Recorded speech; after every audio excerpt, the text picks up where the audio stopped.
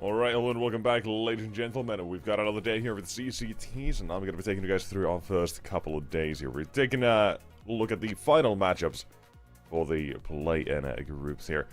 Where we're going to find out exactly what's happening, and what's crack-a-lacking here right now. And for the day, the schedule looks like so. OG, Iberian Soul, the final one, Rush B, Paravision, that's for the afternoon shift. Or the evening shift to figure out. But for us, we're taking a look at an NIP Fireflux. NIP also having another game at this very moment, so they've got a busy day. And then the one we're going to be starting off with as well, BC Game 9. And BC Game having a pretty rough day yesterday as well. A fairly long one, a very active one. A couple of days played the finals of the CCT-18. But unfortunately ending up on the losing side of it, having to play another game right after as well. So, they've not had a whole lot of rest here, I don't think. Play a best of 3 final, end up losing, play another one, and right to this one pretty much as soon as you wake up. So, BC game. Nexus, Cypher, Jake, and Prime, Tabs, and Knock. The lead roster plus Prime Tabs, who has been a really, really good member. A surprise, to be sure, on this roster as well, that I'm pretty happy to see has kept up that performance as well the entire time. Hasn't really snowed away in any sort of poor performances. Nex has been a massive surprise as well here for BC game, I think. So, I'm really happy to see all the things that a BC game are kind of getting up to immediately as they're as the year kind of starts. They're grouped up again now, and it's working really damn well. So, expecting a pretty good game out of them. But the opposite side as well is something that I also do get to mention a little bit, because they're not half bad, right? 9 maybe have had a slightly rougher time in recent games where they haven't been as good, I would say. But they are getting there. I say maybe are not as good. They're absolutely still getting there. I just happened to see some of their games, you know, before a week or two ago, where they were still struggling to fit in Krog into the roster. But they've officially sort of got him into the roster now and established well. So they've hit their stride. This last week has been really good for them. And now they're looking to take another scalp here as well. So, hoping for the best for 9 as well. Hoping to see if they can keep up that sort of good game yet again that I did manage to see from them previously. The last game I did see, they had to play with a stand-in. And I do want to make sure as well. So, okay.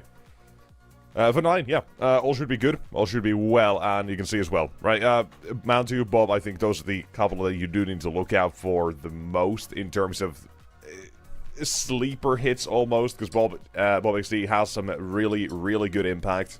Mantu, if he's on his game, he absolutely will dominate a game. So I kind of want to see if we can get Mantu a bit more online. I think recently he has been slightly slacking.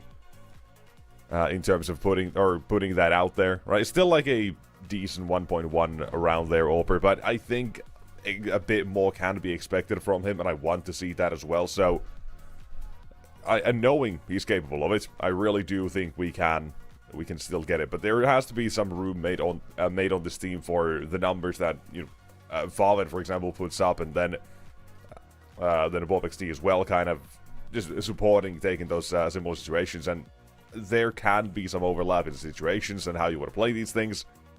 But I still think you can expect a little bit more, but Bantu nonetheless is a reliable oper. I think that's a good sign for them as well.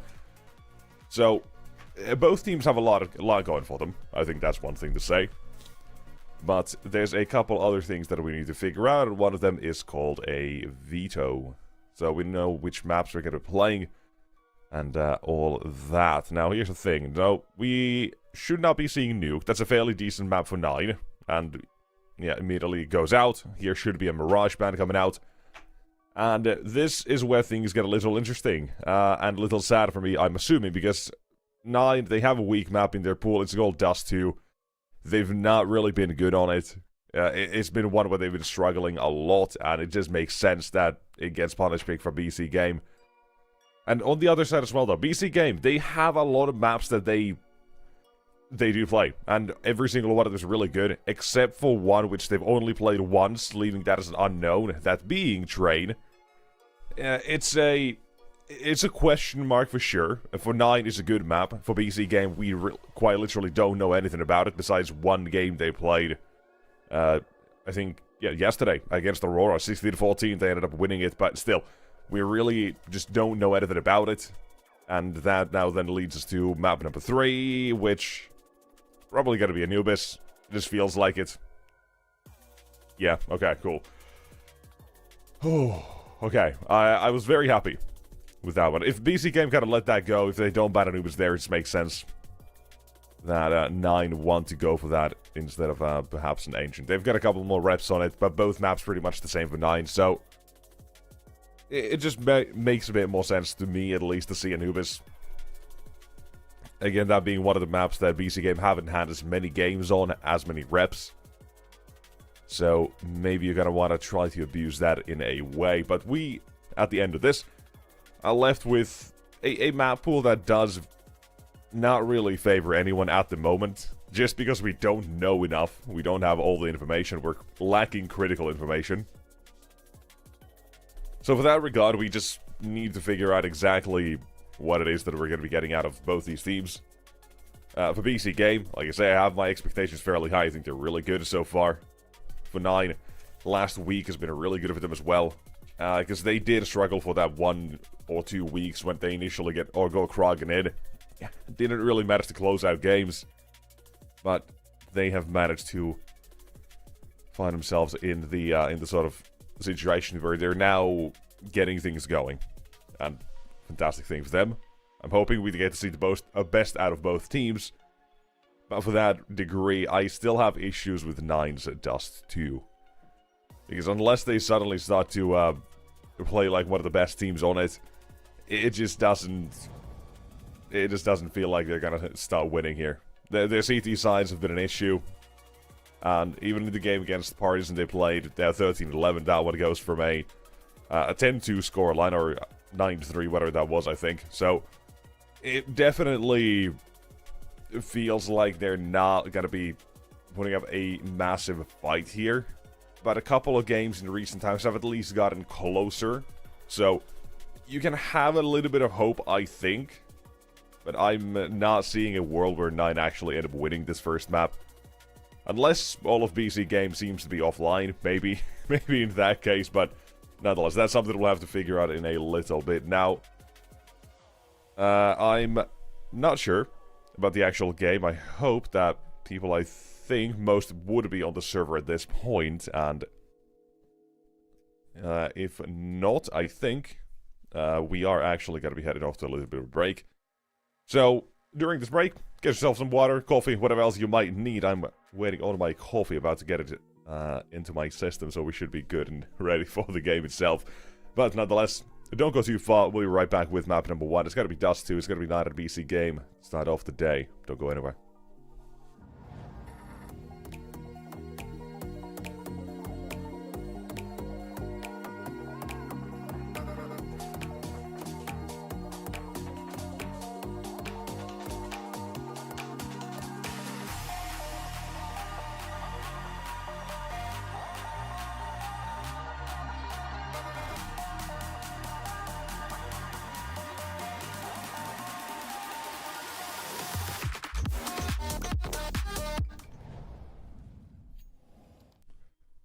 Alright, that was a very quick one. It happens 100% of the time, every single time, without fail. You call for the break, and then we go live.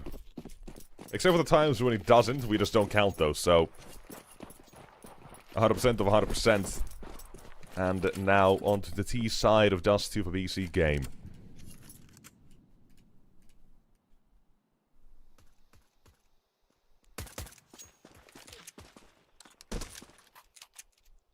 Tap away the smoke, see what's on the other side. But nothing to be found yet.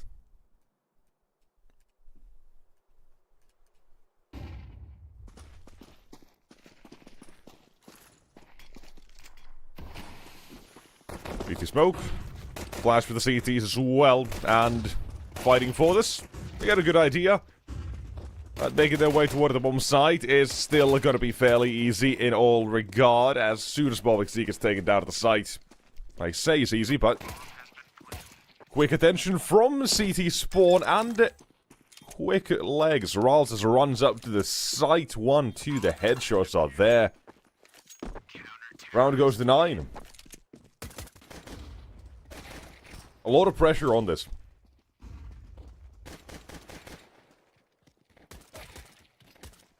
9 is just kind of unrelenting in terms of how quickly they want to react to this. Seemingly ready for it as soon as that CT smoke came, knowing pistol round probably not going to be a fake.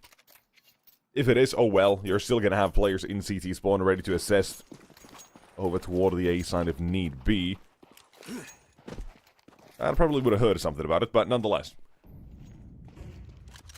Rawls takes 3, great round. Good start for him.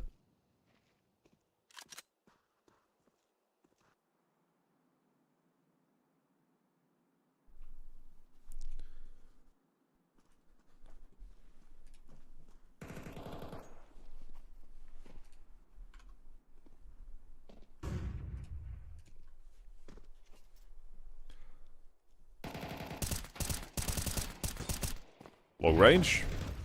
Make use of the M4s, but up close, prime taps. 1 and 2 being found, that only adds trouble for 9. And that trouble seems to not cease at any moment. Bobbin left all by his lonesome here.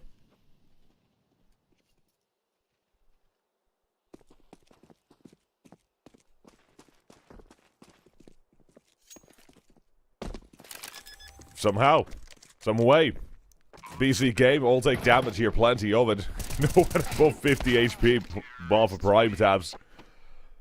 But they still come out alive for all but 1. Stealing this round away, even collecting an M4 on top.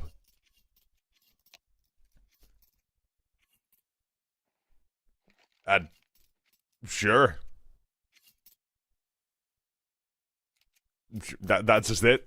Forced by to take the first round of the board. And I do rate the timeout for 9 here, with this having issues just simply put on the economical and financial side of things here. If you get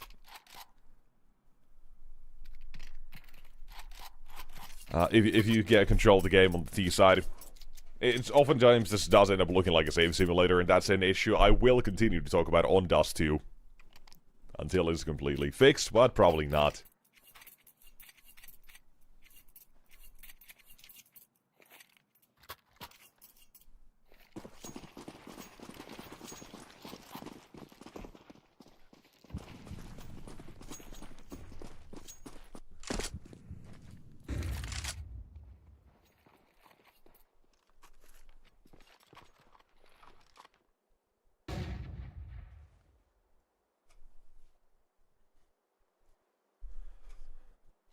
So, forced by coming out for 9. I do kind of understand why. I don't like these force buys in theory at all, but on Dust 2,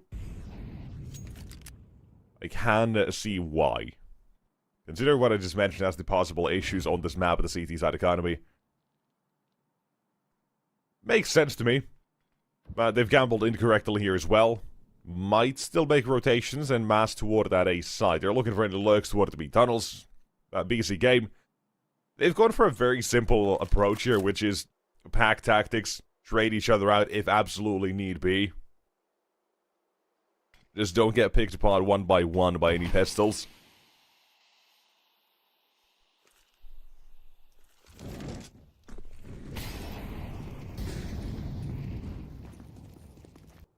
But here, A-side taken, and I would not be surprised to see 9 perhaps save this one already, right? Maybe you can try with 2 players. Maybe 3 if you're getting really freaky about it, but nonetheless. A save here. Not all too uncommon, I would say. Just having weapons in the next round instead of a full eco makes a whole lot of difference. And you can try to gamble again and hope to guess correctly in a round before, but here, it's got to be 2-1. There's no question about it. Exiting long, and 9, they're not going to start pushing in either. Valvin has head armor. I doubt he wants to give that one up either, considering how expensive it is. And otherwise, if he were to lose it, probably would be looking like a lack of util on that first gun round, perhaps. But we'll still see how this round goes.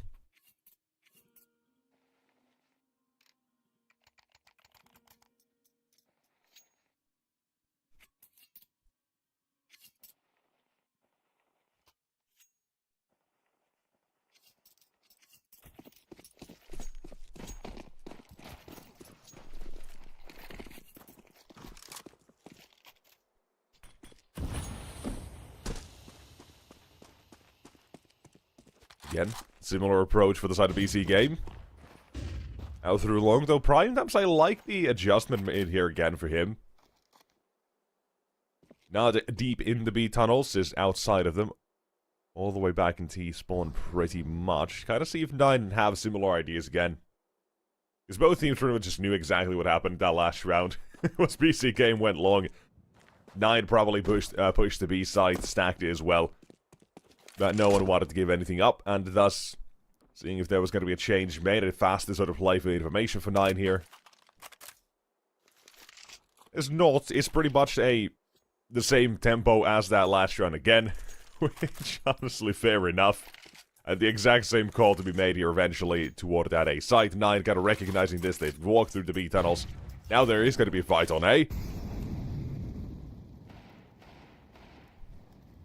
Not a chance to deal damage. Jacob. Headshots. Anything? Nope. Nothing. Up ramp. Cypher will look to trade. Playing Quake here, but Kragan, Desert Eagle, sharp, deadly. And Bob XD, also deadly. With one man remaining on both sides. Man 2, the scout, is one shot. Noak has to be extremely cautious about how he wants to play this. The big issue, planting incorrectly, but it knows long is currently completely clear to what he knows. Plunging the ditches, still waiting. Trying to read, but Bounty played it very, very patiently. Almost to the point you might wonder if he'd crash or not, but he's still here. Just a slow creep up sight. Patient as all hell, and a headshot delivered by the scout.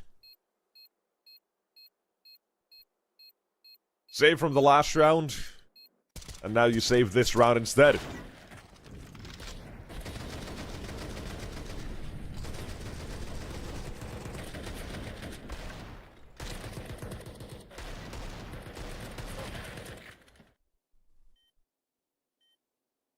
Fair enough. From a unicorn round to one which 9 will steal. Was not on the... That was not in my, stack of cards expecting that to be the outcome, but fair enough.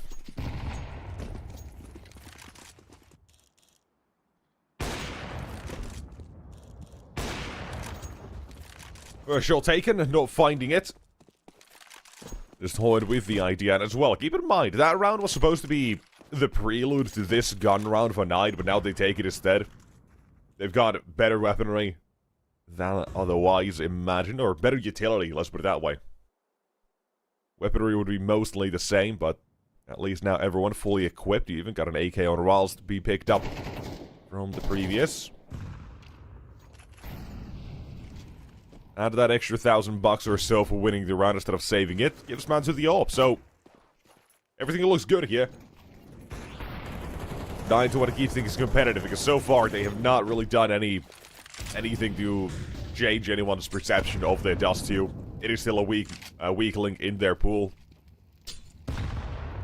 This feels like the map that the teams will be picking against them until they have a reason not to anymore. Is a bit awkward. Very. In this case. Toward the site though, BC game. Speeding things up with 30 seconds remaining. Upper ramp, still fighting for his life. Head to be popped if he's not careful. If he's not cautious. Flashbang's anti-utility to try and assist, but it's not good enough. Good Cypher. 1 and 2, he's got eyes everywhere. Teammates to assist, flashbangs to go, dodging everything, and now even trying to limit Kraken to save. BC game, sweep this one.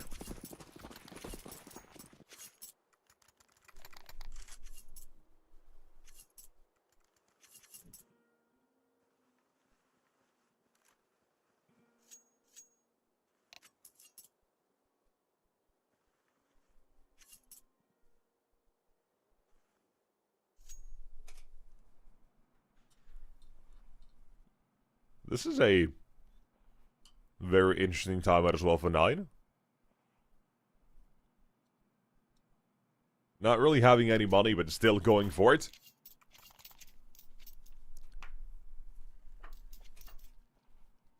Would have thought the move is to go for an eco here, but maybe not.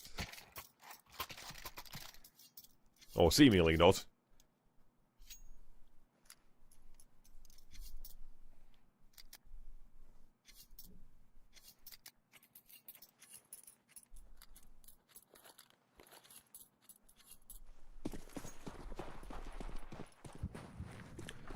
Fair enough. Already won a round like this, so why not again? This one, though, is to be played out a little bit differently. I think, yeah, no, can still see the head just jumping through, and with one more attempt. And too close to the edge. Gets caught. And slips up. This is the turret opening, straight out of Suicide from 4 Nog.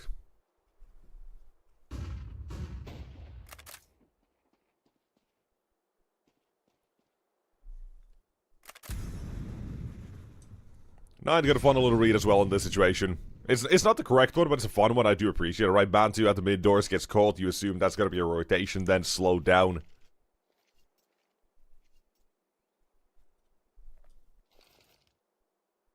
But it's not the right one. 5-7 is a dangerous combination. Shadow shown. Could have still had a knife in hand. Or pistol, but who knows? Still traded. A site taken, and the rest to save. It really is one of the Dust 2s of all time. Who would have guessed?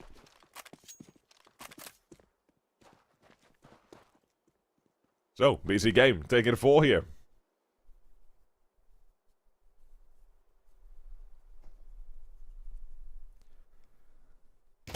And I feel the rest of the half should be going fairly easily for BC game at this point as well. Especially as a couple are being hunted by prime tabs.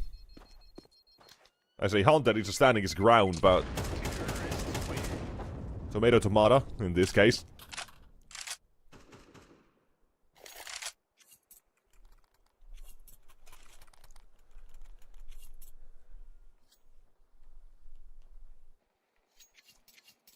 Well, eco should be 5, and at that point, we are at the precipice of the save simulator. So, I really need to see how 9 try to deal with this. Now, having seen some of their last games on Dust 2, a glimpse here or there, they have been fairly reliable when it comes to some retakes, some 2 versus X's towards 2v3s, 1v2s and such, because they have players like Marvin, for example, who's coming to clutch more than once, but you have a prime taps, holy shit, cleaning out the A side. Sure, I mean, sometimes you can't even try and retake if everyone's dead. Who knows if that translates to a gun round? Probably not, but it looks so clean and easy, so it might as well. Nice. Okay, 5-2, no casualties, a financial boost immediately for BC game if they didn't already have it. Now, yeah, prime tabs, pretty much 12k, Cypher and Nog, 9 and above. Yeah, BC game, they're setting themselves up for the rest of the half here with these couple of rounds only, pretty much. That was long again. Prime taps will be flashed. Jump into pit. As the CTs who recover first, Rals will defend for now. That is rounded toward the side of the map as well. Taking shots. Not taking shots through smoke. Well, makes the cross instead. Hiding the cubby. Or corner.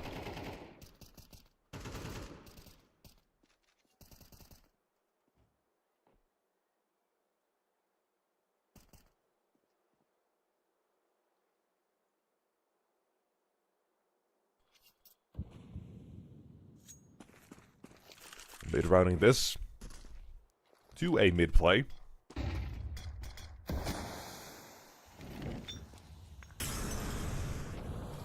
Through the smoke for Rals.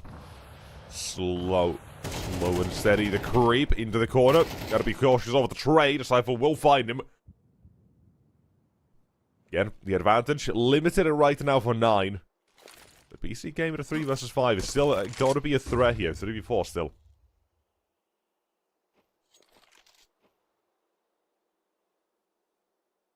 30 seconds.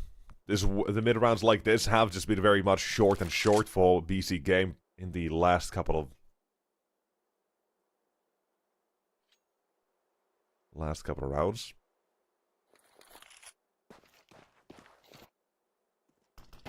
On 2. M4 this time. Needs to stand his ground. First one. Delivered. Quick trade for Nok.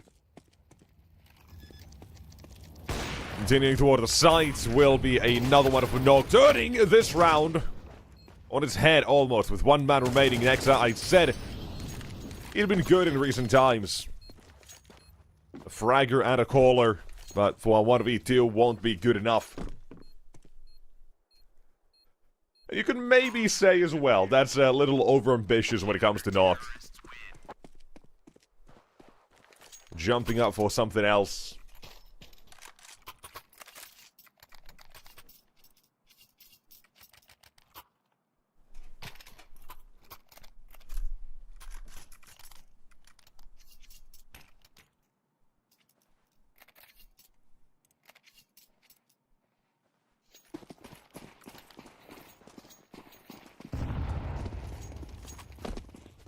Continuing. BC game. Pushed back a little bit here with a third one for 9. This was the issue now averted for that CT side. They're not going to let BC game run all too rampant here. But 9 CT side overall has been an issue. It's like 34% win rates I think they have on this half, or this side. So it's far from ideal. So 4 or 5 rounds, absolutely, I'm sure they'll be content with. 4 is right on that border pretty much of 34, 33. Yeah, 5. Anything above that. A bonus and then a T side that you can kind of just look to out-aim your opponent in, but the opposition here is not an easy one to out-aim. Veteran like Jacob, who's been around for a long, long time. Love it as a little redemption arc as well, since... or post-phase clan. Still stuck around? Nearly didn't. Actually, but... thankfully did. One of the very few Norwegians to keep the... country irrelevant in Counter-Strike at the moment in the top levels. Here we go. Nog seems to have a very good idea where Kragen wants to be. Clearing CT, waiting for it. Father and Mantu on the site. Now just 1 remains. Mantu as well done and dusted. No pun intended. Rals about to be as well. If not for the clear. Prime taps down to 2-2 instead. Makes it doable.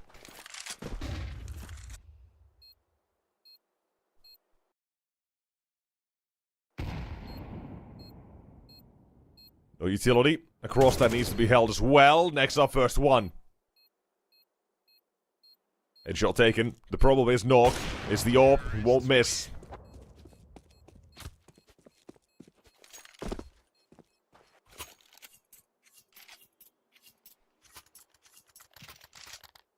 Given 9 1 round away, but right back to their own winning ways.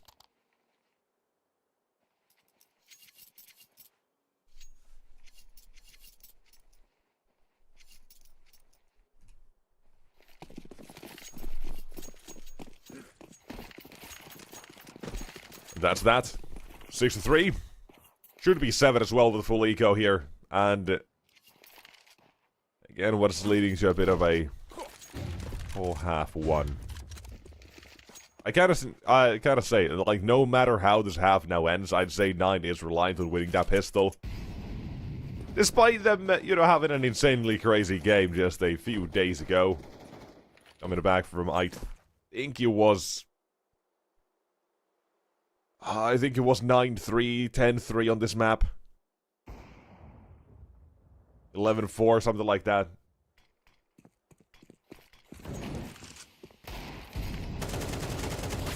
So, they've proven they can come back into these games. Well, the opposition this time may not really let them. Also, Cypher, a neat little 3-piece for him. Or only 2, actually, but still. Here's out the sight. Limits 9 on what they can do. One last man remains. It gets a dink, but Nexa gets the headshot and has the bigger gun.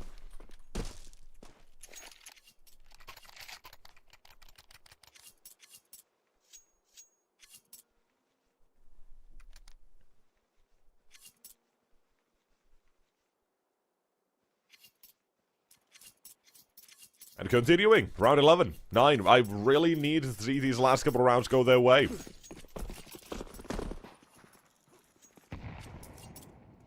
Well, would still be an upgrade to the previous score I saw. Prime taps again, sent out long. This time done for. It's a game that we're seeing if he can get out. If not, they'll look to go just like this. A fast play up short, running and gunning it. A HG that will greet them. Thrall's heard to go back into CT. Molotov will slow him as well. Make sure it won't be getting back out anytime soon. And 9 play a 5-on-4. Retake advantage into their hands. The short setup really is what this round comes down to. Unless... No, it's not. It's long instead. Extra time taken off the clock for 9. The problem is, they got 0 kits. I don't like this. I think this is a 8th round. Done, dusted, sealed immediately. As soon as they chose to go long, it's done. Has to be. But they still fighting for this one. They gotta be on that bomb immediately. And if Cypher gets even 1, I think it's done. And that's all you need. Recognizing it. No more chance. 9, that was not the play to make. Not when you have no kit. And Favin, frustration. And even worse, down he goes. Jacob hunts him. Only man to allow to survive. They know an AWP is going to be in play now.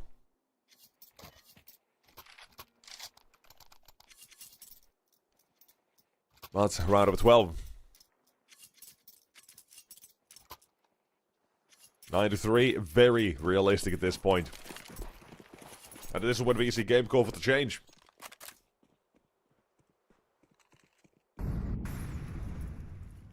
Owen getting into position. I wonder, could the gun barrel maybe be spotted while he was making that cross or no? Doesn't seem like it. Favin makes his great escape. Man2 head spotted. And no 10-4. Here's the creep quickly into mid. Favin was a little bit too far and had to come back running, announcing his presence. A first half effectively dealt with my BC game. The rounds that they needed to win, they did. All bar one or one poor round that they actually ended up winning. Ralston and MP9 to farm anything but 1 at the end of it. Next is stat padding toward the end of the half here with a neat little triple as well, but that's it. BC came and Dust 2. This just makes sense. It's the one weak map in the pool for 9. Until they start to fix their CT side, it's got to be picked against them time and time again.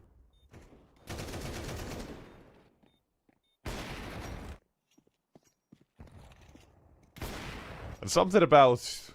I don't know, this is not on the same level, but it is really funny to imagine there's just a jinx or a curse on this team. The organization, right? Previous Polish team they had with Hades and company. They had the issues of never winning a game on Ancient. Like 1 out of 20 or something crazy like that, maybe. They insta-won Vertigo, that was it. They were like the best team in the world on that one. But weaknesses, when it comes to Ancient, that was always going to be played. Here they kind of have that same sort of issue with Dust 2 not being one of their... where they are able to get these wins over the board. And the Pistol seems to continue that form as well, with Krogan last one remaining.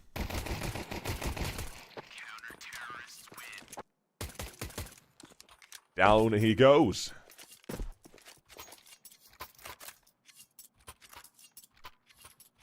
Ten to 3. If I said that they needed 5 or 4 at the minimum, they need that pistol as well. This is just at that point. Surely calling it quits for map number 1. It's just a question of how many can they get when the guns come out. Which, thankfully for, I will say, 9 are going to be playing the eco here.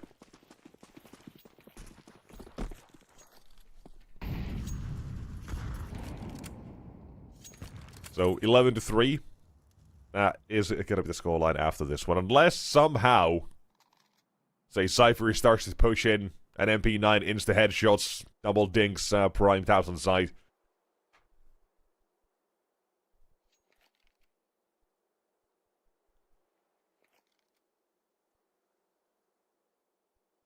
Though I don't like Nox's close positioning. Not gonna get punished for it. Playing this close. Not being swarmed, 9 clearly cautious. Expecting there to be a second man there as well, but him not having even assistance from the window is what's kinda scary in this situation. But I guess extreme confidence, so why not? Need a little bit in switch as well, Jacob Farmers 2. And here's the switch, the Nexus MP9. Kept it clean, 11 to 3. No save for 9 about it.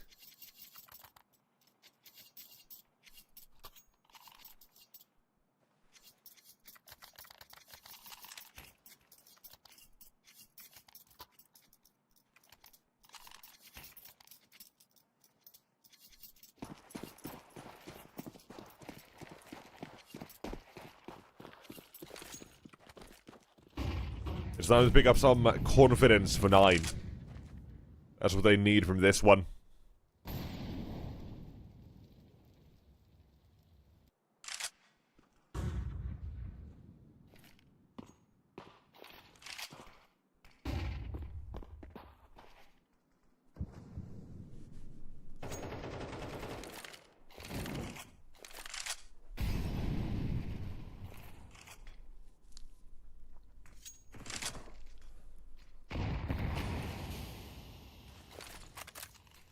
Anything that 9 could pick up here would be fantastic. Oh, this is gonna be... Oh, this is gonna be so bad for 9. If the push even continues slightly through short, if the contact comes in here, surely it's gonna be poor, but no, it's Ral's 1-2, and MP9 for Nexa! Another one! Oh, and even if you get the entries, it doesn't matter. From short, they appear in bunches, in bundles. Smokes deployed in the round. Now a recovery mission for 9. A momentary 2 versus 5, and Jacob was supposed to be a dead man. Leaves it to Bob XD. I talk about this man. He is pure impact. One more needs to be found. It's Knock and CT. 15 seconds. The swing! And no miss. It's Bob XD 1v2. To keep 9 alive before map point is reached. But that round, way too scary. You imagine what if Rawls only gets the 1 there? What if there's another layer of complexity added to that push for the CTs and hold? The what if scenarios here. That's the really scary part, but so the round as well. Because 9 thought they have the end, immediately pounced upon from short. The BC game, they're still forcing right back into this one. MP9, a massive lack of utility on them as well.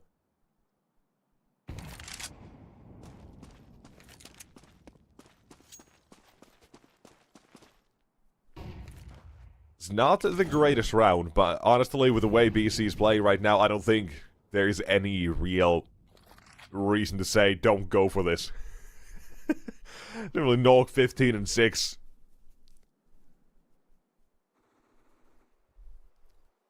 Could be 16, 17 as well. There was the one round slightly overextended on A.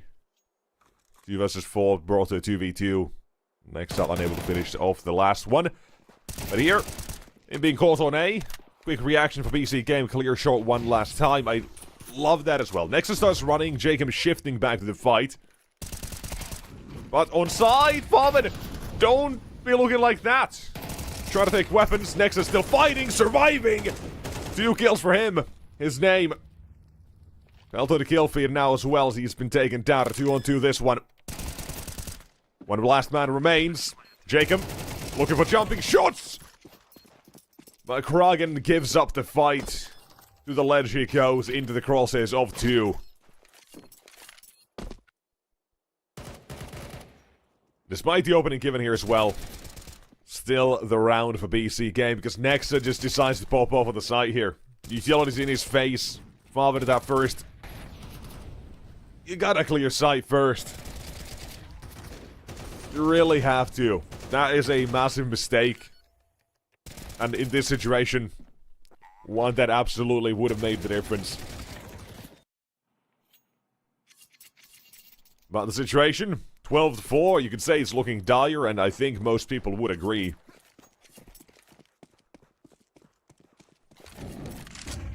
And the confidence rounds for 9 now at this point seem like a far-fetched dream as well.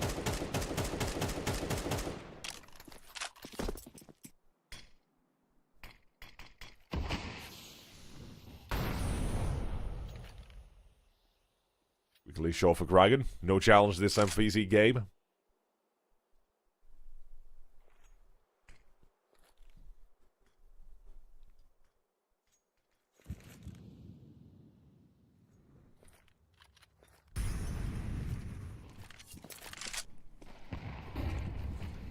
He's in usual. Jacob. He's gonna finish this game. Simple enough.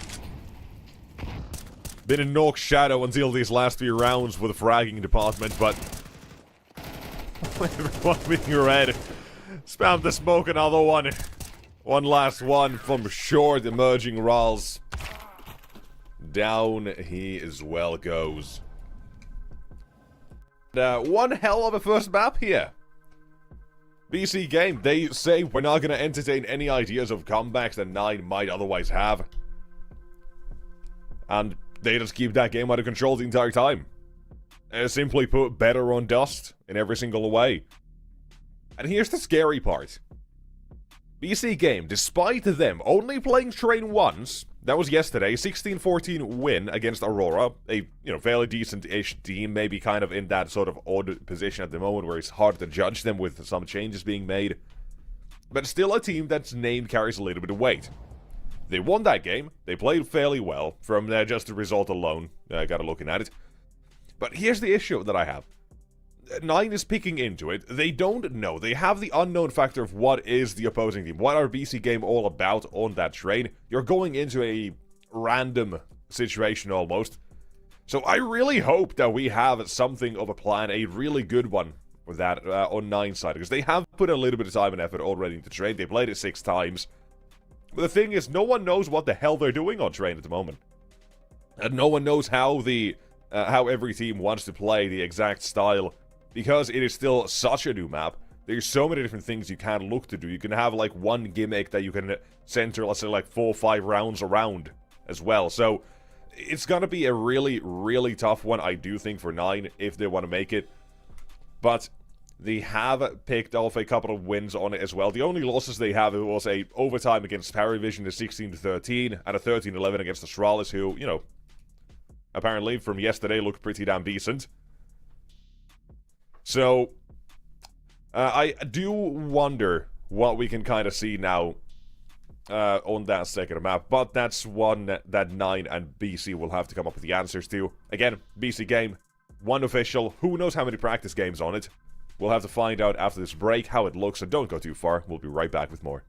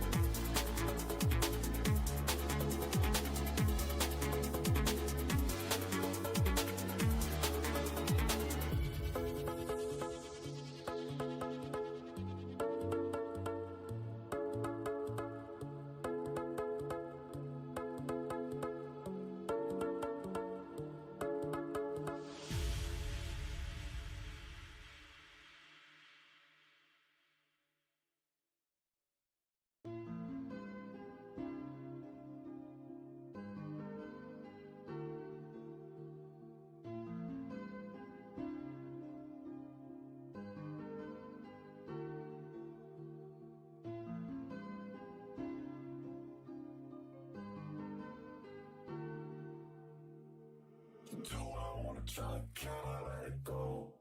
We're running from the past, wanting to be sure. Chaos in my mind, constant deja vu. But every time, it comes back to you.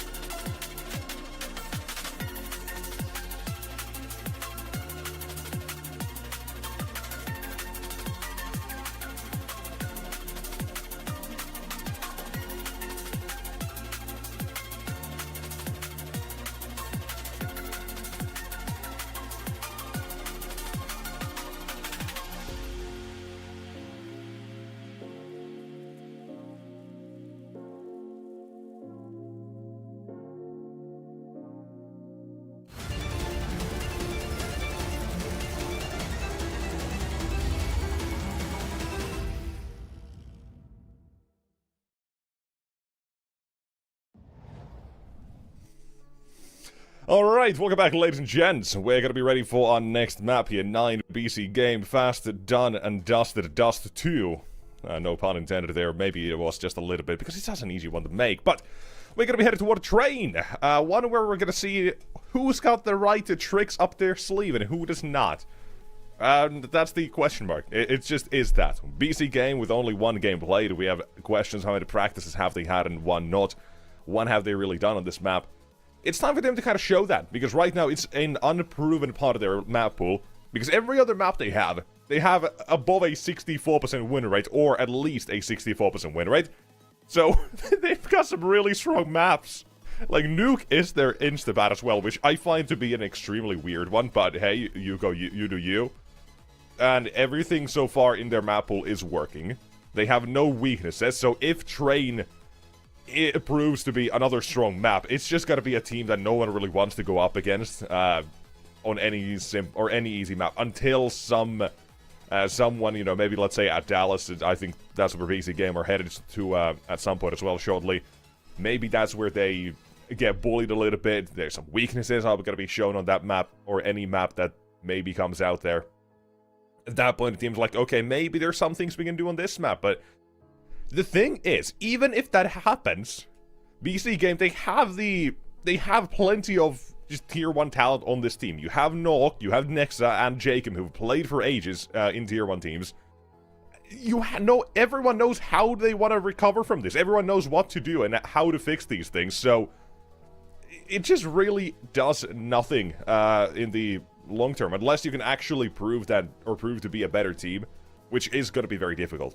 It is really something that BC Game have become very strong on in that sense as well. They've set themselves up for the future with a very sustainable roster in my eyes. And currently, I just am in awe of how strong they actually are. So if, again, coming back to this, if Train proves to be a strong map, well, good luck. It's going to become a behemoth. Like, they're gonna be a tier 2 behemoth, grind a couple of CCTs, get some money, and VRS points go brr. Stones go up.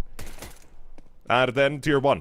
You know, it's that simple. For them right now, that's all you gotta do. And here, it's 1, 2, 3. Headshots pop. 1 in return. Maybe final command 2 as well. Second one, dinked him down. BobXD will hunt him to extinction, but it's not that easy. But prime taps will be put into the open, however, and now they put it to just 1. Next has made a little bit of noise. They haven't heard him, though. They haven't had confirmation. Bomb freshly planted. Clearing out connector is the task for 9. No kit on next. I can't afford a 5-second stick this, but he has to hunt him down instead. And knows exactly where they're going to be as well in connector. First one. Challenge is there, but it's not a positive one for him. Experience versus the youngster on BobXD, taking 4 instead. Honestly, I was ready to call this run quits here as well with Jacob fighting the second. Sharp shots on the Rals, knock adds on top, but a 2 versus 4 can still be completed. So, all my praise of when it comes to 9, it really, or not 9, sorry, BC Game, it's still something that does apply in slightly smaller amounts to 9 as well. Hello? That is kind of slightly more unproven. It's like there's a small step or a small gap between them, but it's not one that's difficult to overcome by any means.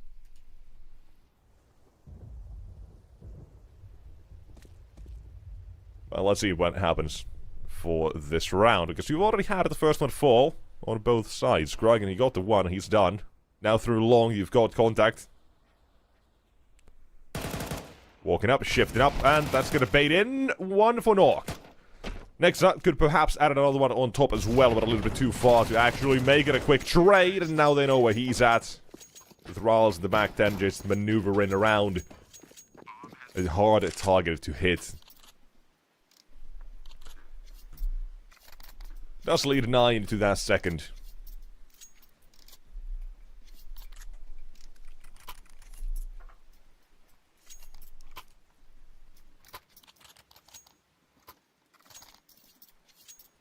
But for now, continue on the future. Nine, they're setting themselves up for that third round here as well. Always got a quick Molotov to go as well. Very neat little lineup. In terms of how fast it gets there, the CT side would never really beat that, I don't think. 5-7. Oh no. Oh no! Okay, I was ready. I was worried, but a second one is still there. Cypher does deal more damage. This one already as successful as the previous, and you've still got 3-on-3.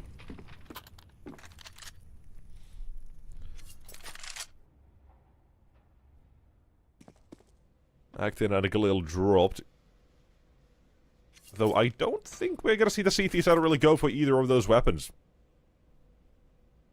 Having confirmed M4s in that next round, they can just look to fight with the Desert Eagles and try to get those weapons. It's a task that's going to take them a little bit too long to really get anywhere. And Desert Eagles, you already know. Headshot potential. Be a little crispy with pistols. Or just one, in this case, singular pistol. I do. Waits for the leg. Jacob shows why you should be afraid of it. There's Nexa now as well. A quick ding. Farven down to 4 HP. This is not a round you're supposed to take away. You can't win this one. You're not supposed to steal it. Grogan behind E-Box. And swing it. Well, the fence's time is now an issue for Jacob as well. Swing again for Grogan just by time. At this point, the round is won. But it's down to the last man. And that's the massive issue as well for this one. Well, the future of 9, their economy receives a bit of a shakedown. You imagine, had they in some world bought a kit, Jacob probably could have won that. But nonetheless, a third one still being picked up. It's shaky, but he can still take that round and now move on to number 4. With the guns come out for an BC game. And here we are going to see the answers. How much have they actually put into this map?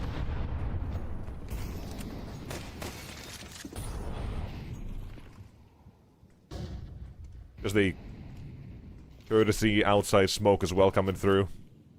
This is pretty much nowadays the default, which I do kind of like.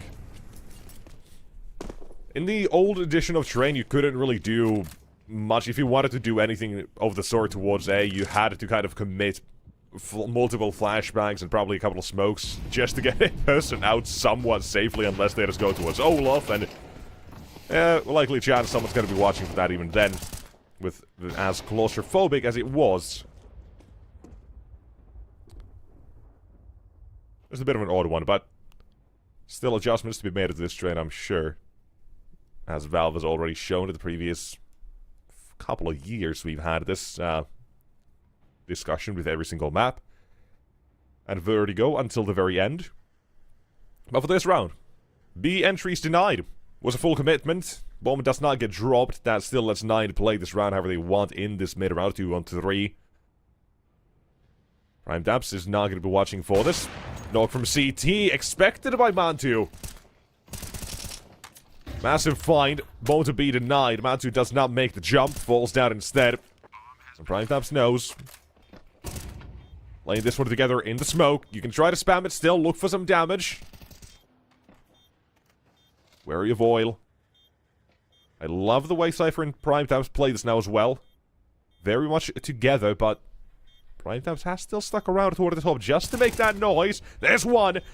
And now for the bomb tap as well. Mantu's dropped down. They don't know, has he got back around or not? They don't see this, but on the defuse. Half a second.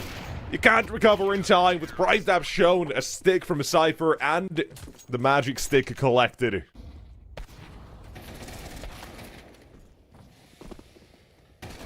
Round goes BC Games' way. And this is what I like now. Already we started to see very quick action here. Back and forth. And knowing the likely result of Dust 2. Not the exact scoreline, because that's going to be impossible to guess in almost any situation. But knowing neither we're not going to be putting up a huge fight on it, this is a very welcome change to the status of the game.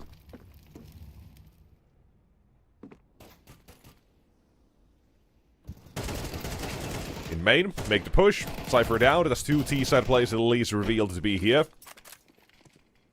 Shoot 11 and let them know they either gotta try to pop out fast or play default here. With the utility as well thrown. We saw the Molotov from Bob's POV. Kinda went down. He could walk around it, which is very nice. Doesn't affect him. He can clear close towards ramp. But speaking about the A-pop, here it is. 2 through connector. Not connector. Pop dog, that's the one. Remain. Still got more. Mantium bomb down. Moves, they know. Attention in main. And Nexus MP9 still remains. Knock question marks unknown. Making a little bit of noise now. The 50 seconds remain. Rawls calls it quits on the site. Just waits here for now. Lets his teammate make the move. Seeing with the ball miss, I'm not sure I rate the play for Bob. They want to hunt down Nok. Yes, that's a decent idea. This one is still very much up in the air. Because at some point, you're going to have your spider senses tingling. And as long as Nexa has main under control, Nok will start to wonder. It's just the timing. So I'm already turning once to the mini-map. Take a shot. Now down. And Nexa, his round. Look to escape, but Bob to hunt him. Again, brings out a round for 9.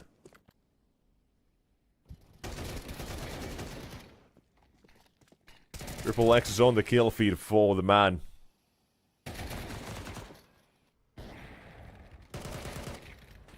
And that round, it's really down to Nok's miss. It's that shot.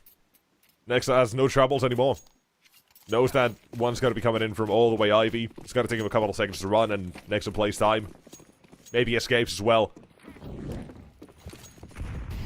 1 shot, 1 miss, 1 opportunity, but that's 1 of the 9 won't miss. 4-1, the T side starts off great now. And man 2 with an entry to Nexa.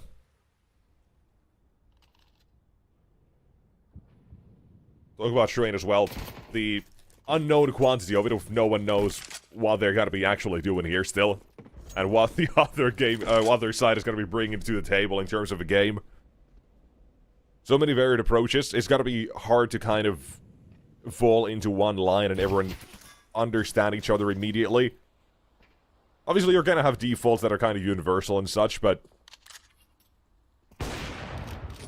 it's got to be a lot of unknown quantity no matter what. On a, especially on a brand new map like this. Over time, give it about 2-3 months, teams finally start to feel decent enough to start actually pigging into it again to see how it's actually solidifying itself as a map. Give it a bit more time and experience on this one, but for now, still a bit of a interesting position for a map. I'd like to play for 9 here. Through log, they're taking the, well, it used to be back 6, now holes instead. Toward 8.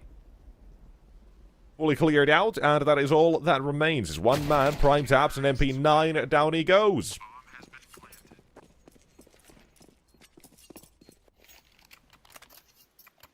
Straight to the grave. 5-1.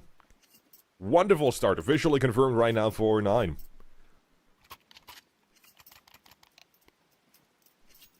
The numbers, they're still a little bit limited on trade in terms of the statistics as well. But when it actually still comes to it, I think there's... let me... You know what? Let me actually find this out.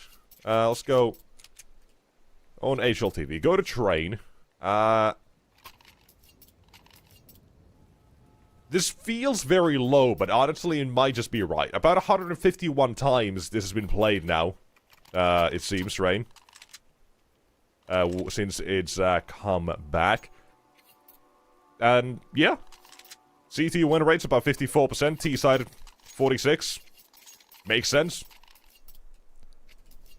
Still sticking to its roots of a CT-sided map, but for now, BC game. Yet to find the answer to slow down on. Obviously, it's that 2 versus 2 with Nok and Nexa that obviously would have changed up the game and put this to a probably now 3-4 instead. But not here. I like to play in the main. You've got Kragenhaven dodging the flashbangs, the utility, and even the flash actually missing a little bit. Nexa, the second phase of the attack, not expected. Utility in hand. Bob XD toward the B side, he'll find himself a massive entry, because that's the entirety of the site now opened up from 1 headshot alone. And playing a retake, man down, weapons down, and now 2 men down. Even a smoke down. Everything.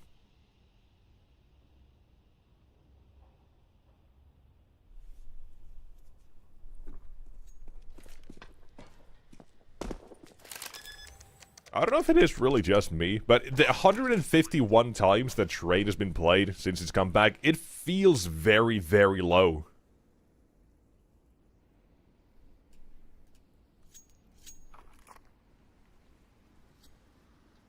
Although, wow. Wow, hold on. Okay, never mind. Next one down as well, I was gonna say...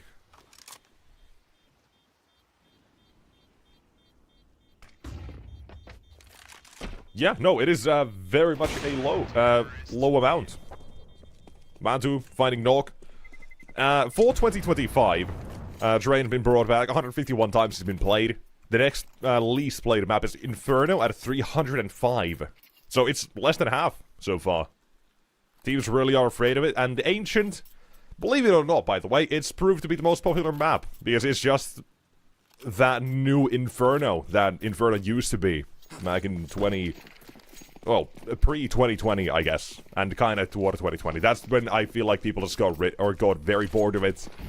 And then CS2, the buildings being as massive as they were, just made it so bad, so bad, and annoying to play. Oh, Mantu's dead. Oh, actually, no, Mantu, Nog. Great run boost. And that's the sort of tricks I like. This is obviously not a brand new one by any means. But it's still a very neat trick. Getting my words mixed up here, apparently. 1 PM, but it's still apparently too early in the morning for me.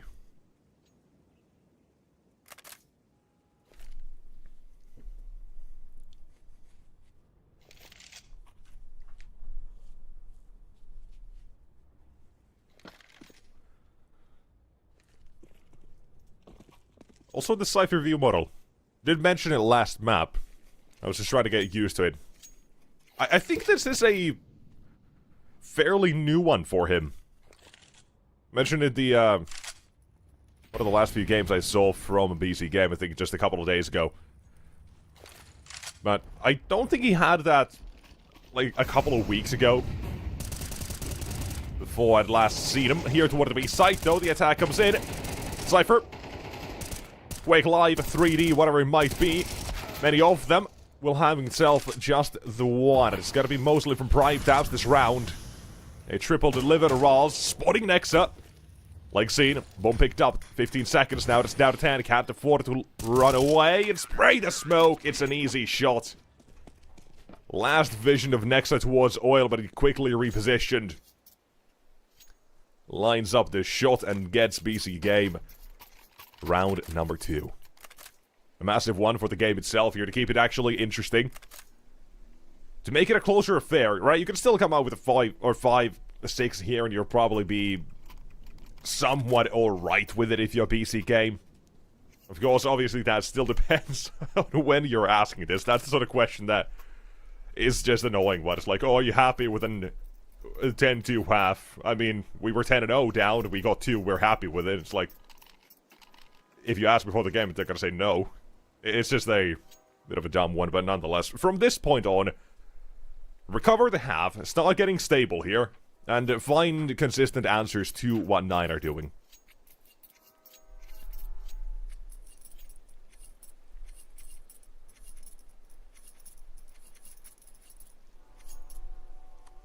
If they don't, you lose this round, that's probably gonna be 8-2. That's the sort of game right now that we are having. Financials on the line for both these teams. And Cypher, hold on, he's... Oh, yeah, hell yeah, by the way. He's playing left and right-handed.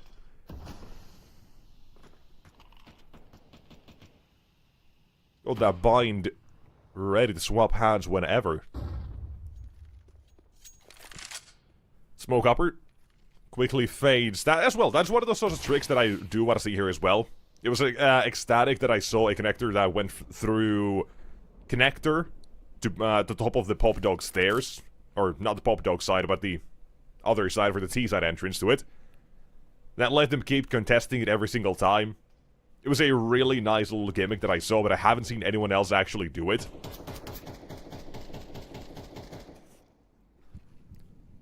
So I'm wondering if there's any reason for that, specifically. Or is it just... I mean, it probably is utility being figured out. Like we saw the Molotov bomb that goes towards the upper B. Thrown by T-side. Small things like this. Here, however, it's big things happening for BC Game. 3 kills, finally price paid for what? It's Cypher caught as Kragan walks out of the smoke. Bomb, however, dropped, 20 seconds remain, and 9 they are calling this one a save. And that's the financials now on stake. If either one of these players dies, yeah, that's gonna be a bit hurtful for the next round, but even if they do survive, it's still gonna hurt, because they're not gonna get any money here in this save. And that is going to make things a little bit more unstable for the financials. Just a little bit. Not by much, but depending how this next round goes, I would imagine, if I can get a little bit into this, if you have a round here where 9, if either one of these 2 players survives, I say Kragan or Mantu, I was gonna say, not realizing everyone's gonna apparently full buy on the side of 9 here around these weapons. So, whatever I was gonna say, just immediately becomes a moot point. I actually thought they were just gonna save.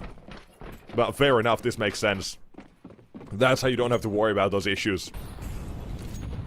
And you've got decent firepower as well with the AWP, AK Galil as well. Tech 9 is a tried and true pistol. Tested it for countless eons in the game of Counter-Strike.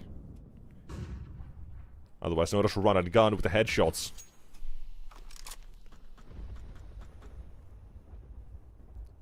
Is that the CT smoke? That Bob just walked past or no?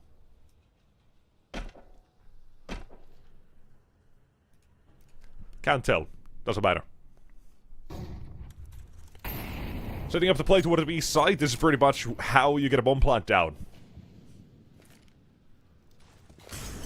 If that's your objective, this is the site you want to go to. So much cover just quickly dropping down or running out from lower to get that bomb down behind the train and its cover. Now you're taking gunfights as well. Kragan delivers one of prime tabs. He's apparently skipped leg day. Just still can't jump up.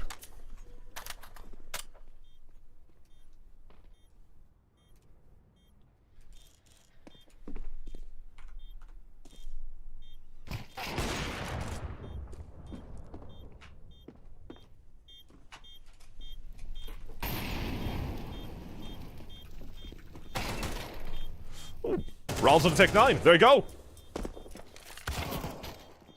That is a very, very good round again. Stolen by 9. And it just proves it really is one of these sorts of vies. One of those sorts of rounds and bomb sites. If you get that bomb down, if you don't lose the advantage early on and actually manage to get out, even despite BC Game having 2 players there to fight it from the very get-go, just didn't work out.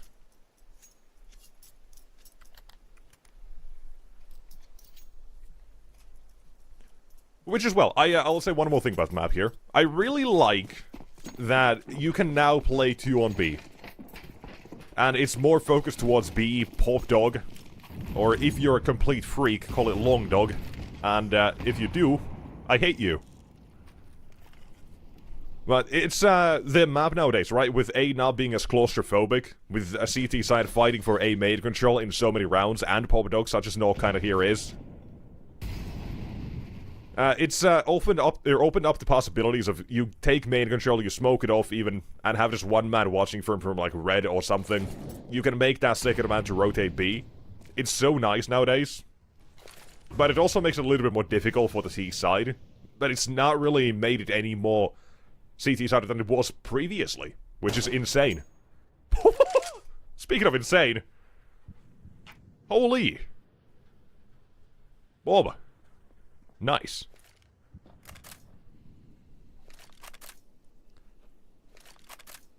Seven rounds already. T side are looking for their 8th. No matter how this ends, they're going to be happy with it again. But for now, Jacob, Down he goes, and next up with the AWP. Has to hold at the line here. 1 and 2. Looking for his new position. Not an AWPer, but maybe he'll pick one. Up every now and then.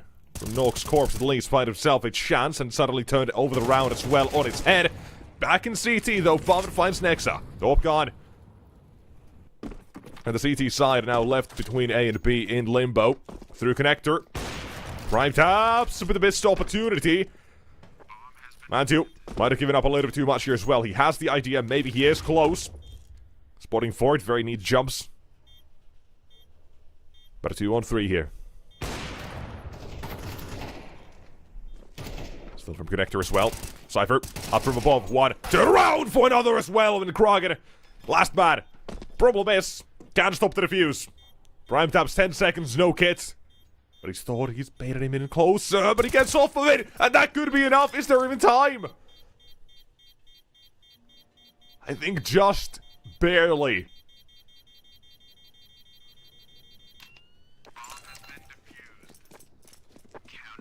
And my god. In the nick of time. Less than half a second. No error could be made. Probably could have stuck the 10 second as well, but didn't feel like it. That's going to be 4 to BC game. The bomb plant still gives 9 their chance at 8. Given we already saw a round like this work out pretty much. The only real difference is minus AK plus Galil and an AWP. So, don't doubt him too much. I mean, hey, there's that minus AK. Kragan loses it quickly out toward the A side, and this, I'm a bit worried about, actually, because you make that play, you don't have the normal lurk smoke between the trains here. That teams nowadays throw as a courtesy. And Kragan tries to go out, because you can throw that from spawn, it doesn't really slow anyone down or hinder, so lack of utility for the round here clearly seems to be the issue. And now, lack of one man. Jacob is playing close by, but then 4 Tech 9s as well here, so be scared not to get clotheslined, but Cypher is here to assist, to draw the attention away. 1. Not done yet. Rawls picks up that AK. Second chance still given. This is a very weird bait and switch, but Favre and Rawls, they read it beautifully. And now, down to the last few chances. HE, bye-bye to Rawls, and 1 man remains. Nexa takes it. 5 to BC game.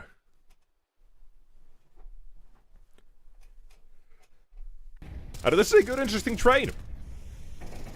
I'm liking what I'm seeing here. Despite it being a very poor half, just results-wise, until the very end for BC game, where they kind of do change things up here. Putting up 5 on the board, they do stabilize. Again, that's all you really need here. You got a couple of rounds here in a row. You got some confidence and some momentum you can work with for the second half. And that will make a world of difference. You have a couple of rounds you absolutely do let go that you should not. One pointed example, saved up AK, and off to B they go with the bomb plant here. This round as well, half a second makes the difference between winning and losing there with the bomb plant and defuse. It's scary. So is Favre. Dual Berettas. 1, 2. Nexa shuts him down before 3. Takes his own to 2 instead. With Mantu down. You've got access now toward that A site. Plenty of it. And through Ivy as well. With Prime Taps, they join for another one. Hunts down Rawls. The builder now torn down. Bob is down for the count. Nexa, 3k for him. And a BZ game. Pistol on their side. And that's how you start the second half. You continue with the momentum.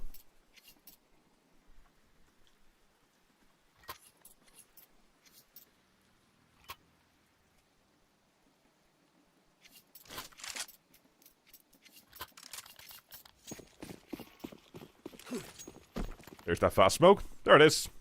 BC game twice in a row now. Pistol and this one. And the IV smoke from it as well. Same position. Just shift, walk, jump, throw. Oh, wait. Not see him. They didn't see him. Didn't see him. Cypher's walked past him. He's got access towards IV out of the side. Okay, this is trouble. Quick, encompassing action toward the A side, but despite the position they get, 2 out of 3 still doable for 9. The force buy, though, is quickly coming down. Bob XD, same as last year on 1v3. But his weaponry, not as good, not as well equipped.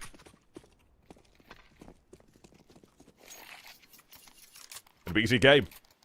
7 being picked up here. Despite the initial loss, Cypher makes up for it by taking control of the train over the site. And suddenly, the game tied 7-7. From what was a very one-sided show for a little bit. 6-1. Tied up 7-all. Here again, there's that smoke. It really is just common courtesy. And I like it. Because it denies so much information for the CT side, or even if they want that information, right? It's not uncommon that someone goes on the ladder to look above that smoke. But it's not like they can shoot on the ladder, so makes very little difference in that sense, but I like it nonetheless. Oh. Hello? Hello? Or should we say bye-bye? BZ game. This is scary. Another one added. Father at the Deagle. Hello, we've been waiting for you to show up here. The entirety of Dust 2, no one showed up for 9. But for 1 round of Bob. Now, Father, a couple of him as well. And 1 man remains. A 1v2. This one's slightly more doable in terms of the situation than the last 2 rounds. But again, a USP is not the weapon. P250 maybe could have had that. One of the prime taps recovers quickly and headshot delivered. Administers it and a BC game to another round. A total of now, let me just make sure, 5 in a row.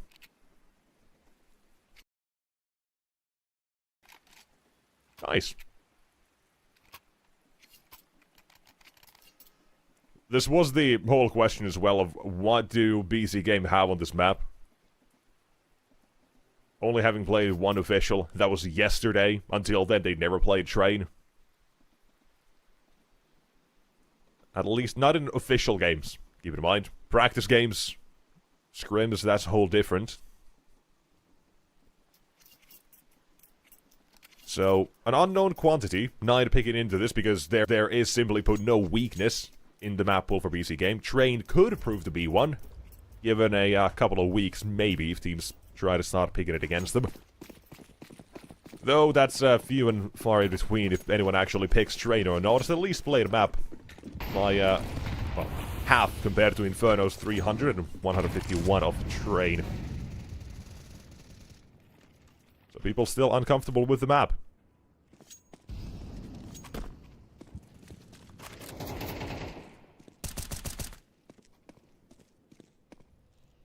I like the setup for 9. Toward the A side, you have 1 train, 1 bomb train, 1 Ivy, 1 in limbo in between. Pretty much everyone able to support each other one way or another with very little in terms of actually changing any of it up.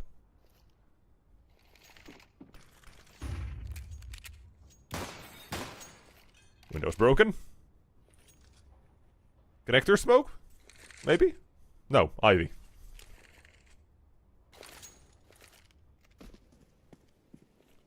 Keep 1 more locked in toward that A side. Now that smoke as well, in this situation, would be doing a lot here if BC game was actually headed A. It looks Kragan behind the smoke. It's forced the 2 to play a bit more forward instead as well, but they're headed out toward the B site. Nexus got an entry onto Bob XD. But the problem is, Bob has just gone down above. Ral still has a chance for a couple more, but being baited in, no trigger discipline. Round comes to a retake 4-9. Gotta get your CT journey started somehow, some way. And this would be it, but Jacob doesn't let the top of Kragan's head slip. 9 to force the save. It's gotta be another one in BC Games pocket. 6. Now the total in a row.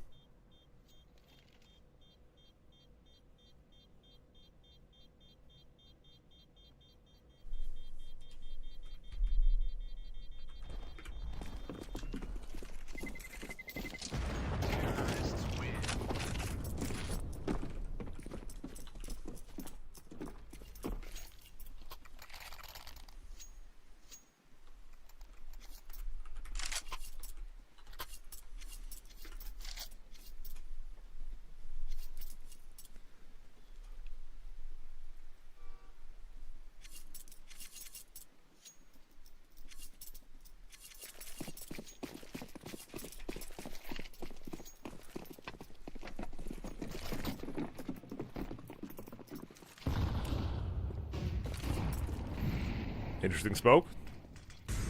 Ooh. Actually, I like it. It does let Bob go behind it, yes. Oh. Okay, that's actually a bit scary. Headshot angle, but with an M4. You know, maybe not the absolute best. Still, they gotta be very over the possibility, but not of the timing. Nog will trade it after, but it's still 2.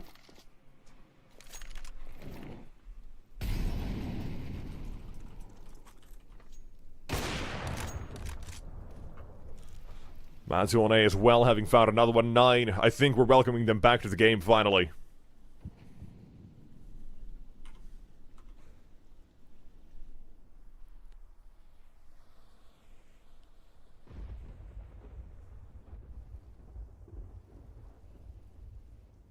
This one, Bobbin. Bring him back. Ivy cleared.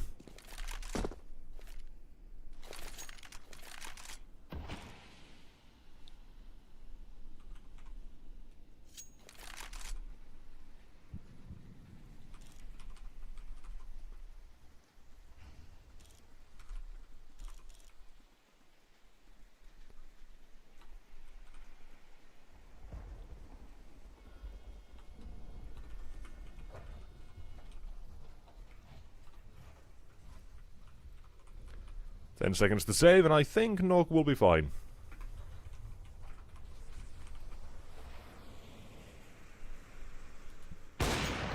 Counter-terrorist win.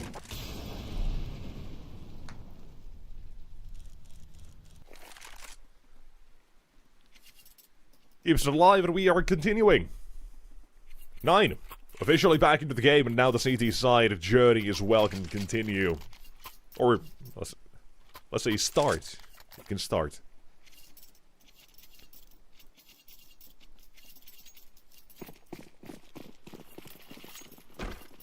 Oh, come on. Second try.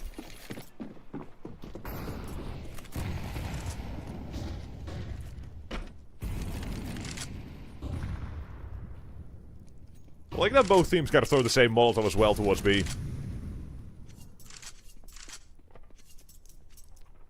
So BC game, obviously having put in a fair bit of effort just to learn the basics of the map, knowing that at some point it was going to be picked against them. Push through Pop Dogs, not going to catch Father just yet, or catch Father anyone just yet. Instead of the Molotov put down. As it fades, immediately everyone starts looking backwards at it. Father down, Bob XD as well looks to add another one to this, while both him and Mantu, is that Mantu? No, Kragan. Excuse me, both pull back instead. No wanting to push any further.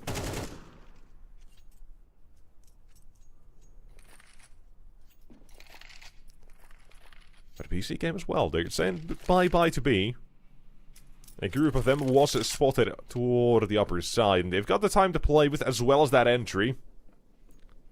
Decent bit of utility to go off of as well, so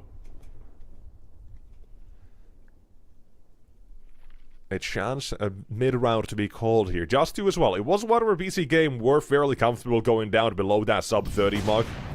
So, not all too surprising, but Train, not as well drilled on it, I would imagine, just by sheer, by sheer fact the numbers played on this map. But, effect still seems to be very similar to just 2. It still worked out here, looking comfortable as they pick apart the defense one by one. Spotted final man, and this one is gotta be going off the Bob. Run away. Far, far away.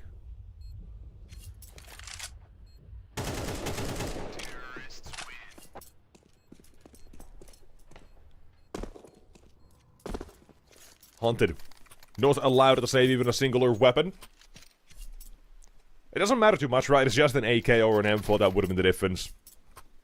Or maybe could have dropped a Krog in a weapon, had a M4 with utility instead. Right, in terms of let's like an AWP, Mantu had that covered either way. Still would have been nice. Quality of life, pretty much, but that's it. 10-8, BC game, they're back for the T side again to win out another one. They let 9 have one. A little spout Pop Dog as well. The actual way you can spam on this map, from what I've seen so far, what I've heard as well from production here in the break, is insane. It's got a lot of things nowadays you can do. A lot of new things. But, oh, that's very new. Jacob will soften up his teammate as well. Volxd gets away with Nexta. Doesn't get away, confirmed actually. Slipped away. Farven here as well. 9. One of us to his prime tabs against him. But a leg spotted, and that's all Bantu needs. From beneath the train. That's going to be 9 on a 9.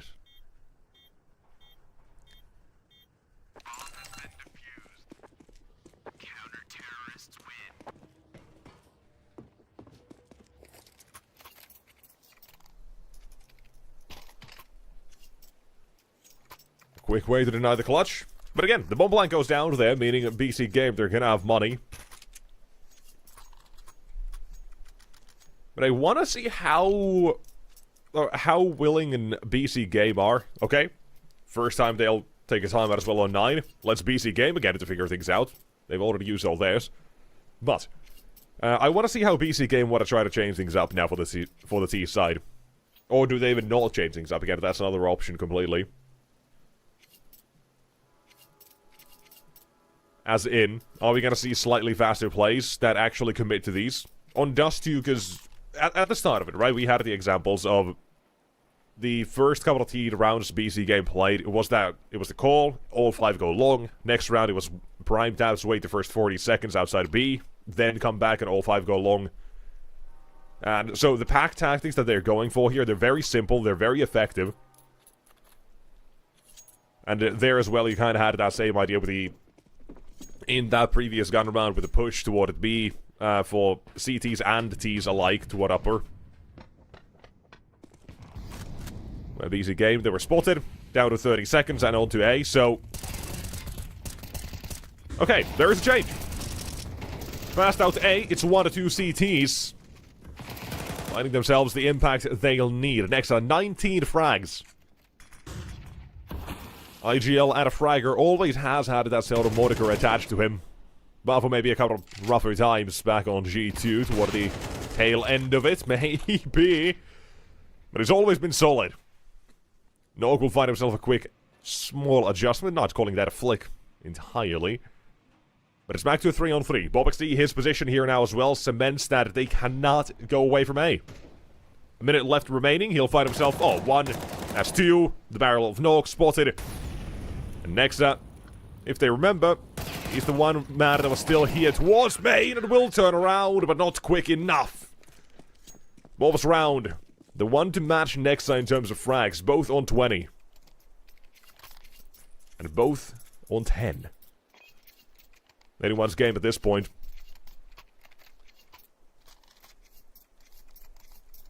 Waiting for map number 3 to see if it happens or not. If it is, it's Anubis. See right there at the top as well, the middle. Dust 2. 13-4 was the result. BC Game took that one very, very easily. This was the real question as well. Is there a fight for BC Game on this map? Or not? Probably should have expected the answer to be yes, but you never know. Not every team is invincible.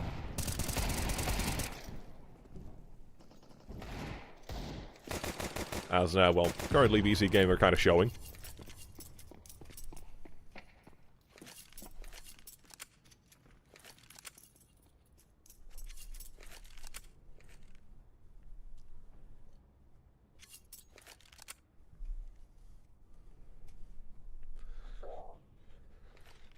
Having lost one of the pistols. On to B. This is kind of what we had in the first half in a way with one of the rounds for 9. It was still a saved weapon, or 2 saved weapons and a force by around it, but they got that bomb plant down and they stole that round completely. I think that might have been the one that actually put them to 7. But here, BC Game, well, they're trying to attempt the B side. They don't have the same sort of result. No firepower to support this round. Instead, it's cleaned up. Father and Bob have both taken 2 apiece. And easy enough. On to 11. Taken them a while to wake up here, and both CT have, actually. You've had 5 taken by BC Game. The 4 in a row to start off their journey here, and then we started trading rounds a little bit, but now 9. Getting themselves back to back rounds here for the CT side. Officially announcing it, they're in the game.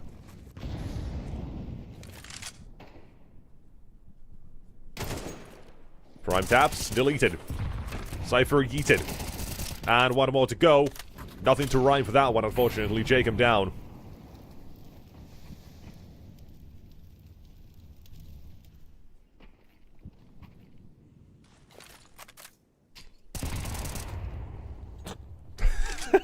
That's funny. Objectively funny HE. Nok alone at 1v5 is going to be leading 9 to 12 here.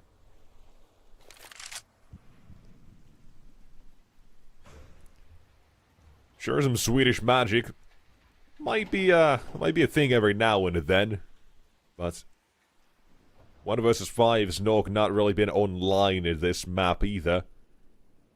Not helping his cause. Even worse, the Shadow, which again, that's a lot of opinions about that in Counter-Strike 2.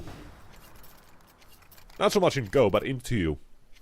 Right, currently as well, right, in CT spot here. This is one that doesn't matter at all, pretty much. A bar for anyone saving at the end of the round when it's already decided. This one doesn't matter with the headlights of the cars. Painting a picture on the wall. There's a lot of them that are not great. And I don't like, but it is what it is. We'll have to live with them, apparently. Looking for 13 here, let's see. 9. Close out your map pick. Pushes towards that 3rd map of Anubis. Give BC Game their first loss on trade. 1 of 2 games played. Crazy numbers. But yesterday's game as well they played against Aurora did go to overtime. 16-14. Close affair even that one. HE should be real damn good to soften up a fair few. Bob XD. Collecting ADR. Collecting heads. Yet another one dropped. With Father here as well, I think. The end is nigh, unless Nexo wakes up again. Planting to the side of the train is a bit of a scary one, but it does have cover forward. Cypher making sure that a bomb can't be planted and taking the next shot. However, to extend play into CT, the next headshot as well while running from Cypher's Eagle. Play to be extended. Kragan the only man against it. He can let Cypher go, but the problem is the bomb was planted for him either way, and he's turned back around to find himself 1 more to continue the game. 12-11. Cypher in his round. The Desert Eagle. And this one, a sharp shot as well. Raz doesn't even stand a chance, apparently.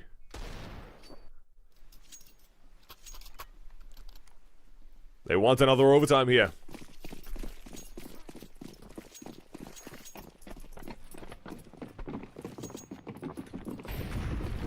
BC Game, 1 more to go. Looking for the chance. Shadow spotted and Nog still chasing. Given another chance. 1 more from Connector. Not able to adjust in time. Not recovering the AWP. Utility plenty of it. There's so many Molotovs just going out there. I love the way BC Game take this. The control around Connector, both sides they've taken. And from the smoke emerges another one for Jacob. And overtime. It's confirmed at this point. The way BC Game now fastened things up here, quickened them up. Fastening their seatbelt should have been 9 because they just got rocked for this one. Into overtime we go. What was at one point a 6-1 start for 9. BC Game stabilize.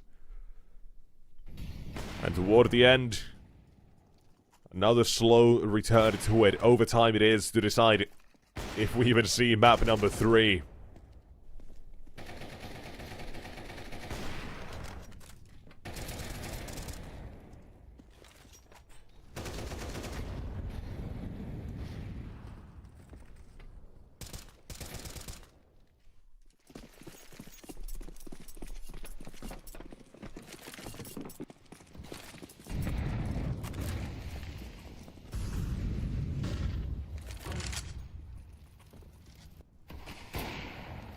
Now from long, they get a shot to the smoke as well. Raz is got aggressive.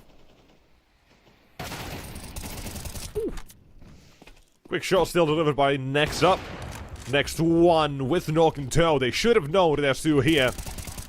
Still finding themselves some position to work with for a moment only. Smoked off. Nog pushed back.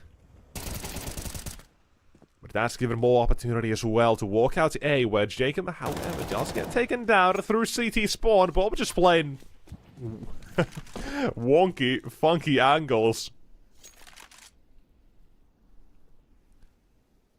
Not expected, and it's not in a 1v3. Talk about Swedish magic, let's see it. Or are we gonna have Hayes' Law activate? To those who don't know, by the way, Hayes' Law in Counter-Strike. A team struggles to close things out. Now this still qualifies with the 12-10. As soon as it goes to overtime, the team that was struggling get 13. It's a very common occurrence. Nog, though, looks to change that. Looks to make sure that it is not that case. Holy shit, Nog! To a beautiful round victory. Double no-scopes, a 1v3. This is Nog's Law. He'll close out the clutch. 1v3 not looking too likely, especially the way he's going at it. Both pushing from above. That's a difficult shot to hit, he says. Fuck the scope, I'll just use it without it. God damn.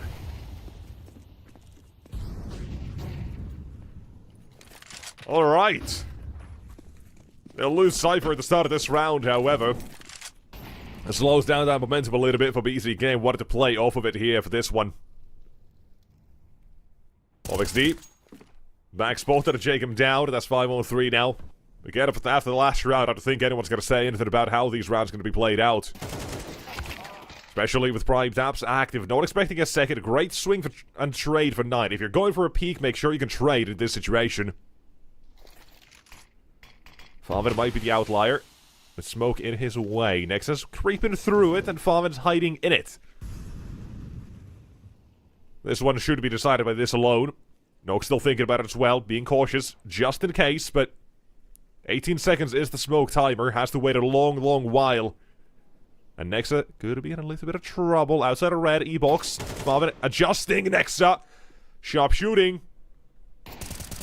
From Olaf, a missed shot for Noak. And one man to go against it all here. Nexa needs this one. Just saw how it's done at a 1v3. Takes the first one. Expecting still one in Pop Dog. He's got a good way out here.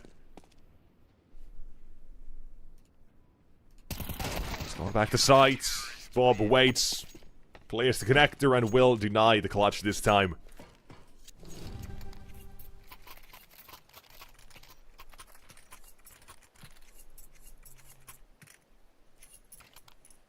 $13 all.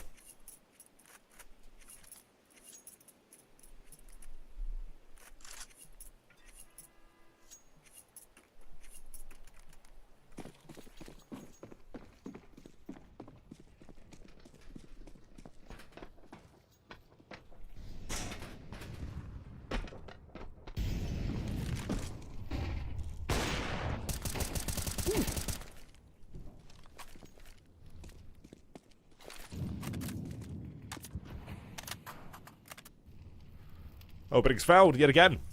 9, same as last round, a double entry is being found.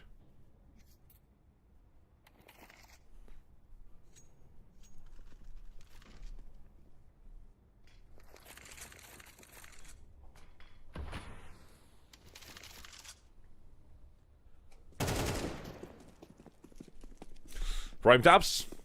Trying to bring this one back yet again. But Krogan, he's got deep position to main. Flash does not affect him. Trying to chase him. Still low. Can't be found quickly by Jacob. It's one bullet. But it takes him more than that. HP down to 29 on his front as well on his account. But you're still asking the BC game again to come back to this round. 9. They had a good position again here, but now lost it to a 2-on-2. And spotting legs. Bob exposing himself, giving a father now the chance to clutch it. 1 versus 1. Nexa, however, a single Molotov is all he needs. With Farvan down to 15 HP. Making this one a little scary. Nexa's playing this one up close, expecting this, reading it correctly. 1 versus 1, a 3k in total, but that is BC game.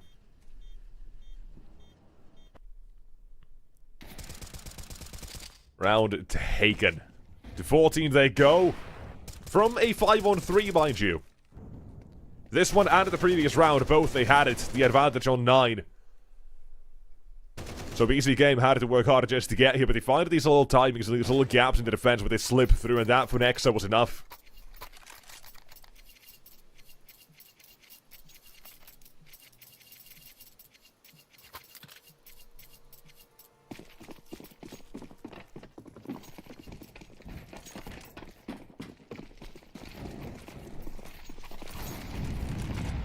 And a BC game.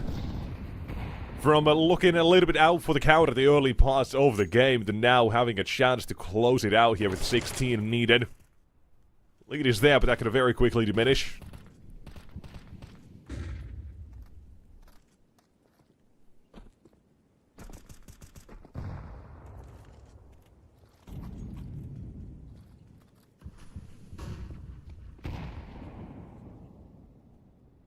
Magic number, something you can see at the top right there. Every now and then it flashes. Overtime 1, below this timer, and it'll show right there. First to 16. If you're ever confused about the overtime numbers, it goes 16, 19, 22, 25, 28, 31. That's the biggest I've ever had. 31 overtimes. Or 2 overtime. That is, kind of crazy. Maybe, actually. Maybe I had it to 34. I can't remember exactly. But it's been years, thankfully, since that has happened. Surely not today. We're not breaking any records, hopefully. But we might be continuing BC game, showing their map pool to be very strong either way. The second time they're playing Train right now, they'll take the advantage for this one. Next up, the wide swing. Removes man 2 and knock with another. This one is a clean defense spot for Rawls, fighting 1 toward the end. 15 to BC game. Map match series point right here. And to me as well, this is all the more impressive from BC game, considering they played the grand finals of Series 18 yesterday. They lost that against Bait, 2-1, went a very long way. They played another game right after that one against Aurora. I think they won that one. I'll just have to double check this one. Yeah, they won that one at 2-0. And that was at the very late part of the night. They started that at 10:30. Or 9:30, depending on which time zone they might actually be in. For EU here. Not sure if they have... I don't know. Okay, so like 9:30. Yeah, Central Events, whatever. To standardize it. So they started that late as well. They probably went to bed around midnight or after. And now, in this morning, they've woken up here probably an hour or two before the game, whatever, however early they might have. They've not had a lot of time to prepare for this game in that alone. It's just been a game to game, sleep to game kind of situation for them as well. So, very active, and something that Tier 1 teams couldn't do, man. Complaining about playing 50 games in the last 3 months. Come on, device. Couldn't hang with CCT, buddy. BC game, though, they can. Can they close it is the question with 1, 2, 3. The trade is only 1. And 16 is what they're looking for here with only Kragan and Farvan to find. BC game to come back complete almost with 1 from Kragan delivered back. 1 more as well to Jacob. Suddenly reveals Pop Token upper B to be a bit more easy to take, but Not completely easy. With Knock to defend, smoke deployed, Farvin's not going to run through that. He's got a minute to play with, and the bomb on his back.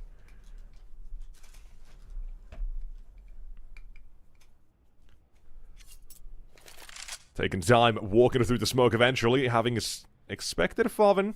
Not Farvin, it's going to be Knock to have adjusted. Now spotting it. Molly out, locks Nog in. Fighter flight, choosing.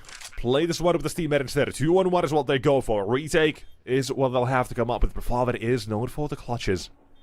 He is the man on his team to come up in these situations, to be trusted. We're expecting this, but he still found the timing. To find the first one, though, is a different question. There's one on the Orbis Knock. Can look to the fuse as well if he tries to. Fates it once, but Farvin won't relent, won't give this up. Fighting to stay alive, fighting to survive here. This one brought back by Krogan's hands with the first two, and Farvin closing out its trusty pair of hands. And again, it shows why. The bomb plan, had it been any different, could have been instantly defused, but Farvin thinks the long game. In 15-14. Double overtime. One away. Up close. One and done. Not actually. Someone else was done, but close enough! Now the push comes through. The CT side, they're walking through smokes to get this one. Disrespect straight to Nine's face. Again, another 2-on-4 that they need. Rawls and Bob XD swap a pair of hands. While Farvin, he's been trusty so far, Bob has been more than reliable as well. Now the last man. Shortly unless... Rawls, gotta be careful about this one, can't be seen. The geometry of the game does not work that way for him, unfortunately. And one man. If there is someone I trust on 9 to pull this one off, it is Bob XD. But he's going up against the totem pole. 1 and 2, they'll find him, they'll end it. And a second 16th victory, back-to-back games for BC Game here. Yesterday and today, the first two they'll ever play on Train here. Both ending victorious, both ending in overtimes. And this one with a comeback attached to the name as well. What a game. What a game! I am very much happy we get to see this one. Because Dust 2, that was Dust 2. At least they make it quick, and... yeah, it's done, thankfully. Train, this was the test for BC Game. They're getting ready for now these Tier 1 events, because they're pretty much on the brink of getting these invites. So, as a team, I think BC Game, they're in that situation where the VRS points for them, I think, they're like 24th, yeah. So, if they manage to get even a 1 or 2 of these sorts of CCT wins here, if they do somewhat decent at Dallas, they're immediately going to be shot up in the VRS rankings to get event invites to Tier 1. So, they're in that very, very important position right now to make sure they don't lose these games, to make sure they actually get in these tournaments here and make it deep runs. Yesterday against Bait Grand Finals. Today, securing themselves the position in the Swiss stage as well. So, they're in a very good position here. And I'm happy to see that they are making the best case out of them, or best use out of them.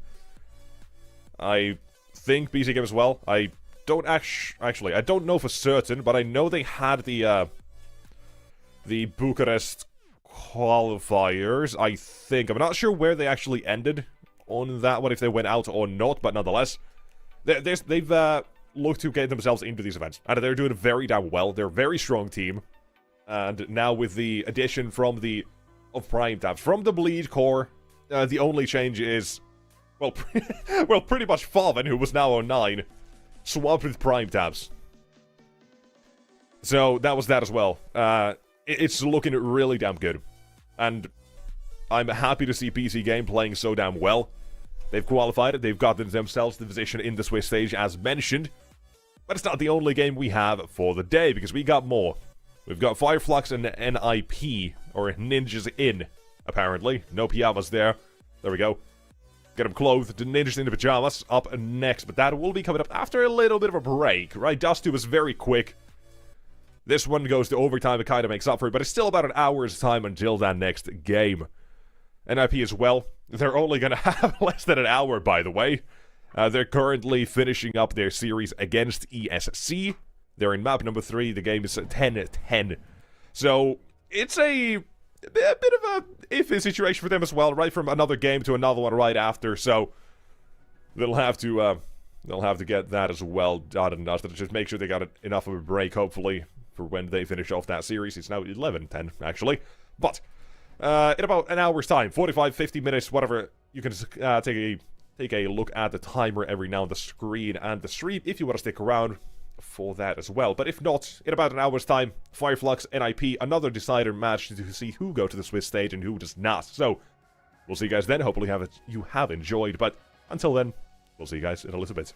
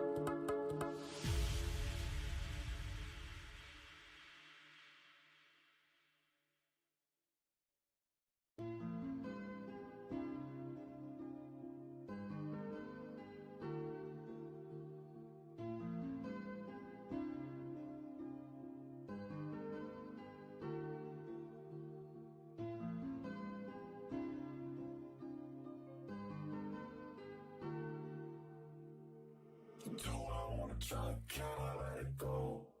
We're running from the past, wanting to be sure. Chaos in my mind, constant deja vu. But every time, it comes back to you.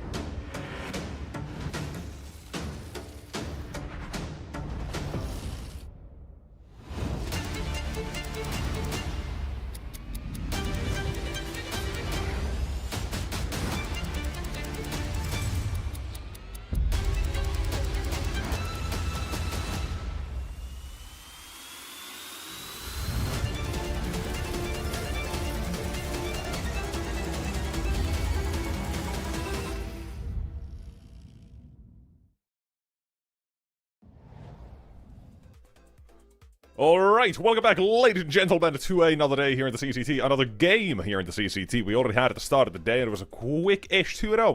We had an hour's break, out of those just joining us, but NIP, they've had about 45 minutes of a break. They just played their final, or previous game, didn't really end up going their way. They lost into the third and final map, 13-11, after getting the chance to, they were getting 11 first, and ESC... well, don't take them out, but they at least put them down in the Series 20 close qualifiers. But for us right here, right now, we're going to take a look at what we have up next. And it's NIP again versus a little bit of a Fireflux. An interesting team to me, because I kind of rate Fireflux higher than I think a fair few other people would. So this is definitely going to be an interesting game to me. But then again, maybe I'm putting a little bit too much on Fireflux as well. But here as well, you can see right there, the schedule for the day, every single game we're going to have. Following this one, we're going to be moving over to what at the top right is Paravision Rush Bay, and then closing out the day, OG Iberian Soul. So, that's how we're going to add it today. And for now, we'll take a look at what we get for either one of these teams. I'm kinda interested, because NIP, right, they just have that game, and we'll have to continue for this one. Fireflux... what are they really all about? Because it's been a moment since I've seen them, I'll say that. It's been about a month, probably. But I think they're still pretty good. I like Banjo. I think in his time, or during his time in like Havu and such and Finnish teams, he was pretty good. I really think he was pretty good. Even before that as well. Fnatic Rising, I think it was really, really good. But has been a while since then. He's still putting up decent numbers. And Fireflux, my god, they're, by the way, grinding. 103 maps they played the last 3 months. Tier 1 teams could never. They would crumble in this situation. I'm looking at a fair few of them, actually. A lot of them. But here, the squad as well. Right, you've got Sensei on the AWP, who's been there for a long, long time. Now we're just open around at this scene. Soulfly, who's putting up massive numbers, and I think it's kinda crazy no one's really picked him up. Right, since Sangal, he's been fragging out, and that's the first time I actually got to see him. And I'm still a little bit surprised that no one's actually called him up to be part of, like, tier 1 teams, right? He's in an international team. He's got to have decent enough English. So I'm wondering, is there another reason? Or are people just, I don't know, uncertain still. But for whatever reason, still here, still kicking. And here's NIP, the brand new squad.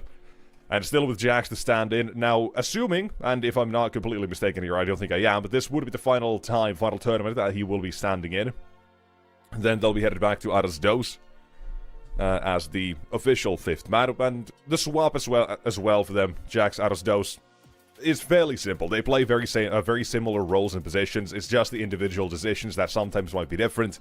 So adjusting that between practice and then official games might be something that NIP are sometimes going to be a little bit caught out on, perhaps, but nonetheless, right, Jax, somewhat with experience, I'm sure, can adjust himself as well to these things fairly well, and he's done fairly alright here with NIP as well. Right, he's not been a massive liability in any senses either, but in a way, they're still playing these games with a stand-in, even if it is a prolonged period, in a way, so there's a little bit of that, so judgment to be held still until further notice, until we actually see them with Aras Dos on all 5 at the same time. But until then, NIP, the squad, they've been alright, right? Maybe they haven't had the greatest start, but I do at least enjoy the fact that we have seen a decent enough start from them. They've had a couple of games, like the last loss against ESC just an hour ago, that's one. But beyond that, they've quickly kind of solidified themselves as a team, again, that is gonna try to climb the rankings. They are gonna try to become good, because they have the names on the team that you do need to put some respect onto. And actually a fair bit of respect. Like, Snappy has been around for ages. The Shush has been the most underrated part of Heroic for the entire time that he'd been there, and his Criminal was never picked up by, another Tier 1 team or already established in Tier 1 team. Udrix, Aras Dos, the greatest, or 2 best players out of Saw. Wrinkle, the best player that stayed in NIP for a good while now. And then, well, Jax, who's now just standing in, but obviously has a hefty amount of experience as well on him. So, there's a lot here as well. But nonetheless, we're going to be taking a look at the game here. We got to find out first as well the veto that we are going to have. And for that, I suspect we're going to have something akin to the previous series. Fireflux, they don't really have weak maps, bar for like an Ancient, which I think maybe is one NIP could go for. But there is the other option as well of uncertainty in terrain, right? Still brand new. No one knows what the hell they're gonna do, and it's gonna be extremely random. We just had 5-7 CT halves in our previous game we just had on train. Went to overtime, and then it was a comeback victory for BC Game. Then this makes sense. Right, out of the map pool for NIP, Dust has proven to be slightly more difficult than the rest. I see Ancient maybe as well could be up there, which I would have expected NIP to ban out, but no. Instead of getting rid of Anubis, which actually, looking at it, makes a lot of sense considering that is pretty much Fireflux's bread and butter. Is the one that they've been playing the most. So, I can actually get still behind that as well. Ancient, it's the map that everyone plays. It's the new Inferno from 6 years ago, 5 years ago, when that used to be it. Now it's slightly different. Now it's turned into Ancient instead. Inferno's got to become a repetition of banana control, wait first minute, and then do something, and then gamble on the CT side. So I'm happy to see at least we get a different decider in that sense. One that plays very differently, although similarly to Dust 2. Opinion, I hate that map. But Train, I do like. It's still new, like I say, no one knows what the hell they're going to be doing on that map. It's going to be very random, and not every team plays the exact same way. Some people have gimmicks, a round or two that plays around just that gimmick alone, and something that might catch the other team off guard. You can get away with a fair few times, but I'm also interested to see exactly how the map solidifies as it goes on. Are there going to be a lot of changes that Valve want to make? Because we've already seen as well in the past, now with that maps like Vertigo was changed for like, I don't know, 7 times probably. I'm not sure. So, in that regard, how many changes will Train have in the next few months, maybe, if there are going to be any massive ones? Because maybe Valve say, you know what, we're just going to try to stick with this and see what happens. Because for now, it's still brand new. A lot of teams are not picking into it, not playing it even. And due to that, it's the least played map in the pool so far. It has less than half of the half the maps played of Inferno, which is the next one. You've got, I think, 305 on Inferno, 151 for Train so far for this year. So, you know, there's definitely something that still needs to be figured out on Train. And this is going to add to that statistics, that pool, because we're going to be heading into it as well. We're going to find out what does Train have, what does NIP have, what does Fireflux have, to give us a show on here. So, ladies and gents, thank you so much for tuning in. We're getting right on time, at least for us, before the delay. You guys on stream 2 minutes behind. Unlucky. But, getting into it, NIPT side, and they've got plans involving a smoke and a flashbang. Snap it to throw them, makes sense, and it's going to be a play out of pop, I imagine. Smoke Ivy. Pop Dog play. That seems like an ideal. This, in CSGO, used to be a slightly different one, because you could actually rush it. You could be a bit faster. You've already got Shush out A. Or at least close to it. And out in main, there goes that smoke. I think that's Connector instead. Block off the rotations, make it a little bit easier, and they're still walking out of Pop Dog. Now they start to run in. Flashbang effects barely known, everyone's able to recover, but the bomb does get planted. Udrix puts it down to the digits, and the CT side opening things up with Sensei's first kill of the game. Out of the round. Traded back, Snappy puts in the 4v4. Still has to be retaken here as well, but through Ivy, they've got a good position already. Banjo's up close. They're going to set up the trades as well if they need to, with Paz nearby, but Banjo's making this one a very quick effort. For the side of Fireflux, he opens things up, but the rest will close. NIP only good for a bomb plant in this one.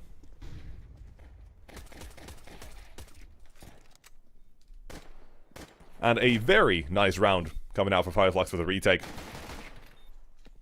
They played passive, they let them have the site, they didn't fight until they had their players ready and in a position, and it works out. Nicely done.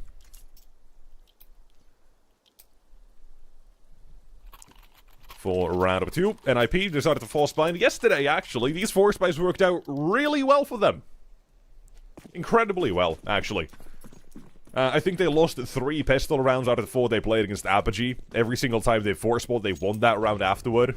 Out of the 1 pistol round they won, they didn't lose against the force buy. So,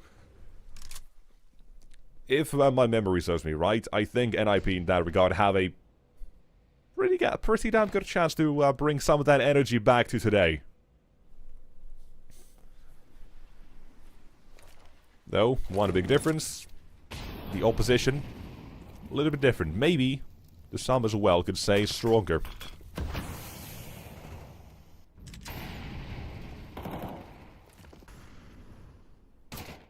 Here and now, you jerks. Galil to duel, gets away with the first one.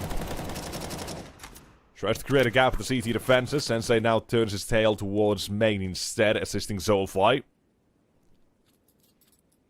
Ivy can be left to just 1 man with utility if that is present. Elsewise, 45 seconds remain, and NIP decided to make a play out of this round. Shush with the smoke towards Ivy. That will block off Sensei. And give him access towards main instead, forcing him into the fight. That's 1. Will be done afterwards, but Soulfly still stands, and Banjo is his turn to spawn now instead, and the round not going to be converted by NIP.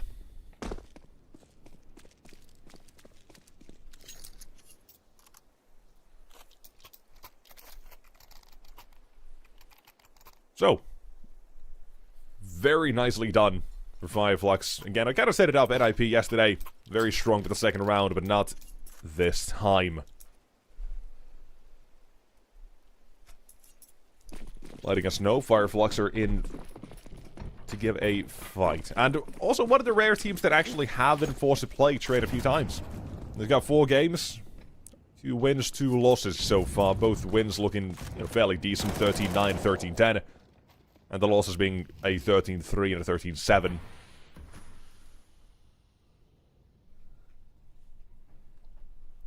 So kind of just in that limbo in between. Not really too dominating or too close in either affair, but Fireflux, they've been put through the ringer already.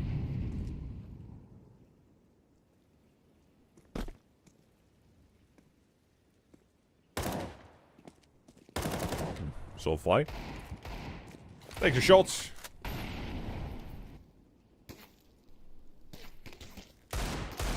What else you got? Any casualties? Wrinkle makes it 1, Soulfly makes him done. And there you go.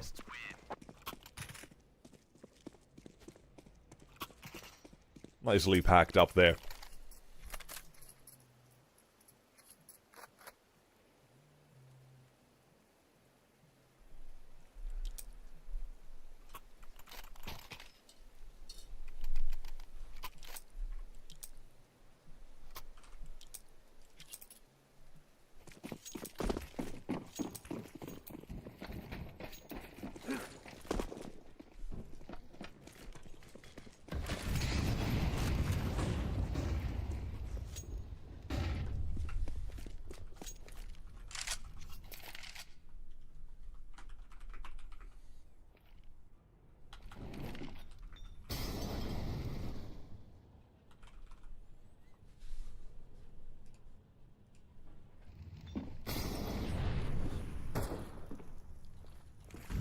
Molotovs and utility. Clear out Pop Dog immediately. NIP. They've been given a fair bit of fair bit of freedom here to move around. Banjo now down. Continues that. Might even bait a rotation if a little bit of util decides to go toward the B side. And seems to be the case. There's the rotation. Ivy completely open for business, and with NIP, 50 seconds on the clock, they decided to slow it down and group up onto that A site. Making their move, rotation's been called back, and out toward the site. One down, Snappy knows there's gotta be a second one as well, but Soulfly, his ground stand. Withstood for only a while. Shredded out. Ivy is the question. Bomb needs to make his way across him. Sensei stands here 4-2, but now he's letting him know he's right here! Will be traded. Quick for Wrinkle. Bomb makes its way across toward the site. Somewhat safely, and only the Skrunk to deny.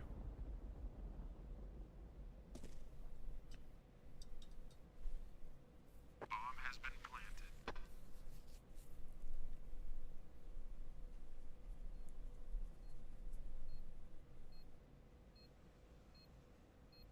Doesn't really stand much of a chance here. There is a kit on the ground, but not really a situation where he wants to go for this either way.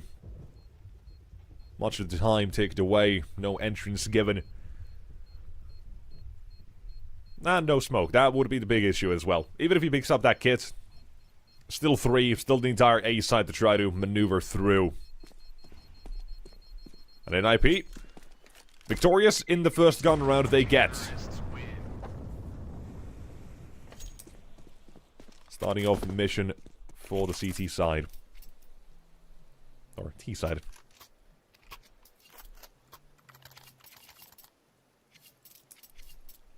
Sensei, first time we see the AWP now as well for him. I think. And for last round, so that would make sense.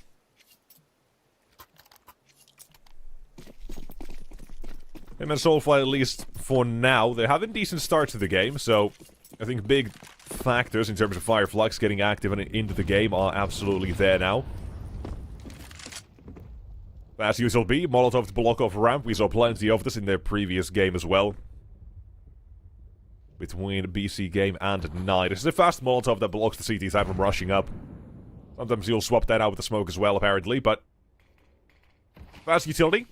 Beats the timing. Here, Shush tries to beat the CT side timing onto A. He's got one at least in information, but no frags just yet. Soulfly on site cannot really afford to do this alone. Needs a teammate to assist him, but it's Wrinkle and U-Jerks covering for each other.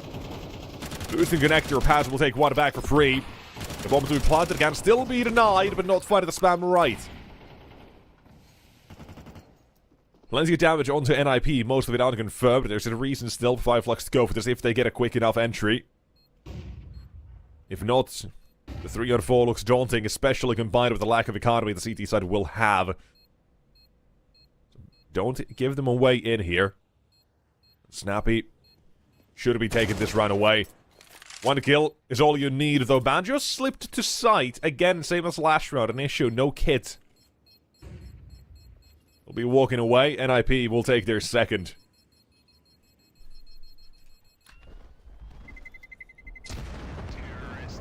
Back-to-back rounds to get themselves started.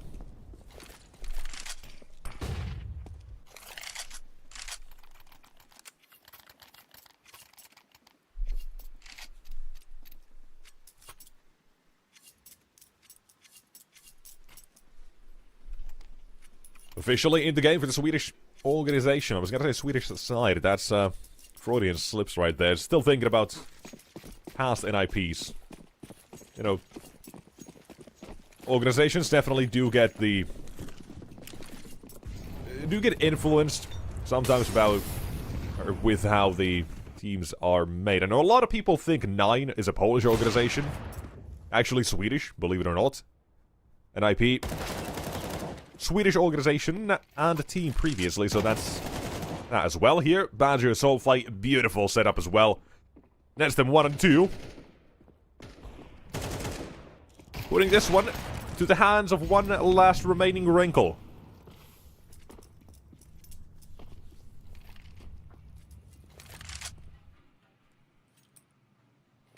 Honestly, best thing he can do is get probably 2-3 kills here. Deny any weapons that he can. But now spotted. They know he's not committed to the B side, and even before that they knew Banjo had taken control of... Actually, no, didn't take control, Pop Dog. So they had left the B side completely open, with Wrinkle having the bomb, but... Still, there's an oversight to this one. They don't recognize that he has the bomb. This is a plan waiting to happen, but he's at least assuming. Wrinkle is making a decent enough play at this one. He's thought that they have someone on the B side for sure. Finally starts to make a little bit of noise. Skrunk's on sight. This is his first opportunity. Reveals Wrinkle's positioning. He's still waiting for the CT side of reinforcements to arrive, expecting there to already be one in connector. And Skrunk, he's just maneuvered, shifted around the site. And shuts it down, and he hopes and ambitions of a bomb plant.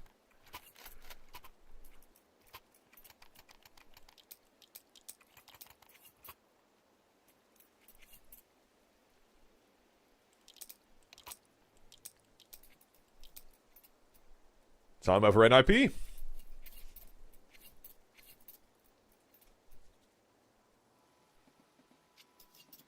As well, now I think I'll mention it again. We've got a couple more people perhaps here as well who don't know. With NIP, right, the roster is Ados Doze instead of Jax. There's this thing called VRS. Jax has points due to being standing in for Vitality and such. At, I think, Blast Singapore, whatever it was. Right, from that alone, he's got a couple more points than Aros Dos. He plays the same positions. So with NIP trying to get themselves set up in VRS points by getting wildcard invites due to Jax, due to the fact that he is eligible for those invites, as a whole thing. They've shifted around the roster just for a little bit, right? Jax plays tournaments, Aros Dos plays practice. Correct me if I'm wrong still. But at the end of this tournament, Jax is at time with the team that should be out. And Ados Dos will be coming back. That's a little bit of a situation for NIP at this point.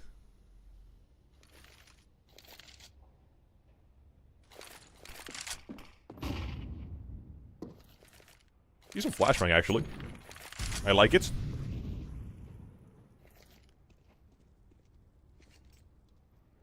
Setting up Util toward the B site. New terrain allows people to play actually toward B, which is nice. A main control is taken, so Fireflies have that. They've rolled Sensei to support Banjo immediately. Utility, counter utility goes out as well, and Molotov takes away Shush's and Ujer's HP a little bit. But Sensei's Zorb is still here, finding gaps in the smoke to effectively take down 3, make it a near 4th as well, but Ujer shuts him down. Still, the orb has been felt into the round. A 2-1-2 is what we have as the dust settles toward the B site for now. Taking more fights quickly, though. Skrunk's position revealed now. Question is Paz. Ujers, if he's watching the right way, will not be found easily. But last man, that is easy, as all hell for Skrunk. Swing no miss, this is Sensei's route, and Fireflux to take it as well from it. Give him a chance. And a... I don't know. I don't know how I feel about that smoke. Under the trade, it just lets the AWP have an easy fight. Especially when they stop to shoot back through the edge of the smoke.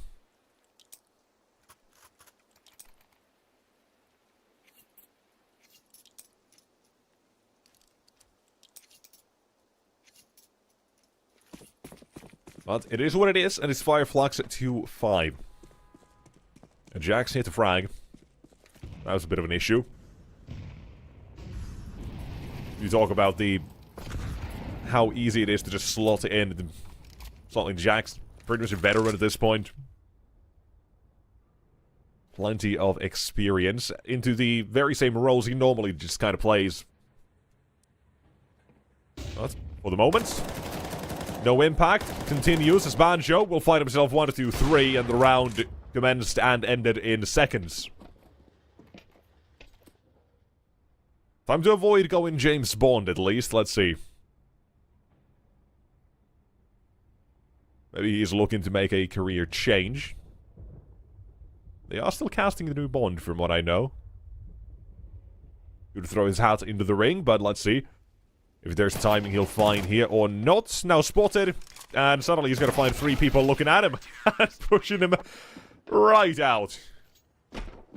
Fireflux, a very simple round, a very good hold for Banjo as well. That's a gun round for NIP, just so easily dealt with that it looks like an eco.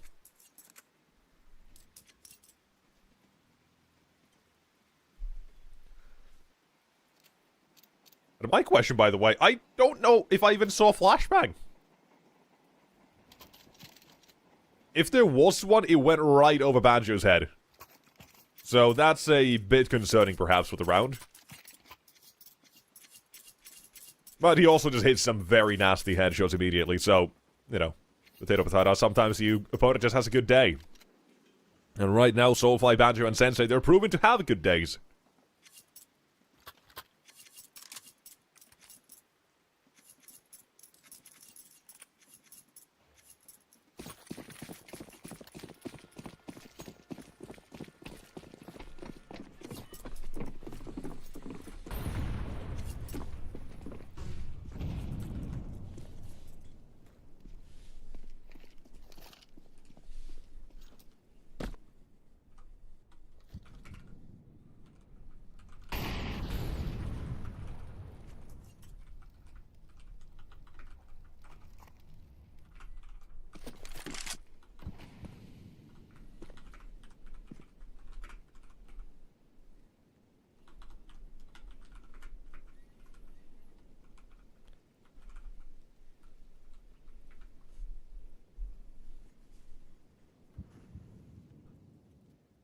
On a minute remains.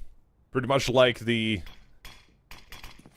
second round they went for, just out of pop.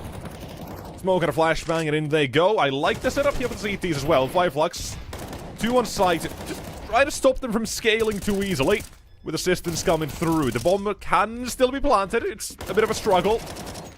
They will get it down. But it's still an easy round in the end.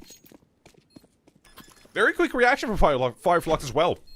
Right, even if they do lose Paz after just the first one, they have the trade set up, so I really like that round. I really do. Especially, again, with the fast rotation that they have available. NIP's only allowed a limited success in the round, which is still a bomb plant. Let's Wrinkle have the AWP, a little bit of util around as well as the armor, so all that is very nice, at least.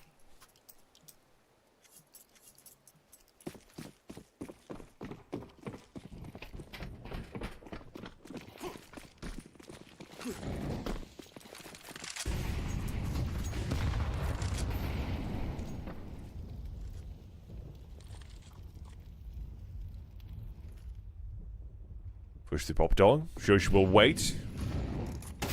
Round defining perhaps, but a quick trade both ways. Smoked out as well. That is a smoke. I think a missed one. There's the one I've seen that goes there actually covers the staircase corner as well. Though it did still look like the CT side were pretty damn ready for it, so not 100% sure, actually. Nonetheless, from Ivy. You've got Wrinkle getting into the action as well. Smokes towards not connected. Pop Dog and a Banjo. Just running through. Alright. Suddenly NIP meeting a little bit of a struggle on A. Scrunk, according to the timing, Jax finds himself the first kill of the game in a Banjo. 1 versus 3. First one to get it there is in the bag. Trying to outplay.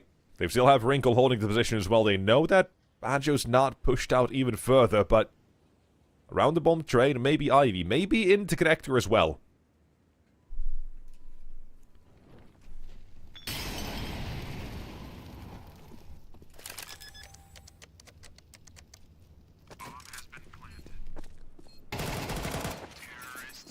Round, though, comes to an end.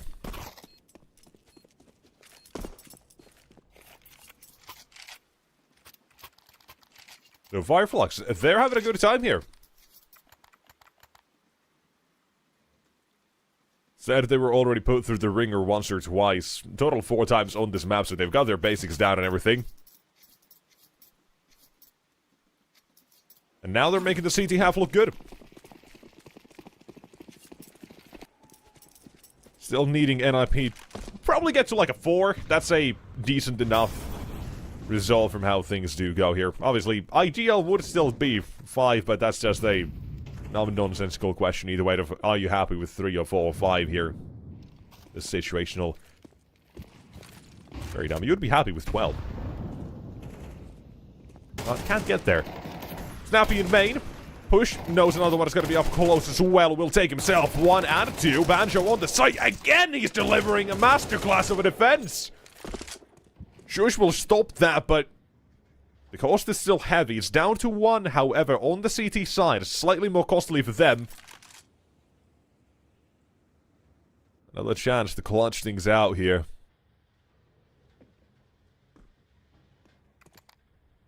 Just Snappy on the side. Says if he swings, should find himself 1 more, but Snappy, talk about it.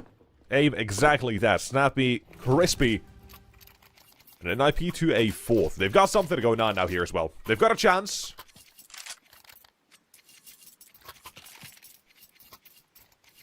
Just hands slip away.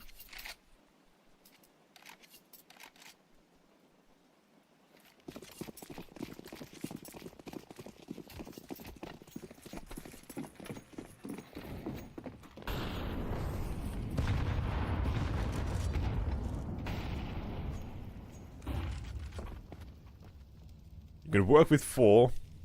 Somewhat reliant on a pistol here, but a CT-sided map, the statistics already still prove that. We haven't... What? The man up close, pass caught between Heroic and Hard plays while Scrunk is a different sort of place, a different beast in this case. MP9 from afar taking 2, spots the final one of the 2 towards Nectar again. Not Nectar, Pop Dog. I don't know why that's a slip I keep making. Wrinkle from the back and 1 more remains. Banjo, another big round required from him. Finnish Blood, Swedish organization. Wants to punish. Wants to make it hurt. And Wrinkle AK now confirmed to be in his hands. Bomb still needs to be taken aback, but Banjo's not looking the right way. Tried to make the readjustment. Tried to get behind the Olaf box and unfortunately getting caught. No clutch for this time, but it's NIP. Stabilizing toward the end of the half. A 7-5. CT half. It's still good.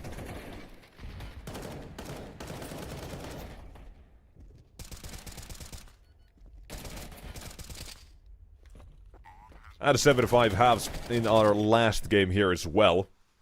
Although I'm pretty sure those are 7-5 T halves. So, something different.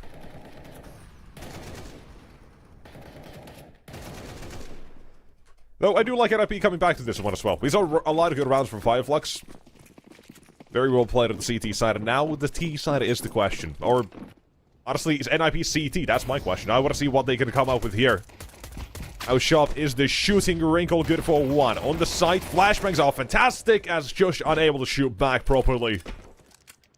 Vacates the bomb site forcefully. Otherwise known as getting evicted. But down to man, no kit, retakes. Not that easy, especially not now. You gave him one, Banjo gave him another chance. Played whack-a-mole, eventually getting caught. Too close to the side of the CT side, and now in for the retake, one man remains. Snappy into the dual Berettas again. Make sure there's no kit, but he's found a quick headshot again, and one man remains. Soulfly getting caught! On the defuse, Snappy. Kills found, and I think the defuse as well, just barely. We'll get confirmation on that in a second. It looks way too close for comfort, but it's not enough time, apparently. Holy hell. Get to see the replay now. Sometimes happens to the best of us. Blow your load too early there for the replay as well. Boom. Also blown up. Snappy does his absolute damnedest here. Instantaneous chances he gets. No matter how minuscule they are, the heads popped immediately, but a second or two makes the difference.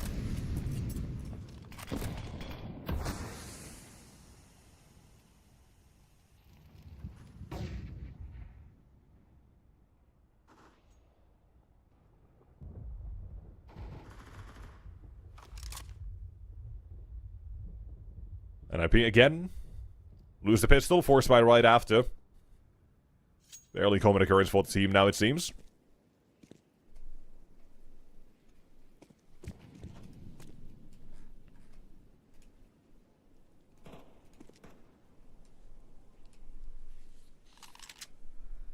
Slow approach to 5 Flux. I would like to see if they were maybe a bit more proactive in terms of confirming the buy. But they've spotted a fair bit of util, they could probably make that sort of calculation nonetheless. Make the assumption there are weapons in play. And Jax will confirm there was a weapon in play. Oh well. Any more? Spotted. MP9, Mac 10, I know who I favor. It's called you jerks with the MP9, the greatest weapon in the game for the price and actual punch it packs as well, but only good for one and some damage on top, and Wrinkle sprays a little bit awkward.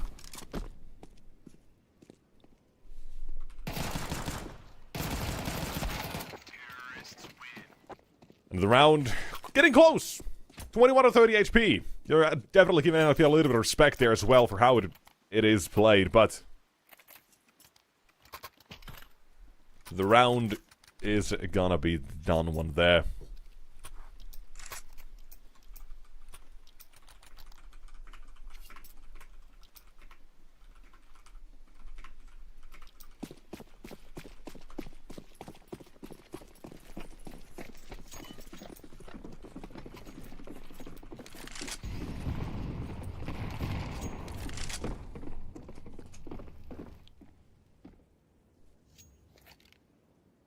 What?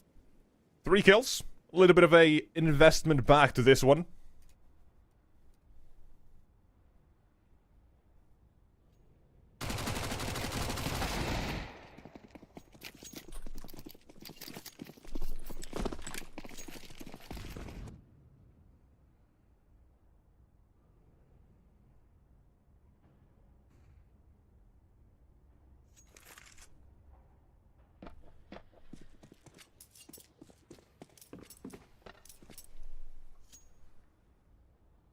With an opening found as well, Fireflux. Gotta be a bit cautious now. The 5-7's a close range, man. They're a deadly bunch. Snappy is playing a good game again here. Yesterday, pretty damn decent game, if I remember correctly as well. I think I do. I think Train Alden played a decent game. Mirage, that was where Snappy decided to take over yesterday, but no Mirage today. Soulfly, invited the opening. 2 pistols, still in a line. Trying to find a couple more D players out into the open. Now time is slow here. Fireflux gotta be cautious about how they approach this. Headed into Pop Dog. 15 seconds, you can't make a mistake here. Rotation, slightly slow, but Wrinkle will be there in time to slow it down for another second, but Making the cross. Bomb planted in time. Can't be denied. And New Jerks whack-a-mole for any headshots. He's looking to find a round. Goes past and will drop him as well.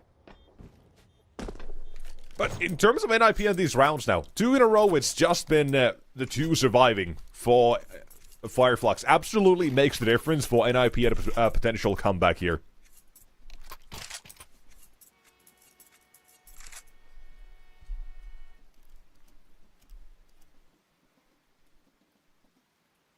Setting up for the future here as well. But Fireflux, I like that they're taking this time out. They want to make sure that nothing bad happens. They know the weapons are coming out. If they've had any ideas, or if they had a decent enough time to study NIP and the terrain they've played so far, might have an idea on how to work this out. And also, might just go ahead and try to abuse Jax's positioning right now. Still 2 at 14. It's not having a great game. Not even a average one. Not a good one.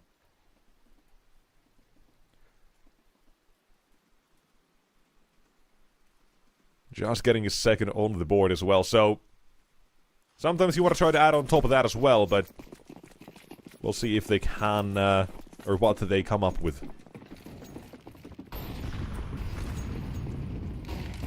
Basic util, double nades, I really like that as well. Add on top of the Molotov. Actually, Molotov's plural, CT side inside, it'll also throw one, I believe.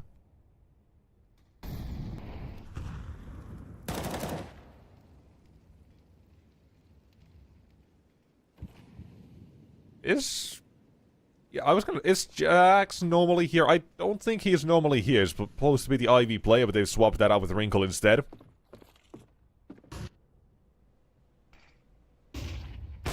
Up to guard for it. Still nails it. Beautiful shot to dodge the flash. Even to dodge the trade. Showing why people talk about him. Why he puts up those numbers. How he puts up those numbers.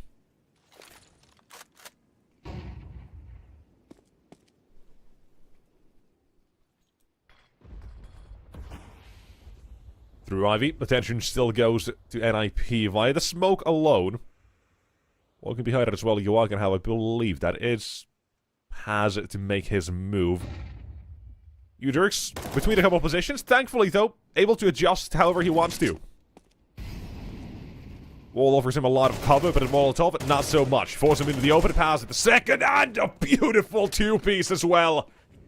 No time to recover for Jax, no time to adjust. And headshots popping over toward that A side. Fireflux, they made this round theirs, absolutely. Making it look easy along the way. The save, Shush just wants to keep some weaponry alive.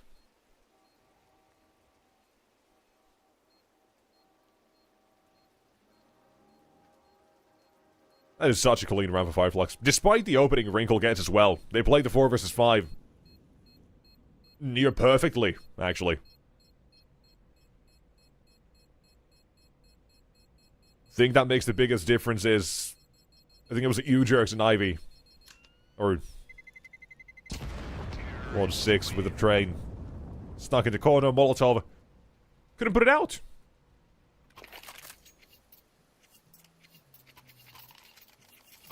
That was the kill that kind of quickly collapses the round. Last time out. It's time to recover, get something done here for NIP. This is their final chance to make it as well through to Series 19 here.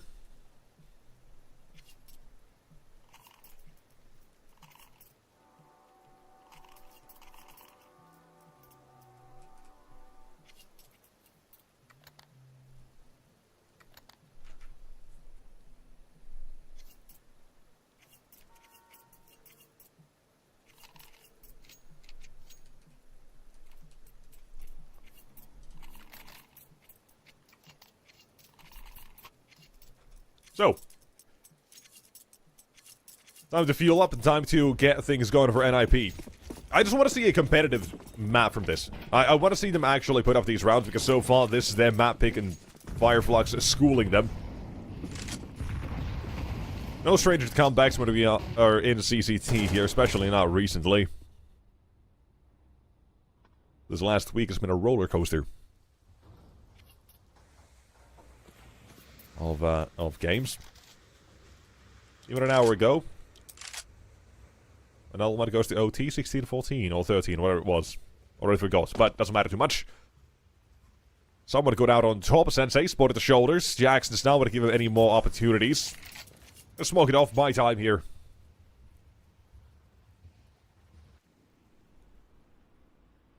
See what else you can do, because NIP, they've got a lot of control over the map currently exerted with Snappy towards Pop Dog.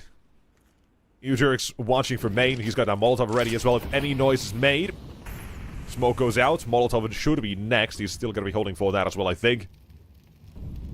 Oh, just to see if they want to go through. They will. MP9 farms up the first two. Make it a triple. And that's how you get things going.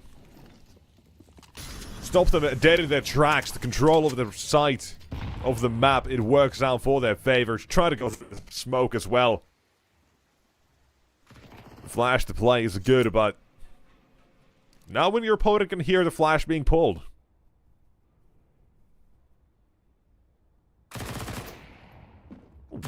Last few spotted. Long range to the MP9. Ooh, Snappy. Deals a little bit of damage. They try to spam the walls as well. Spam away at the windows.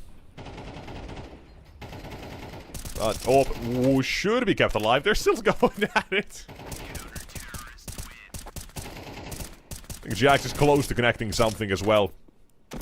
So, yesterday we saw against NIP, it was Apogee and Prism who had an insane wallbang to Pop Dog. Just from exactly there through the window. And a couple others as well towards main to try to clear that out. Which, the CT side, they'll look to take control of main. It's fine. I like it. That round is one of the I guess, normal rounds nowadays, you'll see.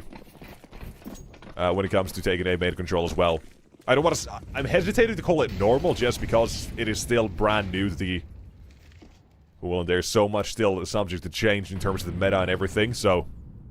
For now, looks normal. Maybe in a month it looks kind of stupid. I doubt it, but still, who knows? Taking contact. Soulfly, by the way, he's slowed down a little bit. He's been on 17, I think, for a few rounds now. Might have been 17 and 5 or 6, I'm not sure. But Snappy, collecting his 17th or 14th. Confusing the numbers now on myself.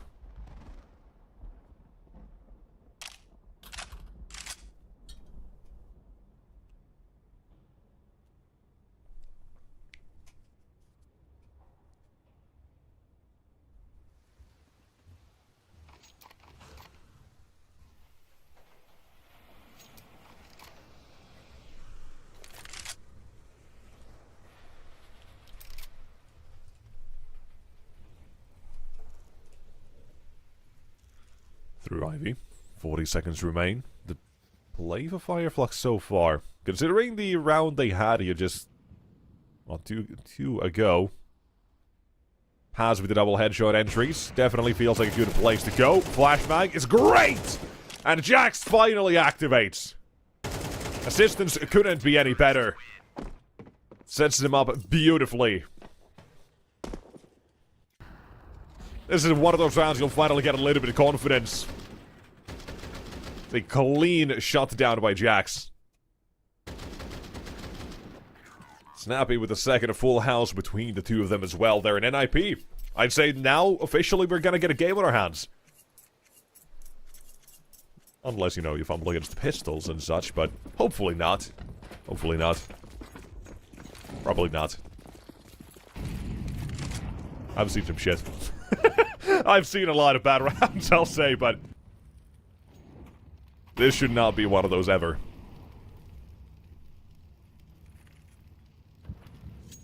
A bomb plant's possible.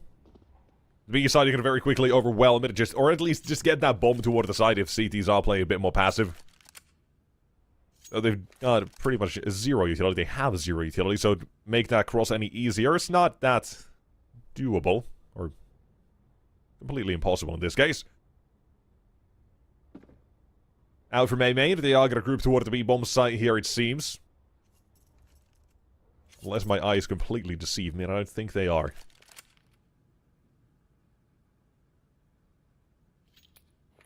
Gonna try to attack the B side. I do like Shush's positioning here as well. He's just kind of somewhere in that medium range. He can look to slow that bomb plant down or stop it completely.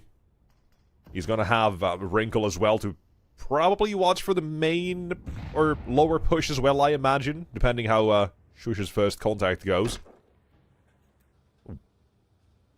Okay, never mind. Holding for the upper instead. First contact, positive. Adjusting to lower, makes sense, and there you go. Bomb gets dropped. Beautifully played for Wrinkle and Shush for the first two. One goes down, but that's all it is. Great setup. I really like that. Wrinkle gets contact from upper. Adjust immediately to watch ramp. And Shush able to adjust as well at the same time. So, very neat.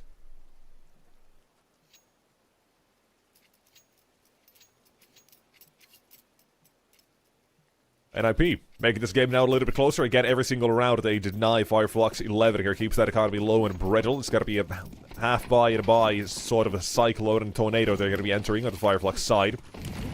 Bar for maybe a bomb plant in some of these rounds, but this one, Soulfly, he'll get to see something, but get nothing from it.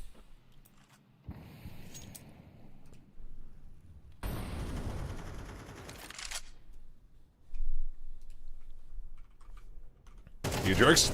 Already with Snappy having pushed this a couple of times. Is to be expected by Banjo, but still on the losing side of it. Smoke down, a two-man attack squad, still making sure that no one will trade this.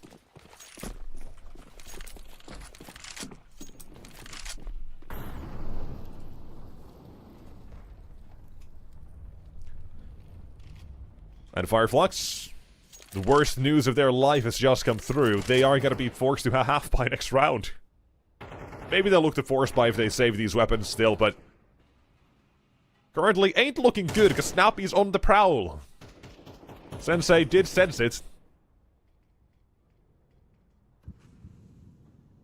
Spidey senses hit different, but unfortunately for him, still dead.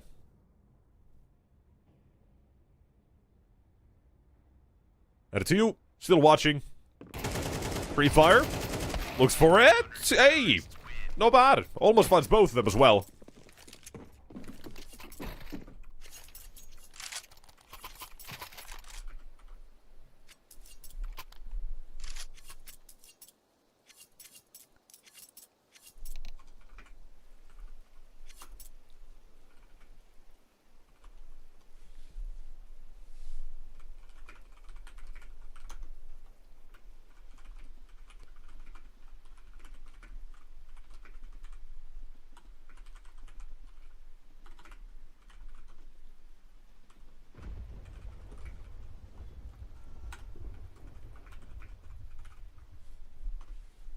I've got some,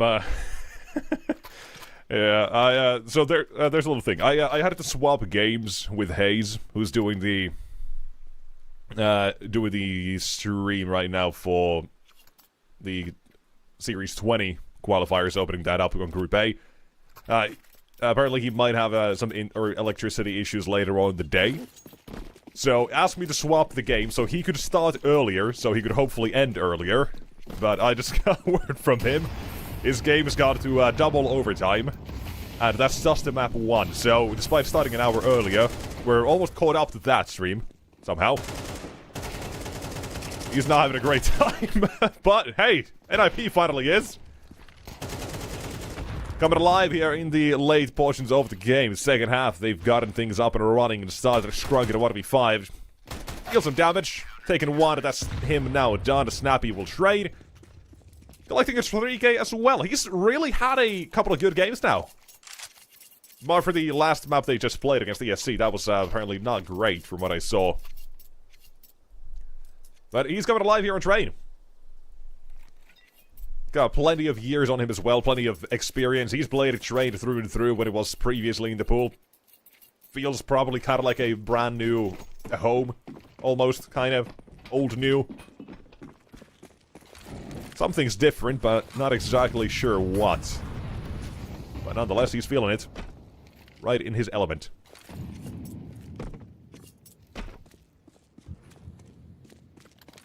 Now to tie it up as well here. I like NIP going aggressive here.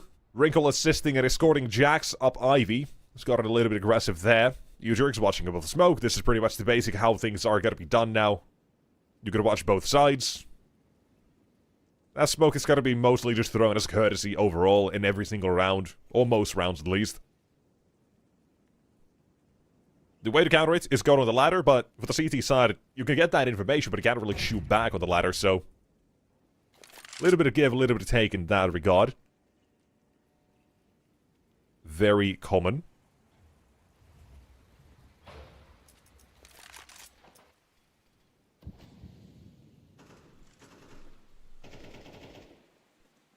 And say, with 50 seconds, starts to feel out the Ivy push. Jax get a little bit impatient. They wanted information. 35 on the clock here. Bomb still needs to decide which way it wants to go, and it might have to start running, and if it does, you jerks might hear them as well. Sensei. And company. Cutting this a little bit close with the time, perhaps, and again, they've got the same setup previously held. Wrinkle. Top of oil. Scrunk needs to feel this one out again quickly, but if not... Wrinkle. He's the one that has to be cautious about this, able to adjust in time. And Ashusha again puts out one. Bomb dropped and needs to still make the cross. And it's the op to watch for this as well. Keep an eye on Wrinkle. Shot missed. And Snappy. Adjusting, assisting, and to close it as well. The CT side of NIP. They're here to tie up the game. The 24 rounds or more we go. Even when caught out of position, Wrinkle still adjusts in time. They were getting ready for it to be an A play. The Strunk had about 2 seconds to find a Wrinkle in the back, but unable to get it. 11 all. Final timeout of regulation. If we go to overtime, both teams will get one additional timeout to call. So for now, we'll treat this as the last one. Comeback being cooked by NIP. Maybe we are going to catch up to Hayes and the other stream. In fact, who knows? We'll figure that out as we go along, but... For now, they're still continuing as well, apparently, in their second overtime.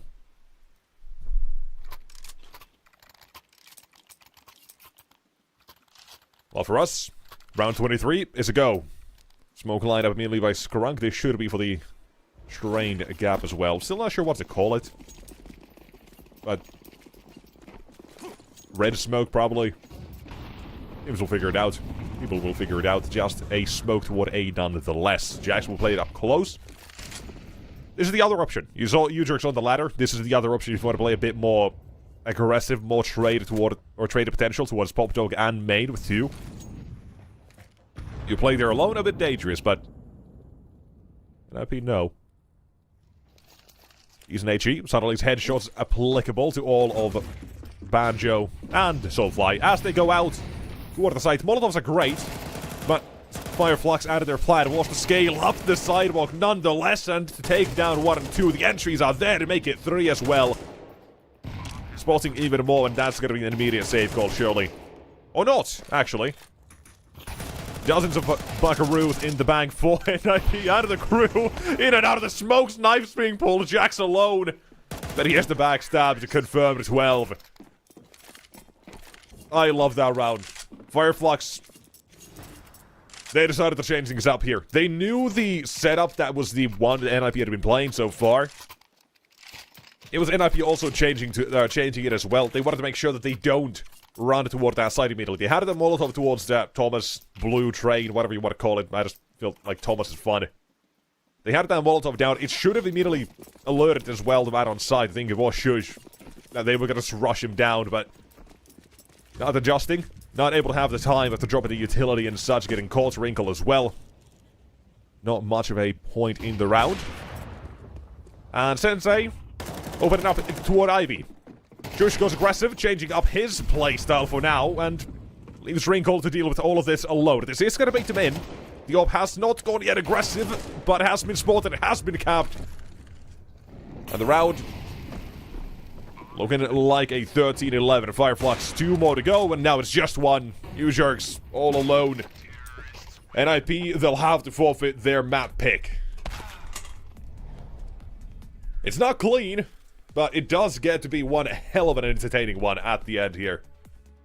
That's all that we want to see here for a game of Counter-Strike. For map number 2, Dust 2, however, this is the weak link so far in NIP's very limited pool, considering they still as well play with a substitute. This has been one where they have been a little bit miss. Right, 6 games played. The losses they have suffered, I'll give them this one, they have been very close. The most recent one just an hour ago, 2 hours ago. 13-11 loss. 13-10 before that against Paddy Division, who were a really good team. They lost against Fireflux previously on this map as well, by the way. 16-19 in double overtime.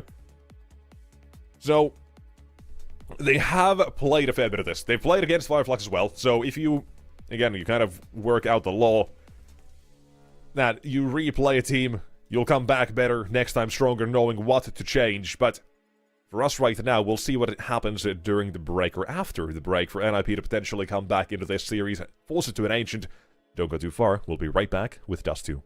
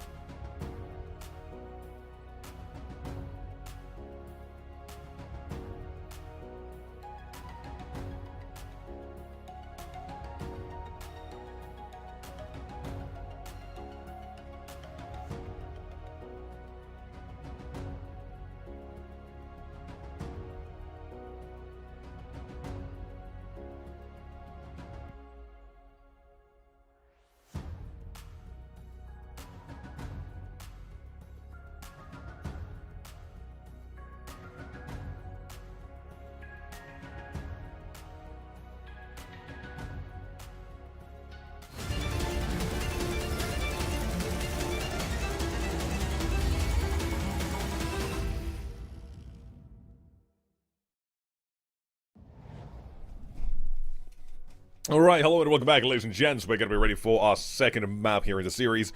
Maybe the last one. Considering the last game these guys did play against each other here did turn out in Fireflux's favor. There we go. 1916, a double overtime affair just a month ago. So it's been a couple of weeks. It's been a little bit of time since then. Both teams have had a chance to clean up their act in the game a little bit. And we'll see how things do go. The last game they actually played, it was insane. It went 13-11 on Anubis, 19-16 on Dust 2, and guess what? It continued to a 22-19 on Ancient as well. So, very close, but it's been a little bit of time since then. Fireflux did win that series.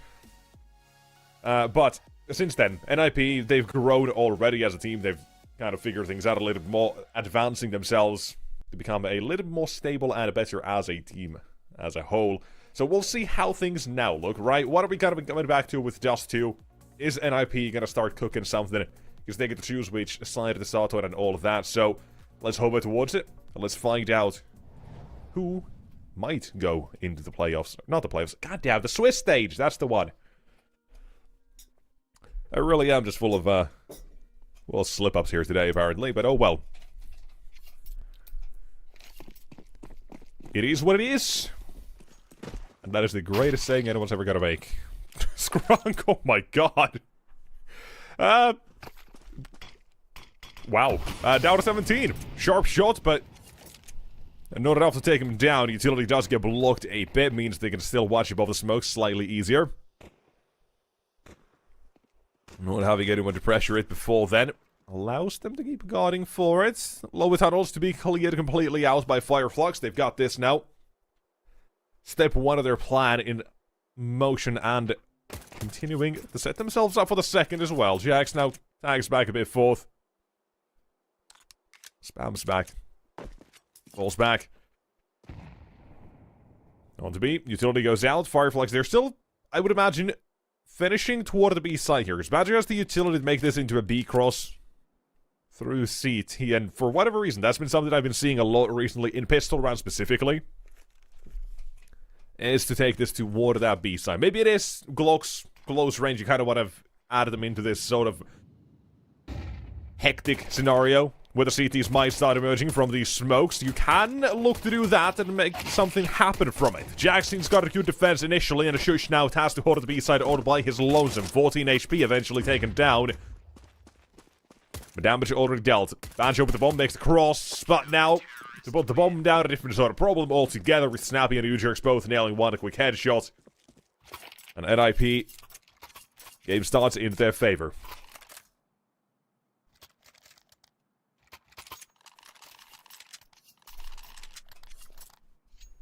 So, welcome back.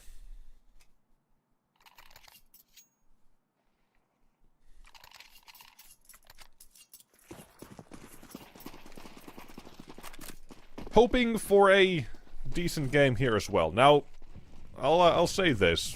Anyone who's watched even a game here with me on the microphone knows I despise this map with a passion. I hope that whoever made this has a warm pillow and maybe steps on a Lego. It's boring, uninnovative, and it's a flag that's caused plenty of copycats and has a boring color scheme. It's a lot of things I hate about it. But give me your opinions if you want to. I'm sure everyone has their own.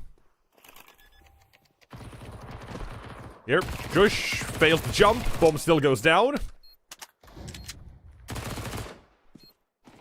And Shush farming with the MP9. Total of 3. Nicely done. Cash to be made, and here we go. 2-0 for NIP. The bomb plant off of Fireflux is still pretty good. It's not gonna afford them an entire buy, I don't think, with the amount of investment they went for here. Although with, 600, maybe there's like a hero AK coming out next round. Maybe, probably not, no. I don't think so. No, that has been in the recent meta, and that's one thing that I really do like, is that hero AK. Or, in this case, Galil for Sensei. Skrunk as well, Soulfly. Wait a minute. Full smoke in there, Fort? You know what? Sure. Sure, everyone's a hero. Let's go for it. Fireflux, this is playing a little bit risky, but I kinda respect it just because of the issues of Dust 2 CT side and financials and saves and retakes that it kind of all possibly gets to, in the very worst case scenario where you are going to look like Prime VP, just saving it over and over again. If you lose a bomb site, like, if you get the CT side of that situation, if you break that economy and have an entrance, have like an advantage on a retake or post plant, it very quickly does snowball into the worst possible effect. So for that, I respect the force buy, I respect the hustle. But we'll see if it actually does pay off or not, because this is NIP's round to say, no, we're not going to let that happen. And in my eyes, a must-win in the grand scheme of the game, even if it is still so early on. But let him cook. So far, I like Fireflux also playing this incredibly slow. They're not showed a single thing yet. They have limited utility, limited everything. Waiting for NIP to be the ones to make a mistake instead. Good nades. Start off the round, and eventually it is Fireflux who do have to make the move first. Turns out to be a B play. Shush into the tunnels. Will find himself 1-2 quick ones, and a pass will trade, but not in time still. The B side leads them to a retake, and one that may not go all too well. U-Jerk's a necessary kill, but Jack still to hold here. The bomb dropped, and that's the round. Delivered by Jax, withstanding on the B side. Debate for Shush to go in to push. It leaves them to that advantage, momentarily albeit. It still gets them in. And Jax just biding his time, and so much of it off the clock. A little bit of panic starts to settle in.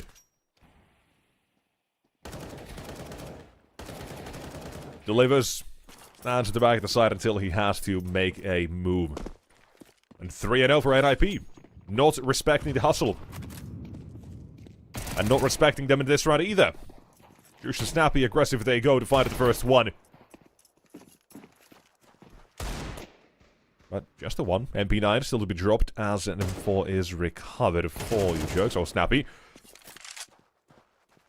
Well, snappy. Jax also snappy with that aim.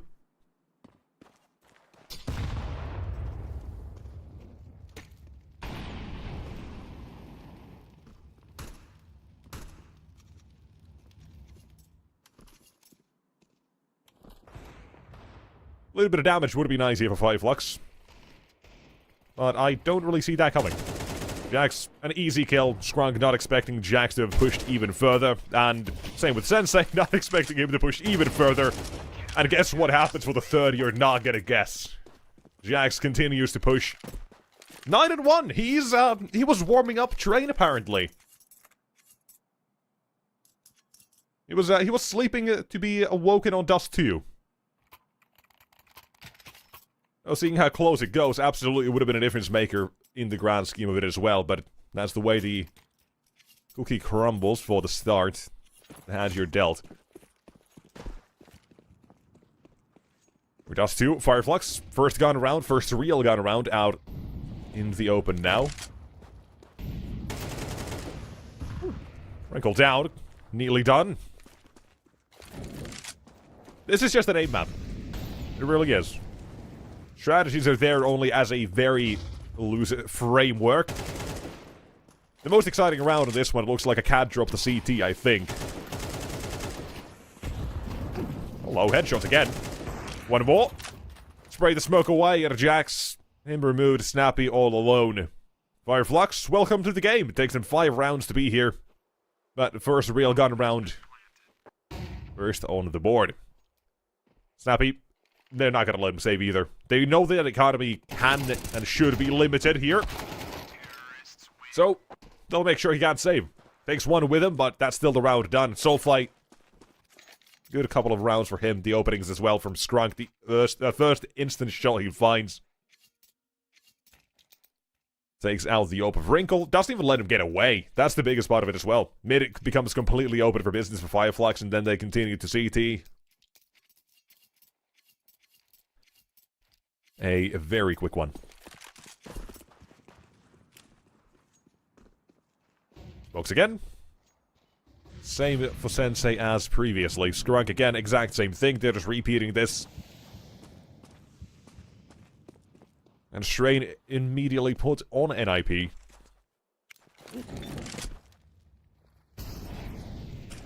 I like the fast pace, though. You have to play this map, make it quick. Don't play slow, boring Counter-Strike. Also kind of showing Fireflux getting a fair bit of, or having that confidence they should on this map. Wrinkle waits for the cross. Not going to be given it, goes searching instead. And he should be spotted first, but a very, very quick one. Stopped the shifting for that one as well. I just knew Sensei's going to be there. On the board. Wrinkle out of the op. Welcome to the game. 5 versus 4 now. You could play it differently. Fireflux, they started this one very quick just by taking the map control. Slowed down, waited to see the reaction. Now they'll have to play 4 versus 5.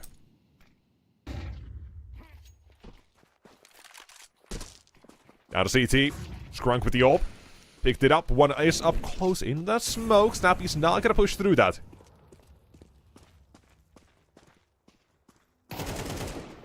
Oh, beautiful.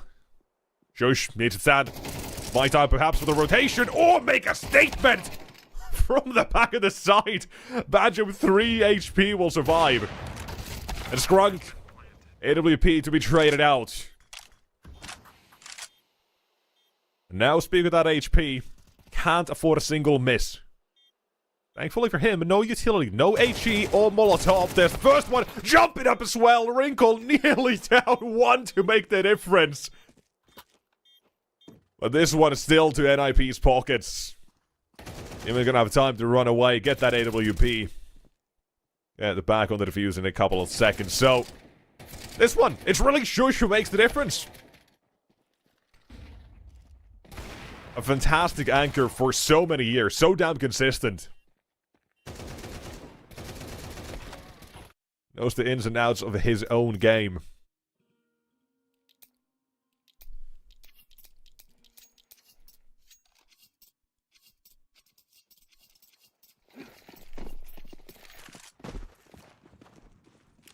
I've won.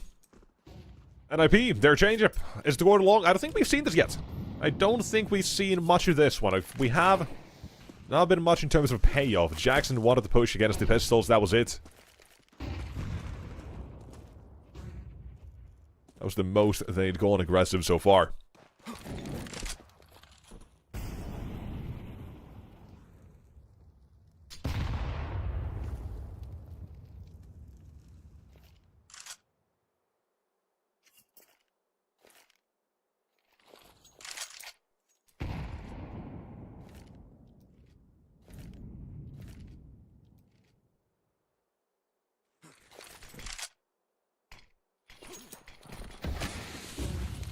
Down the CT.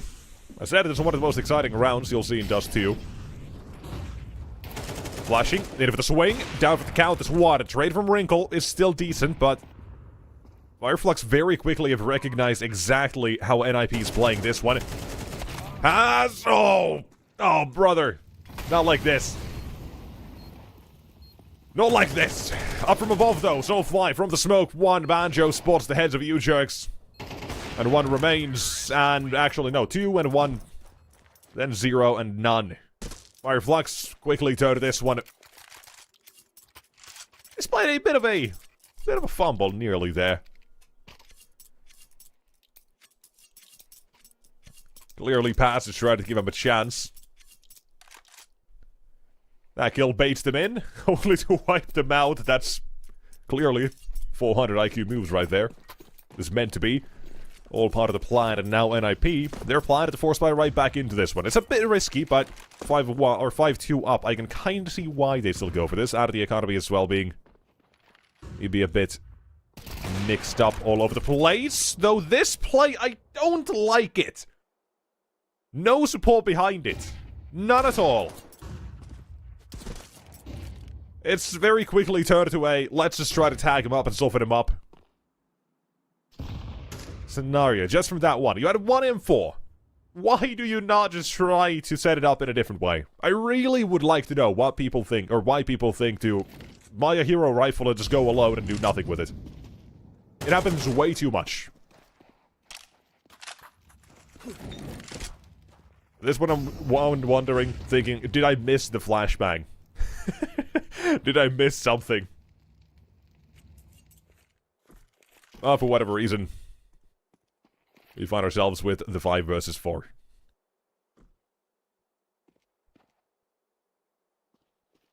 I would like to see Fireflux kind of change things up in these situations, because they do get short control quickly. They get this information and position fairly well.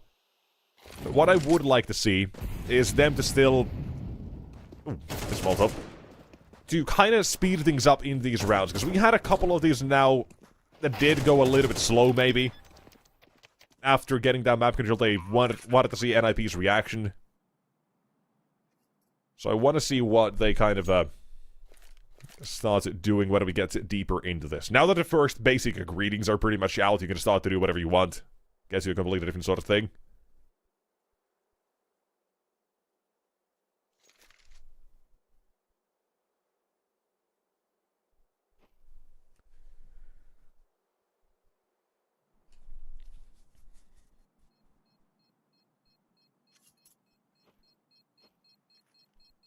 Armor to be saved. That's the situation of Dust 2. Terrorists win.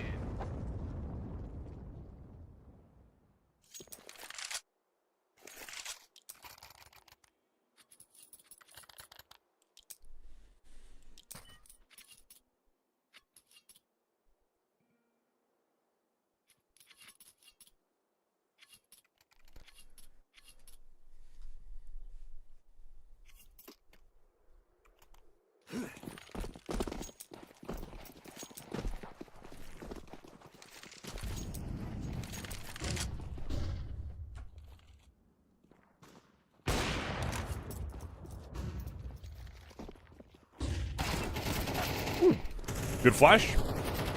Could have used one of these last shot maybe with the M4. 1 and 2. Make it 3. Fireflux quickly deal with it.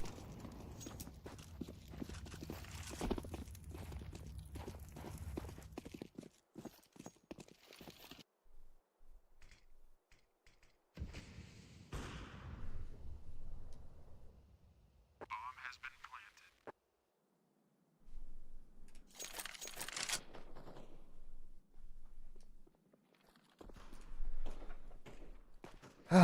Prime Dust 2.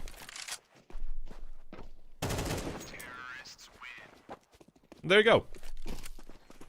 Dealt with. And Fireflux. This T side and now starts snowballing. Almost tied up here as well. Snappy, not a whole lot that he has remaining. Just quickly by his armor. Probably an MP9. Maybe a pistol just for the utility? No? MP9 out of smoke? That's fine. Pretty damn good weapon in its own right. Big fan of that. Taking a timeout. Want to make sure everything is now all good, well, and dandy as well to be set up for this one. They know exactly the sort of price that they pay if they lose this one. Make sure you get the best out of this. So far, this one, Shush. Jax, who started 9 and 1, he's slowed down after the initial few force bites and pistol rounds that from Fireflux, and they've gotten up and running again. Losing a little bit of the control of the game, and I feel like Fireflux, the economy, also does reflect that to a degree. Soulfly and a Banjo, drowning in cash, paths not too far from them either, so... Well, the last few rounds... Some pretty good, good weapons and situations coming up for the T side, but... See how this one goes. Flashbang held for long. Swing comes through. There's 1 and 2 flashbangs. In for the swing, in for the utility as well. Chico deals a little bit of damage. Banjo just a little bit bleeding. Headshots again applicable with the M4s. Snappy, I like that he's making use of the MP9 here. Going very aggressive with it. Smoked out as well. Not completely a load, though isolated was for a moment. Had someone been there, no trade would have been all too easy, but... I say that, might have actually missed Jax right behind him as well, so... He had good plans behind that. Now they've, however, completely left it. Not even spotting for any information. That's fine. They're going to look to instead patch up more toward that A side, as the read currently indicates they are going to be doing. Hoping Fireflux are going to be deterred from B just by that alone, and if not, they probably would hear utility going toward that B tunnel's side of the map if they want to retake it. If not, some noise nonetheless being made. 45 at the clock. Now NIP back to frame 1 with the round. No control. No utility. Only hopes and dreams of winning round of 6. Time is running out though for Fireflux. They're headed toward that A side. Uger can stop the entire round all by himself. Drops the bomb. That could be all he needs to do. He's taking away the first one. One more! And 1 more to go! Ujerks wins the round just by himself. A hero for Moss. Out at long to take this one. Sometimes it is that simple. NIP, with nothing but the weaponry by their side, they will steal this right back. And even wipe down the last man. Wipe out the last man. And Jax secures the AK. A bit of additional weaponry, but as we kind of did mention, with the economy for Fireflux, they'll be just fine. It doesn't really get any easier for NIP in this case.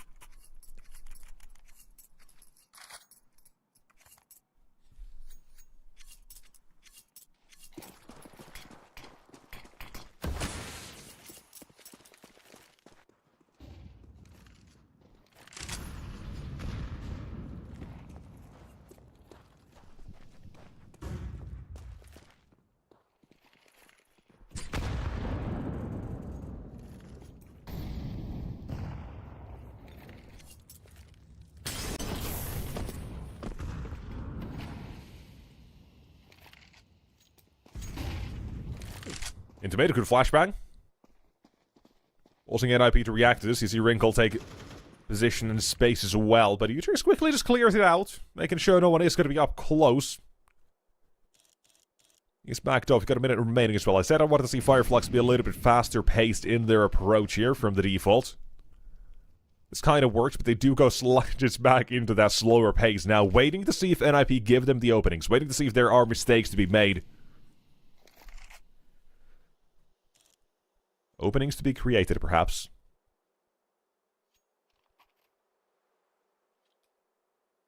Sensei should go looking for something here, but it just feels like this is part of their default at this point. It's the double smokes from short.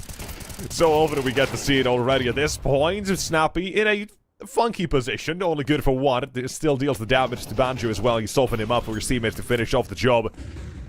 Counter utility for Shush is a single flashbang at a time low. With the bomb gets dropped here.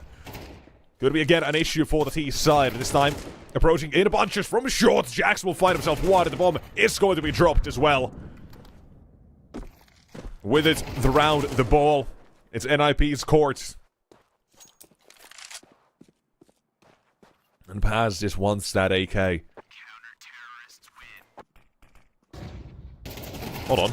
Hold on! Okay, never mind. Jax. Bit of a messy one there. AK kept alive. And because of this, Paz can drop an M4, drop the AK to Sensei. Or Soulfly, who drops the AWP instead, but potato, potato, same difference, nothing much. And that is one more time to be used by Fireflux again.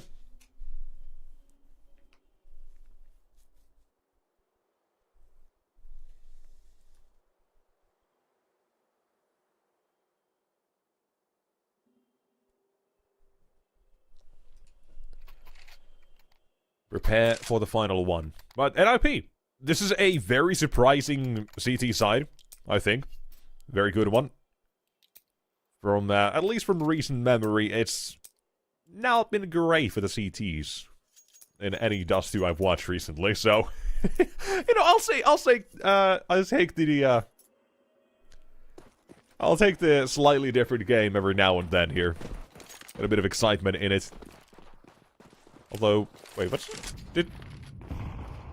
happened to Jax? AK spam, I think? Yeah. Okay. AK spam for the jump, because no op watching it, unless Sensei didn't like him? Through the wall? No, I don't think so. And this should be solved another day. In mid, Wrinkle down, had to walk away from the flash, and Sensei takes the angle instead. Wrinkle wasn't even scoped in. And out to beat. Shush. That he's been the reliable anchor here so far. Good for one. Jack's able to rotate in. You gotta check your corners as well. Soulfly being cautious about these. And they're not gonna fully commit to any of this. With the minute remaining still on the clock, you have NIP currently mid-rotation. Snappy, mid-fight, has to back off. I say has to. Taking on the fight yet again. On a short, Udrix catches the back of Soulfly. There's again going to be a round-defining kill here for Snappy, but for Banjo instead. Taking control of long, the retake in the hands of one man alone. Jax, who'd slowed down since the start and not able to get anything else done. To that 7-5 we go.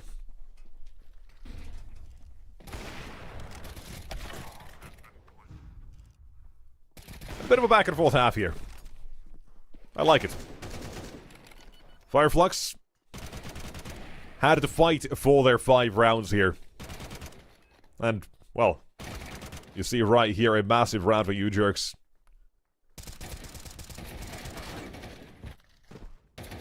Once it defines the half for NIP in my eyes.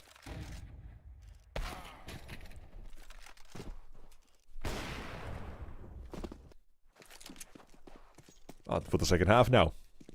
Gonna be the last one of the day. Or last one of the game. Of the day. Got 2 more best of 3s to come after this one. Banjo to defend, however. Got himself the first headshot. Overrun very quickly. No real support. Sensei's missed his shots. Apparently from a window. Had to fall back as well. Soulfly is in from the tunnel. Stops the bomb plant. Collapsing on the site. Not letting them have a single thing here. Now it's on the Jacks to retake this. Force the attack, press the issue on B, but he's got very, very few options now. Talk about CT side and not retaking the B ever. Well, in this situation, Jax placed the CT part.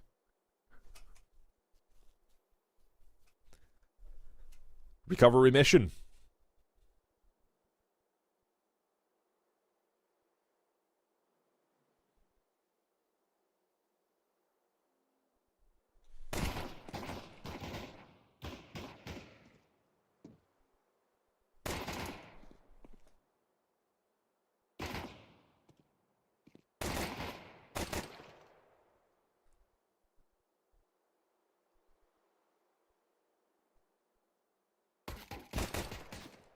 Jax.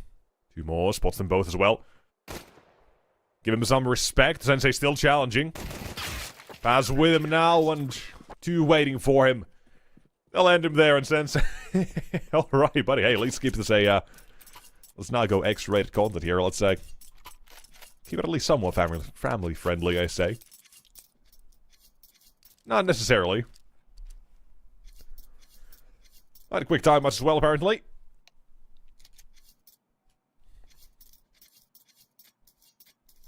Quick tech pause. Fireflux apparently some issues. I'm not sure exactly what, but it doesn't matter too much. Grab some water, coffee, whatever you guys might need at this point. Might be a good time to get that.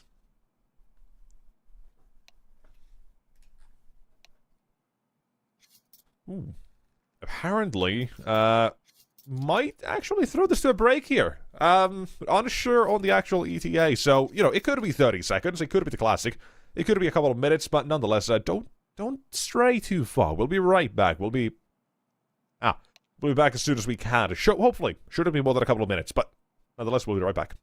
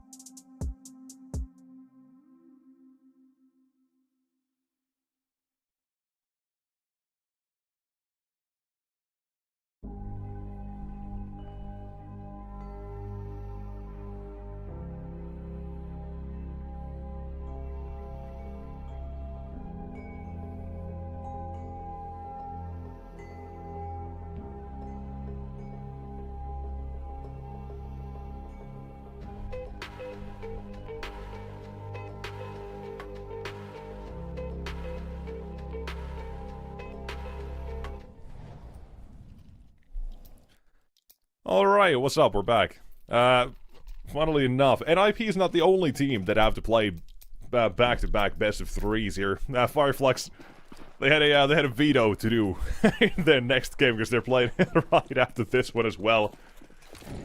Those busy days for both teams. And here we go. Second round of Fireflux start for their CT side journeys here as well.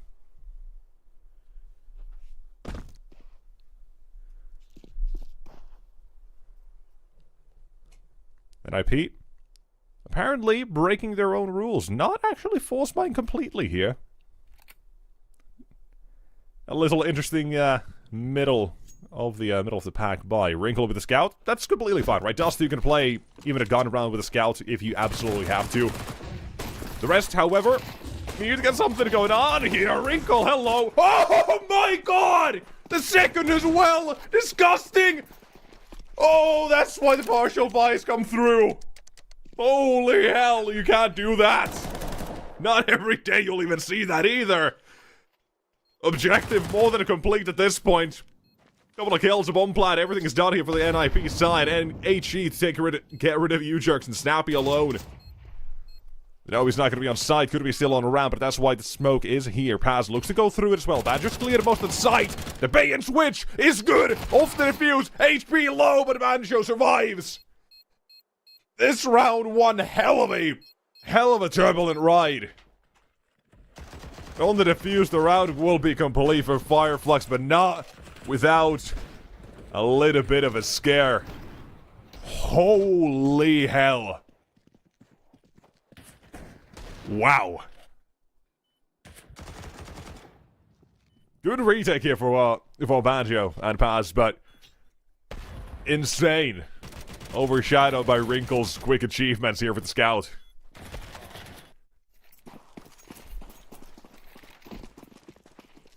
Fair enough. I mean, hey, that's still a good round for NIP no matter how you look at it. They got the bomb down. That was pretty much the minimum they were going for there.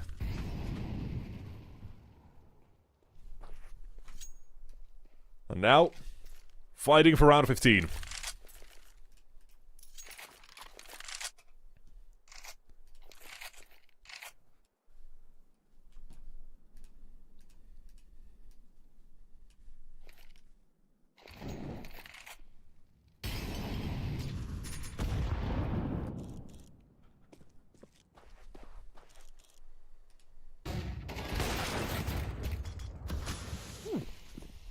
Okay. Opening. Quick trade. One in pit. Still Skrunk in trouble. Gonna blow up the smoke. Expose him into the open. And to get rid of him as well. Advantage back to NIP.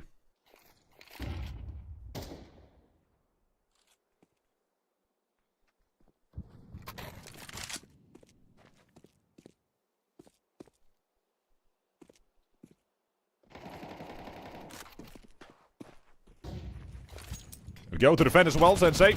Paz, excuse me. As the utility slows the bomb plant. And oh, from CT. One Badger emerges, but down he goes.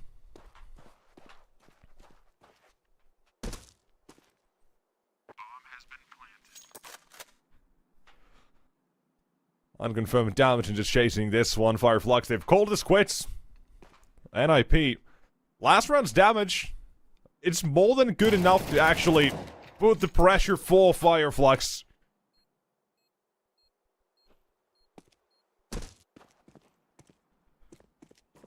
Bring something to the next round still, but I like that Snappy's hunting for this as well. Ruby tunnels. They're gonna know he's here. He's made a little bit of noise, not hiding his steps, but into the open. Paz. He gets taken down, Soulfly will trade, no question about it. Check your corners, your left and right before you cross the street, but a little bit too slow in it. He doesn't even get the first one. 8 to NIP.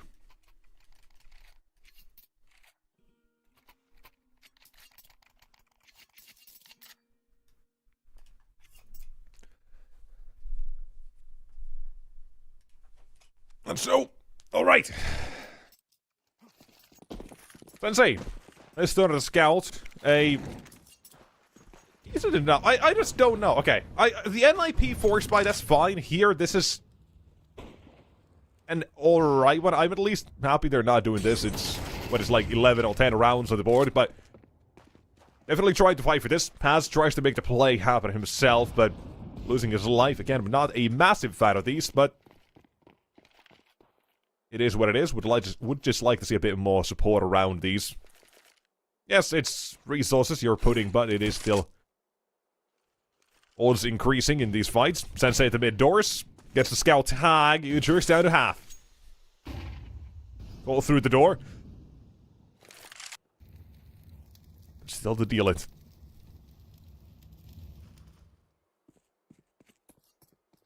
NIP. Looking to make this into a long play. There is going to be support coming for Skrunk eventually as well. The Soulfly to make his presence. 17 kills on him, by the way.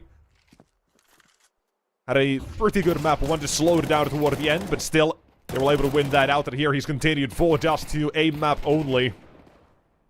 He's got 1 and 2 NIP stopped in their tracks. A 5-7 to go wide. Offset the aim, and Soulfly collecting another one, but not until Jax does he get put down. His objective is, however, done. Jax left by his lonesome 20 seconds. The smoke for the cross makes this easy, at least, for him to get around. Bomb should be confirmed no matter what. I like this as well. Blows up the smoke if anyone else is going to be trying to walk up close to make it a 1 versus 1, but can't see anything. Has to now just put down the bomb, but you've already got one from long to put the pressure on Sensei through the box. I've seen a couple of these now in the last few days. Or Scout, they've been hitting these shots, and that's a headshot required to stop the bomb planet. That's exactly what he gets as well. So Fireflux, I criticized the Force Spy. I'm not sure where to place it. That doesn't matter. They don't care. They play their own game. Play by their own rules, and Soulfly, that was his to stop from long. You had U-Jerks in the first half and deliver one of those rounds as well by his lonesome. There he took a bait and switch, but Soulfly still puts the numbers. 20 kills. It's just a menace. And exactly what I said right at the very start of the game. He is a really, really good player. Almost criminal that no tier 1 teams kind of looked at him and said, yeah, I kind of want this guy to my team. Or at least not any team that has made it happen. Let's put it that way. Sure, some have looked at it as a potential replacement or for someone. But he's also being set up here pretty damn well by Fireflux in a lot of these rounds, as is pretty much every single player on CT sides, because they have really good sight holds, I'd say. Here again, 1 and 2, counter utility is really good at Sensei. Missed a shot, doesn't miss the second. Advantage gained and extended down to 2 players on NIP.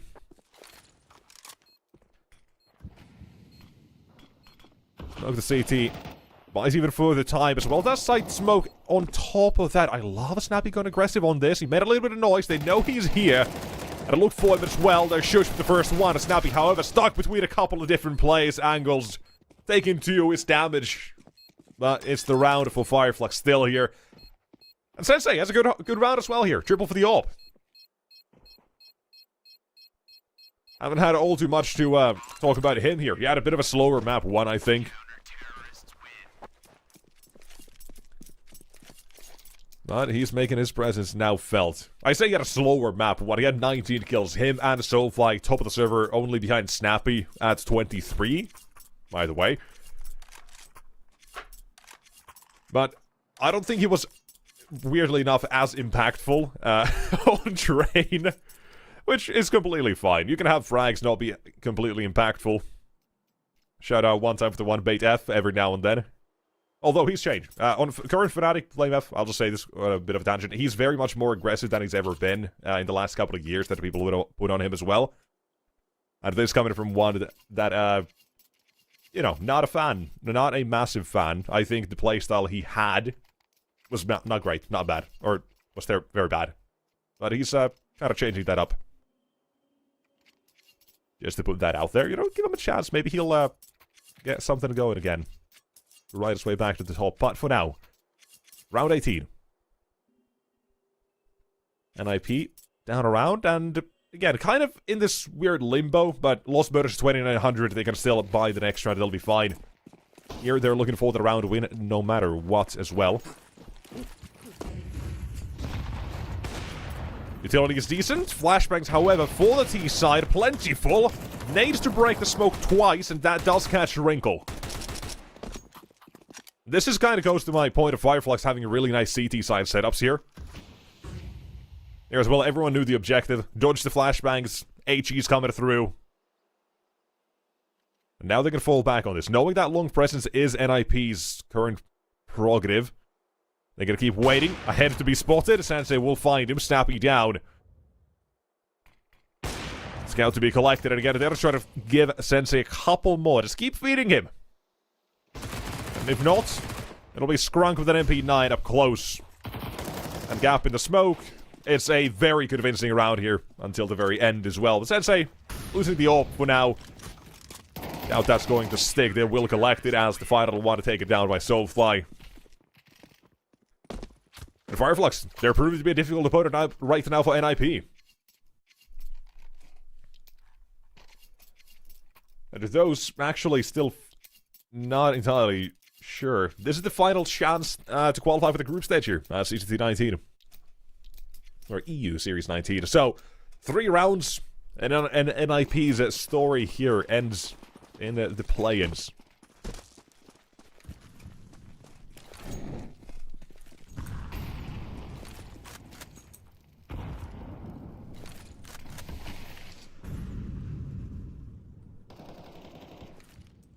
Most definitely a bit of pressure.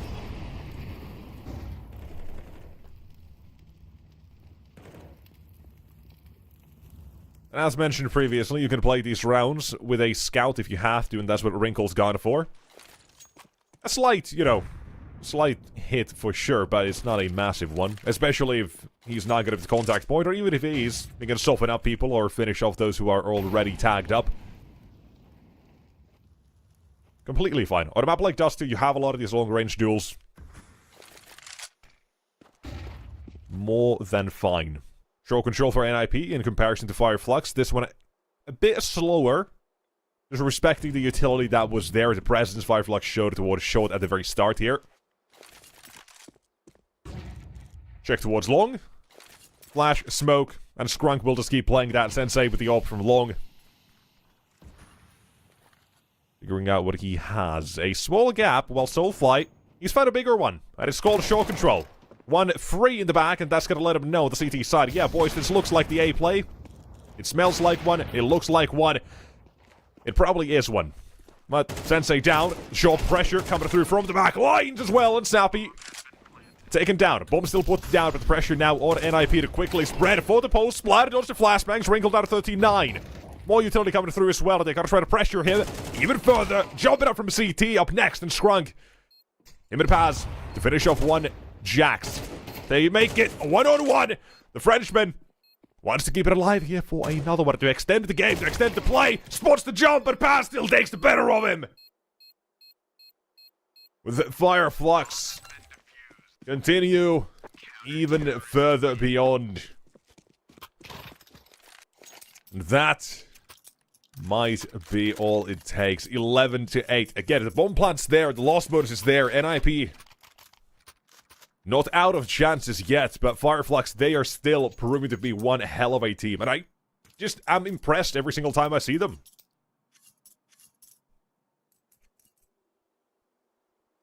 It almost feels like a team that on paper, if you look at it, you're like, okay, they're probably overperforming, but it just feels like they're bringing out 100% of every single player almost every time. Or at least 100% of majority. Let's put it that way. Right now to, mentioning a Paz 11, Skrunk only at 7, but still. The way they set up their players is really damn good. And NIP currently don't have the perfect answer to it. They're making these rounds close. They're getting them into these competitive situations. But last round, the massive one, obviously it's the gap that Soulfly finds in the back. Walking up short, a freebie. Putting on the pressure, a 2-on-3, a 2-on-4, whatever that was for NIP, just not good enough. I think a 2-on-3, so needing that extra 5%, and I'll just mention this now while I'm on it. NIP, Aros Dose is the man at the roster normally, so not having him for the moment is definitely hurting them. In terms of just able to perform the way they probably would love to. But right now, for map number 2, Jax is still performing well. And he plays the very same roles, so it's not the most massive of issues, but it's definitely something slightly hindering. Passes well down, however. Lets them go over toward that B side where Banjo wants to hold, but is NIP saying they're not actually going to commit to this? 5-on-3, they're not going to push the pressure or an issue on the B just yet either, just diverting to a mid-round where Snappy gets himself into the mid-cubby. Sensei's going to be up close there. It's going to be a gap in the smoke. If he swings out, might see him. Not having found it. All of Fireflux gambling toward the B site. If they go A, they save. And judging the current situation, I do reckon NIP do go A.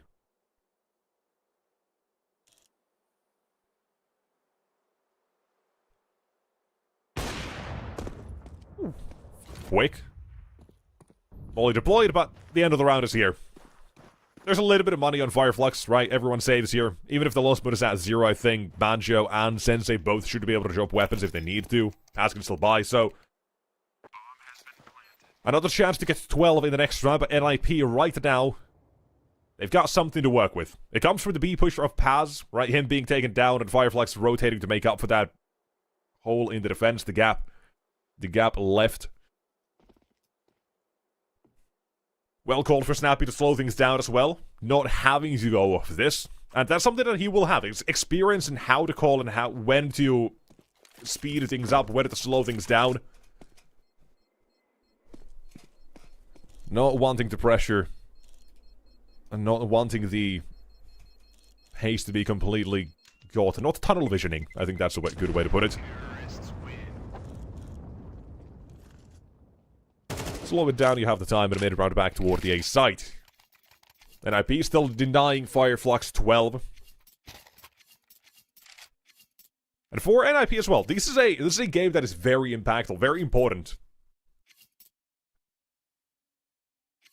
Obviously, for the future with Jax shortly departing from what is currently known, with the points and ERS and yada yada such, about to run out. They would love to get some more ERS points. Anything they can get.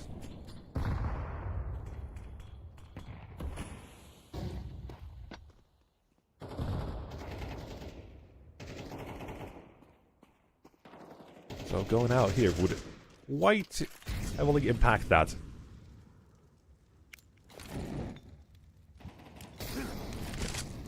Tomato utility goes out. I do like this. Again, we are seeing a lot of faster rounds here in Dust 2. Push. Hit by the smoke. Second one goes down. Soulfly and Molotov deployed as well. And to keep spamming. Good way to narrow his own options of which way to spam with the Molotov, denying them from going wide. But Shush will still find him. Spray back into the smoke. Push from long, getting caught next. 5 out of 3. And again, you can slow down on NIP side with a minute remaining still. But Shush continues his lone effort toward the B side, leading to even Banjo to be taken down. And Sensei now confirmed on A with a presence all across the map. NIP. They just punish slight over-aggression. Or in Shush's case, punish from aggression. NIP. They've dealt a killing blow now to Fireflux and Economy. Seems like we're gonna have another 24-round game.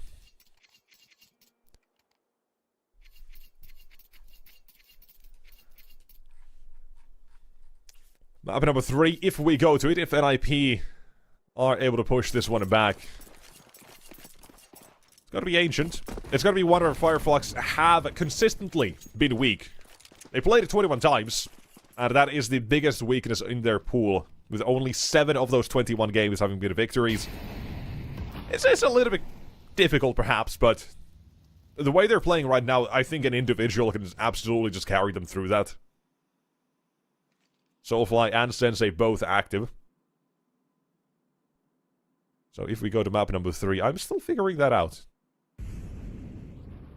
Could be anything, right? I saw NIP in one of their first Ancient games. Looked a bit uninspiring. It was like they had their ideas. They had the fundamentals of what they wanted to do. But players and individuals just on the wrong page in those situations. Like a couple of seconds of, the tempo wasn't right way back then. But that was the brand new. I think it was one of the first or second game they played on it, so would make sense if that was the case. I think it was the second or third game they played.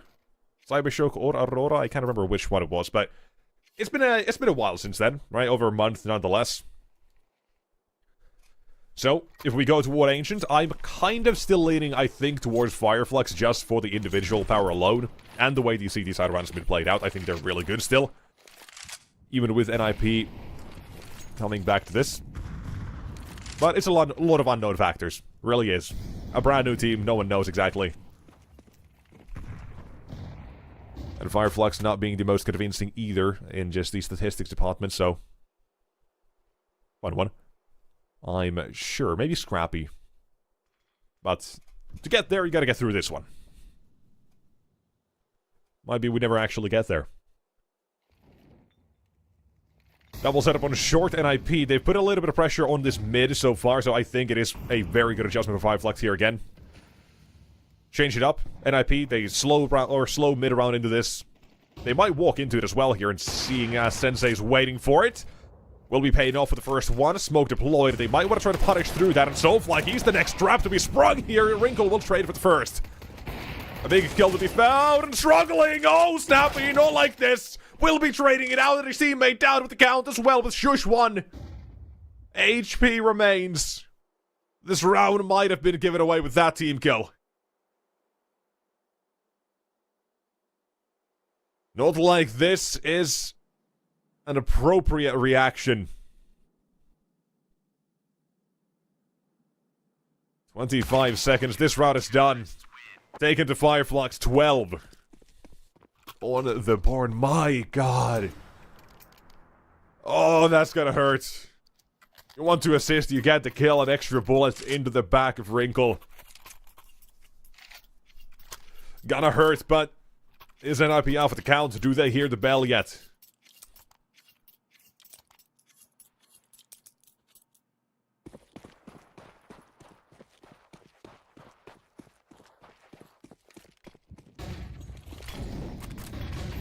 Long utility goes out.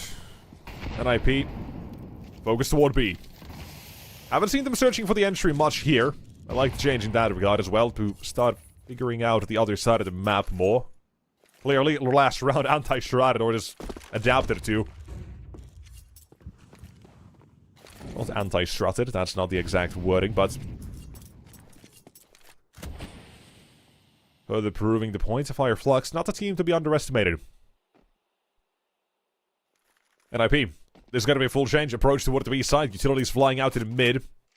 Banjo's got to be able to throw in some utility towards the doors or tunnel whichever he wants to. With that HG and flashbang, he has to assist as well as teammate. Smoke for the CT side as well. The counter utility is good. Slows them down and lets them react to this. But there's not much actually happening in this regard. Snappy with the boost, catching Soulfly. Go signal is now given. Flashes in, Paz up above, can still end this round with 1 and 2. Banjo stands, but not for long. It's Paz, still buying time, still staying alive. The newest member of the BGs and wanted to get another one on the board as well. He's buying time for now. Flashes in the corner, down he goes to keep the game alive for NIP. A 3-on-2 on B. Bomb still to be planted. Has to make the cross first. That is a dangerous one to make. Nearly getting spammed in the window. Sensei down. And Scrunk alone. No, he's here. This one should be to overtime. NIP, they persevere. Last game, 13-11. Just before this series, they lost on Dust 2. Now they want more. Hungry for victory. And that is NIP. Wrinkles triple. Snappy on the boost. Round defining.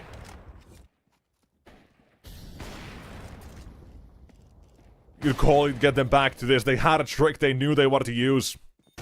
Pull it out here and Soulfly getting caught in it. No way he'd ever be ready either, so... a massive call to make. And Fireflux, they'll need more.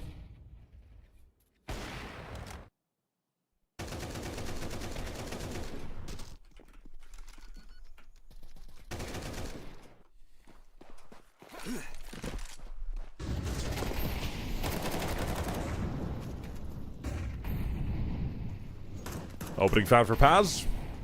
If you guys have heard, there's a thing called Hayes' Law we're trying to popularize now. From Hayes, the caster currently on the other stream. You struggle to get to overtime. As soon as you do, or you struggle to close out the game. As soon as you get to overtime, you get 13 on the team that was struggling. We'll see if that again holds true. With Shush down, that might be the case. But 5v4's not really always there. They're not round defining just yet. Skrunk could be. Him with an opening. Soul 5 traded as well. They've kept the advantage on the side of Fireflux. The moment we plant as well, they can't stop this. What Sensei is not in a position to do so. But he is somewhat close by nonetheless. And Haze's Law activates yet again.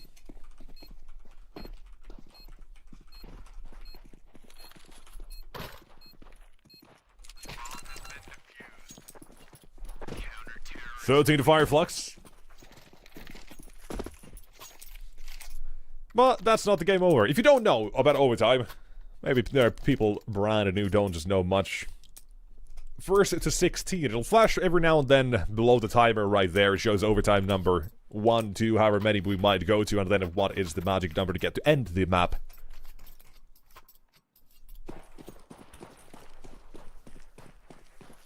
But first round of Fireflux, NIP, they hung on this far. Why not get a couple more? Drag this toward that Ancient.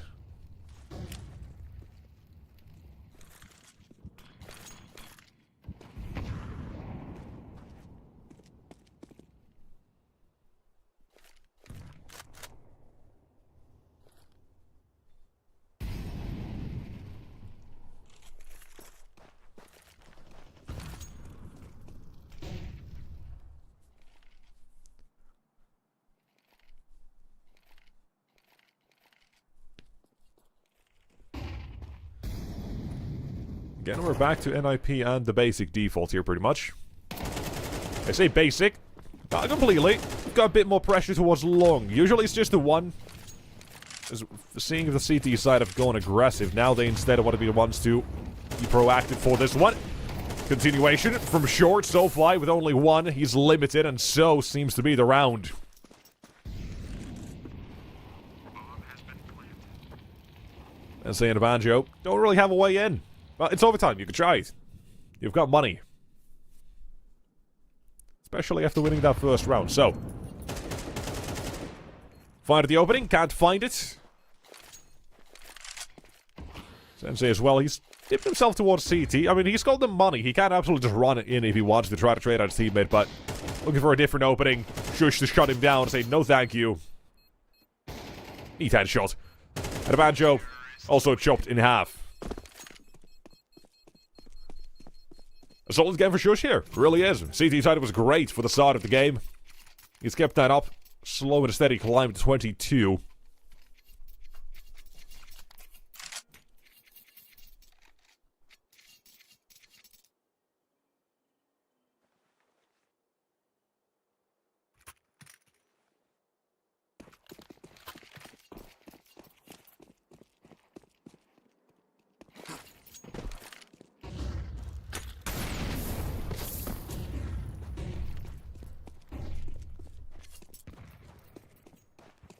NIP scrambling to start here.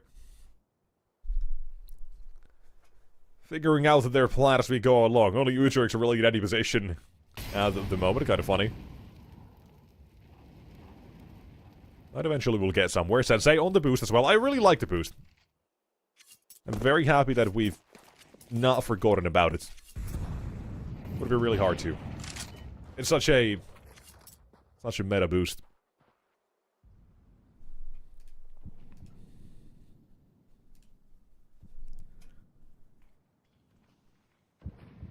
Here again, slow round. It's really at the minute mark where NIP ever decided to make the move here.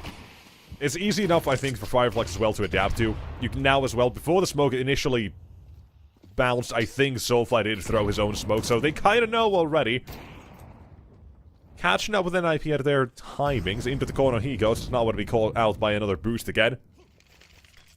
About 40 seconds. It's got to be an A play happening. Up on long, you've got a big round for Skrunk to defend. HE goes out, does nothing, but will still find himself Shush. Sensei to defend again as the shot push as well with his first shot. Second connecting both, and Skrunk again at 2 for him. Sensei third. Full house on Fireflux. A side losing no sight holders. And taking the advantage at the half time here for OT.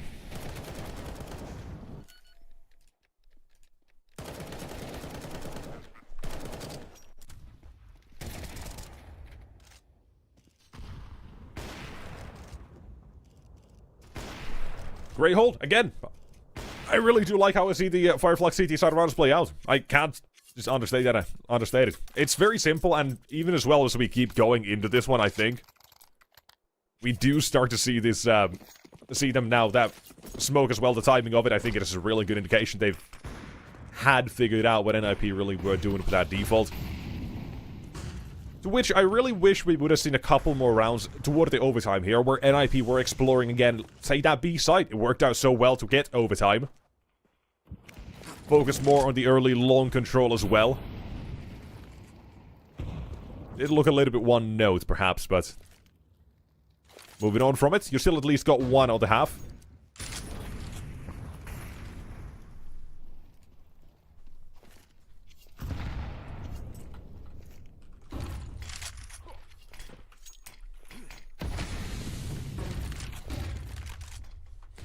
Down to B, or down to CT, excuse me. Wrinkle, catching the back of Skrunk, and into the open. Traded quickly, Snappy's still here. I'm not sure. They should have seen him as well, probably, but maybe that smoke. No, we're going both ways. Either way. Bomb to be planted shortly as well, still on the site, making their presence known and just announcing themselves. Jax finding bomb still to be planted, by the way. Fireflux, this fell apart. They only found it the first one. It never knew where Snappy was. Catching contact far away on long. They were just afraid to plant the bomb. And now it's cost them as well with Paz having to 1 versus 2. This one, they both do line up for him. But Snappy takes this one and we tie up the game in overtime. NIP is not giving up here.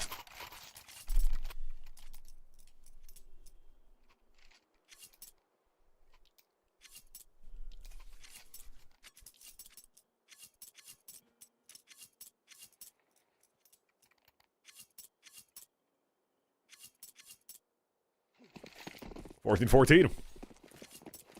Game in our hands, and this one has delivered. My favorite saying when it comes to this map. Oh, hold on. Excuse me. I'm gonna say that in a moment. Shush, 1 and 2. This is the focus toward long that I wanted to see, but from Fireflux and losing 2, that gives NIP one hell of an advantage to work with as well.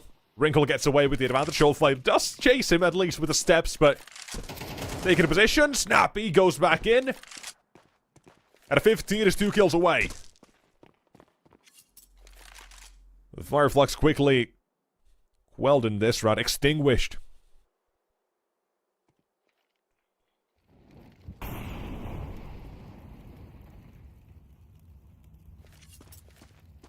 They at least leave it in decent hands for Sensei.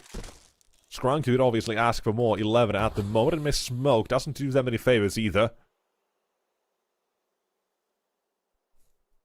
Whole other avenue of angles to hold on to and watch here for Sensei, and slightly off. Wrinkle is not.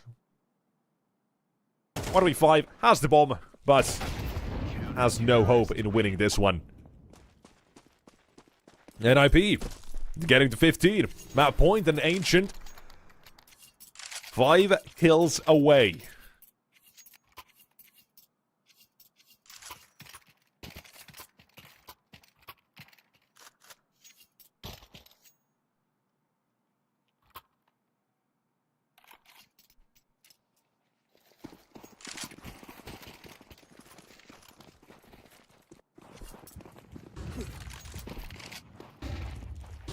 Don't mess this up. First one for Sensei, however, is Jax down. Out of the middles. Wait, what's...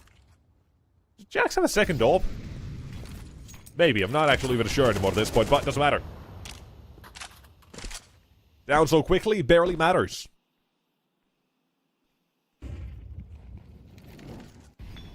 Ancient 5 away, so it's double overtime, but now it's only 4.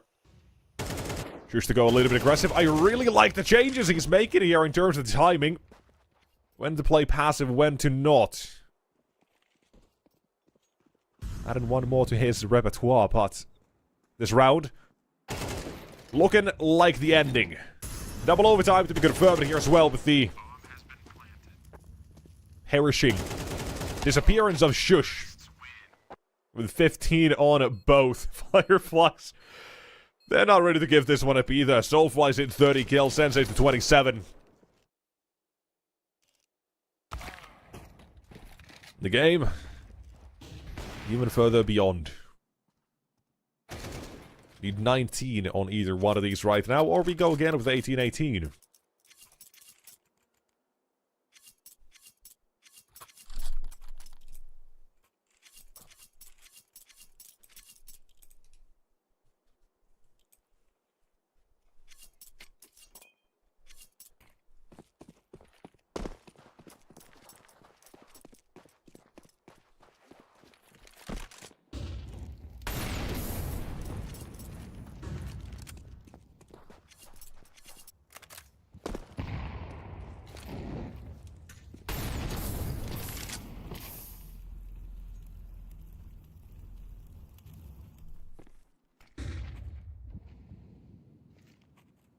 Up close and waiting. Jax with the M4. I do like that he's activated here in this game as well, but I still feel like there's more to be gained, or more to be delivered by him. Another big round or two, perhaps.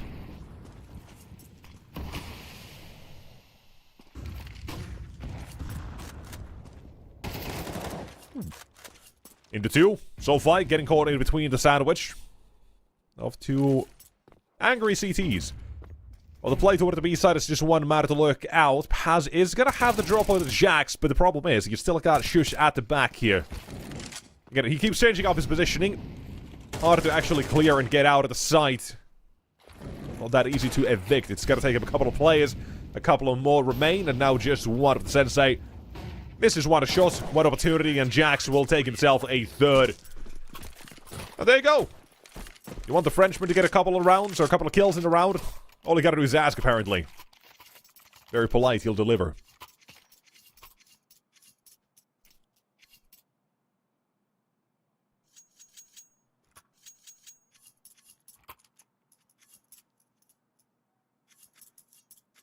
The game will continue forever and ever and ever.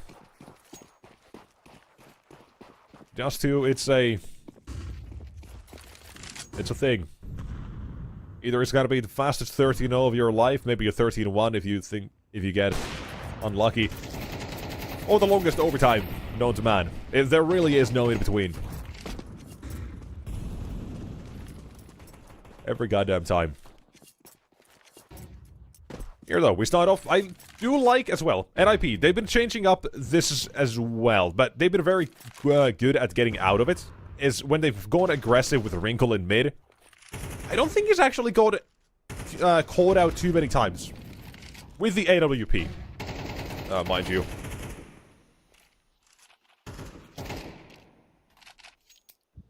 He's been really good at that.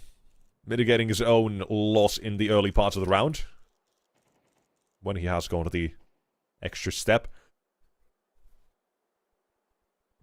But now, Fireflux. 50 seconds remain. They're going to make their play, and it's going to be the B side of the map they're headed to as well. You've got, I think, Scrung on short. He's got that utility again to make it look like they are trying to attack the A side. Maybe catch Jax or Shush slightly away from the site in rotation when they do decide to attack it as well. Smoke down at the map. Jax still continues his jump spot. They are not going to call things off here. Just keep this site under lock and a key if they can. Shush will dodge utility. That's one. That's two. Nearly being found, but no. Shuts down after the first one. Limited to their success. Both plays only good for one of the Snappy's rotation gone. Find a Fireflux on the site with a man advantage to play with. NIP in this case, again, overtime. They had it the first one. No reason not to go for it. Problem is, lack of information. Knowing Snappy was caught here, someone could still be sniffing around, but they've completely gone away. Scrunk disappeared into the tunnels. Wrinkle down. Quick trade to seize the execution. New Jerks walks into his own. The round for Fireflux, 16 all is the case here. And very good trades. Very effective on the B side, right? Shush only allowed one, makes things so much easier. And same with Jax, that's just self-explanatory in that case. Great offensive power there shown.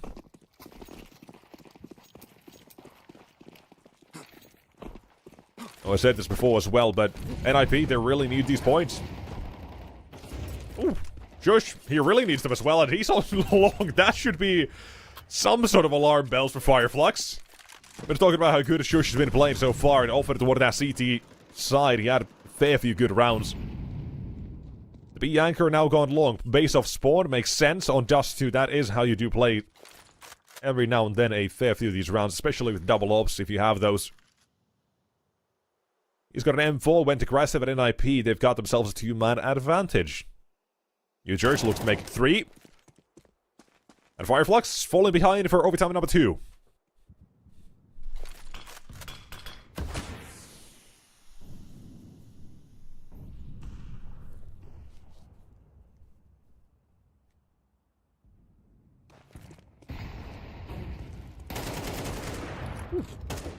One for Banjo. Let him cook here. 45 seconds remain. Fans of AIP maybe don't want to let him cook. Banjo even shooting corpses at this point. I wanted to make it hurt, making sure they're extra down. Extra crispy. Still creeping short. Afraid of the CT side aggression. Oh, come on. You know what? That's fine. NIP get 1. So do Fireflux. The round is done. And again, I think that point of the team kill really makes a difference. You bring it down to 2 on both sides. Sensei didn't need to move, but that team kill forces him to be the one to aggress. Jax slips in from behind instead, and that's 17 to NIP. Again, another chance to get here to close out this map is coming up, perhaps.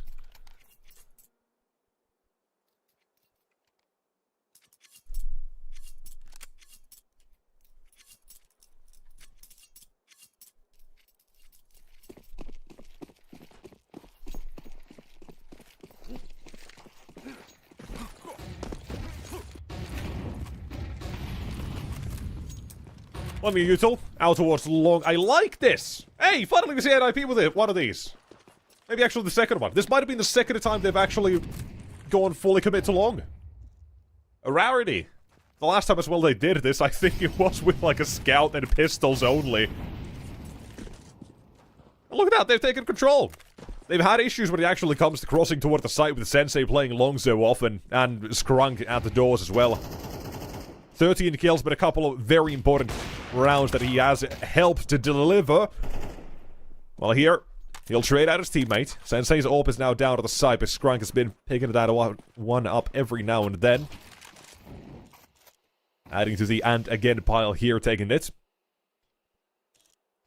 Challenging, dueling for long.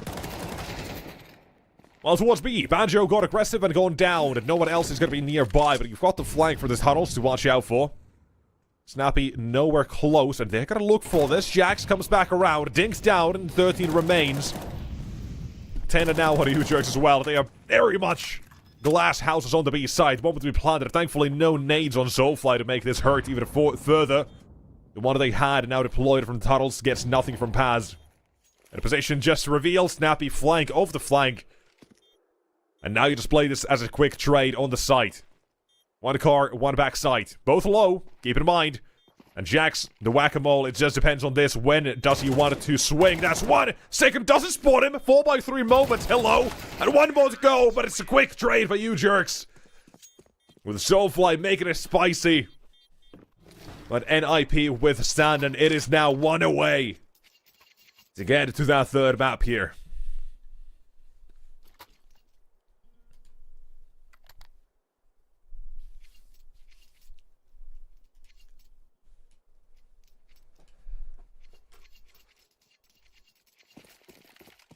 Good attempt at the retake, but not good enough for this case. So, first to 19. Fireflux, it's you who have to withstand this time. Again, NIP, back-to-back long.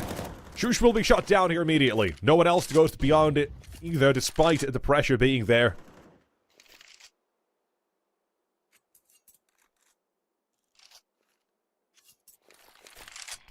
Round starts off with a man disadvantage. No control either, but NIP, I do like this again. They're just fully committing to this long play, even if they have to go for a round or two in terms of the approach here. Fireflux's mid-round is after they get that first one, they leave Skrunk there. Very competent so far. He has been playing plenty alone. Sensei instead in mid with the op. I like, again, this one. When, again, they do start to see more information headed their way from long, it will cause some rotations to be made. And Fireflux, they're even taking the initiative in this one.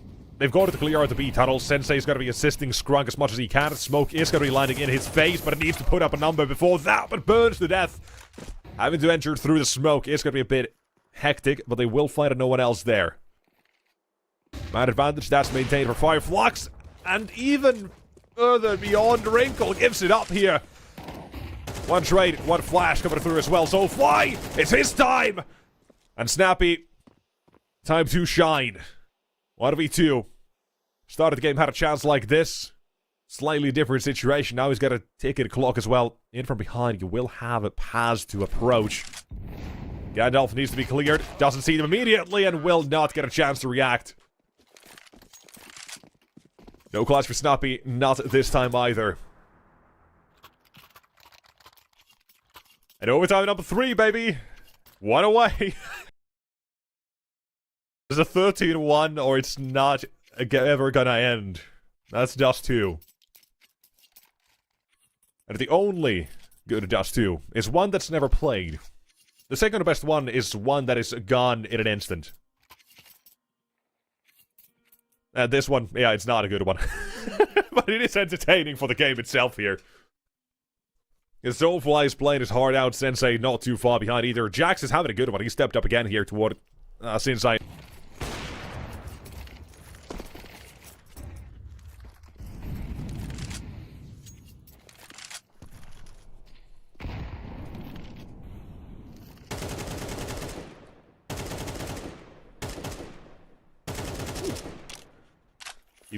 Keep spamming, NIP. I mean, hey, they've really shifted their focus towards long since I asked them to at least try this once or twice. I can't complain, I don't think. And Fireflux, they're feeling this one to be a B hit from the start of it. Again, because NIP, they've just been very slow when it comes to actual defaults and meta control. It's been around that minute mark when we've seen them actually make their moves. There currently is quite literally no information to go off of. And again, with the minute mark remaining, they do decide to go out long. Jax will trade, and 4 more to go to end this one.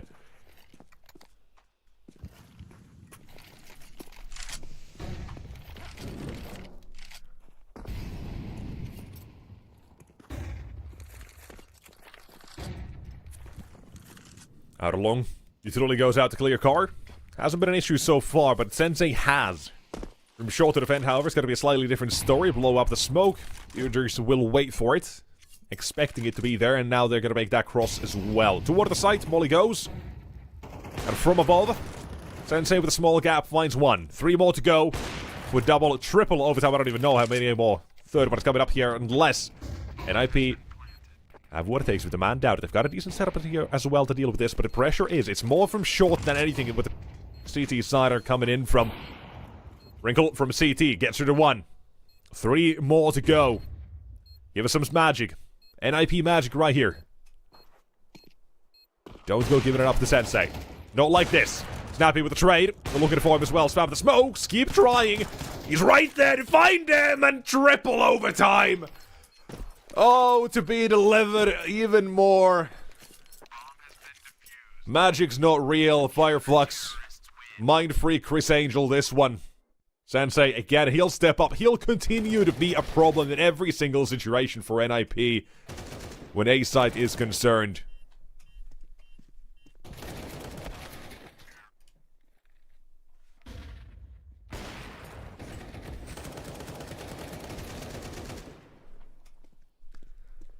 And this...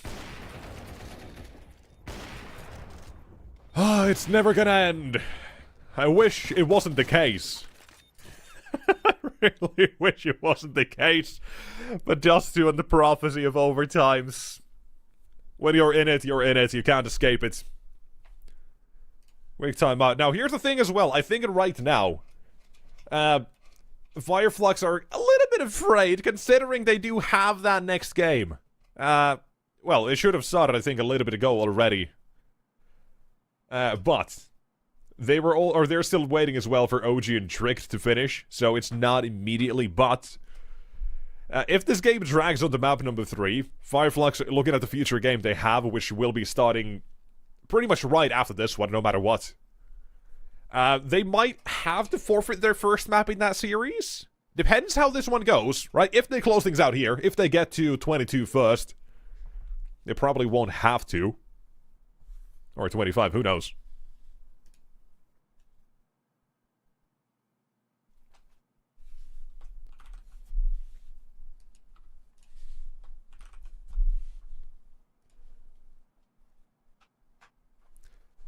But for now, apparently, we've got a bathroom break. So, everyone, I've been playing for a long time. Gotta take a quick break. But 18 all.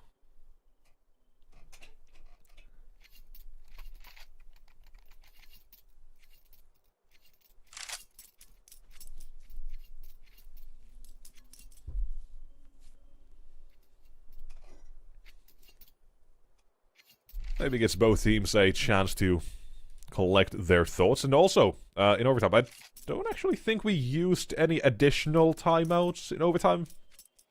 No, we did not. No. So, both teams. Still a timeout or... Ooh. Yeah, NIP, they got an additional one. They had already used all of theirs. Fireflux, I think, only having called one so far, if I'm not completely mistaken as well. So...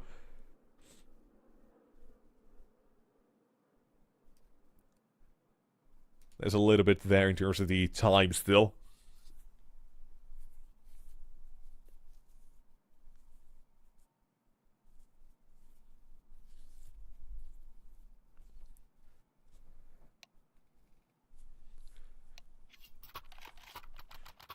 Things though. Chat ticks, usually a good issue, or good sign as to ask if everyone is ready to go. Admin's production and the players alike. And we start to see some movement finally as well. We love seeing movement. But who gets first? No, Soulfly again. Right. 35. He's good there, apparently. Having been stopped these last couple of rounds. But my question is... do NIP go long 4 rounds in a row? Because at this point, it's the mind games that really come to question. How much until Fireflux say they want to fully take control of that and NIP instead say, ha, suckers, we're on B. Because that could absolutely happen. Great experienced caller like Snappy probably's got a couple ideas to this regard as well, but for now we say we're not rushing long anymore on NIP's side. We're not even rushing, but just walking in too long at any point. Not for the start of it. We instead spread out to a bit more of a default. Let both teams feel each other out for this one and try to adjust to it. This could still very well be NIP headed towards long. Again, with the fact that it's usually around the minute mark when they do decide to make their plays.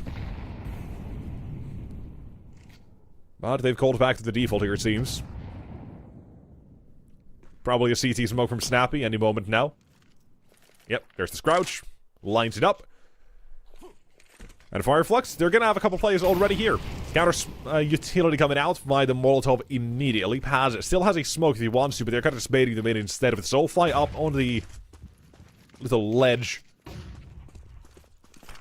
One more toward the doors as well. They are gonna try to barrel on in. Udrix has to clear the angle, and he needs to be quick about this, but that's one. No one else comes behind it as well, so for NIP, their play is revealed. It's not a B1, but it is Fireflux who have to rotate and get through Snappy.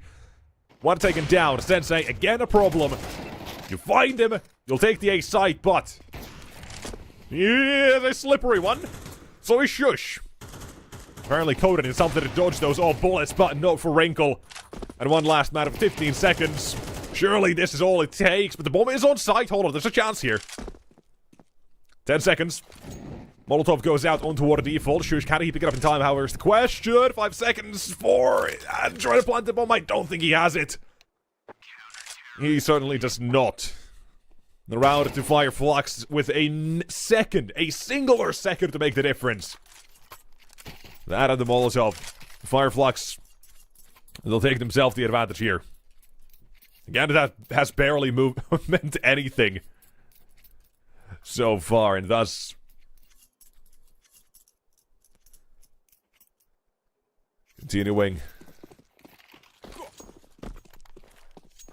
continuing our journey until one of these teams actually closes out the map.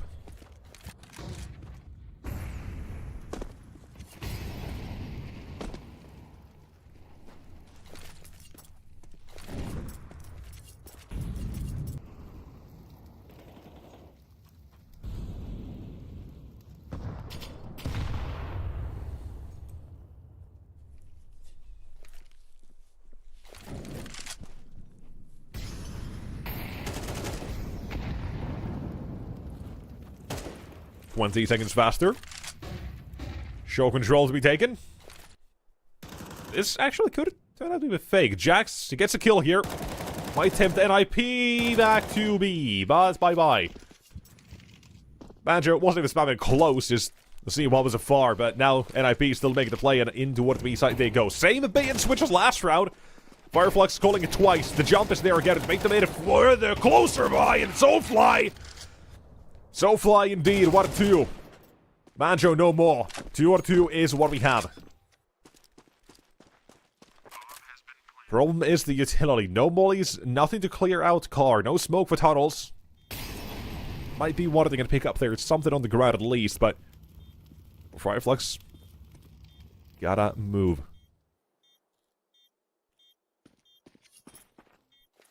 Snatchy.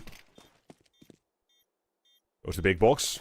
That is going to be on the Shush. Pretty direct as well. 27. Oh, he's got another one as well. Shush.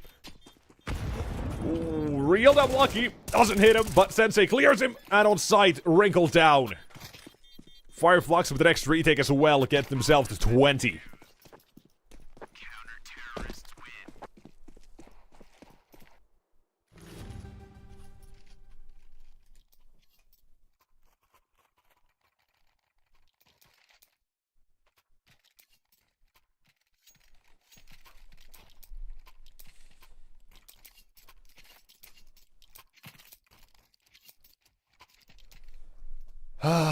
And again, we're not getting ahead of ourselves, but let's continue to see who actually will close this one. But I'm now saying that Fireflux are kind of, with that retake, probably setting themselves up for a 3-0. Just a vibe, or just a vibe, a feeling.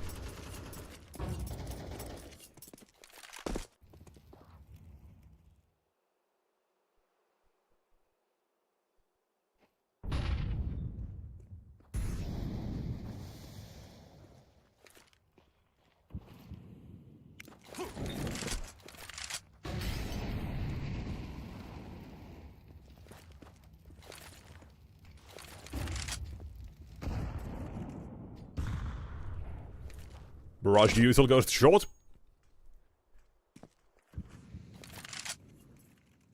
Although, I say it feels like NIP might fall for this round, though I'll say this. You go deeper and deeper into the game, the calling will show its value. Oh my god. Especially with someone experienced, like Snappy, can look to try and play into the game, but the situations we've seen so far, pass, jumping and running and gunning. Down goes Wrinkle and only one remains. It is just Snappy. There's no calls to be made here, just a way to get out of this one, but it's only a loss. A quick, swift bullet to the side of the head, and lobotomy delivered by Skrunk. It's just headshots here. 21 to Fireflux. 3 chances to close it out. NIP's tournament life on the line. For Series 19, it's do or die. Winner go to the Swiss stage. Loser down and out for the count.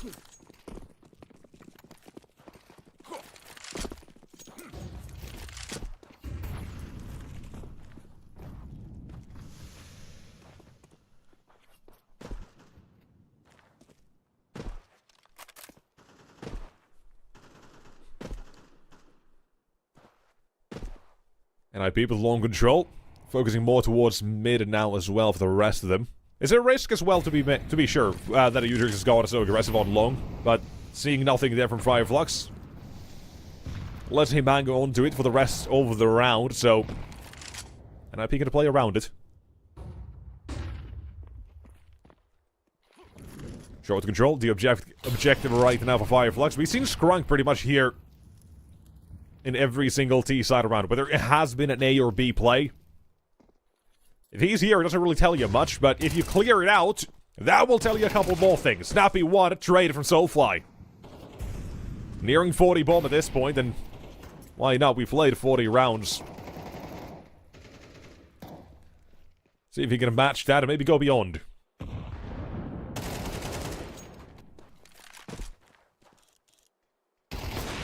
Oh, from long, Wrinkle needs to hold on.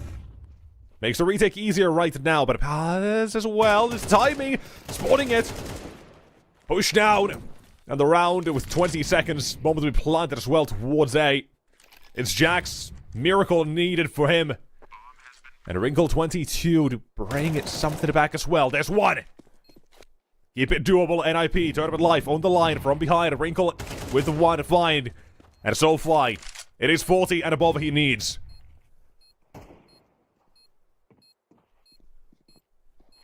Hiding, waiting. They know he's here. Question is where Jax expected to go for the jump shot. There's one for Soulfly. And at the end of the game comes from his AK. Fireflux, it is the 2-0 secured. It is their game and their series. And the same as against NIP here. Overtimes plenty required. Last time it was just 1 and now it is 2. However, Fireflux still find themselves victorious here on Dust 2 for the end of the game, a 2-0. A one hell of a game. NIP, unfortunately, not making it through here. And again, for their points, VRS rankings as well, it matters a lot here. It is a massive scalp to be taken by that, in that regard by Fireflux, a massive loss for NIP. However, this one comes to a close, and thus we look toward the future instead here for the schedule. Power Vision Rush, VOG, Iberian Soul. And apparently everyone's played a lot today. Iberian Soul, they're also playing their next game in about 5 minutes against Fireflux, who now finished this series as well. So, you know, a lot of Counter-Strike for a lot of teams today to be played. Tonight as well, they're playing a different game at the moment, or maybe even finished it. So, hey, very active today in terms of the games that we have, and thus we conclude this segment of the broadcast as well with Fireflux 8. Honestly, I say very well-deserved CT side, or victory with those CT sides, speaking of as well. I am very proud of and very surprised yet again positively by how Fireflux play. They set themselves up so damn well. Maybe there's a little bit of the idea that NIP were playing a bit one-note in some of their T-side rounds. It wasn't until overtime that we actually saw them attempt long more than once, or more than with just pistols and such.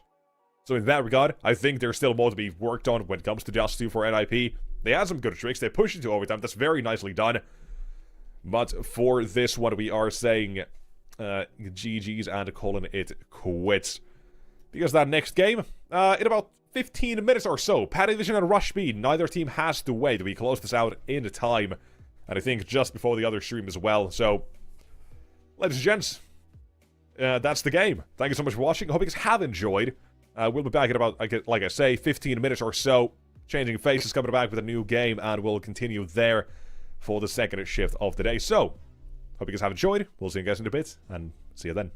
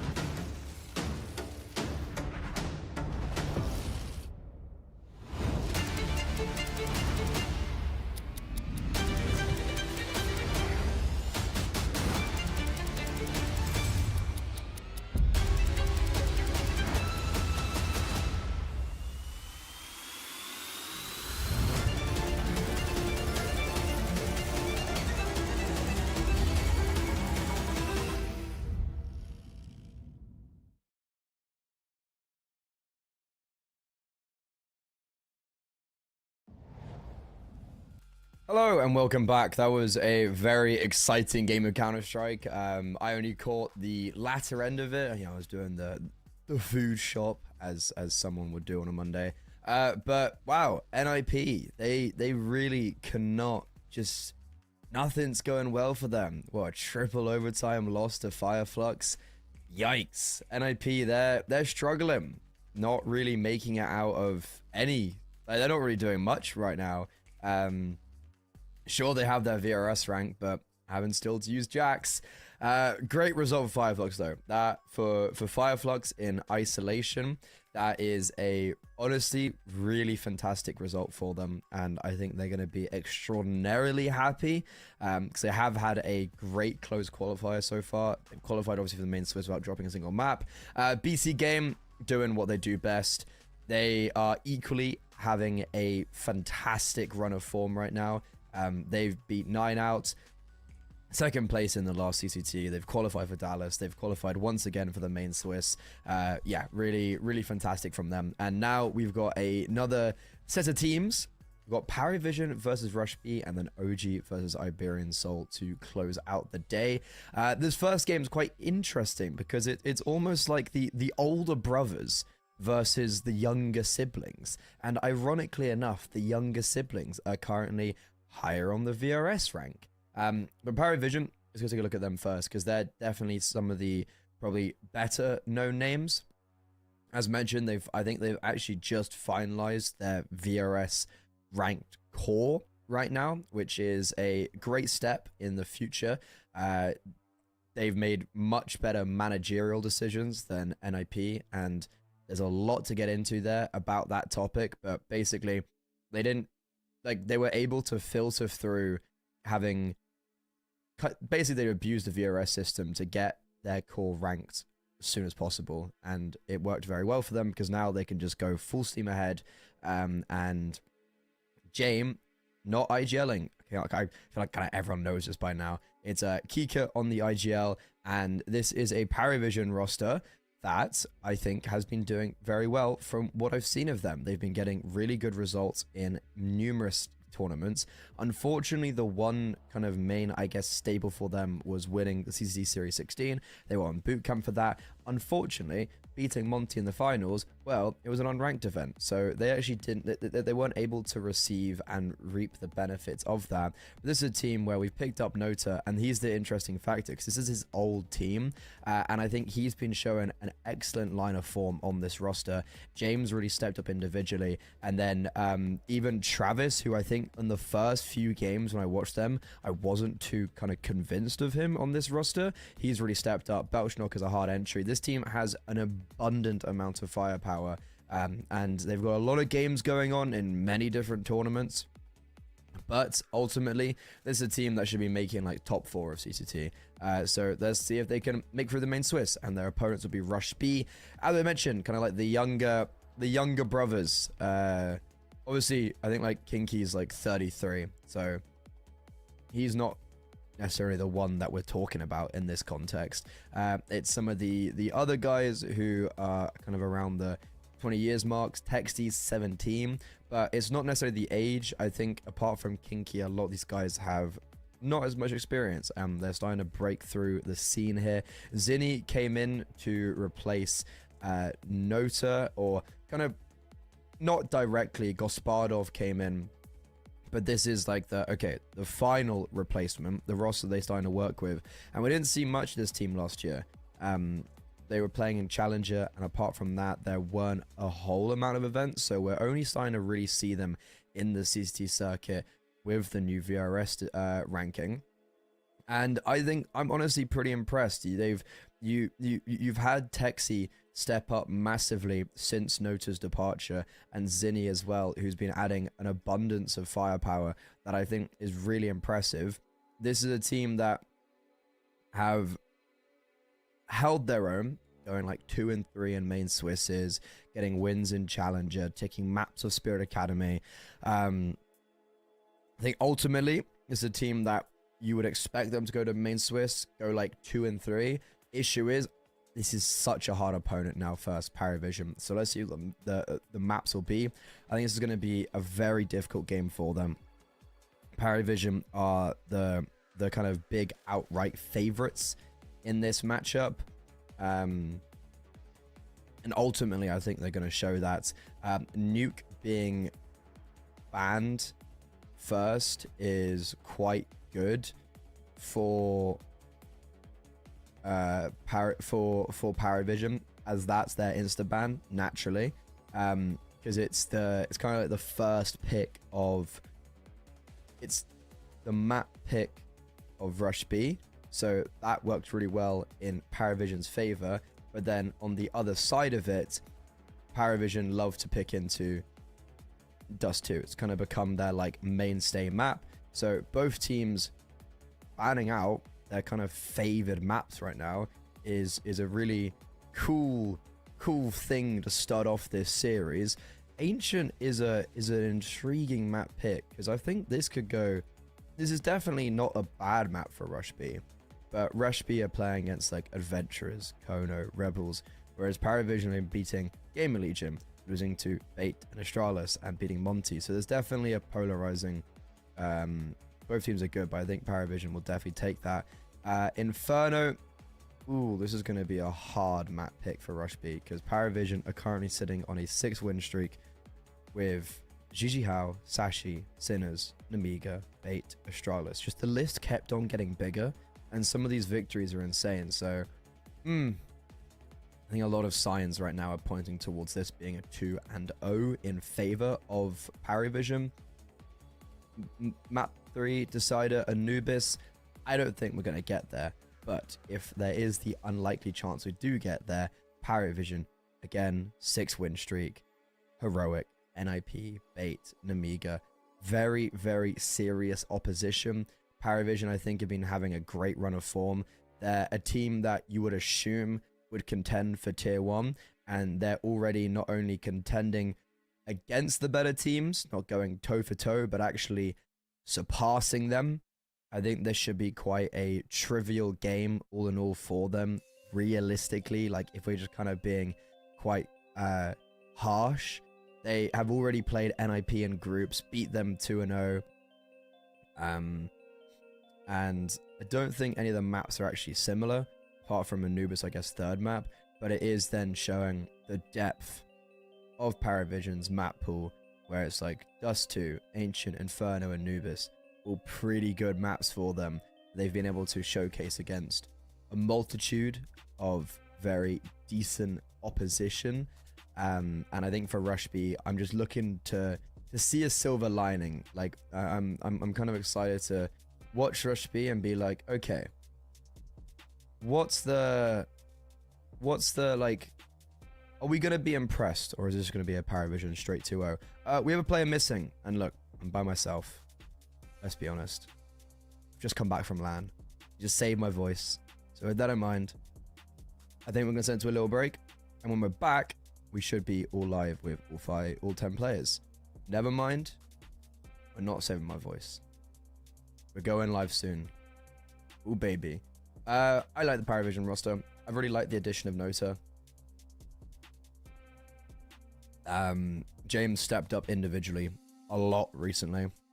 One thing I noticed with Nota is that, obviously, like, he's pretty crisp. Not, you know, that's not for discussion. That's just a straight fact. But I was really kind of impressed with his utility usage, which was something that I didn't anticipate to be something that I looked at for him and was like, whoa. And it was like one of the first games I watched from on Paravision. It was flashing for this guy, flashing for that guy. And it wasn't like a premeditated, oh, I'm going to peek Con, can you hold a flash for me? It was like, you know, kind of within the chaos, he was able to utilize his utility really well. And that was definitely, yeah, that was definitely like one of the impressive things for me that I looked at. Yeah, I'm pretty excited, all in all, for the future of Paravision. I don't know if we're gonna see them make the major, because they've, well, there's only 2 CCTs left this kind of season. Cutoff is in April, the major. I feel like they definitely could get a win in CCT, or like a deep finals. Did they not play in 17 or 18? No, I think they were, yes, they won 16 and then played in like they made the open qualifier run to almost qualifying for being 1 map away for qualifying. Yeah, they were literally a map away from qualifying to Blast Open Lisbon, and that was an open qualifier run. I think it's something like 15 games in total to get from the open qualifier to, I guess, Blast Lisbon, and they were literally a map away. So that's a really good sign. They're doing well in Challenger, which is a really beneficial. They've got a very hard group, actually. They've got like the group of death. It's like Sinners, Monty, 9 Pandas, and a Copenhagen Wolves that, you know, can be pretty good. Gigi How, unfortunately, kind of suck. But they have just added Boros, and they are kind of going for the Asia, I think the Asia, or the MENA spot would be. Anyways, we're live. We're in it. We're back. Rush B versus Paravision. It's Paravision's map pick. This should be a pretty clean 2-0 for them, but I am ready and waiting to be excited. Maybe Rush B can pull off a bit of an upset, see if they can get the momentum going early in their favor. They'll be starting on the CT side. It's their opponent's map pick, and they currently have a double cave setup. Timing They thought they maybe had a timing there, Zinni. He's peeking out as all the utils being thrown. Texi thought he had even better timing because, like, oh, they might not expect me after my teammates fall in. But Paravision were just waiting for a heaven push of some sorts. And as soon as it comes in, they're already prepared for it. Belchnok picks up both of the kills. And as the bomb gets planted, as we take cave control, we're looking like we're in a really good position. Nota, a fantastic trade. Very advanced post plants for Paravision. Kind of like Nota take first contact, and then we swing respectably off that. And that's exactly what you can see. He's not even got any bullets. Okay, yeah. Being a bit too greedy there, Nota. It'll be a good first round on the board for Paravision.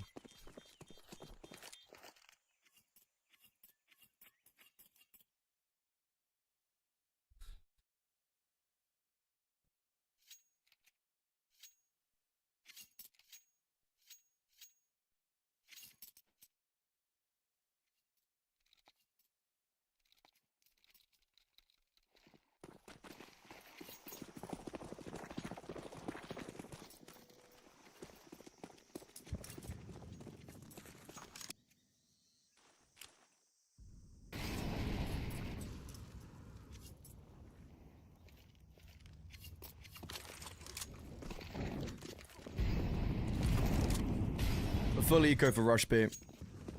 They're going to be on the USPs, and Paravision just made the good call to rush up B, and, well, there's no one there. There's no one there to meet them.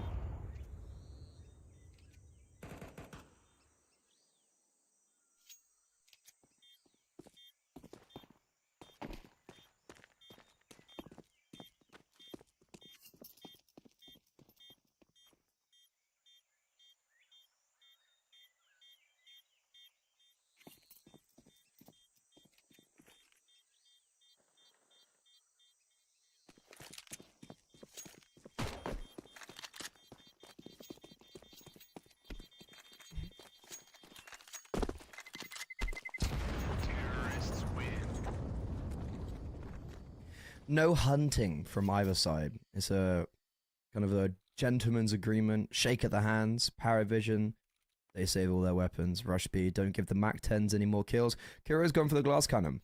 You always know the AWP is feeling it early in the series when he goes for a glass cannon first round. I back it personally. I think if you've, like, what's the setup gonna be? We're going to be playing... Ooh, okay, I like this. Leaving mid. Getting aggressive towards A with 3 players on B. I'm a fan of this. We are being held for, though. That's the issue. As I say that, though, Texi... He's seen nothing, and there's no one holding for him. The issue you get now is that we're not taking any contact. Mid is completely open. So Paravision... So for Rush B, they're a little bit cautious of maybe that possibility. And they're actually not going to take the advanced space either towards A. So we've taken really good control in main. We found nothing from it. And ultimately, there's been no real advantage. Paravision are on the bomb site. They're going to get the bomb down in a 5 versus 5. However, this setup towards Cave, looking pretty good. Kinky trades out Executor, and now with the advantage in favor of the CT side, it should be a pretty possible and available retake. Belchnok tries to throw a spanner in the works. Kika being held for, and now Jame on a measly Mac 10 has to save the day. A 1 versus 3. There's no kit on the other side, which does make this attainable, but... okay. I don't know how he got Zinni there, but Rush B claimed the first round, and it's a really good retake where they have the primary zones, and as Paravision tried to retake space, they don't really clear it or do it properly. They don't do it together.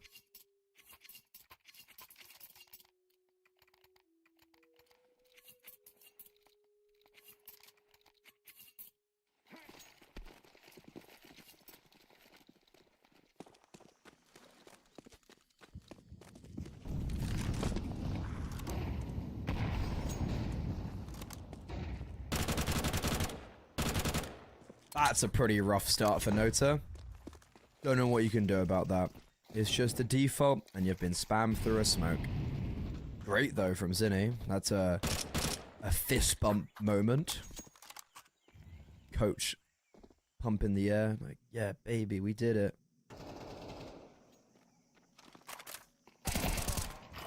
This is a lot better with the aggression. We're actually using the aggression. We're rotating because of it. Has it all gone awry, though?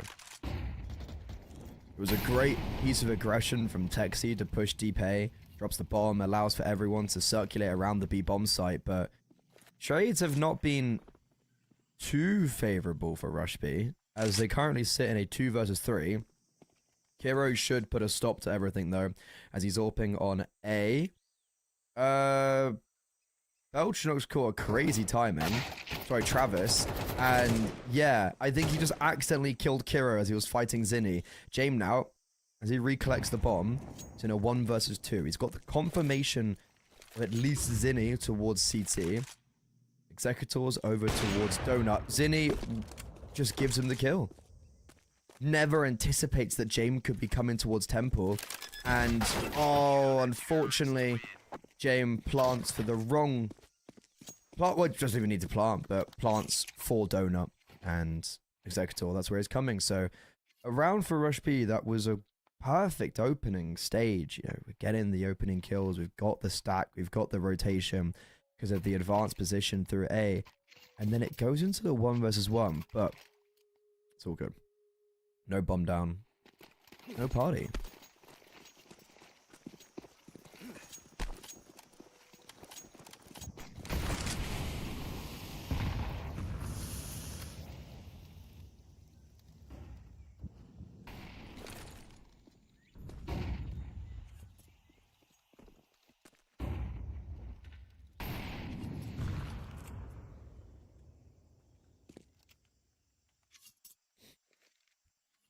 Okay, we haven't lost anyone within the first 10 seconds for our version. There's been no spams through the smoke.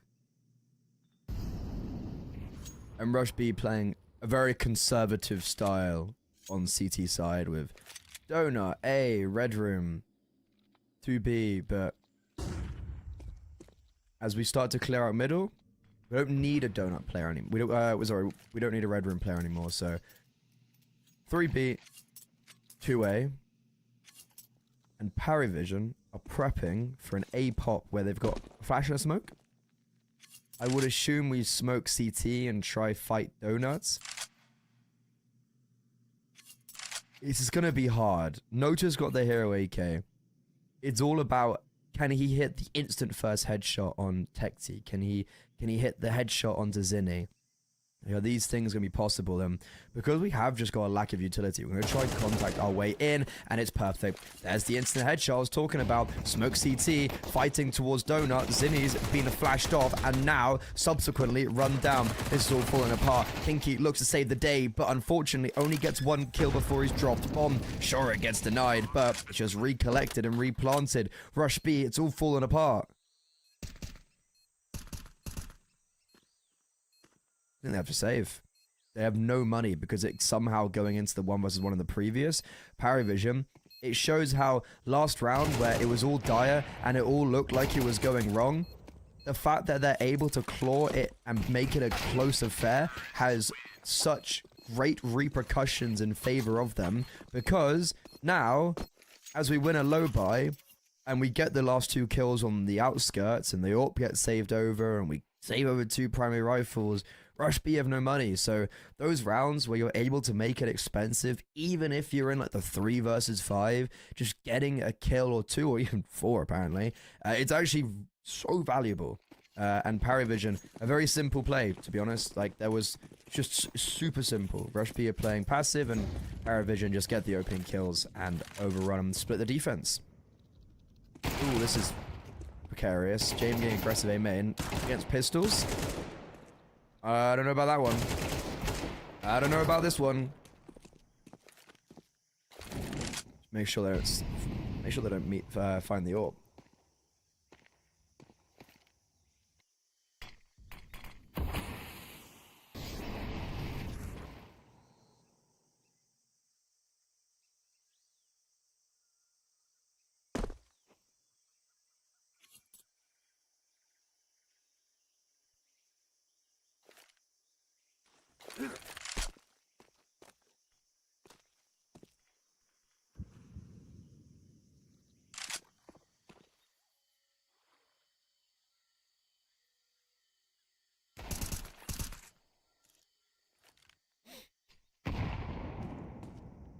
I'm definitely scared for Paravision right now. As I mentioned, the whole early aggression with the AWP against pistols wouldn't have been something I would have wanted to do, and Kinky's just gonna get overlooked in what?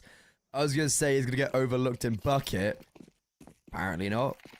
That was a fantastic shot. And that's actually one of the shots that probably saves this whole round. You know, I'm looking at Belchong and see HP. I was scared. 5-7, close range. And capitalized on the one guy's low and then headshot the rest. But you know what, Travis? Thumbs up.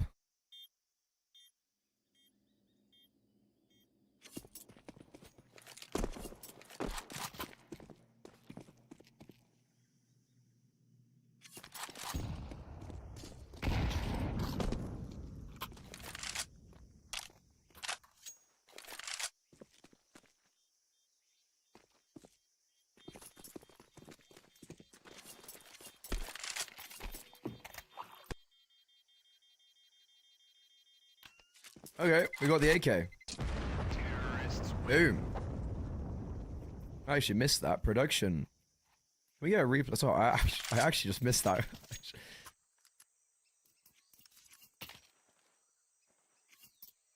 Oh my god. Production just filming. That's amazing. I'm not gonna lie, I wasn't focusing. I was like, oh, round's over. AK's been thrown out the map. I was looking at HLTV. Oh well, okay, so production's filming in. Big up production. For a HE to get the nail, that's fantastic. That's amazing. That's actually quite a big save because it's an eco round. And guys, trust me, I've seen a multitude of these rounds get dangerous from one AK. So it might not. Look, the AK might just get down. It might just go down, but. And unfortunately, actually now, the fact that it hasn't got that kill, I think, is just the fact that it's not going to be a dangerous round. Like, if it got that kill and it spiraled, but because the opening aggression for it isn't successful, Paravision is going to turn their sights over towards B, where it's a little bit more walking wounded as it's just pistols. So, no danger in this round. And Paravision's map pick, they're going to be in a pretty good early start, to be honest. They've put Rush B in just this continuous, difficult position economically.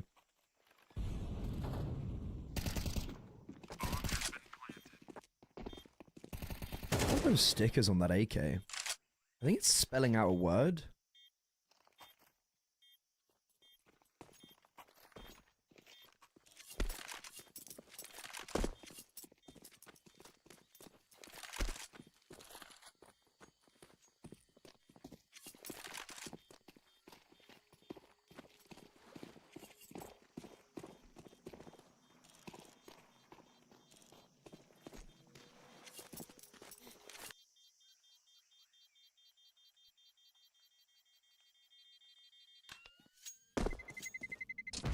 Terrorists win.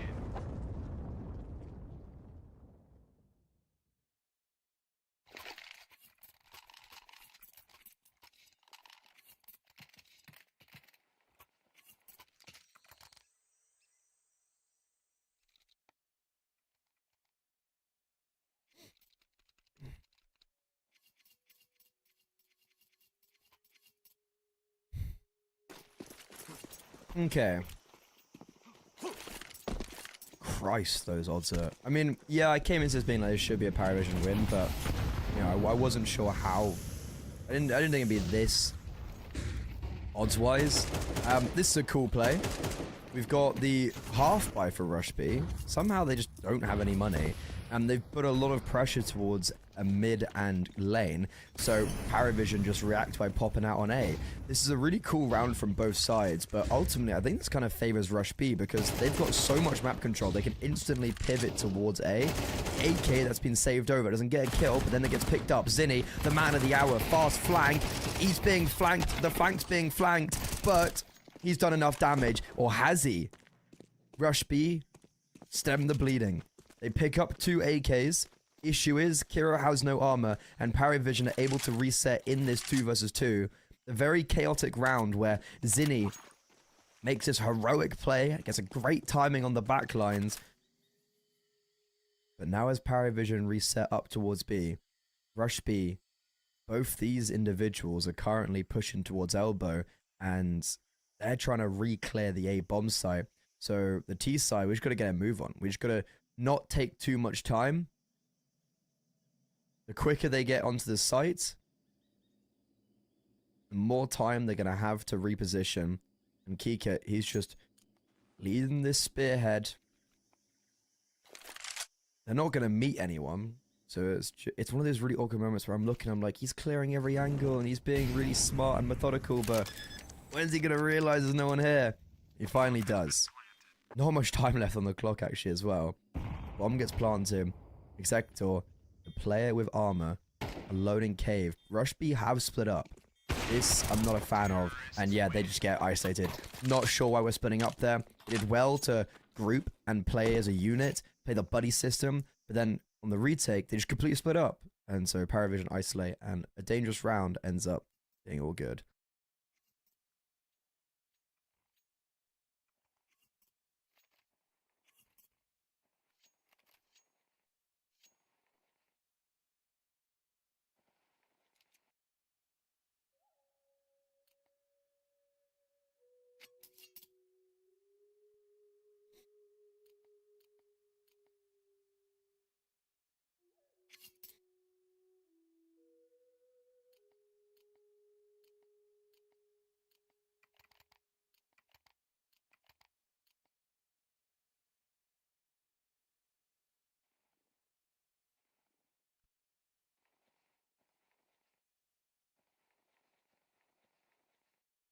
Pause being initiated for Paravision, and understandably so. That was one of those more difficult rounds.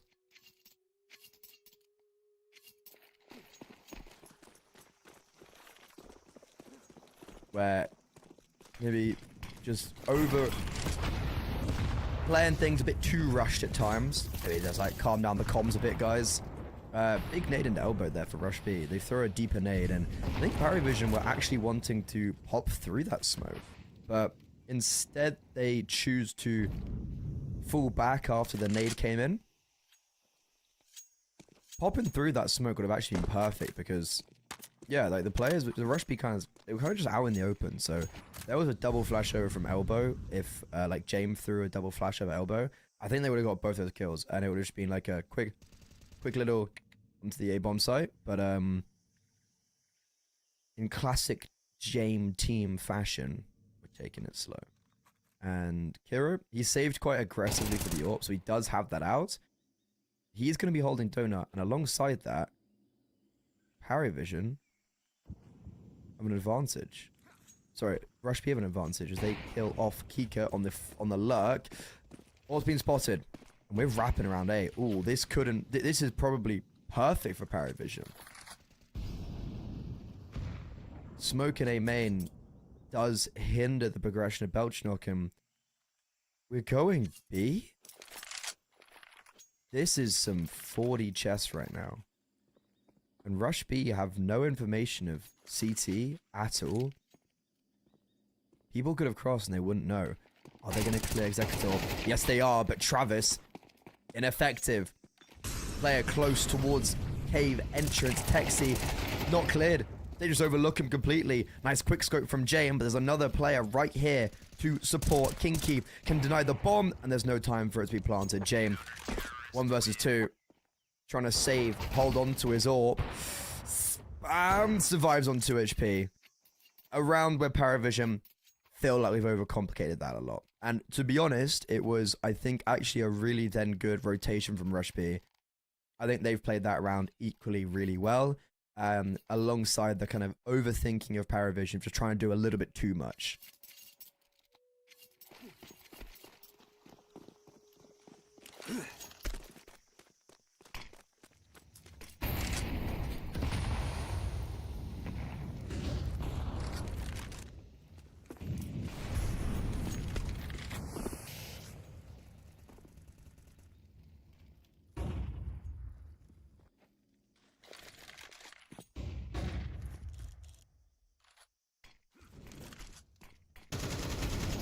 seems like this round's going to be a little bit more, maybe by the book for Paravision, as everyone's congregated around the B-bomb site. There is a smoke top ramp, and Kinky can replenish that smoke when it fades. All 5 Paravision players grouped up now. We haven't got any lurks. Last round, there was definitely an element of a lot of moving pieces, not all together. And Kinky, he's actually not going to be able to really smoke off ramp. He smokes off cave. There's no one coming there. This is a free bomb site. And Rush B, what's interesting is that Paravision haven't really taken any mid control this round. I think they just faked it at the start. And Belchnock, what are you doing? Oh my god. How? What's going on? Okay, it's an advantage of Paravision. And we're playing post plants. Kiro has a smoke. Sydney has a kit. Smoke on the bomb. Flash. Oh, smoke's going cave. No. Everyone's kind of around ramp. We have a flashbang for ramp. That's going to be good to force Jame off the angle. Yep, he shots off his AWP. Reveals his position. Kiko, spam though. Perfect. And once Jame regains his vision after the flashbang, he'll have to deal with more. Kiro is not going to be able to survive. He's going to die to the bomb when it explodes. Or maybe Jame will just kill him off anyways. Which he does, but it cost him his life. Hero gets a shot off just in time, so the AWP won't be safe for the next Paravision, but they break through a very... It's an awkward round. That certainly could have gone wrong. Especially when they get onto side and Belchnock just decides to... The thing is, I understand why he's tapped there, scared of them coming out cave, because they don't have any cave control themselves. But I don't feel like Belchnock should be the one clearing that. There should be a rifler close to him that should then be holding for the swing out of cave, instead of the bomb potentially being lost as it goes for aggressive play.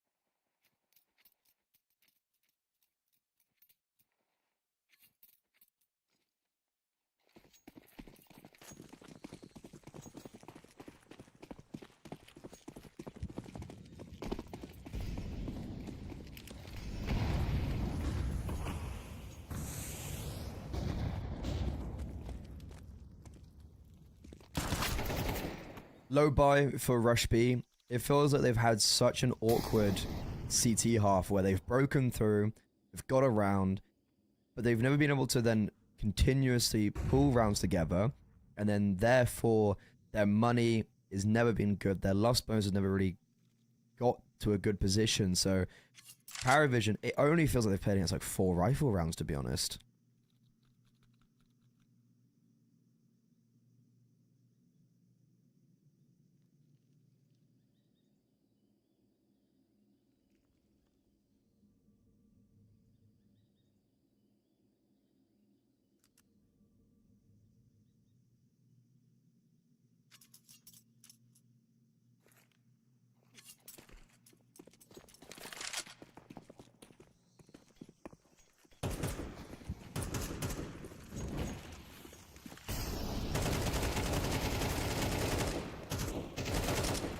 And even though we have the numbers on the A-bomb site for Rush B, Paravision up against one armored pistols is pretty easy. And this is a... It doesn't even really necessarily matter this is flawless, because we are going to the final round of the half. And...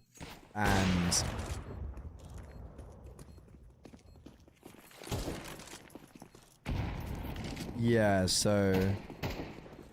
they're going to get onto 8. They know where Kiro is. They seem to really know where he is. Terrorists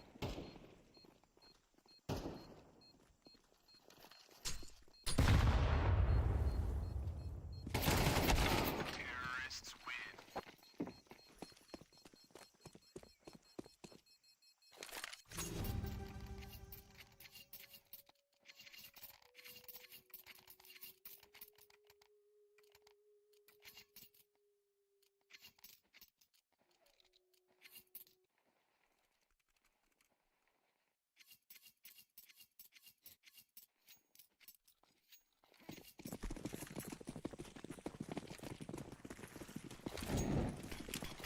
been a pretty good half of Paravision. Apart from the odd oval complication here or there, it's been a pretty clean game. And right now it's an even better start. No elbow smoke. Oh, it's a missed elbow smoke for Rush B. And as we try to go for aggression in middle, it's all going wrong. Paravision just picking them apart one by one. Kiro could catch them off guard, and he shall for one. No to Fools, and he gets a leg onto Belchnok. So 3 versus 3 with the HP advantage in favor of Rush B, and Paravision not really in a position to maybe react onto the A bomb site, for instance, and proactivity from Kinky could just be the difference maker for Rush B as they will look to go to 4. James pinning onto Heaven, knows Kinky's in this corner, flash over, blinded, but still cracks the cranium. Should know about the second over towards lane, and knows that the AWPer was towards Donut. Issue is, did he ever expect the AWPer now in elbow? That's the, oh my god. No way. That's an insane read onto Kiro. He knows Executor was over towards Heaven. Will he anticipate the fast-paced rotation towards CT? I don't think so. Bomb not even planted. James, that was almost a magnificent 1 versus 3 where he reads every single one of his opponents, but instead Executor gets the best of him. And it was a really nice read for him to just instantly walk CT. Paravision not going to be able to secure 9 at the end of the first half, but I still feel like they're in a pretty good position ultimately on Ancient.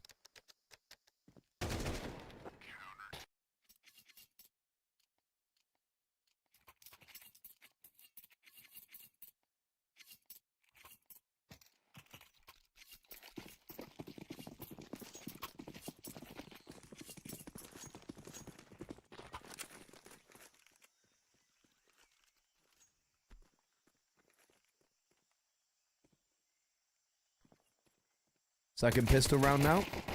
And we're getting aggressive middle. James, he's just on fire. He's 16-4. And as we crunch towards mid, Rush B pulverized. And we're flashing ourselves in. James, he is on for the 4K. This guy is on a different level right now. I feel like we've really unlocked James' capabilities since taking him off IGL.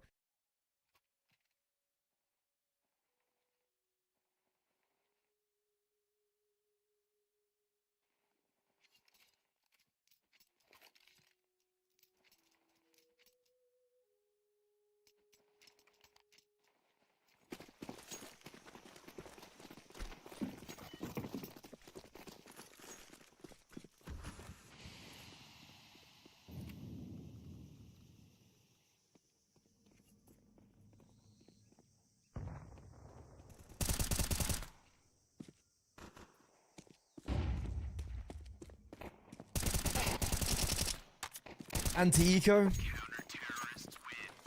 Done. That was quick.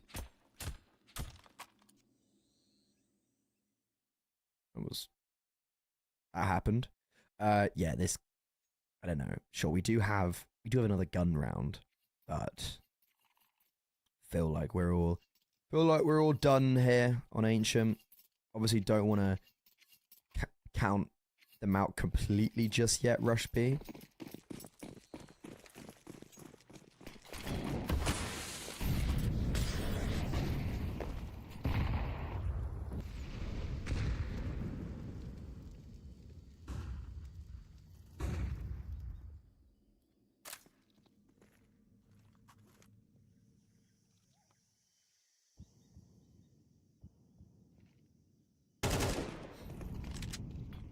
Big contact for Rush B.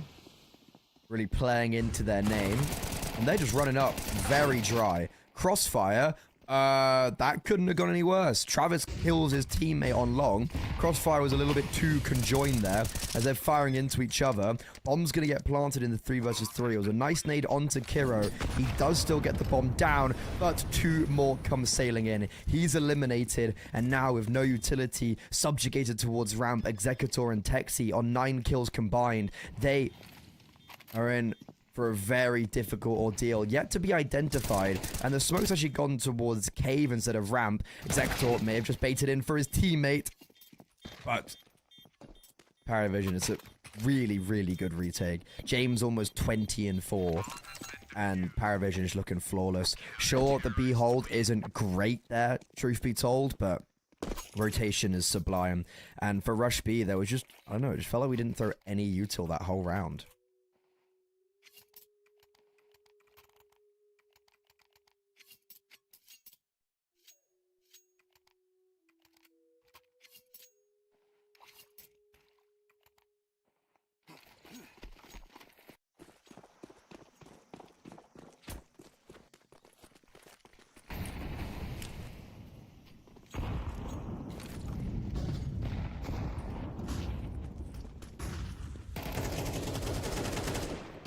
Seems like we're coming to the end. Rush B. Oh, it's their time to kill their teammates. Executor just nailed in the back of the head. But are we hanging around mid for a little bit too long, Paravision? Seems like we are.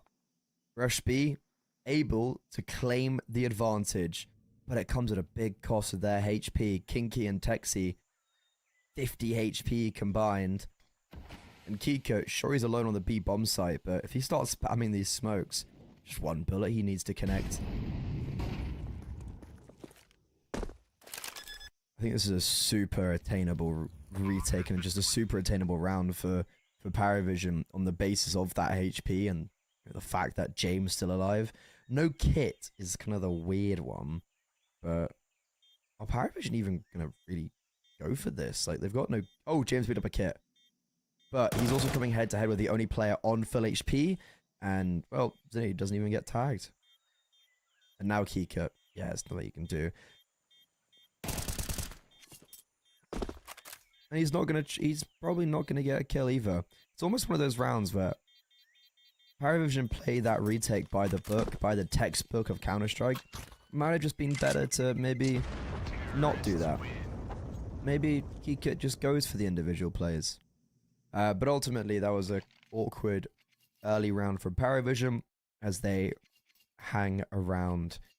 Yeah, as they hang around in middle for a little bit too long, and Rush B capitalize upon that.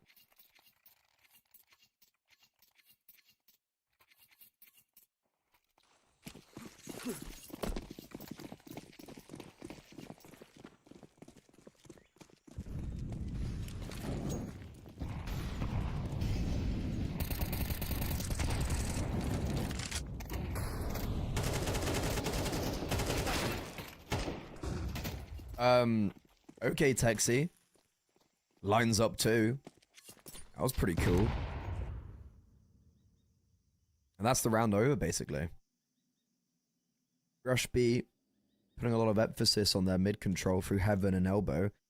And Paravision, even though there's 3 players in middle, couldn't really contend. James, though, could make this round still precarious.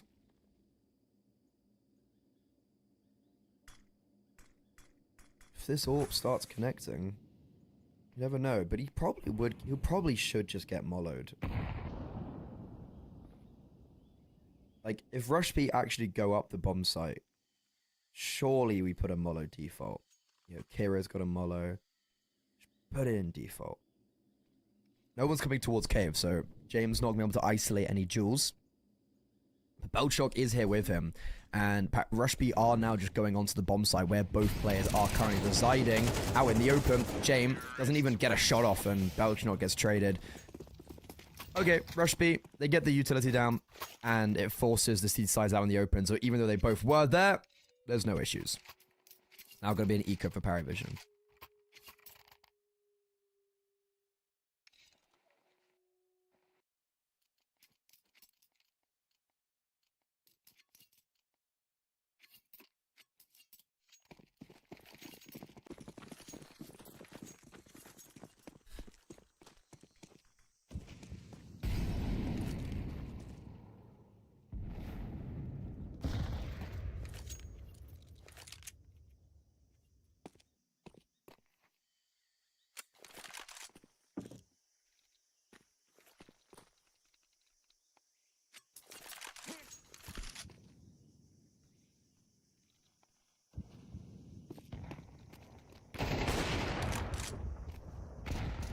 Eco should be cleaned up, and Rush B are definitely making now this map competitive scoreline-wise.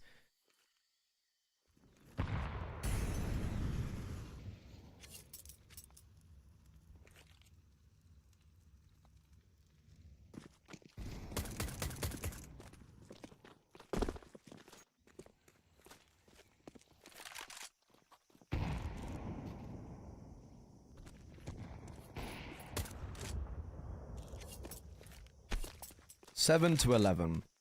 It's going to be another gun round for Pirate Vision. If Rush B win that, they're on 8, low by 9 gun round, win that 10. So if they... 2 more gun rounds for me to start believing Rush B are properly in this. And I would like to see a change up from Pirate Vision in how they approach the early stages, because they're just dying in middle realistically right now. Rush B are winning out kind of that part of the map. So I wonder how Pirate Vision react to that.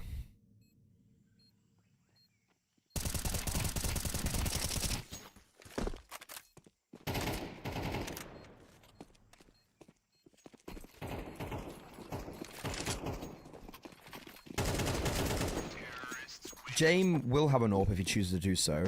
It does mean he's going to have no util. I think he literally just gets an AWP and armor right now. 5.2, 5.4. Okay, yeah, it's 5.4 for AWP Kevlar. So he gets the AWP out, no util. Everyone else should be okay. Kika might go down to an MP9 or a FAMAS if he wants to get more util. Instead, it's going to have the primary rifle and just no nade, I guess. Travis, though, would be on an MP9. Late elbow smoke. And yeah, look at the difference from Pirate Vision here. They've just already pretty much left mid. Wow. That's a kind of crazy read where, so not only is it like really good, you know, kind of great boost to get the pick, but it's the fact that he pre-aimed Kika jumping across. That's a bit gnarly. So the IGL has to now call from spectator mode, and Rush B, while all of that we're kind of praising them towards B, they have just taken mid for free as they threw an early donut smoke and a red room smoke. Issue is now Executor, I feel like he's been trolled by his teammates a little bit there. Kinky's missed the red room smoke. How's he done that then? He just bounced it off the rule on the right and it slides in. Feels like that's an opening. That's kind of the advantage being taken away in a very unnecessary element. Travis can go pick up the A1S from Kikit's body if you choose to do so. And Rush B, putting a lot of pressure over towards B, but then James just spots Texi in A main. So sure, we're putting all this pressure on B, but I think instantly we now know it's A. Paravision, though, not in a fantastic position to react, especially with the lack of mid control and the cautious approach we have to take now crossing around red room. No smoke CT, a flash, even though it's effective, still drops Kinky. James, fully blind, gives Paravision the advantage. Belchnock with the kit. He's over towards middle, and Kiro has heard him drop. Doesn't matter. Belchnock fighting his way forward. Kit dropped, but Zinni, now in a 1 versus 3, dinked. 15 HP. Sure, time could be an issue. And Zinni, he's already found one. Oh no. He gets a collat. What was that? Okay, he gets like a wallbang leg collat, so good damage and a really valiant attempt from Zinni there in the 1 versus 3. But James picks up a second of the round and Paravision excelled to a 12, even though they saw this round in a man disadvantage. And yeah, that opening kill was a bit crazy, but then we just lose the 5v4 very unnecessarily, and I think that's the issue.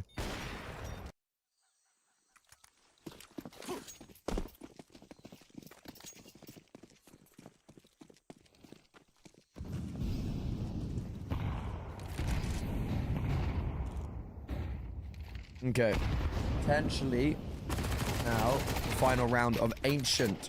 Travis, great opening kill, getting aggressive out cave, not something we've already seen before, and Belchnot gives Texi a taste of his own medicine as he was spamming red room previously on the CT side, so pretty much an instant 5 versus 3, and Rush B, I think that could be it. It's going to be a very hard round to fall back in. This is a really cool setup from Paravision. We know they're taking middle. We let them take middle, but then we crunch them as they come out of middle. Unfortunately, losing players left, right, and center. Jame stems the bleeding. Mitigates a big part of that danger, but it's not the 2-man advantage or the 5 versus 2 that Paravision would have been looking for previously. And because of that now, defense is spread a little bit more thin than they would have wanted. As Kika is very isolated in cave. Does he get cleared? This is for the game, basically. Does Executor clear cave? Yes, but then doesn't. That's really weird. He clears Kika and then seemingly doesn't see him. Regardless, though, it's Kira now in a 1v3. And if Executor's died in cave, I'm like, okay, well, second guy's probably close by, and he is. Even though Travis does full, Kika finds the final kill of the game. The IGL wins out Ancient for Paravision. It's their map pick. That isn't a massively surprising result, all things considered. I think that was somewhat anticipated from the Paravision side, and now we'll be going on to Rush B's map pick. It is Inferno, but even though it is their map pick, it's a very good map for Paravision.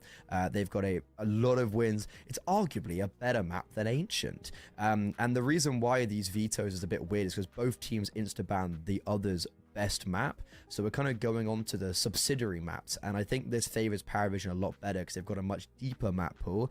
And Rush B can't go on to train, for instance, because it's also a great map for Paravision. So ultimately, Rush B, very difficult in the veto. They lose map 1. They make it look contestable towards the end, but it was always a map where Paravision had a pretty dominant starts in. Inferno up next.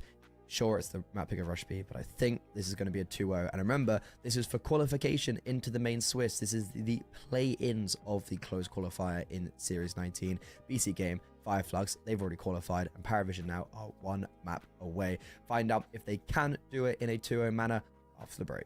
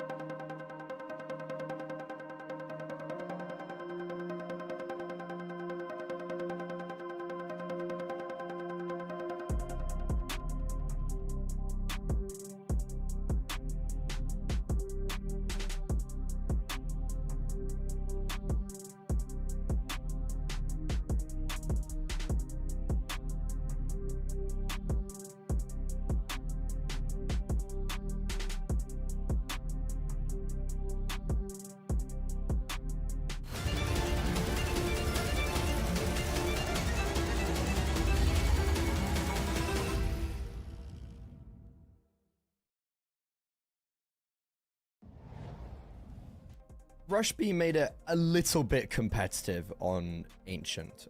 Ultimately, we always knew Paravision going to win, and even though Rush B were able to string a few rounds in a row on the T side, it was all kind of in vain just to make it look a little bit more competitive on the score sheet, on the scorecard. I think their big issue on their CT side was that they just couldn't get 2 rounds in a row, and because of that, their economy just felt like it was never in a good position. Now we go on to Inferno. It's the map pick of Rush B, and unfortunately, not only have they had a bit of difficulty losing to the likes of Fnatic, Zero Tenacity, only getting wins over ESC, GTC, and ArcCred this year, but look at Paravision, it's like, okay, they lost to Sinners, and then they beat Gigi Hao, Sashi, Sinners, Namiga, Fate, Astralis. A lot of those wins, very, very one-sided. So, I'd be scared if I'm Rush B. I think that's the general thesis and what I'm thinking about. Jame went 22-8. What a game from him. Kind of everyone stepped up, even though Kika was like 8-8 until the final round, then got 2 kills. Like, you know, he was still pulling his weight. And for Rush B, sure, there was moments from Kinky and Zinni, but ultimately, there wasn't really anything, I think, continuous.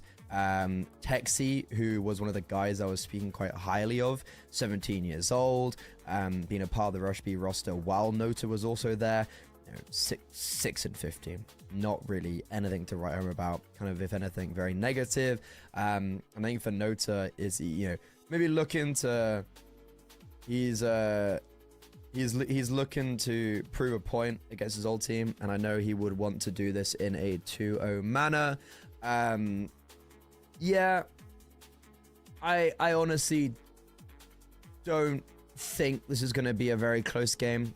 I think this is going to be a pretty one-sided 2-0, and I think that's just unfortunately the way that the VRS and the whole closed qualifier system works right now, is that you get teams like Rush B who are a closed qualifier team. They're a team that will be kind of hard fighting for making the main Swiss, and then you look at, you know, it's okay, we're playing either Paravision, OG, BC Game, or NIP. It's like, right, that's quite difficult. You've got these teams who have low VRS ranking, and so they're having to start in the closed qualifier, and it's making it very difficult for some of these teams who kind of rely on getting out the closed qualifier, actually getting out the closed qualifier.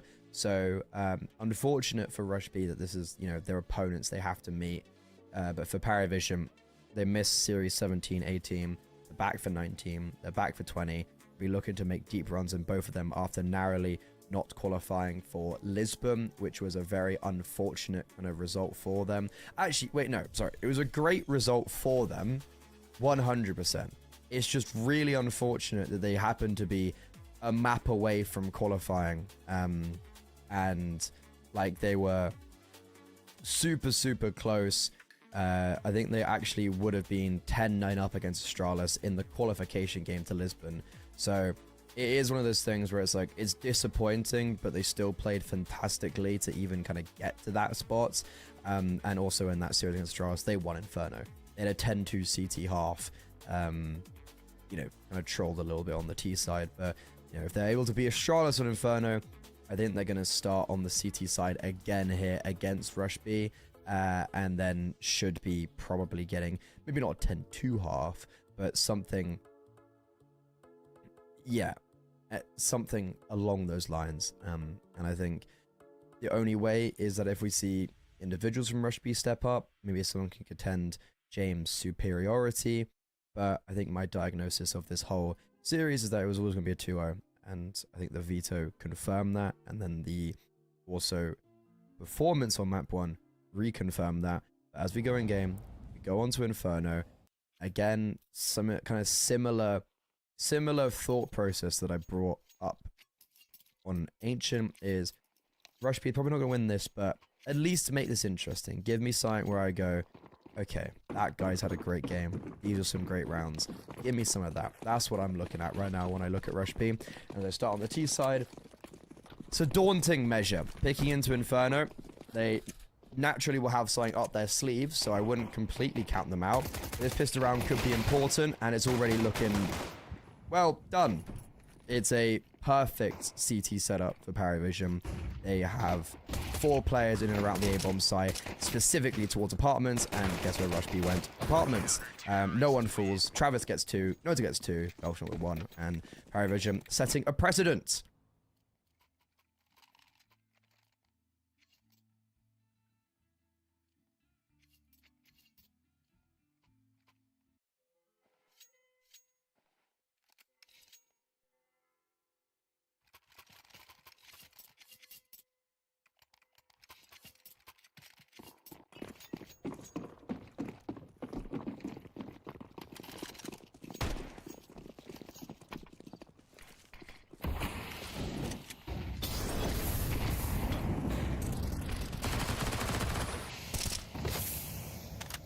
The 4 spy from Rush B, but Paravision have already got all of control of Banana.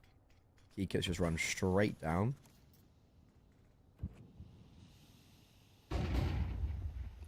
Interesting that Rush B, even though they don't get the bomb down, still invest. That's a scary start. There's a good Molo in pit as well. Travis forced to reposition. Paravision, though, they're making the big gamble play to rotate quite heavily over towards the A-bomb site. That could pay dividends. Rush B is still currently all towards A. They don't realize it, but B's been completely left open. And now Paravision are actually starting to get a little bit flustered. They're starting to think, ooh, maybe we need to go check on that part of the map. But as the smoke moto comes in, it reconfirms that this is going to be an A play. Travis, good first kill, good second kill, but burns in the Molotov. Belchnok, he's got 4 HP on the back of the bomb site. He's able to get 2. This is a round that certainly could have got very dangerous, could have certainly hung in the balance, but massive individual showing of pure brawn from Belchnok and Travis means that it's not going to be a worrisome round, and Paravision go 2-0 up.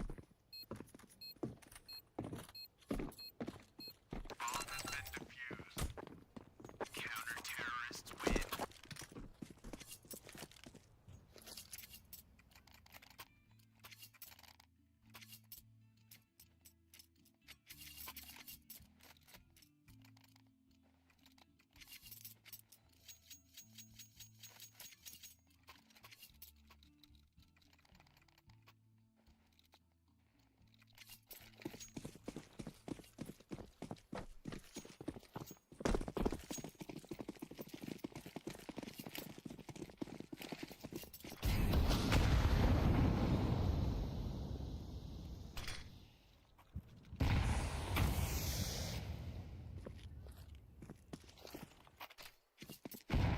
Even though that was an investment, we don't win the round, we get the bomb down, and Rush B are actually going to be reinvesting.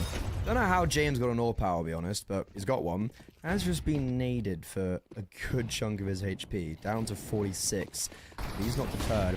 He's pushing in, but so are Rush B. Timing is going to favor the T side here as the MAC-10s get close and start eviscerating Kiro in the air, forcing his way forward. James Orp has never been able to find a good duel because they've just been so fast, and Nota and Kikit just simply get overwhelmed towards B. Rush B. They rush B on Inferno.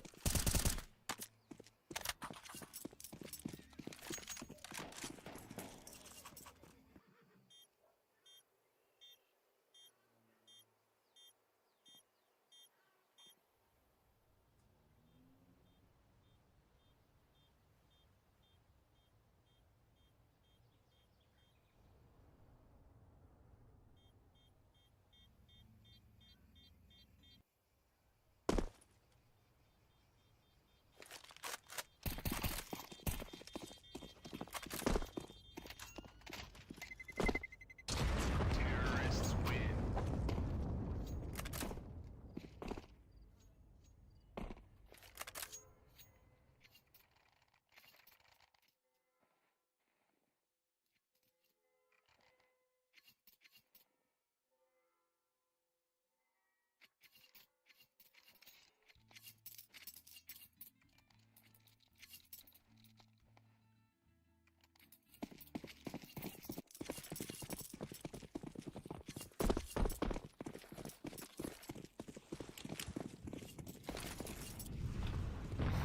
Okay, 3 players save as Paravision relinquished the control of that round. Rush B, we've had a good start on the rifles, and again, isolating duels towards B. up against Nota, their ex-teammate. He's been having a rough time over on B. Back-to-back rounds, falling. So it's a really good opening kill for the T side, and now they can just reset.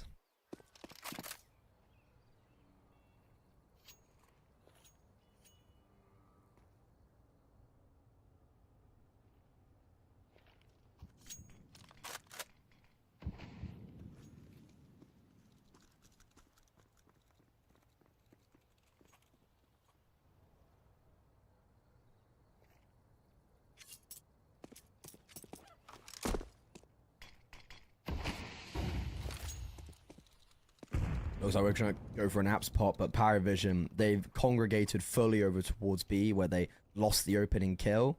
And I think, is that Kiro? Yeah, Kiro's going to fake out presence. And then as soon as he does that, they're going to pop over towards A. Smoke CT. Keep in Paravision here. James, the only defender towards A, and he's holding towards long. Now, flash over apps. There's no one there to greet them. James will change up his position to hold towards short, but now is smoked off from Moto. Smoked off the round. And Rush B are actually going to even up the scoreline.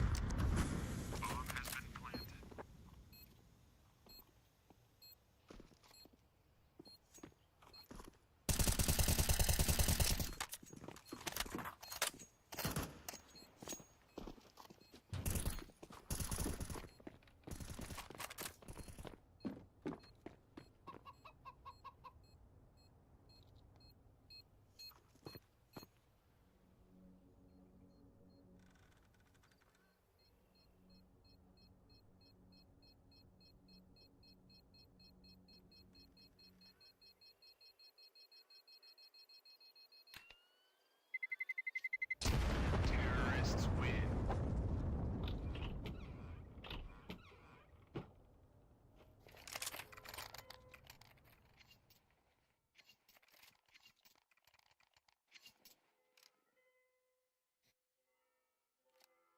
It's been a pretty easy 2 rounds, I'll be honest, for Rush B. They've just got the opening kill, and Paravision have not really been in positions to have any say in the round. Balchinook dropping all his utility over towards the B bomb site. And we're going to have another dance of util early on B, but it's going to favor Rush B, as Kika, even though he's escaping, takes a lot of damage to those grenades. Retake smokes in a minute and 30 seconds. I don't think Paravision would have wanted to throw them that early on. And it's just further artillery. It's 4 nades being used towards B for Rush B. But it's Nota this time not to fool, but get the opening kill. Rush B, sure, they do have top banana, but it will come at the cost of one of their players. There's also been the rotation back now from Belchinog, and with no bomb, Rush B, it's interesting how they're almost posturing before that smoke bloom to try and take Jules. But as we secure control for both sides, it's all going to slow down. We're going to leave Texi over towards A. We look to scale up B, but another smoke is going to deter Rush B, as they're going to have to wait. They're going to have to wait this out. Texi has come over, so we've got all 4 players here for Rush B, and Kika. That was bold. Just run through the smoke. Does see a lot. Belchnock, though, it's a good CT smoke. He can't play on the boost. Instead, he's going to try and peek through CT as they come up, and it's perfect. He claimed a double. Will they expect Nota? He got the opening kill towards the side of the map. They should know he's here, but dancing around the pillar. He's played that perfectly. Both kills and the round claimed for Paravision, striking back after losing 2 in a row.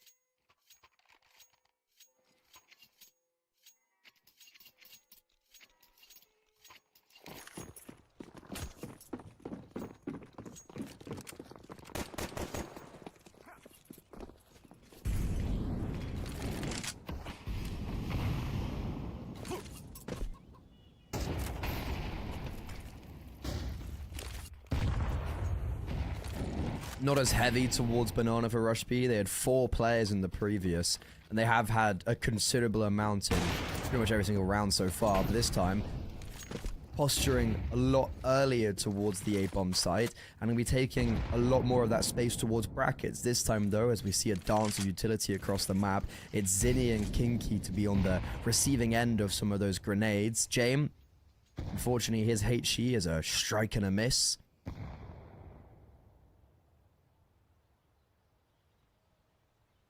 We actually do have top Banana this round for Paravision. I think that should be a pretty good signal to the A defenders that most likely going to be a play towards A, but we are still very cautious of a player scaling up on B. Pika, is he going to rotate or is he going to stay? It seems like he wants to stay towards B. And yeah, they're very cautious of a player being top Banana. Even though we've got top Banana control, we're actually rotating and trying to move around towards B. Jame is completely left. Nota now is going to get caught off guard bottom Banana. I don't know. We're wrapping B, it seems, but the bomb's being stopped in CT. James' rotation's actually going to benefit him as he's more in towards CT. But look at all these different lurks, these different isolations for Rush B. Belchinok left alone, blocked in the smoke, drops the bomb. He knows Executor's towards CT. Here's him, drops into 14 HP.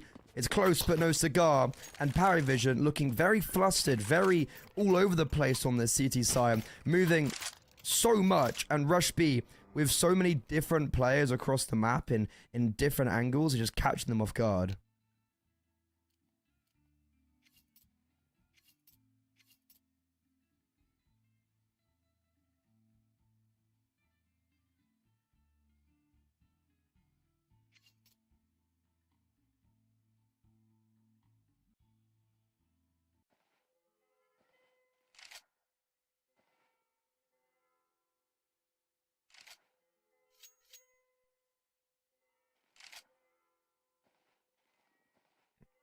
Pretty much just quite simple for Rush B. I feel like they overcomplicated that round in how they wanted to end, but it's the fact that, you know, they're just leaving a player B, leaving a player apps, and just catching off Paravision, who are just being a little bit too... They're being a little bit too mobile and fidgety. Quite erratic, you could say, with the rotations. Like you have top Banana and yet you're choosing to rotate players away.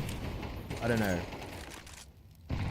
But Jame starting towards B again. He's got the AWP that's been bought up. Belchinok's also bought an A1S, the rest on pistols, and James AWP's already found a connection onto Kira, but not a fatal blow. However, he shots off his AWP towards B, instantly moves over towards A. Bomb isn't committed towards A, and it's not committed really anywhere yet. I have a feeling we're still going to end B for Rush B, and this is a pretty nice thought process of like, okay, the AWP starts B, probably want us to then go A, because he's going to rotate thinking that, oh, they've seen me B, but ultimately they're going to end towards B, Paravision all towards A, and it will just be a save for Belchlock and Jame.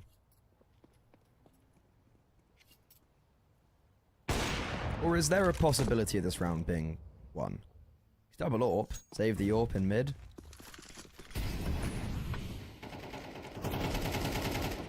I don't really think... Yeah, I don't really think this round's going to be won by Paravision, but they could get good damage. To be honest, if I'm Belchnock or Jame, I'm hard saving, because you're going to buy next. You don't want to lose what you've already purchased.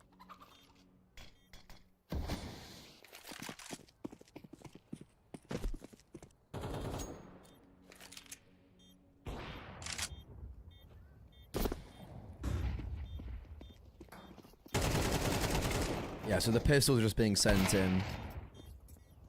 And the AWP. This... I don't hate the fact that we're trying to box Rush B in, but I hate the fact that we've lost Jame and Belchinok, who had armor, AWP, A1S. Nota saving his AWP does change it a little bit, so we can at least get that over to Jame. It's probably going to be another eco round, to be honest. This, I don't know, this is such a weird inferno from Paravision. Rush B, they only survived with one player last round. So it's 2 players, 1 player staying alive in the last 2 rounds. As you can see, money's then not amazing. But okay, we're buying into this, which makes me question so much why we didn't hard save the A1S and armor and Jim Belchnok last round.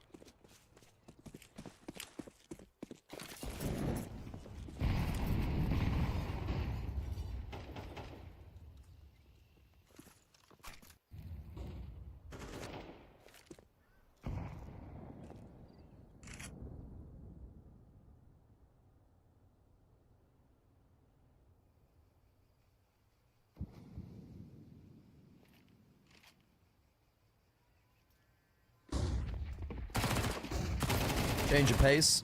We're going fast out of the apartment, but right into the hands of Travis and Belchanok.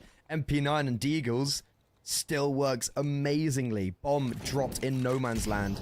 Rush B, they'll have to then commit off this play. They don't have the ability to fall back. A very janky moto smoke as well is going to allow James to push forward. And a sharp, clean Deagle shot from Belchanok means that this round, even with 2 players on A, with the worst weaponry on the server, they hold steadfast, and Rush B feels a bit of a mess that we've thrown that away, and now it starts to become an issue that we have been keeping very limited players alive.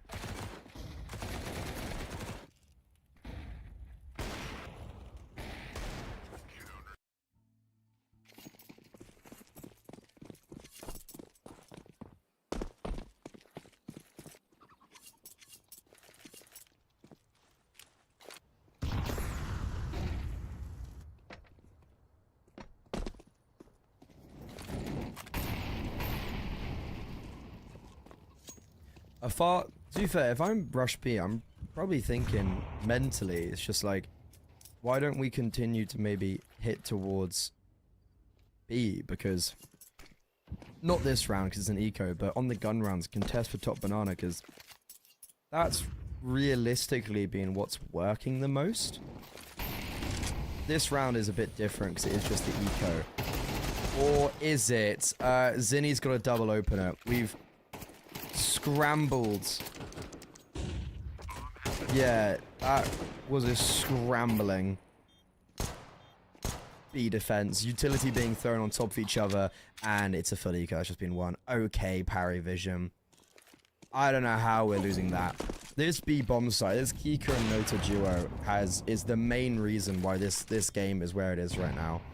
It's like Belchnok and it's like Belchnok and Travis doing God's work on A. It's just Kika and Nota I guess Kika more so on 1 kill. I don't know. It's a bit odd. It was a great flashbang from Rush B. They had this opening flashbang that just destroyed everyone's vision. And it's like James kills players on the extremity. Who cares? They had no armor. Sure, they don't have any weapons, I guess. But ultimately, like, Rush B just want to full eco. They don't care if they save non-armored pistols. That was Paravision's opportunity to break away, and they've lost it.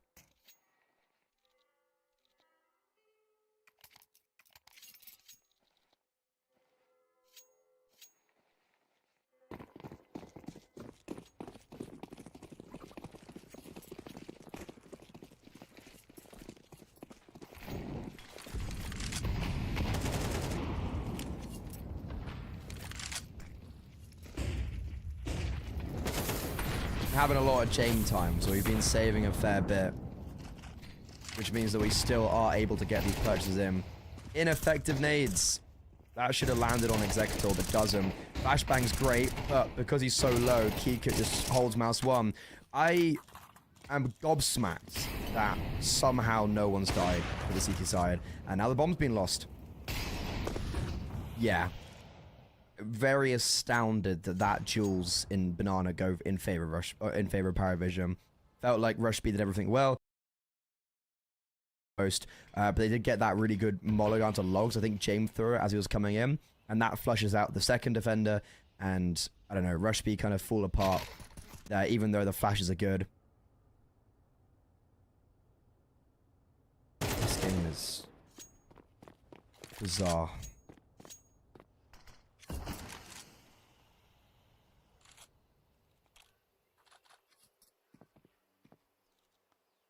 We can win a full eco. We can't win the gun round.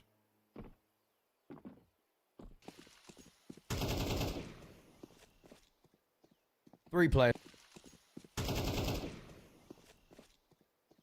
Three players still on B. Rush B have 6 seconds. Question is Texi Dart's time? No. Geeket's getting kills. Just quadrupled his kills in this round. A much better B play, supported by James and Paravision equalize. It's been a much closer game than I anticipated. I would be completely honest. I thought this was going to be a little bit more in favor of Paravision, but it almost feels like they've been continuously fighting on the back foot.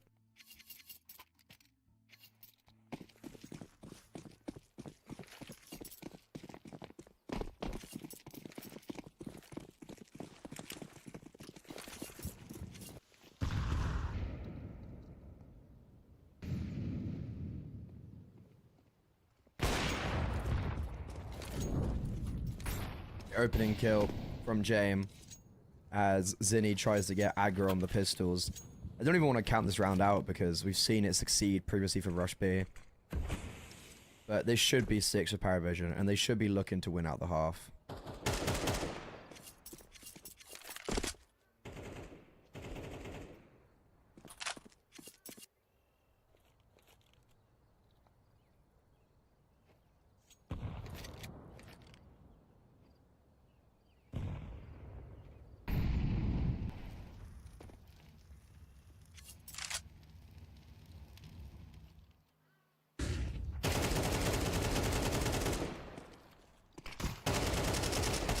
This is a lot better. Nota just cleans up 4 on the pistols. Great flashbang from Kika as well to push him forward onto Banana. Great timing in general from Paravision there. And now they at least secure an even half. Can they secure victory in the first half? They seem to be picking up the pace a little bit. Nota very much supporting his frags in that round. It's weird because Nota's 13 and 4, so he's on top of the scoreboard for the whole server. But his bomb site has been the one that's caused the most issues for Paravision. So it's a bit of a polarizing scoreline. And we're going to go back to very heavily fighting for B, for Rush B. They are sending 4 players in and around this area early on. Paravision, though, not looking to give it up for free. A lot of utility everywhere. And retake nades already propelled forward, so a lot of utility being exposed from both sides, but Rush B forced away from Banana. Now the T side set to search up brackets. James on long. There's currently a smoke short. Oh, they're going back B. Okay. Nota has another smoke you can drop. If I was him, I'd be dropping this already. Okay, great. Actually, great timing. Just as they're here. Rush B have gone A, flashed off. B, smoked off. But it's quite a shallow smoke. So they're going to pop straight through this. Yeah, they're just going. Nota relinquishing control, playing towards coffins. Zinni's rapping. Nota doesn't seem to be aware of this. Completely blindsided.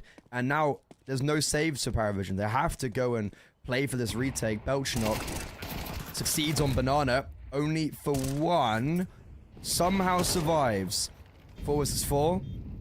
We've got very deep control for Zinni as he's pushed in towards coffins. Catches Keegan off guard. Great awareness to back off and then anticipate one to be close like that. And this is going to be a very difficult retake, but made a little bit easier by the fact Executors being blindsided. Belchnock rotated around to CT. Good mollo in towards Dark. This is going to flush out Kiro. 5 HP. Doesn't know about Kinky. And as Kinky doubles his kills with that 1 frag onto Belchnock, Rush B even it up 6-6 going onto their CT side. And what's worrying for Paravision is this against Astralis was the side they struggled against the most.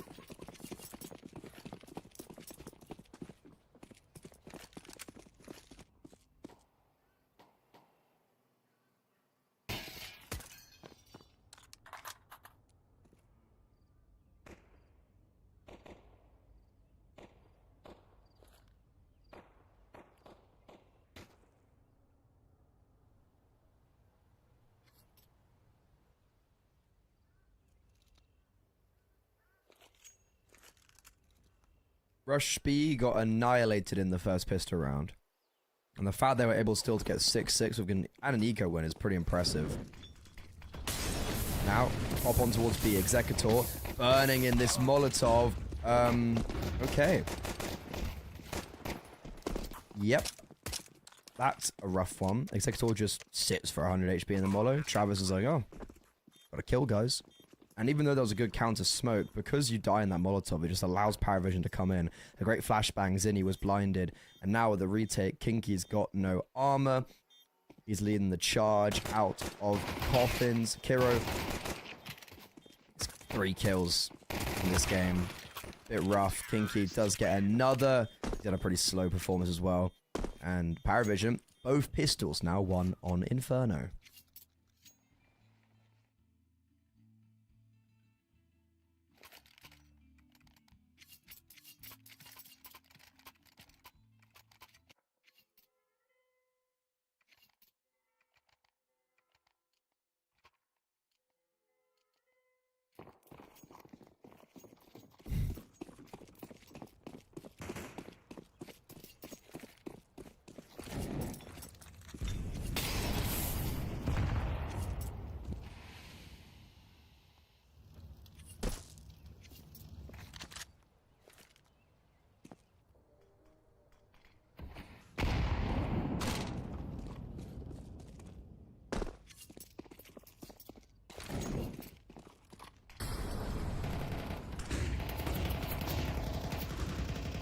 Good banana take from Rush B with the force back in. They don't have great economy, but have already taken good space. Issue is, with the confirmation of 3 players playing towards B, Paravision set sail towards A. The 5-7s have got very close and they have got very personal, but looks like there's only so much they can do. Rotations cut down, and with only 2 players on the direct bomb site itself, it's a now a winnable round. Kiro's picked up 2. Kikut's been dinked. Belchnok needs to find this kill onto the bomb site as he's now in the 2 versus 1. Both players on very minimal HP. 21 combined.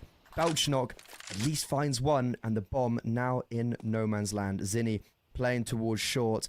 Nice little movement from Belchnok. Pushing him, makes noise. He's running. Will he expect Boiler? Zinni cowering, shows a shoulder. Belchnok spots. Here's running towards second mid. He's not going to have any time. Heads back towards A. Gone quiet. 10 seconds left is the issue right now. Zinni confirming his presence. It allows Belchnok to now get onto the side with literally... I don't know if he's got time. Oh my god, it's so close. Bomb planted. Milliseconds in it. Both players low HP. And Zinni thinking Belchnok's going to get aggressive. But he isn't. Tuck away in the back of the bomb site. Belchnok lays in wait. Holding for long. And that's where Zinni's creeping up. Spotted. Dealt with. 1 versus 2 for Belchnok. A round that realistically shouldn't have got dangerous, but the pistols excelled. Unfortunately, though, for Rush B, it's all in vain.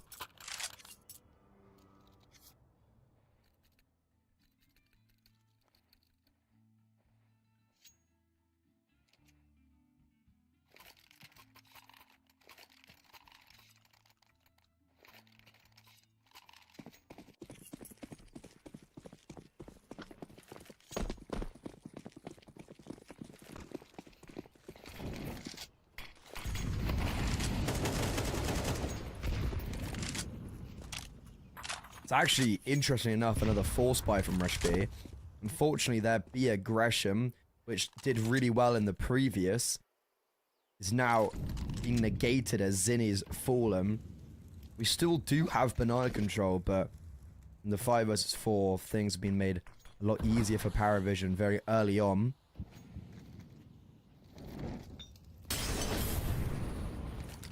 Kinky mollowed off. And brackets secured for Paravision. Minute and 10 on the clock, and they're looking to also reclaim space towards banana.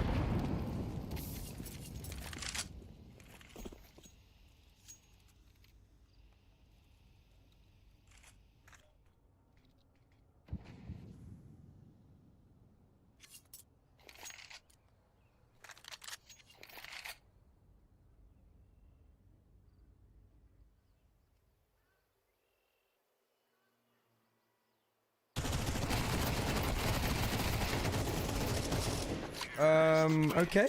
Even though everyone had rotated towards B, and there were 4 alive, and the upgrade pistols could have been devious, it's Paravision who shut them down. Mac 10 getting a multi, and Paravision finally have some breathing room as Rush B are going to be forced onto an eco, and a flawless T side so far. They should be adding another one to their tally, as they should go to 10, and they are finally out of the fire.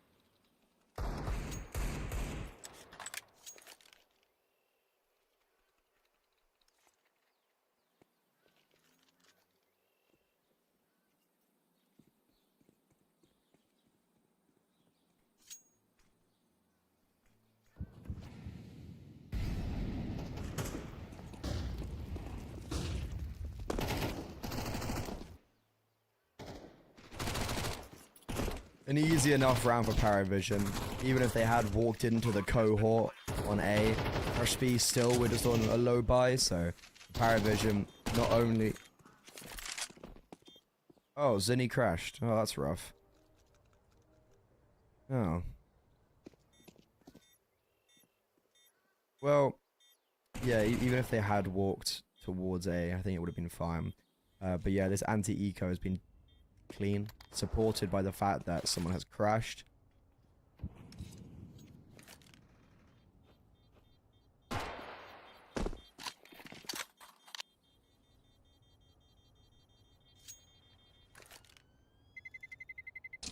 Terrorists win.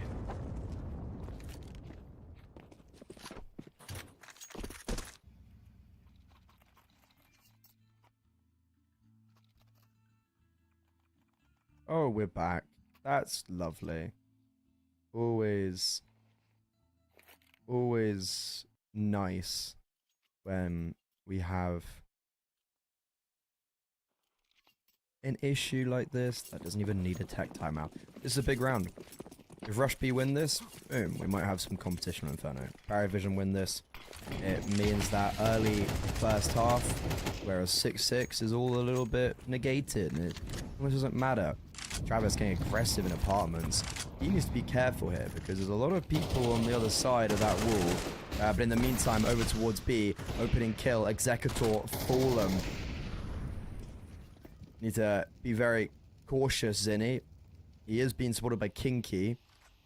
Both Kiro and Texi take a bit of damage towards A as they also lose control of apartments. So, Paravision, opening kill. Don't really have a huge amount of map control though. That's the issue for the T side. Looks like they're going to leave Nota towards B for now. And properly take brackets control. They will get that.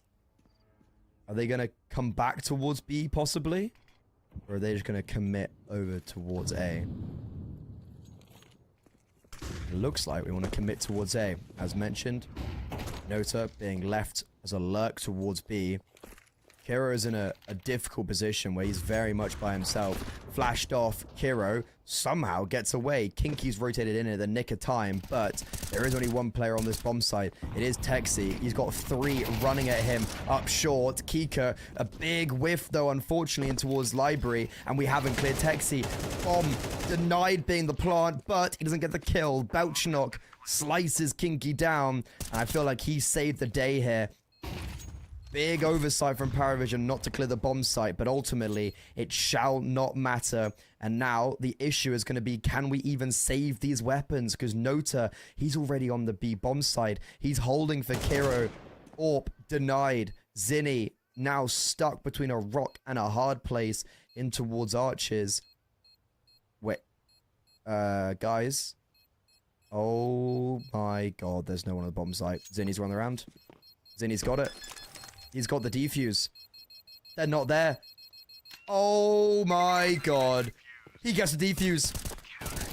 Parry vision. They leave the bomb site too early in the pursuit for Zinni. And in a 4 versus 1, Zinni finds the chink in the armor, gets around everyone from parry vision, and with barely any time left on the clock, pulls off a masterclass ninja defuse.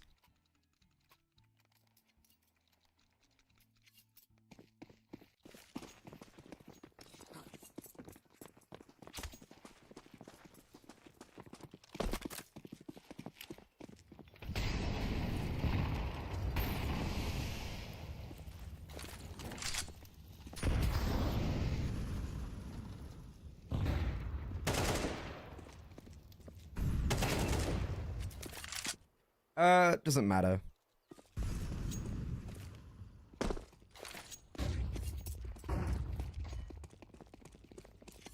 Hey, we get both kills on B. Nota just runs up and kills 2. And we're going A. What's going on?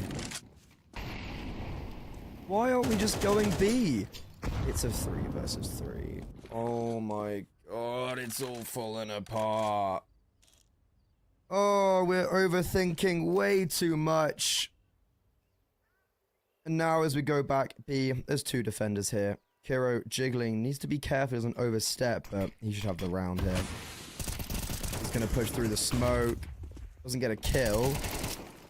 Oh.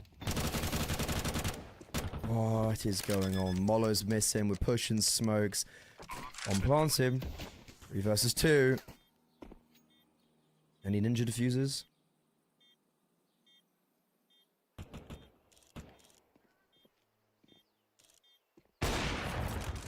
No. Round should be done. Taxi will look to save and... Okay, Paravision, they don't get... Yeah, unless, you know, you never know. What a weird few rounds this has been. Paravision, they should have got 11 in the previous. It didn't. Rush B, they only survived with 1 player, and like sure Travis dies there, but money's still fine for Paravision as they did have 4 alive, even though they lost the round. So Texi will save an AK, will get 3 kills, and he almost does win the round out for Rush B, even though they lost the opening 2 kills towards B. But Paravision, they get to 11, they finally break the economy of Rush B. And if I'm the CT side, you're in a very weird predicament where are you going to play for overtime, or are you going to have this kind of mismatch purchase with an MP9 for mass 5-7? And it looks like we're going for the latter. We're going for the mismatch buy. So Paravision, they have Rush B exactly where they want them, in the palm of their hands. And even though we have had some bizarre rounds, an opening kill for Belchnock onto an aggress Zinni, and one of the 2 primary rifles being down should spell a Paravision map and series point.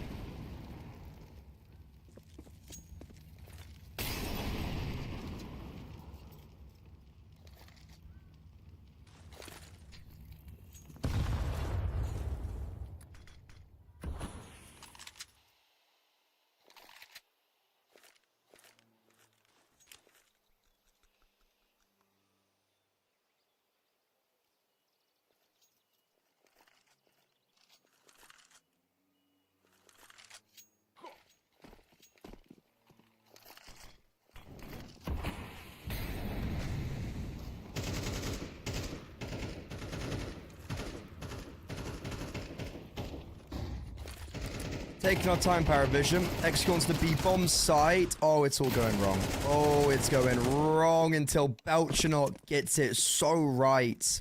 He saved the day for Paravision.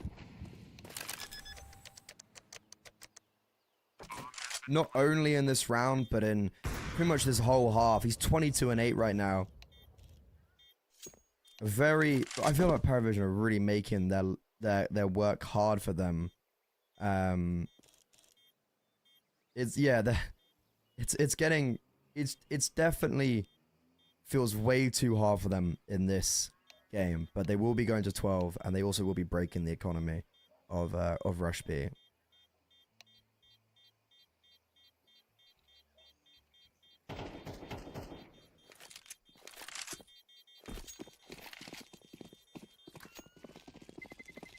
Terrorists win.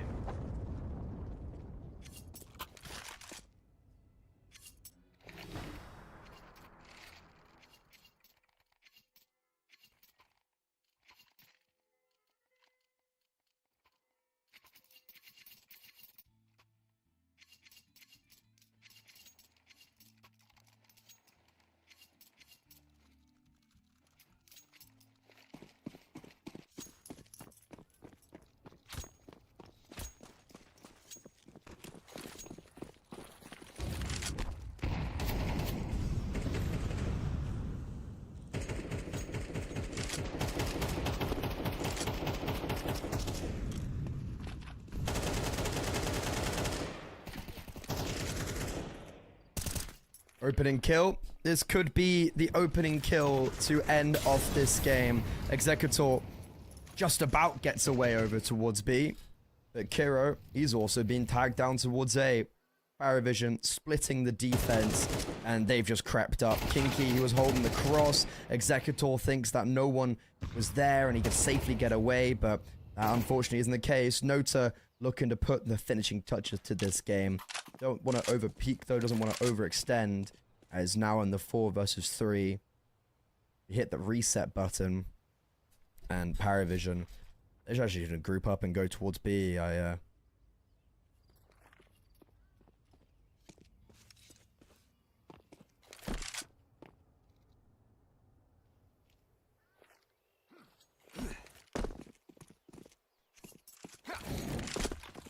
Reset going towards B, and Rush B, well, they've stacked A.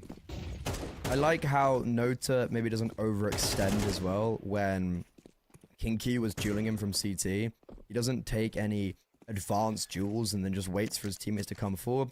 It's a nice end to this map for Paravision. A very difficult map for them. I feel like this could have been closed out a lot sooner if we hadn't been losing to ecos or ninja diffusers, but ultimately Jame just adding some extra kills to his tally. He's going to be picking up all the final 3 kills, and Paravision, they qualify for the CCT Series 19 main Swiss. They've already won a CCT this year, Series 16, and they will be looking to try and replicate that, as they were not participating in Series 17 or 18 due to scheduling in other events. I would assume so, with their attempted Dallas runs, etc. But for Paravision, they've done very well here, and Rush B is just the unfortunate fact that one of the bigger games for them is up against one of the best teams in the world right now. Even though their VRS rank might not reflect that, they sit top 30 on HLTV, and that is your penultimate series of the day under wraps. We've yet to go to a third map. BC Game made light work of 9. Fireflux took their time against NIP, and Paravision easy enough against Rush B. Final game of the day, OG versus Iberian Soul. This is going to be a very interesting game because I haven't seen OG properly with Afro. I don't think he's been announced that he's properly joined the team. Well, he's not on HLTV, but I'll dig deeper on that if he's actually announced or not. But he obviously played for them in the PGL Bucharest Open qualifier, and he's played with them in their most recent games, and he's been having like an insane performance. He's had them, he's been a big part of them qualifying to the PGL Bucharest close qualifier, and he's been just a big part of their success recently. He's been getting some pretty insane stats, and OG have actually already played today. They beat Tricked in a very tight 2-1 victory. Or I guess map 1 was a double overtime, and then it was just, or triple overtime, and then it was just easy pickings from there. But again, Afro playing for that contract, a 1.18 HD rating. So congratulations to Paravision. And yeah, that was a pretty weird series where I feel like it could have been a lot. It shouldn't have been as close as it was. Paravision lost a lot of stupid rounds. Rush B took advantage of that, which was impressive for them. but ultimately Paravision, the better team, come out of this 2-0. So I've already mentioned OG vs Iberian Soul is our final game in the closed qualifier. It will put our final team through to the main Swiss. So it'll be very exciting. And with that in mind, I will see you in about an hour and 8 minutes. No, an hour and 2 minutes for the pre-show. Do not go too far, and I'll be back with you shortly.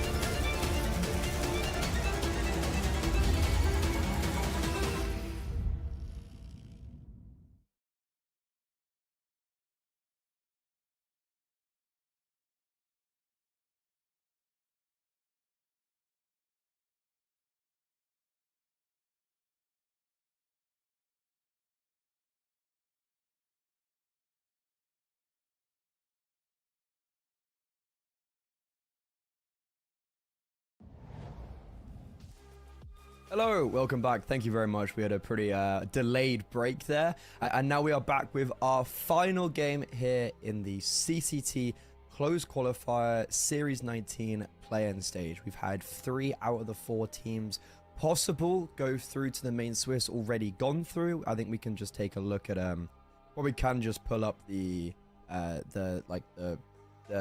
a cool graphic that shows who played who and who's advanced. So yeah, the decider games. You've got BC Game, understandably so, who just came second place in the series 18. They beat 9. Surprisingly, Fireflux beat NIP 2-0 as well. I think that was kind of the one question mark. It was like, whoa, no way has NIP lost again. Like, how are they keep on losing? It's almost surprising that this team, I know they're playing with Jax and it's kind of all over the place, to be honest, but yeah, that was a bit of a shock for me. I think it's a great result for Fireflux, and as we anticipated, what we caught was Paravision versus Rush B, and understandably so. It was pretty one-sided. Rush P only made it really contestable on map 2 specifically because of an eco win and a ninja defuse. Outside of those 2 occurrences, it was just pretty much all in favor of Paravision. And next, now we go on to OG versus Iberian Soul. This is our final game of the day, and this is going to be a very exciting game for a lot of different reasons, because we haven't, I don't really know, but there's the OG side is not playing with Afro, and they're kind of going through these roster changes and a bit of turbulence. And for Iberian Soul, they're a team that I always have a lot of question marks over. So because OG are in flux right now with their roster, is this an opportunity for a team like Iberian Soul, who I feel like are not the strongest, maybe take advantage of a walking wounded OG? And yeah, the reason is because OG, a couple days ago, announced that they're replacing Modo. Modo, who I thought had been stepping up quite a bit this year. And I think he came on Twitter being like, this is going to be my year, you know, I'm going to put it all in, etc. And then they replace him. And what's confusing is that, you know, they come into the year boot camping with him. And I don't know exactly the reason behind it, but I feel like that was a bit of a question mark. And then, so OG, even though that they did have to replace him, they were still going through the Bucharest Open qualifiers, and Afro, my god, was he playing for his contract, because he dropped a 1.48 rating across the 6 maps that OG played to qualify into the closed qualifier. Sure, the teams aren't like amazing, but against we love you Smuya with Red Star Alpha, Smuya, Cairo, Nafani, 1.67 rating. Same thing against Cybershock, and similar against Leo. So this guy goes on an absolute burner, and he is playing with them in Series 20, which he played earlier today, where OG had their opening game against Tricked, 3 maps, and Afro again, a 1.18 HLTV rating. But he's not with us today. It's Nikados, and Nikados is kind of all over the place right now, because he was with Sashi at the end of last year, and is now standing in for OG. So I'm not exactly sure exactly what is happening with this roster, but we are playing with Nikados today. So I wonder, so it's a test phase with Nikados. So so it's a Danish core testing out Nikados, which I think is an interesting, there's a lot of question marks around OG right now. And I guess even though Afro had an absolute barn burner so far, they're still continuing to test out Orpers, and Nikados will be up on the docket today. Iberian Soul will be their opposition, and it'll be where Nikados continues to test himself. He has already he has been playing in this tournament and has been doing quite well. They did beat BC Game, they beat Aurora, 2 very strong opponents. Nikados played very admirably against BC Game and against Aurora similarly, like just very decent from him. So it's been a good so far for OG with this test period. Iberian Soul are a mixed bag that I not sure where to exactly put them. They lost the opening game against 9, which I casted. they took them to overtime on Nuke, but apart from that, it was pretty much always 9. I think they've done really well to get out of their group stage here, to be honest, and they've also already played today, beating Fireflux, but that was after Fireflux's crazy game against NIP, so I feel like that comes with an asterisk. Iberian Soul have been very up and down, and I think a big part of me for this team is a big lack of firepower, and I really wonder how long this team continues for, because they're dropping out of the VRS ranking. They're yet to really get any results. The only main Swiss they've competed in, the only main Swiss they've competed in is Series 16, which was a non-ranked event. They've been failing to get out of close qualifiers. It's their second time that they've got now to the decider stage this year. Last time they got lost against Copenhagen Wolves. I think, unfortunately, now they might lose against OG. This is a big question mark, this roster for me, and a big part of it revolves around firepower. I think Dodo doesn't bring enough on the AWP, and I feel like Martinez would have been maybe a better pick, like, because they did play with him, but I think he brought that extra ounce that was lost so many years ago against, as they lost Sampius. But okay. Let's see if they can. Let's see the battlefield for today.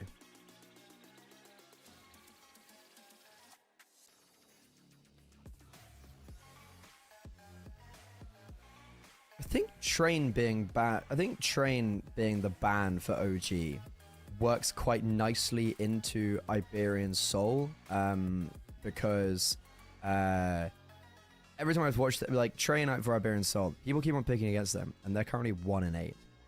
So I think that's actually like a pretty positive thing. I'm just going to take a look at what maps were played with OG with when they played in the last 2 games against BC Game and Aurora, because as again we've got this test period, it's all kind of a bit up and down for OG, but OG pick into Ancient. Iberian Soul, understandably, they always pick into Nuke. It's kind of like their map, but Dust 2 being the instant of Iberian Soul also works out, because I think they're quite bad on it. Ancient, they picked it against BC Game, they beat them. They picked against Aurora, they beat them. Aurora picked into Nuke against OG and lost 13-1. So we've got 2 strong maps that OG have already exhibited on with Nikados, and Inferno as a decider was also decider against BC Game, where OG beat them 13-4. So I feel like this map pool in recent histories, I think with the recent history, these map pools are good for OG. Ancient has always been a pick for them, regardless of the roster changes, so I think that's fine for them.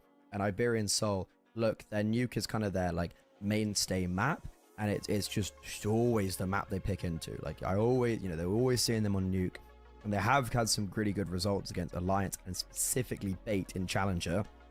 But then you can't overlook the losses to Unity, Copenhagen Wolves, 9, Monty. So I think there's a big possibility for a 2-0 here for OG in reality. And I think a lot of these, I think it's just, we've just seen like a continuous 2-0 in the decider games. And I've got a feeling today, and Ancient especially, is going to start off in that trend. I don't see Iberian Soul ever winning Ancient. I could see them winning Nuke. So for me, map 1, I'm just looking to see if OG can keep it clean, or on the odd chance that Iberian Soul can cause an upset, dude, I'm all here for it.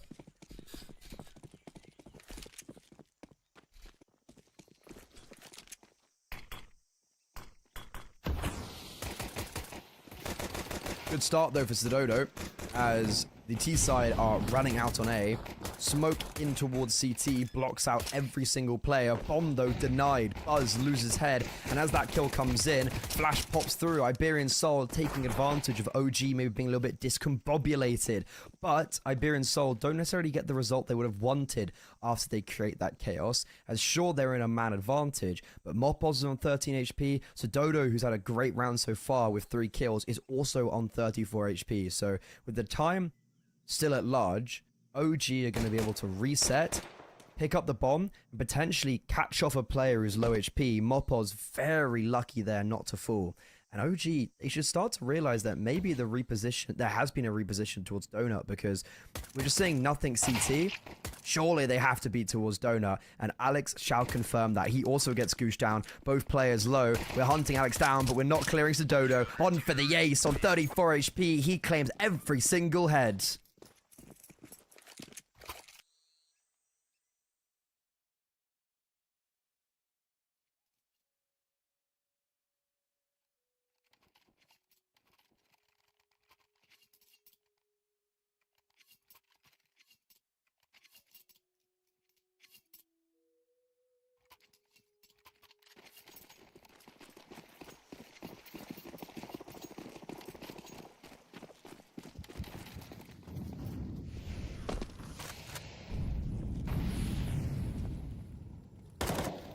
We're not watching Heaven.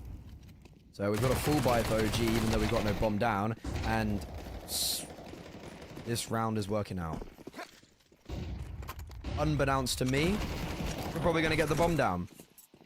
And Iberia and Soul are going to have to play this 4 versus 4 retake with no kit. And I think that's actually a big asterisk right now, as smokes are still up. OG are going to be able to take control towards CT. And these post plants looking pretty good. Iberia and Soul, remember, times are ticking. They can't take too long with this, and that's a good opening first kill. So Dodo continuing his good form from the pistol, and now, as soon as we let them come up ramp like we have, the post plants all get eviscerated. Nikodos, well, your test period, this would be a pretty good way to prove you should be on the roster.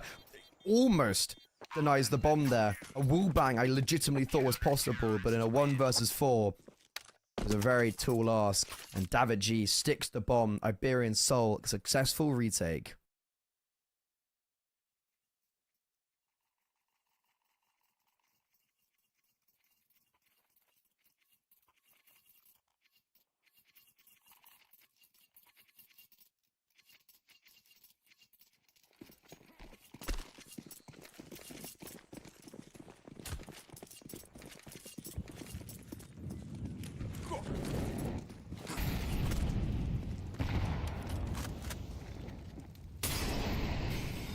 Because of the 3 kills and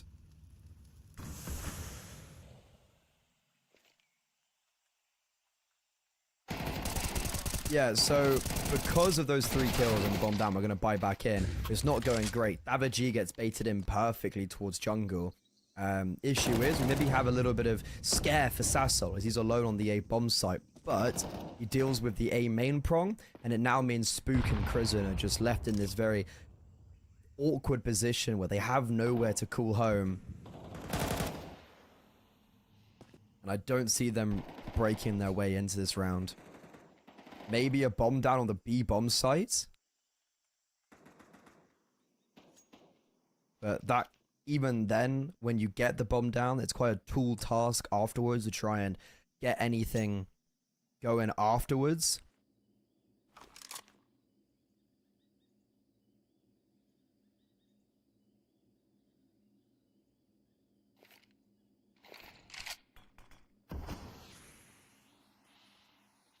Okay, yeah, we are going to get that much. Bomb's going to be planted as there was more of a stack towards A and mid.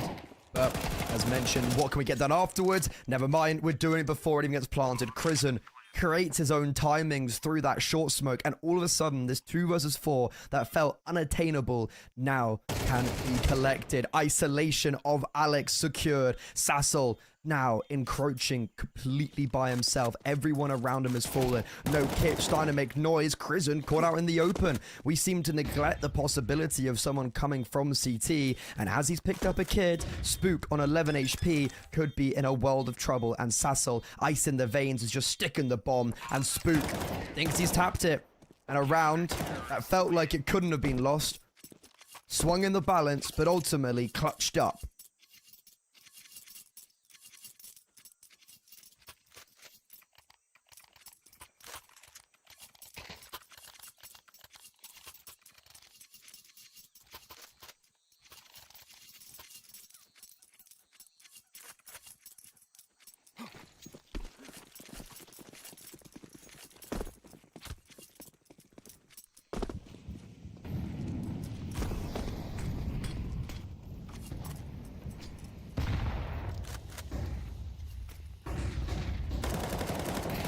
Again, bomb down, heavy damage. OG, they're going to be reinvesting into this round. They do take a casualty out mid, but this time David G, no multi.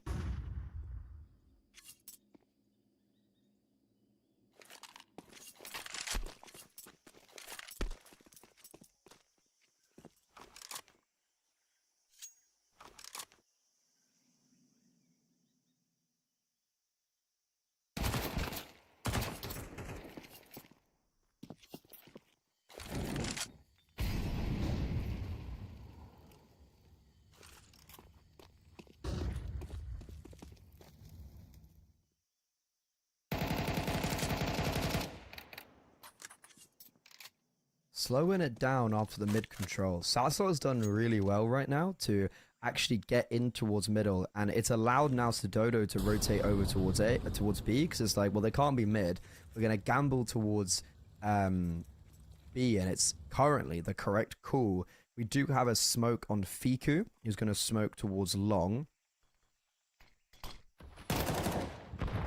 Also a smoke short that I didn't notice they had, but Prison caught off guard in middle. Now, OG, they have to go in. 20 seconds, flashbang, ineffective. And as soon as the first kill comes in for Alex, Dodo swings, and it's this lovely left, right, left from Iberian Soul. It's good night, OG.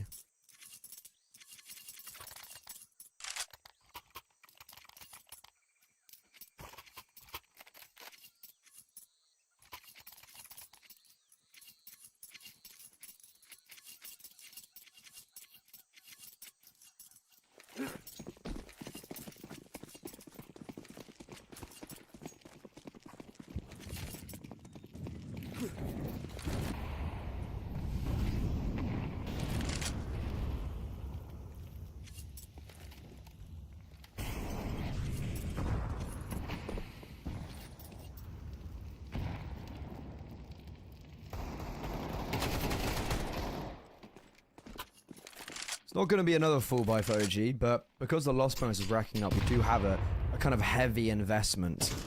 And we do have an opening kill. This time there's no trade back as well, so it feels like one of the first times OG are actually in somewhat of a driving seat. But Sasso, he denies. And Iberian Soul, one of my critiques was maybe the lack of firepower. Right now, they're on smoke. They're playing fantastically with a lot of firepower, a lot of brawn, and they actually bring back the advantage in favor of themselves.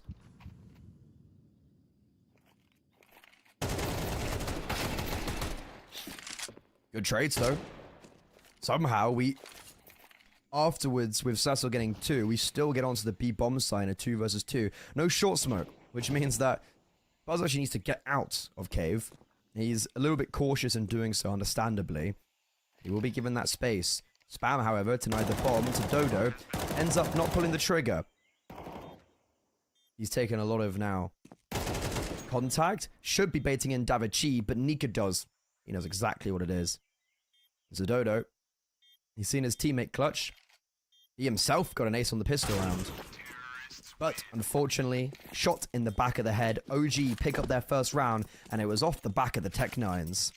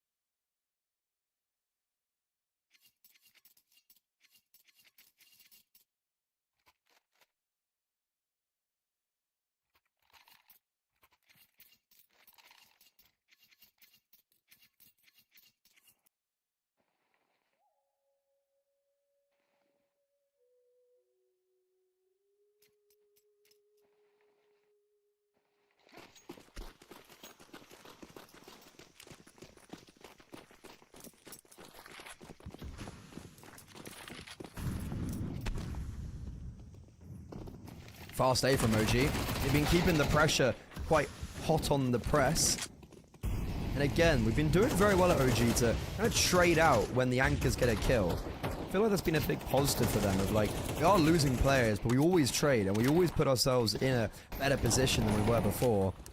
It's taken them a while to maybe start getting the ball rolling, but finally now they shall. Bomb will get planted in this 4 versus 3. And Iberian Soul, they are going to try and contest, but with a spam through the smoke, all they're going to find is Buzz's spray. Mopos forced to eradicate and save.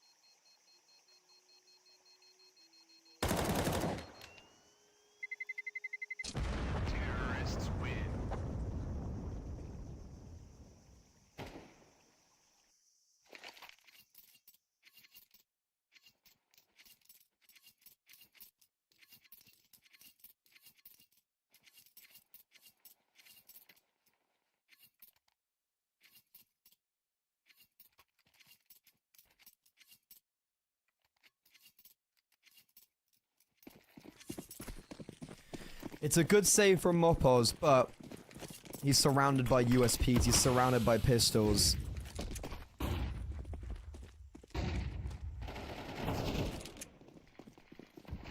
He's over towards mid. He's actually very quick into cave. And Buzz did fall after neglecting to clear long. Had Mopoz pick up a kill or two. You know what? Fair enough. I probably would have. That's probably like the best thing. What would have been nice maybe is if the rest of his teammates were alive and maybe they could all kind of crunch together and Mopoz could try utilize the chaos. But hey, 2 kills is it's all right. Good damage. But OG is like they won. Oh, Sasso. Ah, I'm a crowd, guys. 3 kills. Yeah, it's great. I mean, the issue with OG is that their money's pretty good because it did win like a low buy to start off their progression. So they're always kind of gonna be in like a pretty decent position, but thinking long term, these type of 3 kill rounds do mean that OG are just gonna have to spend a little bit more money than they would have wanted.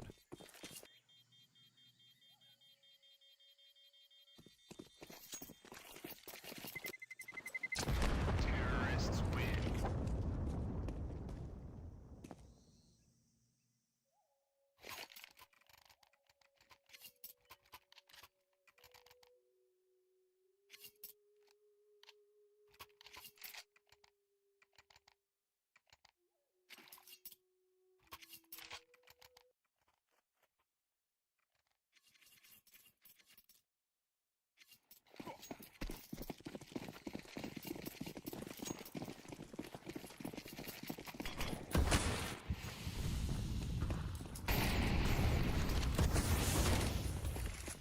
Wow, we are fast. OG are running the gauntlet of strats right now, and Buzz just opens up the site. Alex is in the lurk smoke, and they haven't cleared him, and he's got a double.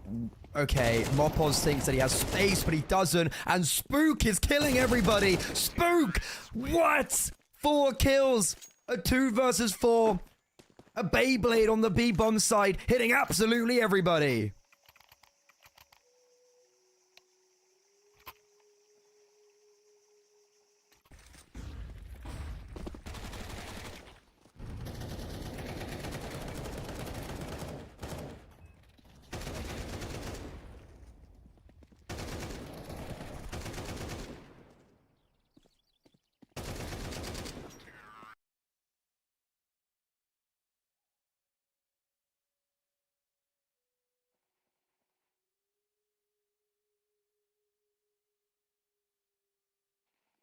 Okay, so Spook has just had the best round of this series in round 8. That was a chaotic round where we really neglect the fact that there could be a second player on that bomb site, and Iberian Soul probably should have won that round because of Alex's heroics, but Spook, he's just a little bit too hard.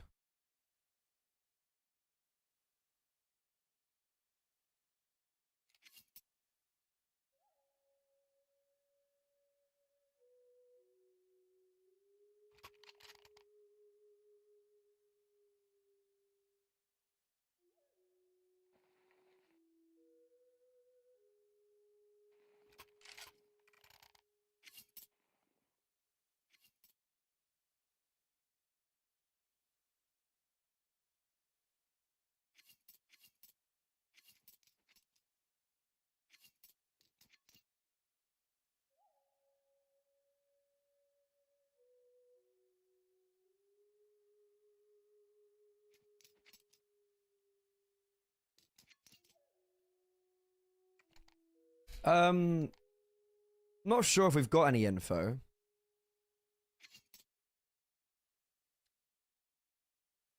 Okay, so he should be here soon.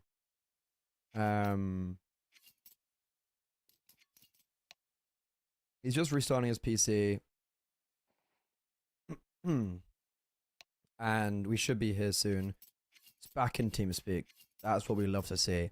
This is a dangerous kind of situation for Iberian Soul because they had that really good first 4 rounds, but now OG are certainly on the front foot, and also just kind of the way the rounds have gone.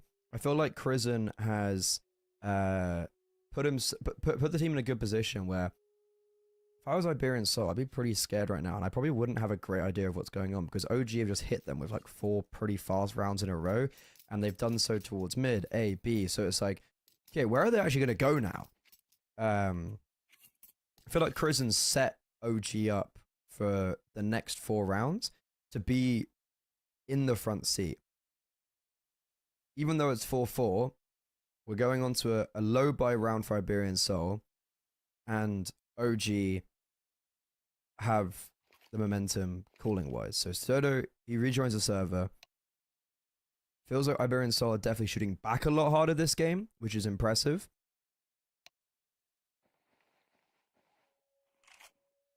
And it's the fact that Krizen has a Mac 10 makes me think that we're going to go fast again. So the match is live. It's going to be a low buy. Sassol with a hero NS, got money to spare. Alex maybe as well. But it should just be like a USP for Sododo, for instance, save the AWP. And the rest similar. So OG, where's Krizen going?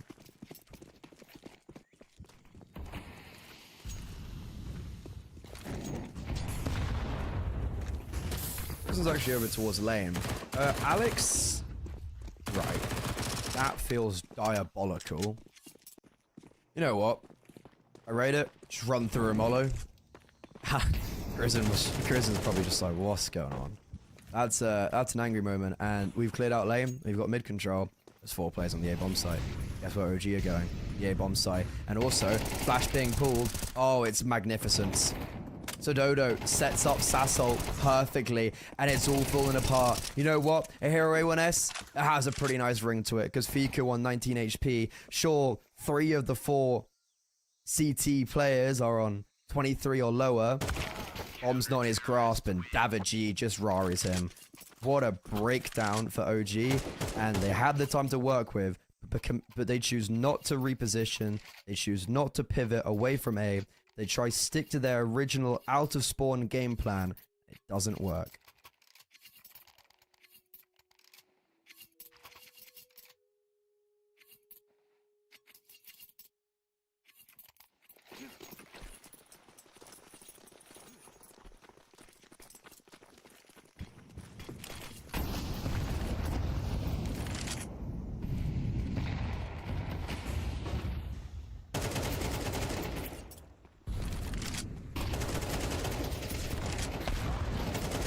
Ooh, good trade in middle. Sassol gets naded, but we still enter this 3 versus 3. OG again, some very fast-paced early stages of the round.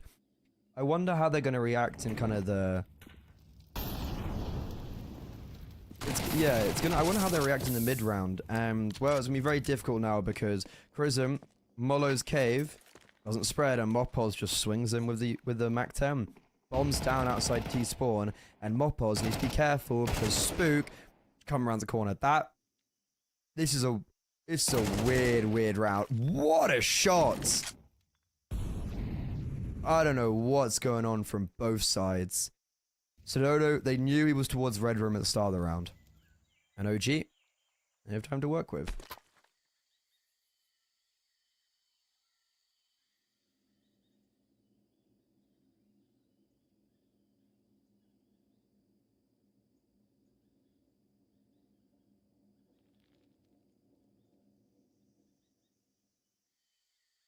Okay, what's going on?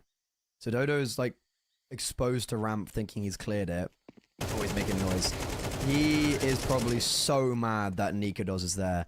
You know what, OG, they play that perfectly in the 2 versus 1. Just to wait. Wait for someone to make noise, as in wait for Sododo to make noise, and that's exactly what happens. But that whole 2 versus 3 was just bizarre.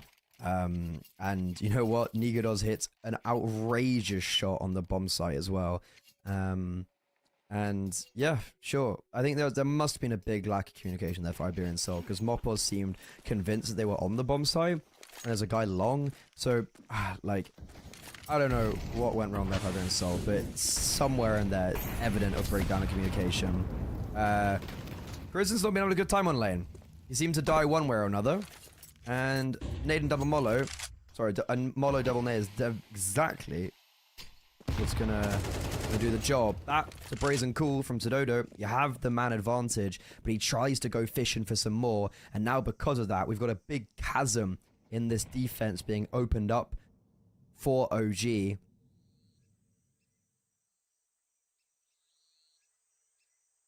But equally for OG, we're kind of all over the place. What's going on?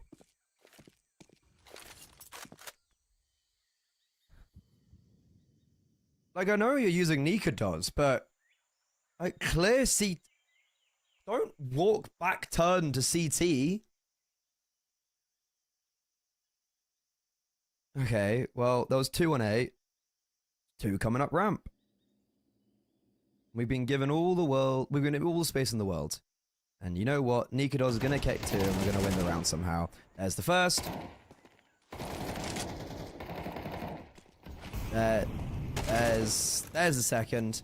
Bomb's going to get planted. Nikados is all OAP. And yeah, they're not going to expect damage. He's so close. So he's picked off 1. And now it's the pole. The OG member is now up for the 1 versus 2. Sasso is a full battle utility that could be quite damaging. Another G still towards Cave, dealt with. Now, Sasso, making a lot of noise, just runs in and wins out the duel. There's no kit, but there's just enough time, I think. And from a 2 versus 4 into another 1 versus 1 is unfortunately unsuccessful for OG.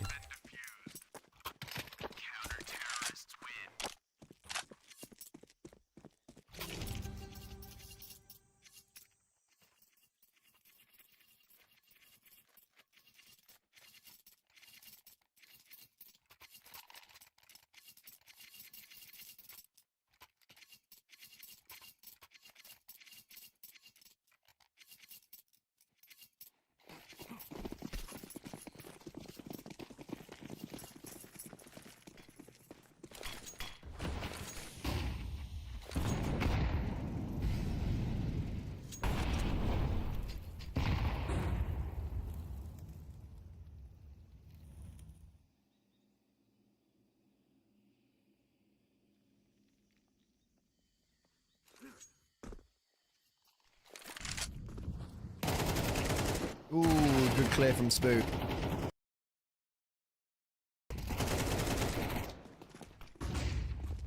And now, charge the Light Brigade up the B ramp. Lot of blind players coming up, but Spook, he's still hitting zingers. 14 and 7, final round of the half. He is pulling OG, kicking and screaming over the finishing line as Sasso left by himself, clutched up in the previous, but a 1 versus 3. I think a bit too out of his reach here. He does have a kit. He does have a smoke. He has spotted Fiku, but that goes both ways, and it...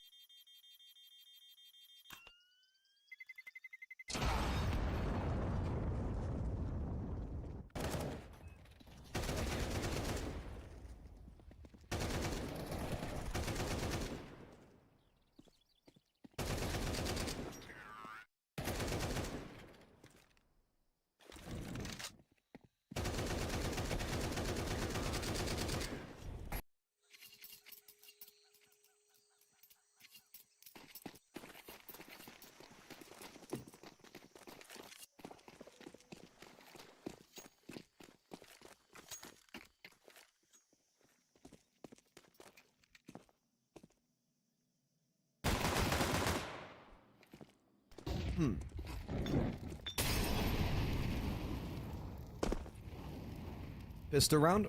Iberian Soul putting a lot of pressure towards Cave and Lame, but it's all a ruse. We're heading out towards a Nikados. Great first shot on the Lurker, and Spook is doing what he does best. Unfortunately, everyone around him's falling. He will pick up 1 before he dies, but right now, Sassel, he's connecting a lot of shots. Unfortunately, gets run down. And Sododo, who was previously bottom ramp, also selling the fake, now has to come through with no armor, and Nikados smites him as he starts the round and finishes the round.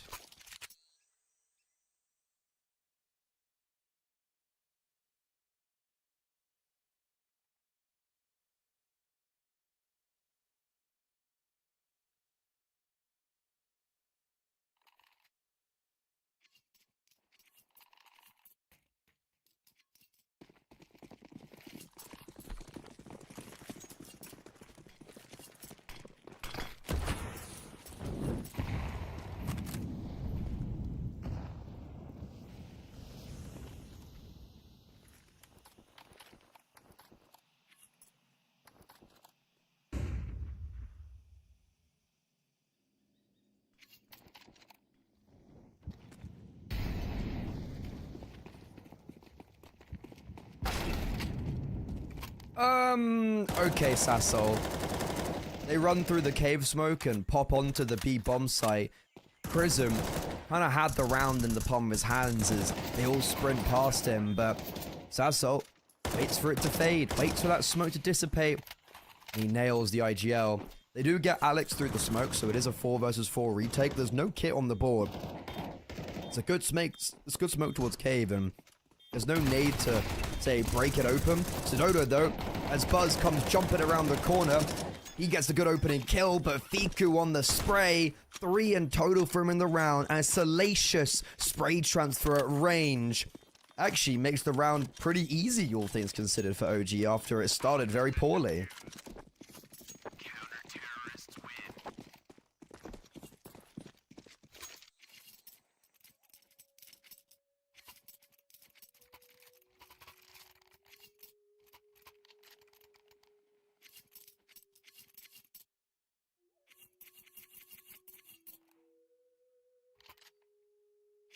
Very similar to the beginning of this first game. We're getting good damage on the T side, bombs down, so we're going to be continuously committing into these purchases.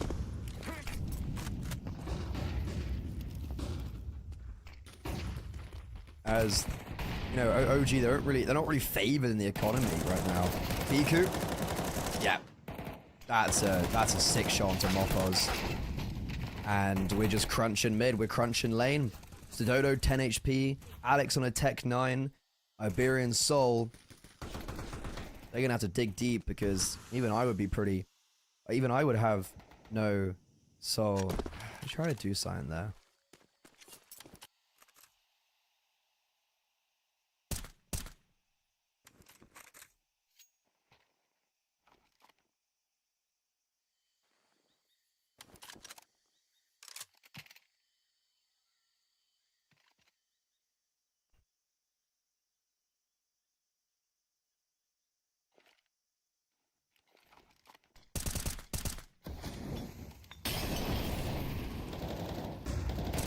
You know what? They're trying.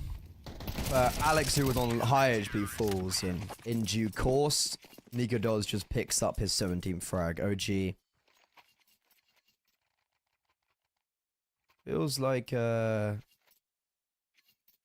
maybe they've broken through on that one.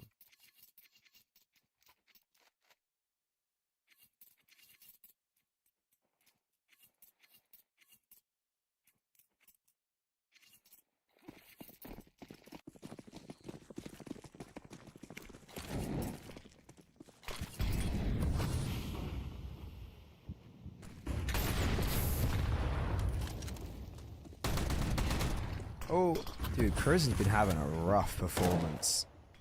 He just can't do anything right now on Ancient. He's playing the Lurker on T side, Cave, it's like a star spot on CT side. He's just dying every round. So we're at the exact same situation where they abuse Cave, they get onto the bomb site.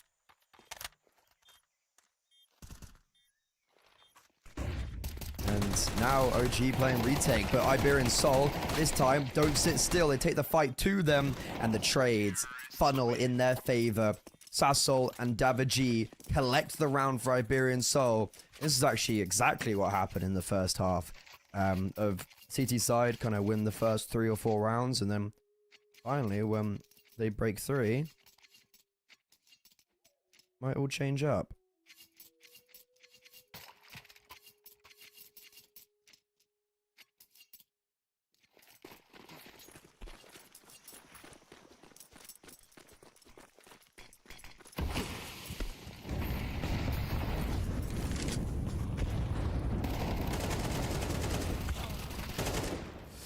Fast fight, what? Okay. Fast fight out mid. David G accidentally kills Nikodos. Was trying to shoot at Buzz, and Nikodos gets caught in the crossfire. I don't think he even realized he got 2 kills there, but that could be what basically breaks the camel's back right now, as OG 3 3 versus 4, forced to eradicate the offset they've been put into. Buzz tries to make amends through a main, but ultimately they're all being picked apart. G, he's not done just yet. 3 kills in total. Knows where the final 2 players are. It's an easy route over towards B if we choose to scale over there. And G adds more to his tally. 1 magazine, 4 kills. Things you love to see. And yeah, well, they know Buzz is over there towards A because he pushed A main. He just got spotted towards Donut. We could be seeing our second ace for Iberian Soul in this map.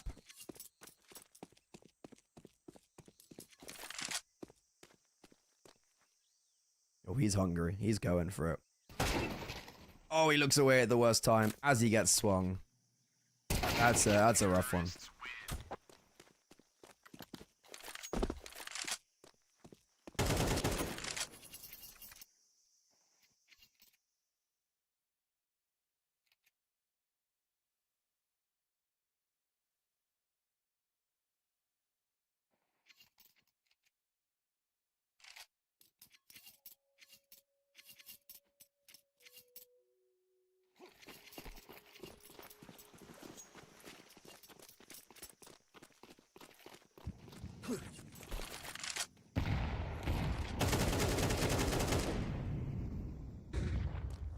Okay, so G's on it.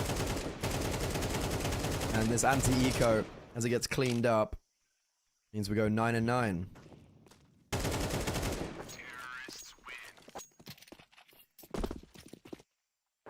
Flawless, which is fantastic for the econ.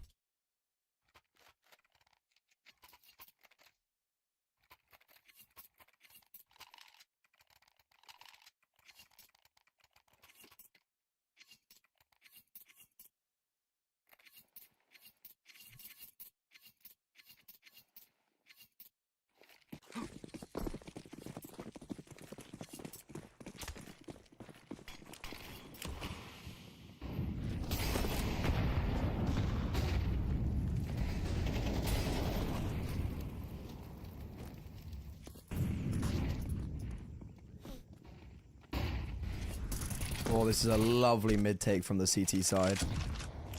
They've been struggling to deal with the likes of Sassol and G, who have been pressing the issue.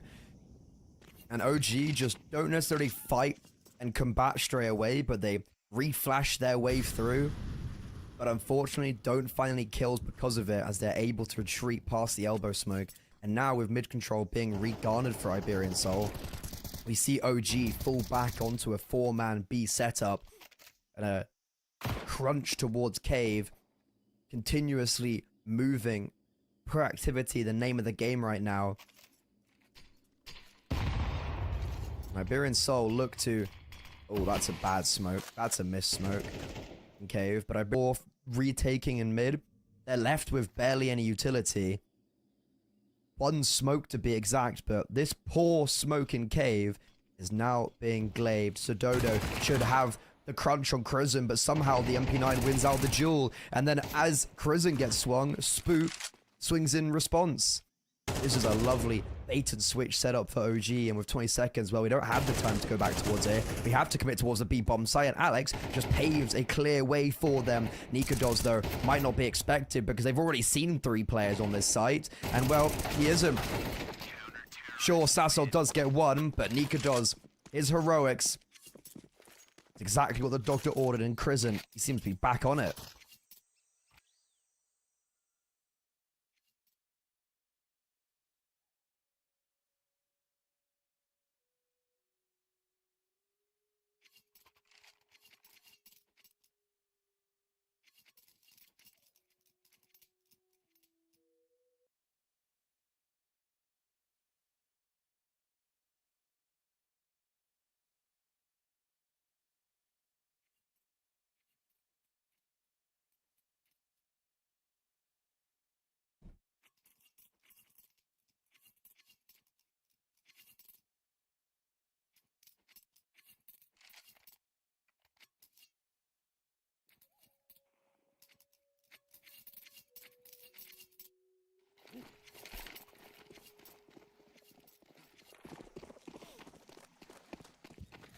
OG They lost the lead, but now they take it back.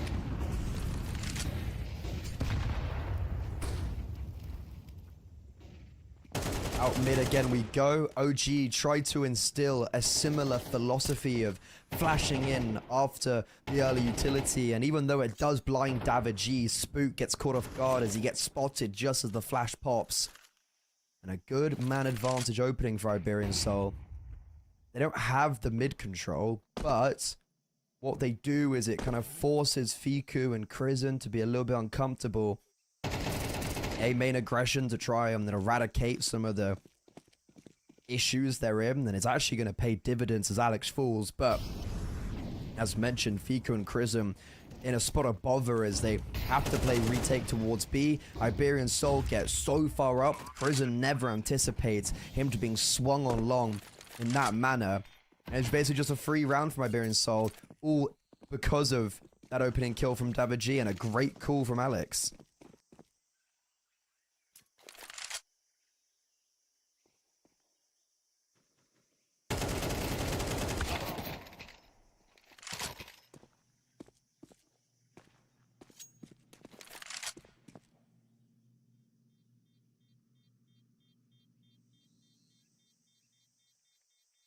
Terrorists win. The issue with this round as well for OG, no one saves. Everyone falls down.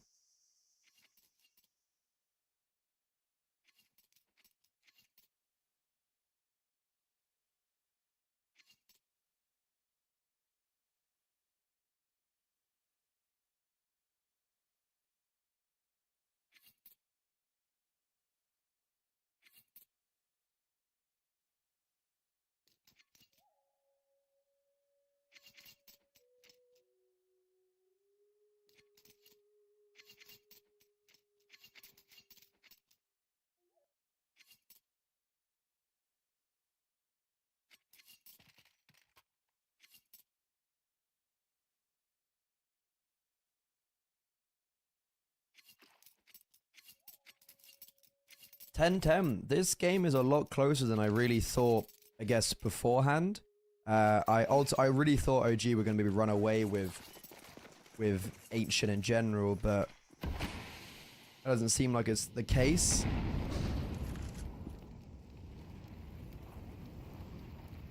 Iberian Soul, this is their time to reclaim the lead from, well, I think at the kind of beginning.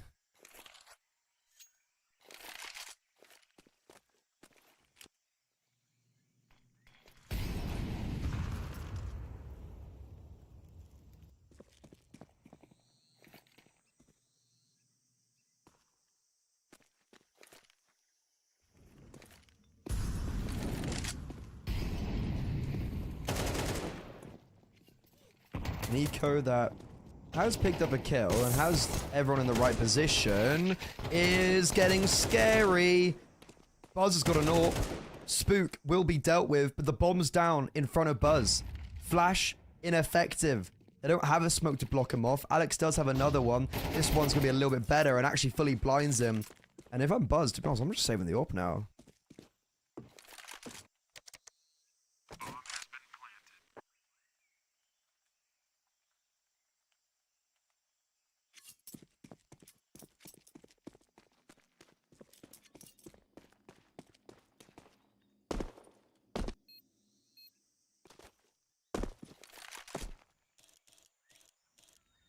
Yeah, saving the AWP is actually quite big. Get that in the hands of Nikados for the next round. Done good damage here. Win the next. Even though Iberian Soul on 11, they're going to be very economically struck. We'll be able to get a buy regardless, I think, even if they do lose the next. But it opens and it paves a very clear path for OG's future. But regardless, Terrorists win. Spanish Core now have the lead on OG's map pick.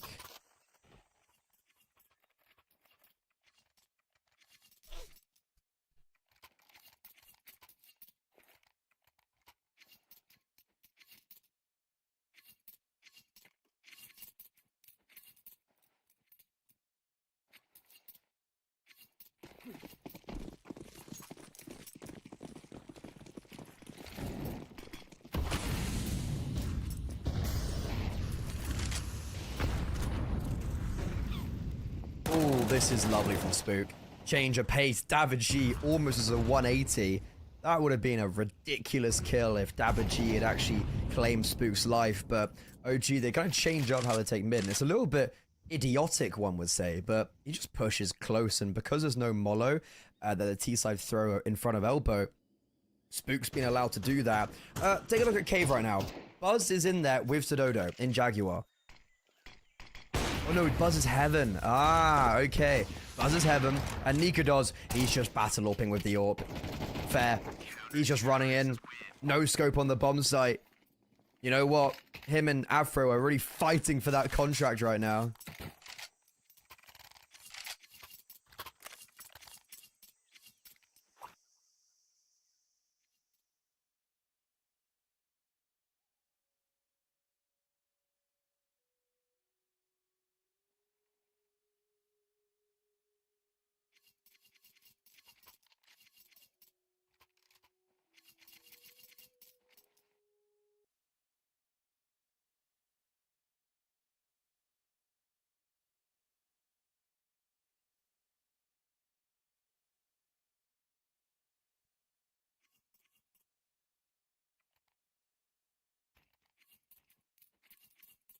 That saved AWP. Well, it was definitely important. Nikodos picking up 2 very pivotal kills with it. And now, let's take a look at Iberian Soul's money. As I mentioned, they have a buy, but it's not going to be fantastic. So those extra damages and the saved AWP and the eco round really is very important. But again, middle, a big issue. Buzz, Fallen, Mopos just surging through with a Mach 10, and that causes enough chaos to open up the A-bomb side, planting right in front of Donut. Spook is not going to get that nade off in time, and well, in reality, actually nades so late that now Iberian Soul are ready to react off that. Kristen also falls. His hardships continue, and Fiku sure is getting good damage, but with no kill, it probably is going to mean that they're going to have to go for a save. What is going on right now? Fiku flashes for himself, blinds not only him but Sassol so much that they both just stand there and stare at each other. Regardless, it's Iberian Soul with a change of pace and this continuous adaptation in mid. OG just have they just don't know what to do. But even though Iberian Soul of 11 or 12 rather, look at the money. David only want to save or to survive rather. Fiku and Nikodos, they save. They're gonna drop over weapons. They've got the AWP out. OG, sure they're down, but they're not out. If anything, overtime is actually a higher probability than Iberian Soul winning 13-11 right now.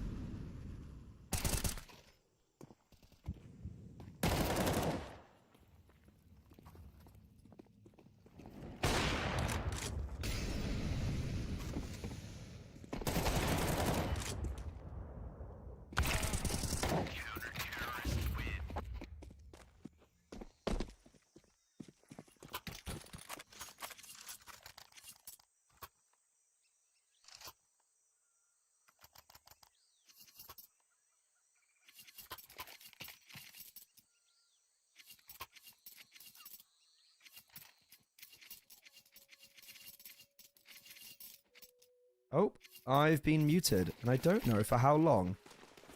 That was the last round. Okay. Well, that was a weird round. We had the same issues in middle. OG crunched mid, which I think was a nice adaptation. And Iberian Soul, so many lurkers. They're going first instead of the players actually out of A main. And they dropped utility that didn't move. Very weird round, all things considered. OG, it's a great round for them to catch off the lurks and a great double from Nikados. But ultimately, for Iberian Soul, it feels like they've thrown away that round after having maybe a great plan. If only we just got a little bit faster out of A main. And this round, something similar. We postured a lot towards A early, but get smoked off instantly, so we start to re-navigate. We've taken a lot of utility away from A, and I wouldn't be surprised if we try go for an A split, maybe?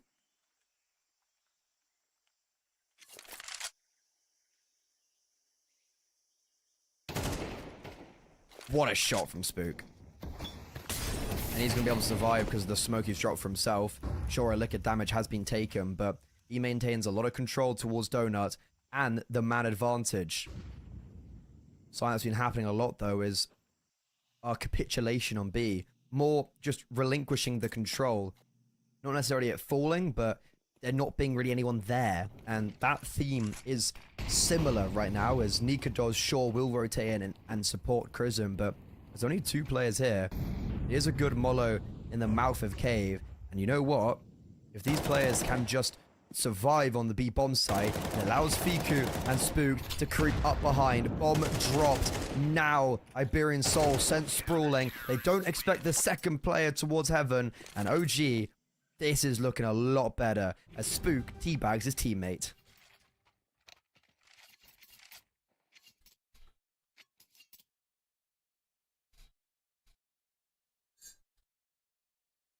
Their one and only tactical pause being called out for Iberian Soul because, yeah, I wouldn't blame them. It's all really just capitulated on this T side now for them.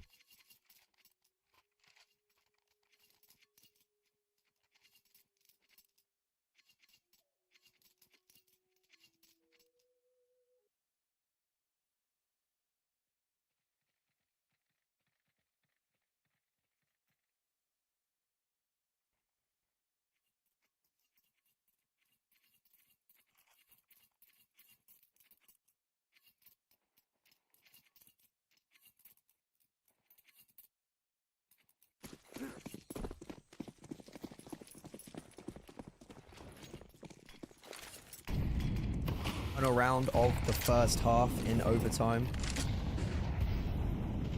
Change of pace towards lane as 2 players surge forward. And we're taking mid, but a little bit of a variation. And Nikados just walks into Mopos' welcoming arms. A big collection of an opening kill there. Orpa, who's having a fantastic game, out for the count.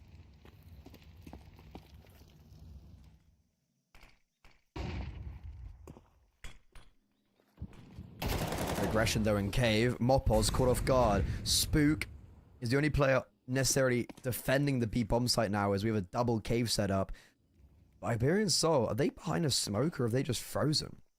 I think that one kill onto Mopos has completely frozen them because they're waiting for Sassol to try and activate. But he's revealed his cards too early. A very weird top ramp smoke that somehow favors Chrism. Don't go too far, Chrism, though, because he just walks into Daviji. Fiku, though, they're not going to anticipate him. They might just run straight past him. And no, they're going into Cave. Viku's just heard all of it. Oh, they're not even going into Cave. Yeah, they're just going everywhere. And now, Spook also being very proactive. Iberian Soul seem very flustered. Like, they don't have a very clear game plan of what they want to do after their maybe original plan doesn't work. Even though it did, because they got the opening kill, but then it all falls apart because OG, their continuous proactivity feeds into their success. Now for Sassol, a 1 versus 2, which might be very difficult. And he won't even get past Fiku. A big collection of 3 kills from the pole gives OG a flawless CT side and 3 opportunities now to close out map number 1.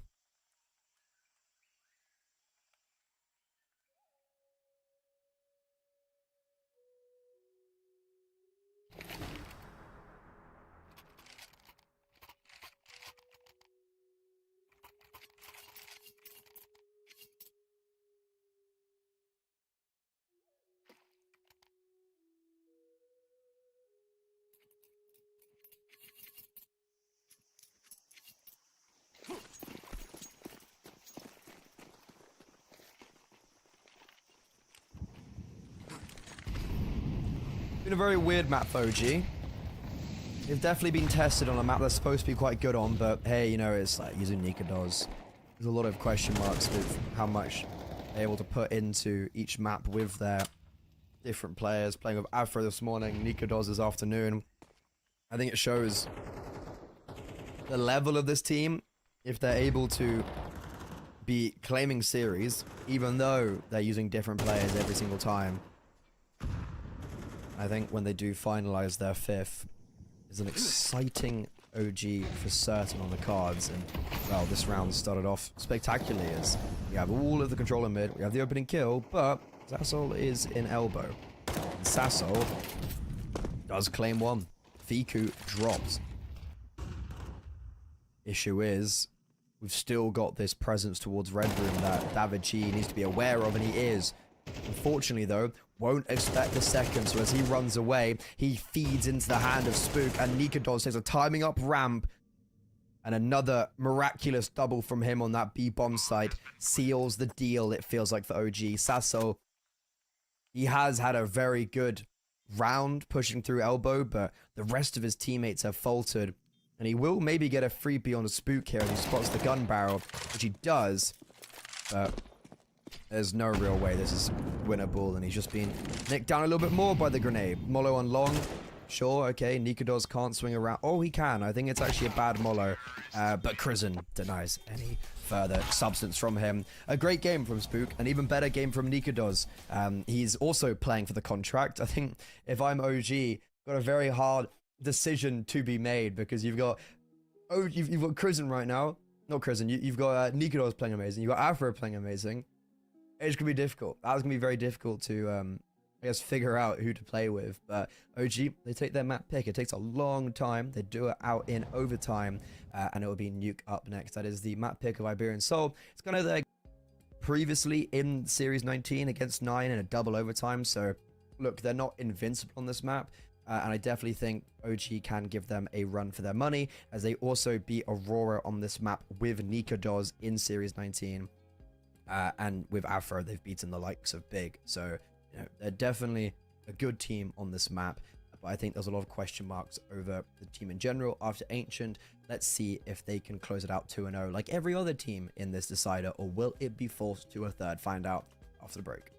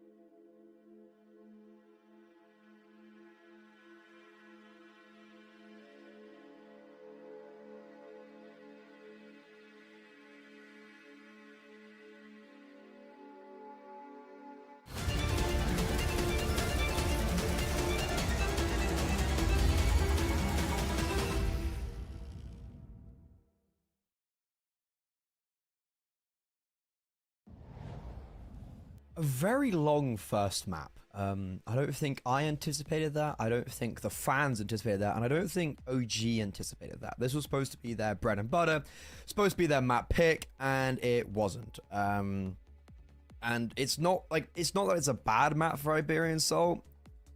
They have a lot of reps on it, and they do have some pretty decent games against like Fireflux in Series 20 today, for instance. But that was Fireflux, you know, the asterisks of playing as NIP for like a billion years beforehand. But ultimately, that was not a map that I expected Iberian Soul to be taken to overtime, because they've had a lot more negatives on it recently than positives. But now we go on to their map pick. We go on to Nuke, which is kind of like the map for Iberian Soul. It's the map they always pick into. And it's a map that they have more success on. But they are just in general, like it's a weird one, because this year, to be honest, they just aren't having much success, period. Like it doesn't matter which map, it doesn't matter what, like they're not getting out of close qualifiers. They just haven't really been playing very well, and I think they haven't been playing to the level that they anticipate. But they could be looking to potentially go for a reverse sweep here, as they do have Nuke coming up. OG have already played at this event with Nikodos against Aurora. They 13-1 them. You know, that's a very significant result. And when they had Modo, they also 13-7'd Big on it, who picked it into them. So they are a team that are capable at playing Nuke. And I actually remember watching Chris's stream once, where he was playing with like the Mouse NXT, his old teammates on Mouse NXT, and they played against the majority of Iberian Soul in a pug and beat them in a pug. So my thought process is that OG are probably going to step up a little bit right now, because I think they definitely didn't play to the standard that maybe they expect on Ancient, but you could see at the end when you can see at the end that they did pick up the pace a lot, where they went flawless in overtime. But here we go. OG on the T side. Okay. No, OG on this. Wait. No, OG are on the CT side. Okay. OG on the CT side. I got scared for a second that for some reason they'd pick T side, but no. They're on the CT side. Pistol round. 2 jewels been dropped over by Krisen to Nikodos and Spook. And Spook's already getting aggressive. Spots out the shoulder of Mopos and swings. Even though he falls, another jewel bread is right behind him. But Sassel, 3 versus 3. Issue is he's being caught off guard. Bomb now dropped towards door. And even though David G is wrapping around heaven, because his teammates are falling, it's now a very separated Alex and David G. And this is going to be a very hard round now for the T side, as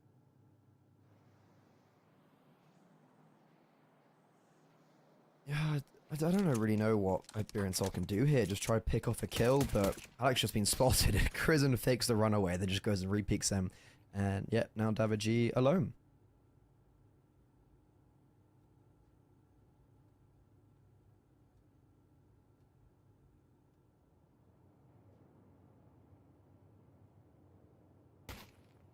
Spotted.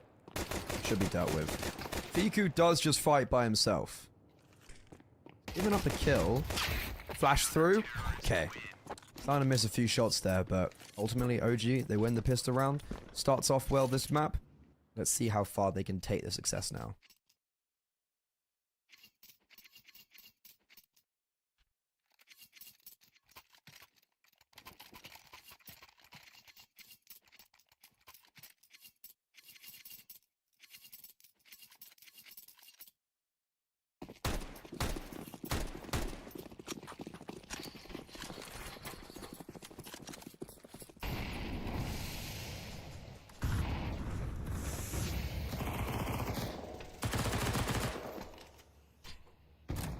It's actually a force buy for Iberian Soul. They're buying into this round.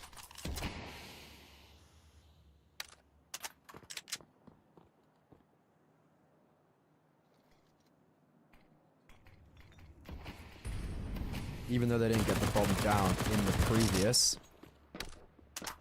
They're just going to go down towards Secret. 2 players already here though. Spook will mull them off, and then Buzz is in close proximity towards doubles, so the crossfire should be initiated.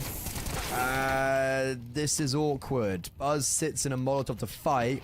We'll get one, but traded. Nikodor's also rotating down now. Crimson down the vent. We are all in the right position at the right time, OG. We will clear out single. And there's only 2 players actually down for Iberian Soul, as Mopoz is lurking around main, and he's actually going to get caught off guard by Fiku as they try to come up the vent. Crimson's still waiting.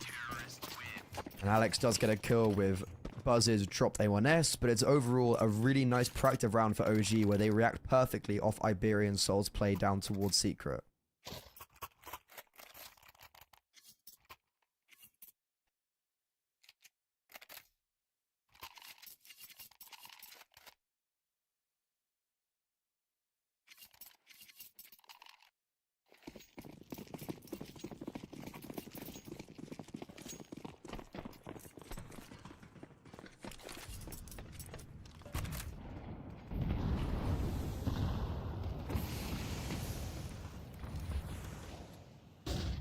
An eco now for Iberian Soul, as they don't get really much going in the previous. Prison's getting a little bit too... I don't like it when an MP9 goes aggressive outside like this against ecos. I see it far too often. Mopoz has got down the vent.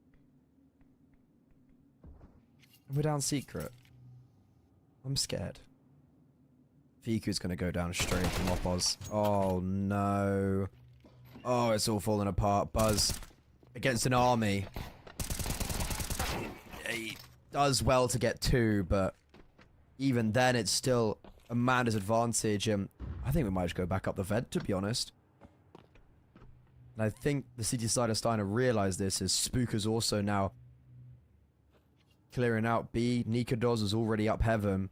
This could be a good play because they're not going to expect him so quick, but will he expect a lurk outside? Sasso, close range with a deagle, just needs to find the headshot. Nikodos dropping down.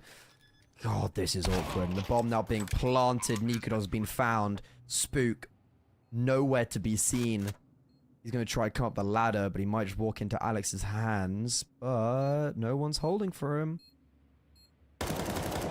Alex has allowed him to get up. Alex being hunted down. He's going to get mollowed. Dealt with.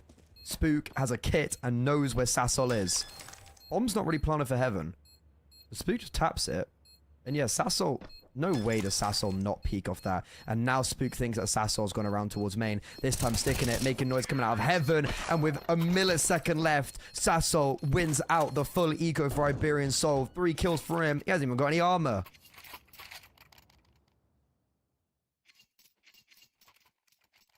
That's a pretty big upset early on. OG sent sprawling.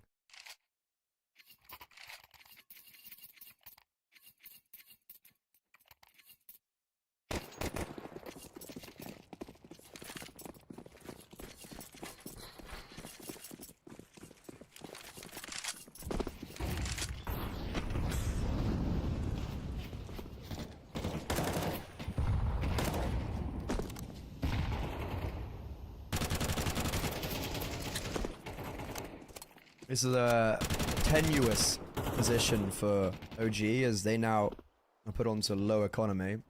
But they still will get out 4 rifles. And they've just found 2 kills. What's... I think it's to Dodo walk into garage? What? Okay, we'll just peek in Nikodos. Iberian Soul just thrown away this round. It was a nice play with the outside smokes, but they separate completely. And now Mopoz and Sasso completely left alone. The bomb also dropped somewhere. I don't really know where, to be honest. They don't have it. Maybe towards Secret? Or was it... Where is the bomb? Am I going crazy? Bomb was Secret, okay. Bomb was Secret, that's why they had to go outside. I was looking, and it's because Buzz's icon was covering the bomb. I was like, I'm going crazy. I can't see the bomb. Yeah, that's a really poor round from Iberian Soul. Just, like, going from hero to 0 so quickly.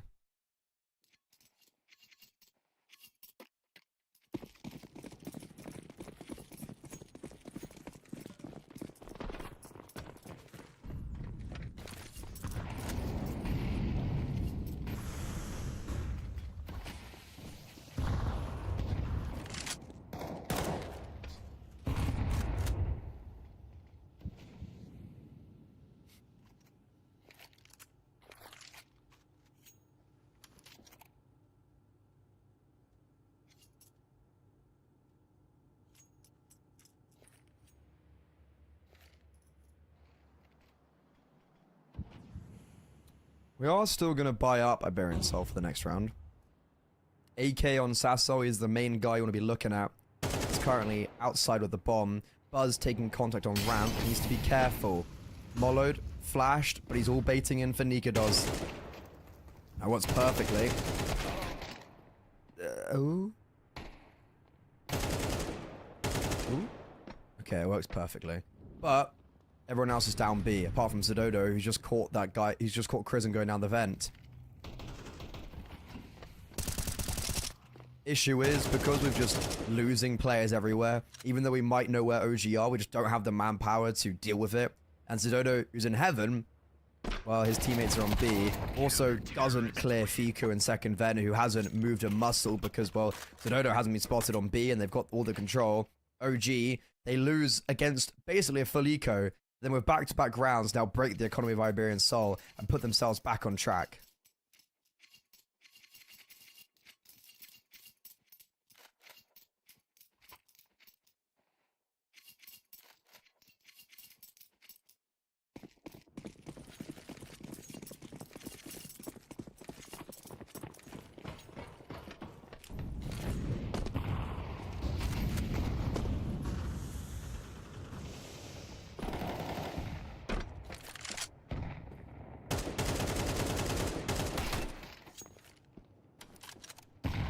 Okay, let's not lose another round in this same way.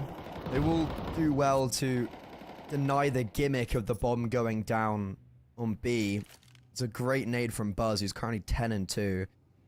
And the rest of the team, I'm surprised we haven't seen more rotation Bs, seeing how the bomb is on the site. But Buzz doesn't need any rotations, as he gets a clean headshot onto Mopoz, who had the picked up rifle. Still is alone, even though the bomb's down. And Mr. Buzz, gotta be careful. He's being smoked off. He's just sitting in the smoke. There's a player above him. Nikado should come to clear and help. I'm really surprised we haven't had more rotation down B, because said the bomb is here. But I think it looks like it should be all fine. Sassol caught on heaven, and yeah, a bit of a weird, crazy round for OG, but for both sides really, but it's all good.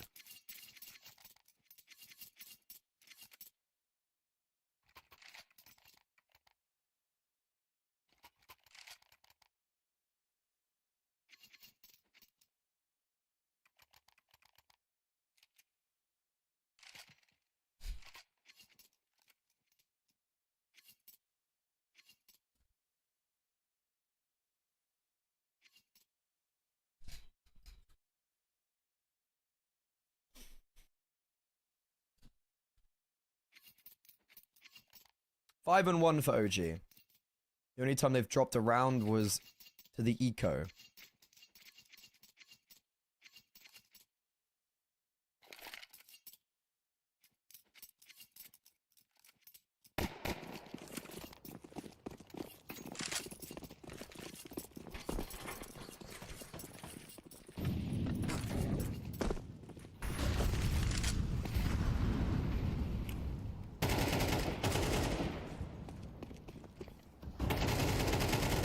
Good opening from Sassel though. Nika does. Tried to get aggressive in this round, and OG were looking to maybe try support, but they couldn't really. Fiku just takes Madsen's in his own hands. Jumps up on top of Garage, and we're just pincering outside, putting a lot of pressure towards this T-side pursuit down B, but Alex stems the bleeding, and Alex is eliminating absolutely everybody. 3 kills for him. And even though he does fall, Mopos is able to trade swiftly as he comes out of A. And that round went from being pretty dire for Iberian Soul to Alex saving the day.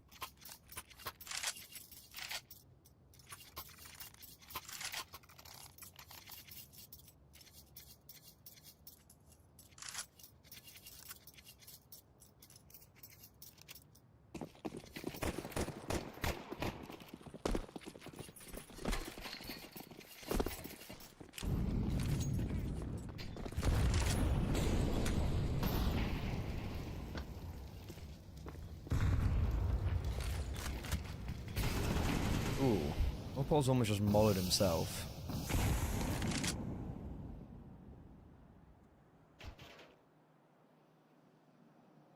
David G will be making his way down secret with the cohort behind him.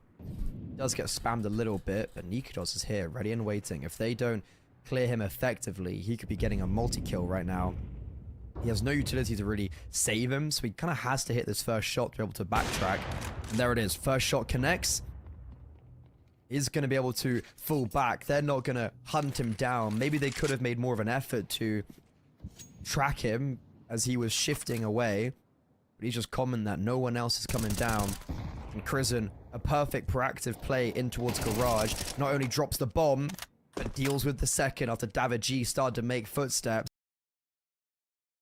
In lobby for the trio to make some work outside now just have felt useless. They haven't been able to do anything because the main body of their offensive haven't really done anything.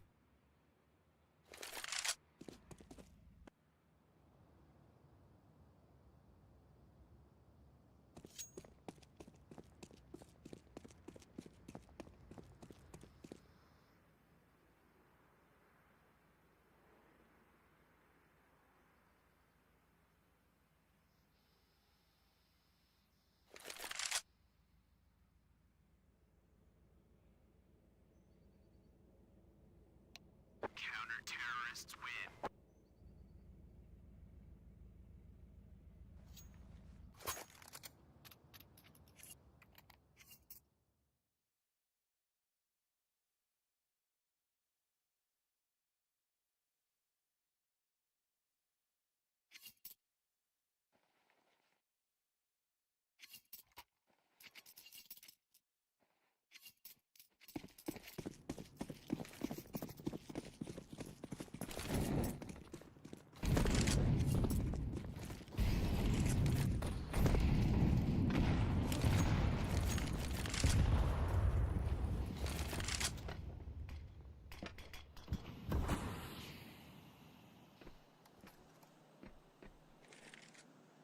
A heartbreaker around Viberian Soul. They're just not able to claw two together after finding good success in Crizzen. Aggressive outside, similar to what Nikodos had done previously, but chooses to not overstep the mark. He has a lot of players behind him and doesn't want to isolate himself. David G, though, after hearing Crizzen run away, is now collecting this space back red. This could catch off OG, as now they're leaving David G back red, but Crizzen still seems aware of this possibility. If David G plays his cards right, he'll most likely be catching someone off guard, which he has. Crizzen eliminated. Khalil thrives. Iberian Soul, this investment because of the Save rifles, has some legs to it, but Spook, a spam through the smoke and door, not only kills one, but does a lot of damage to the second. Issue is, we've got down vent. We have seen a rotation from Buzz, but Sassol pulls the trigger out on A, and now with the confirmation, well, I mean, everyone's just dying. I was gonna say, maybe we could rotate back up A, but it doesn't matter. All the isolated jewels are coming out in favor of Iberian Soul, and it's another instance where, how's this all gone wrong for OG?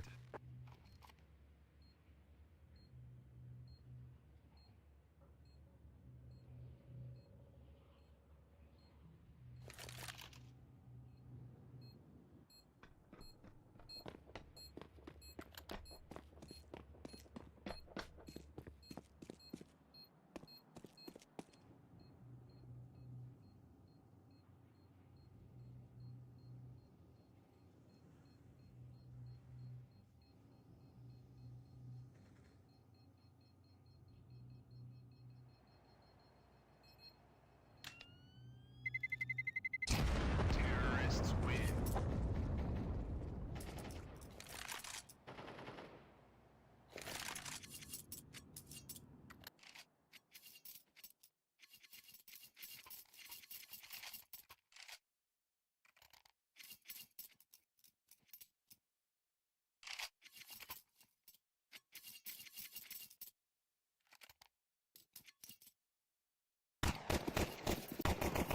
A chaotic round. Iberian Soul thrive. OG dismantled left, right, and center. And if they'd actually continued their outside play, I think they probably would have been able to catch off one and, well,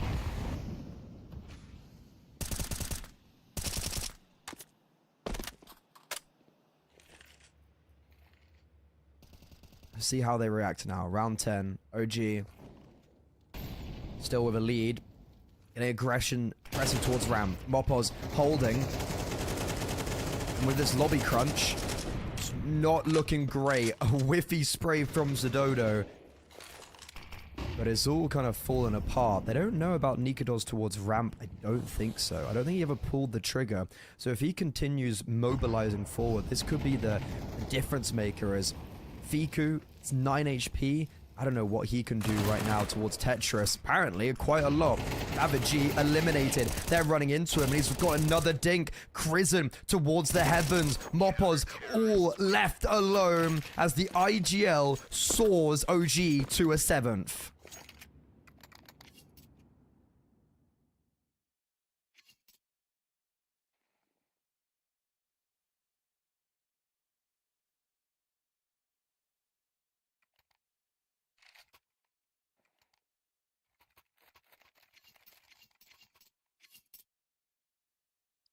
Thing is, that was a good round for Iberian Soul. They actually just cancel out, like they just do really well to not allow for the lobby crunch. Issue is, they just then walk onto A quite like lackadaisically.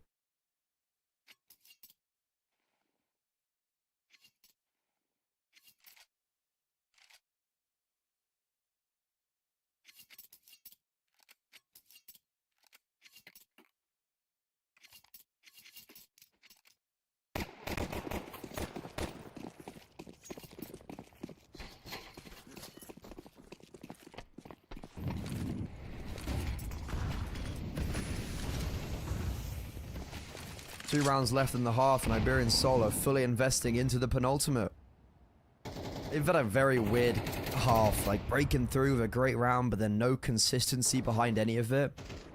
Avachi is going to be lurking outside once more, taking a lot of commotion with him.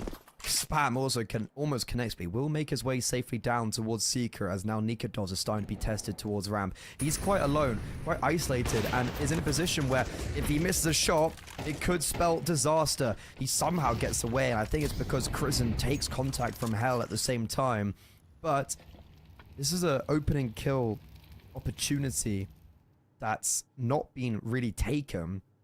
Iberian Soul, they're actually looking to pincer towards Hell. Pincer up towards A. Crizzen, ooh, that's a weird old kind of interaction with him. And doesn't look like he's got really any help, but Crizzen doesn't need any help. Alex, down. And they just can't get past Crizzen. G now thinking that he can go help his teammates, but Buzz is there to save the day. Oh, it's all falling apart. We're missing shots. And Iberian Soul, 3 kills come floating in simultaneously. Spook will, though, claw one back. 2 versus 2. Issue is, Mopos is so low HP that he doesn't have the right opportunity to defend for Zododo. Now as Nikodos comes up, Vent, Nikodos, what's he doing? He pulled out his knife instead of firing at Zododo. It's a 1 versus 1. The USP tickles him so low, swings through. And okay, Zododo on such low HP, not really much he can do there, but Nikodos just pulls out his knife. He runs out in the open. I thought he was going to try and fight with his teammate, and it's a little bit messy for Nikodos, but ultimately it's 8 for OG as they now go into the final round of the half where Iberian Soul actually do have economy because of that bomb down. But for OG, that was a really messy round where everything just kind of fell apart very quickly.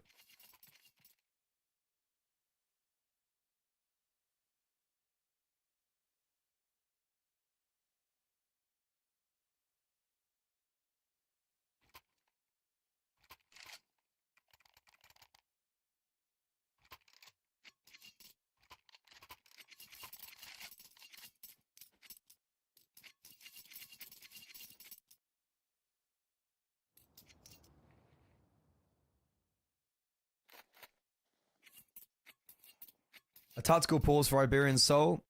I don't blame them because it's another instance where they're just not able to kind of sustain any real success.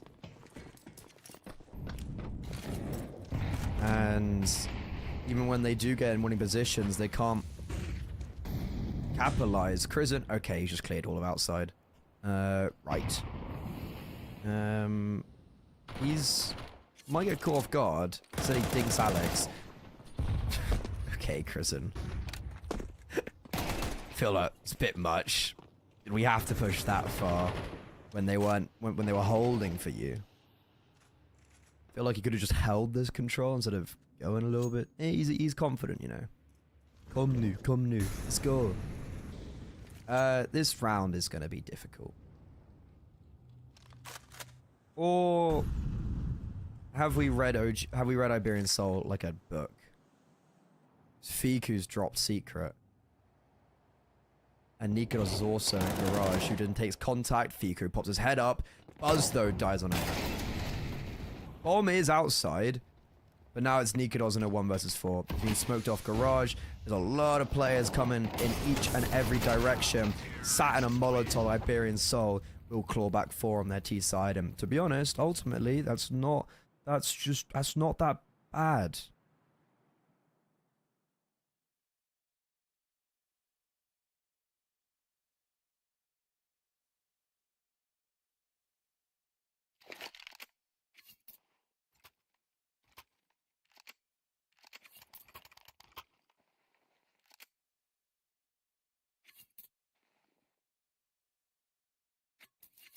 Okay, 8-4, OG.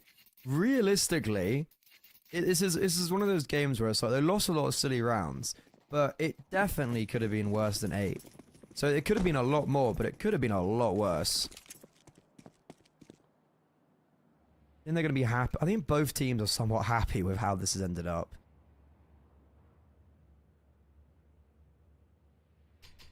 Nade onto door for the T-pistol round. Smoke aim aim. Mopos, yeah, sure.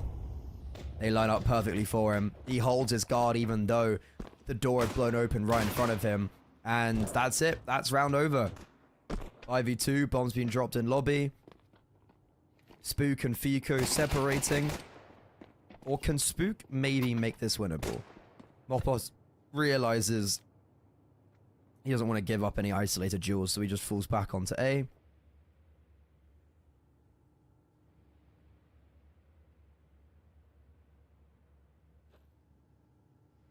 And Sasol just cleared the whole of ramp, so he's like, okay guys, they're probably still going to go towards A. And that's where Iberian Soul are all congregated. Don't want to say this is not possible, but it should be improbable.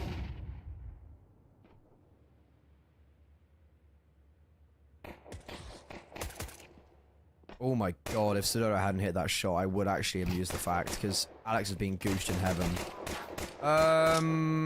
Spook can 1v3. If he drops the vent, he wins this round. Because Sassol's in heaven, but instead, he just clears it, taps the pop. He's really waiting for someone to come up the vent. There must have been a comm that there was someone, vent, secret, whatever. Because no one's that, like, you know, he's so skeptical of and cautious of someone being there.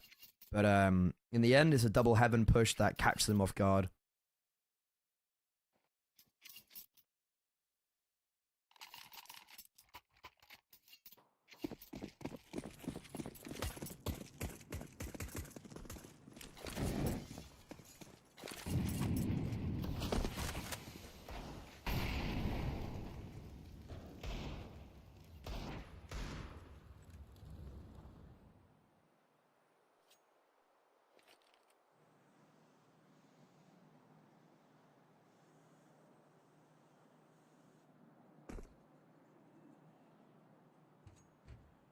Full eco for OG because the bomb unfortunately didn't get planted. And if those early 2 kills, or I guess 3 kills, weren't a thing, it definitely could have been a competitive round. And even though Buzz somehow gets an opening kill there, this shouldn't be dangerous. Nikodos will get another one. Just trying to keep this as costly as possible.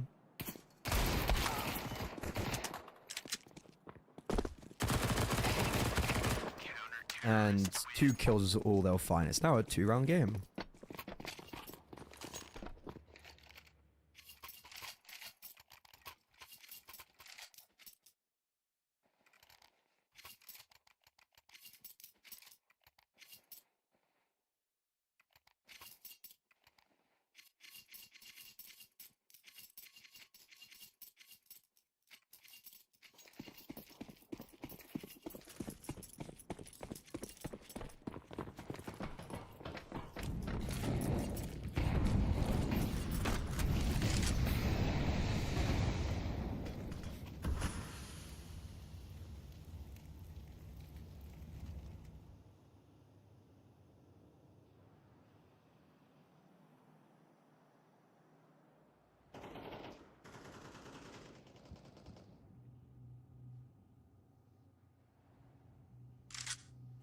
OG have just got down Secret quite easily.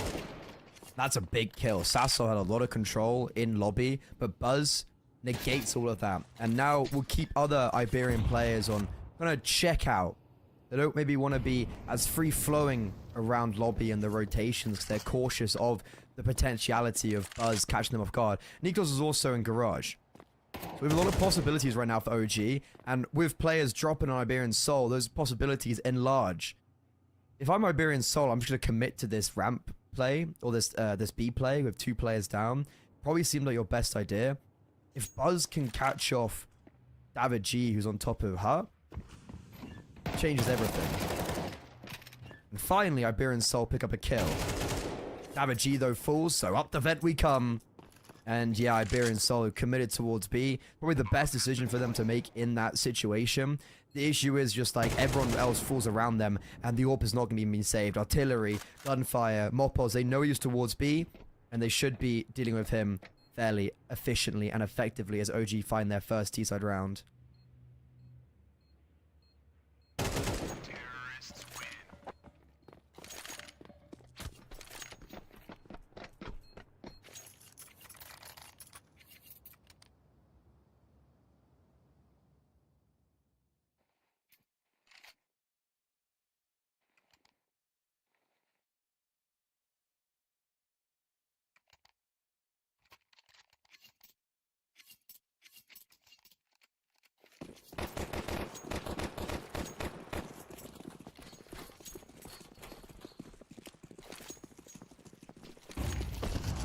Around that, it's actually just broken Iberian Soul's money.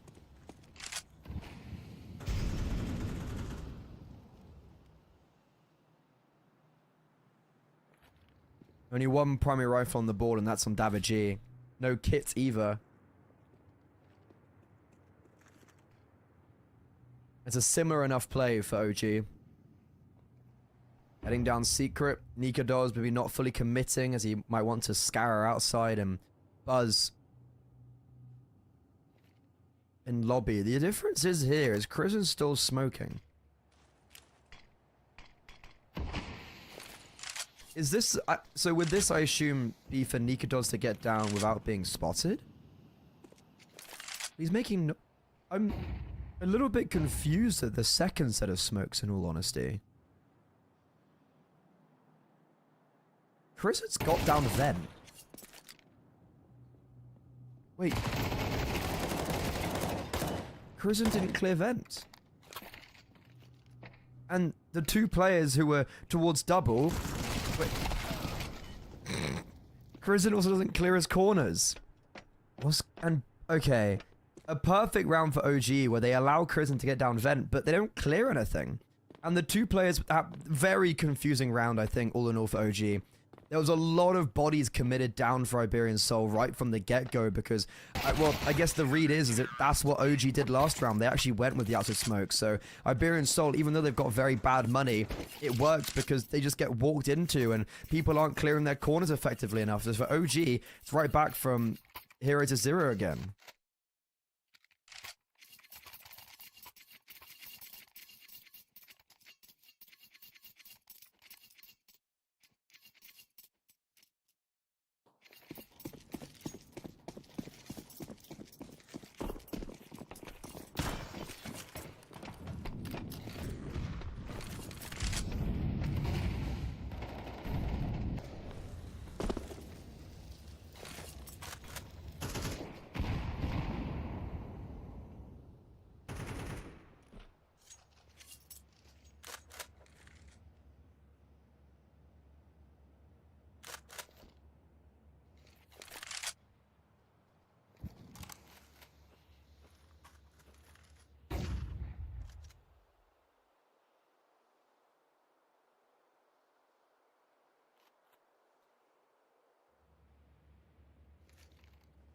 OG is still going to scramble together 4 AKs. And it looks like Krisen's holding a wrap smoke outside. I think that's for blue box. Smoking garage off. Currently, full control of outside. David G ticked in the mollo. Spook could just drop on him. With 18 HP, probably should get eliminated. Shadow spotted. Flash ineffective. David G on 18 HP, still able to thrive.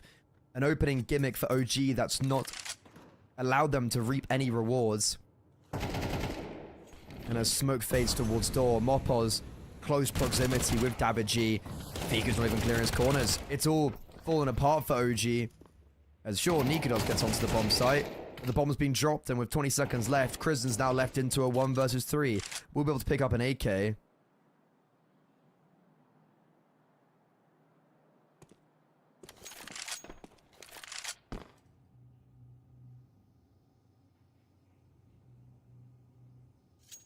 And yeah, there's no real way he can get into this round, so he's just going to be saving. AK will be collected and brought into next, but money is probably going to be in a bit of a weird manner because of that, as he has no money. Everyone else who would normally be ecoing, with 2900 lost in the next, how do we approach this round with the purchase? And Iberian Soul, they're starting to crawl their way back into this CT side.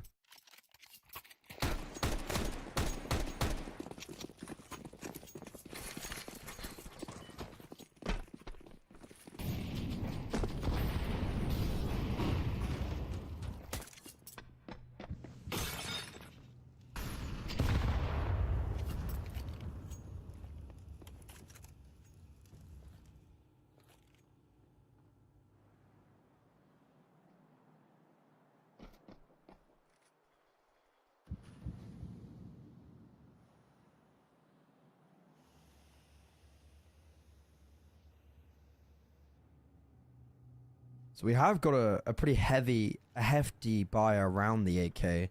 Tech 9s of armor, a flash on Nikodos, and that one flash is going to try pop them into ramp, where Sassol is aware of the fact there might be a flash coming, so he's ducking and diving. Has got support Sodo now, he's also walked in, he's playing complete anti-flash. Prison making commotion outside. That's a big kill. Sododo might have to maybe move away because of it, but no. Alex comes up secret. Goes, yeah, there's no one else there. Sassol's rotated back in after briefly removing himself, and Sododo, oh no, not playing anti-flash, blinded by the flashbang. The Tech 9s open up ramp. AKs have been collected. It's a 2-man advantage. David G is the only player to rotate down towards single, and he's being held for. He's going to have to relinquish his control as Double's controlled by OG. Bomb planted. Iberian Soul have completely fallen apart, and it is actually because of Chris and getting that opening kill. Sassol's moved away, so Dodo's not playing anti-flash anymore because of that, and the one flashbang on Nikodos is sublime.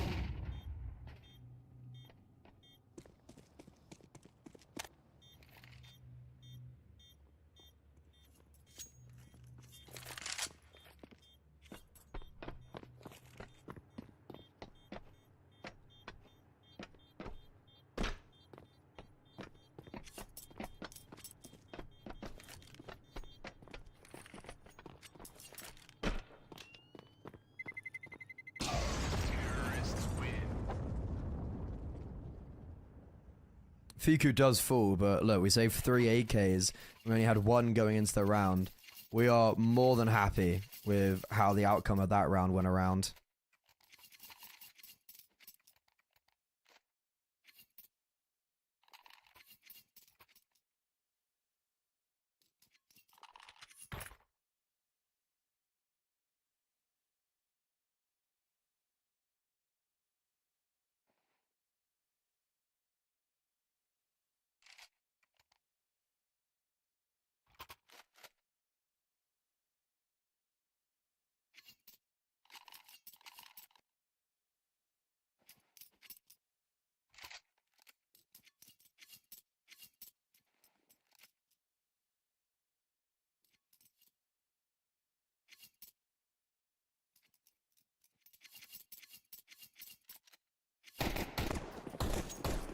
So, a very wild and wacky series, and map especially, where it feels like everyone's winning the rounds they shouldn't and losing the rounds they should.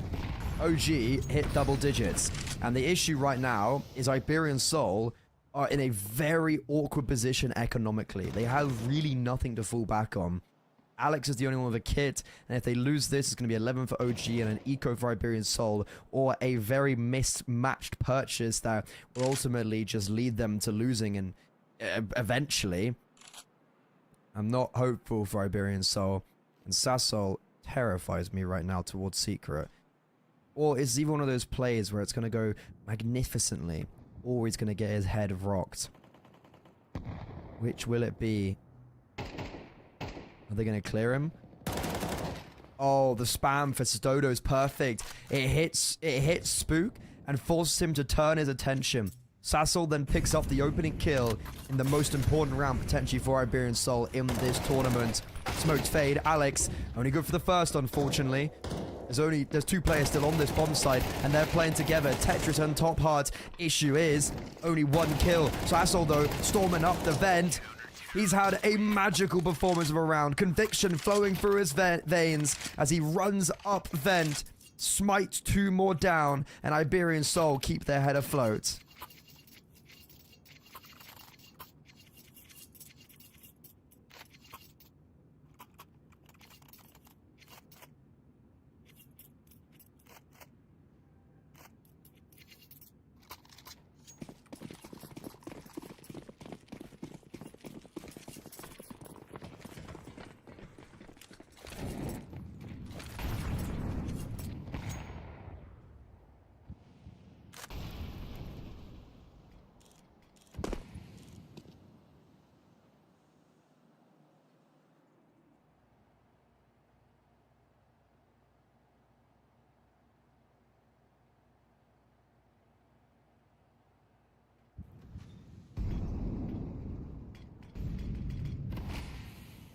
A very disjointed buy for OG as well, but an opening kill for Nikados. That AWP paying dividends. Crizzen, a very bold play that works out in his favor.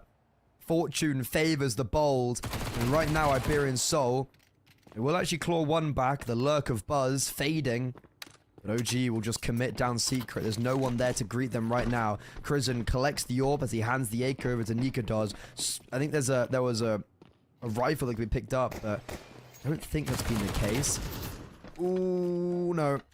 Alex is getting away with a lot right now on this MP9, and is also taking a lot of attention away from David G, who's creeping up ramp. It's all falling apart at the hands of Alex. Nikados, who set up this round, now has to clutch up a 1 versus 3. This would certainly put him high up on the conversations for the OG contract if he's able to pull this one off. 20 seconds and the bomb out in no man's land. But David G has gone walking. Mopos about to be backstabbed. Oh, Nikados didn't have his gun out. If he had his gun out, that would have been most certainly a kill and a 1 versus 1. But he's fumbled it there. And OG have no economy as Iberian Soul set their sights on reclaiming the lead.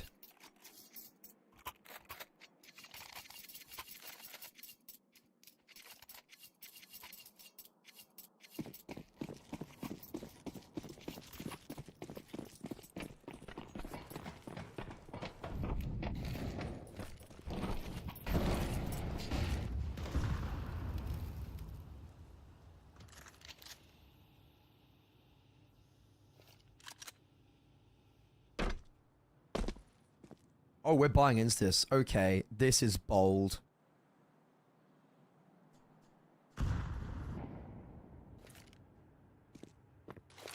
Mac 10s, a Galil, Tech 9, a Deagle, and a big nade from Sassol. He's just wiped the 4 with 3 of them. Lurk as well, down. Iberian Soul, they're going to get to 11, but in a much more excruciating manner for OG than I anticipated. Nikados on 41 HP. There's nothing he can do. He's also being encircled around from lobby.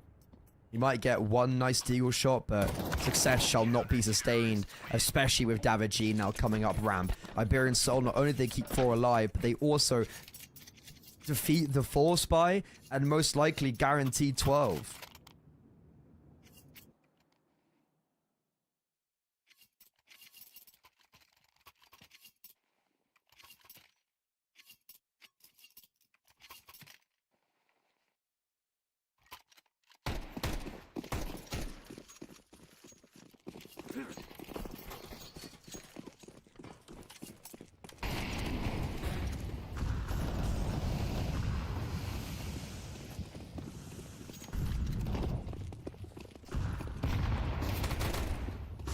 Tech 9s this round.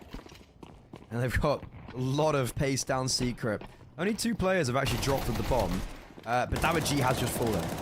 Down vent, Buzz goes. Creates pandemonium for Chrism, but a dink is all he's going to survive. Sassel, fast rotation. Alongside Alex here to stop any intruders entering the B-bomb site. That's exactly what they're going to do.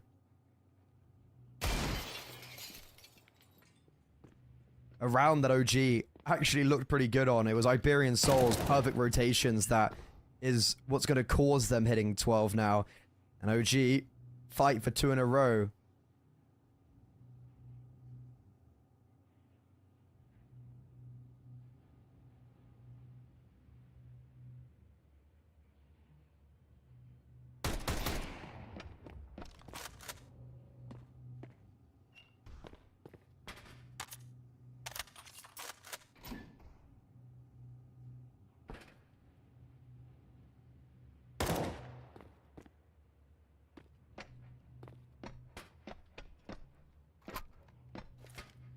Buzz does collect the bomb. No way he's going to be able to win this. Bomb shall be planted, which is a great addition of economy. Would have been the opening kill on Sododo, so it's really given him a lot of opportunities. Running out of bullets and running out of time. Sododo just playing the perfect bait for Mopos and Alex. 12 achieved. OG. Felt like they've thrown away nuke potentially.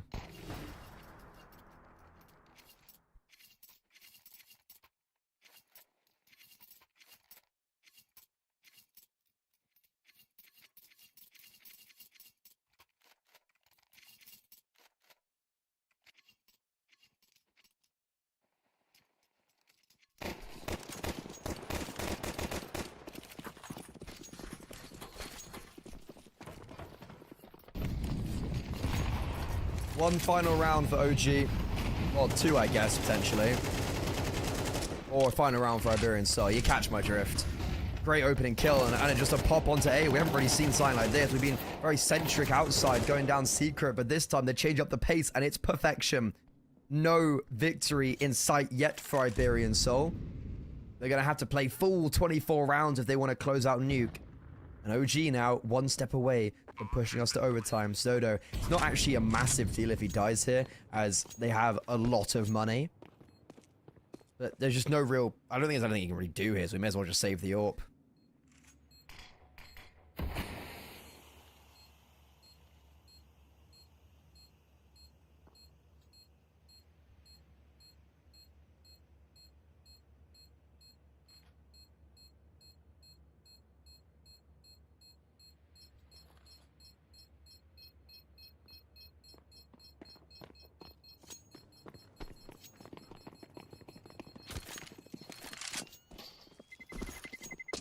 Terrorists win.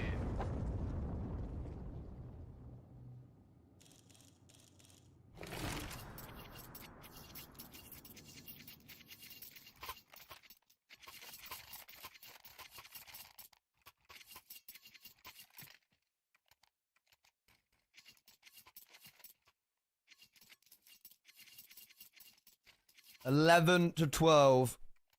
As I mentioned, Iberian Soul, loads of economy. They're going to get the fullest of purchases. OG, there's a great change of pace in the last. Their outside plays have definitely dealt different, varying levels of success, and they might just try to do something again. Try to get the opening kill on Davaji with an abundance of Tetris utility. They're not going to get the kill. They do a lot of damage. How do they reset now after they put their early pressure in lobby?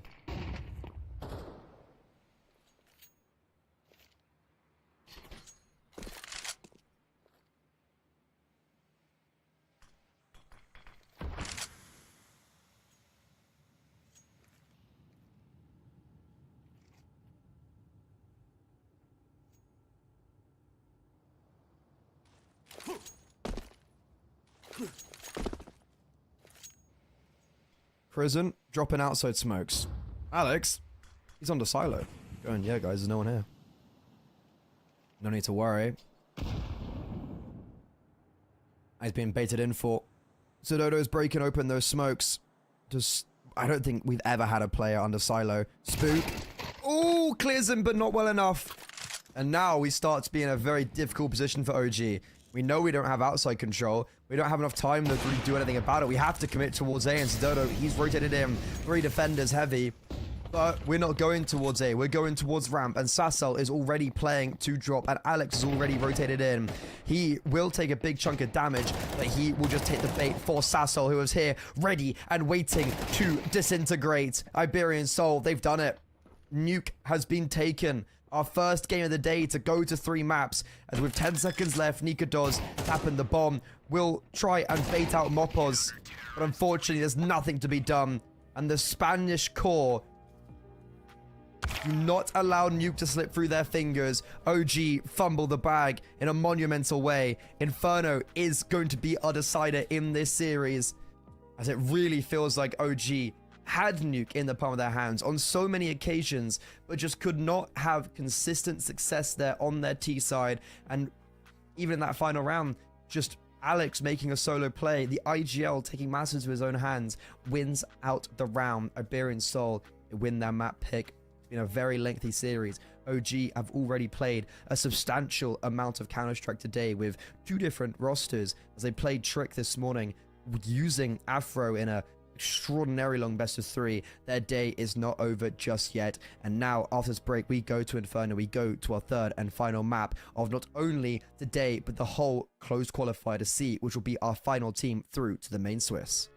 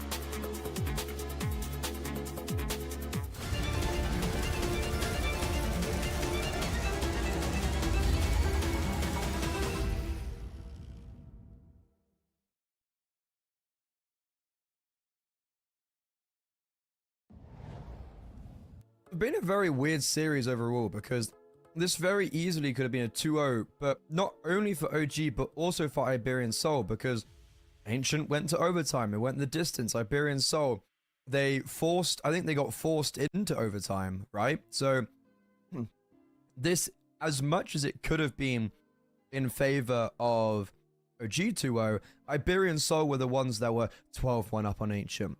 They could have closed out in overtime.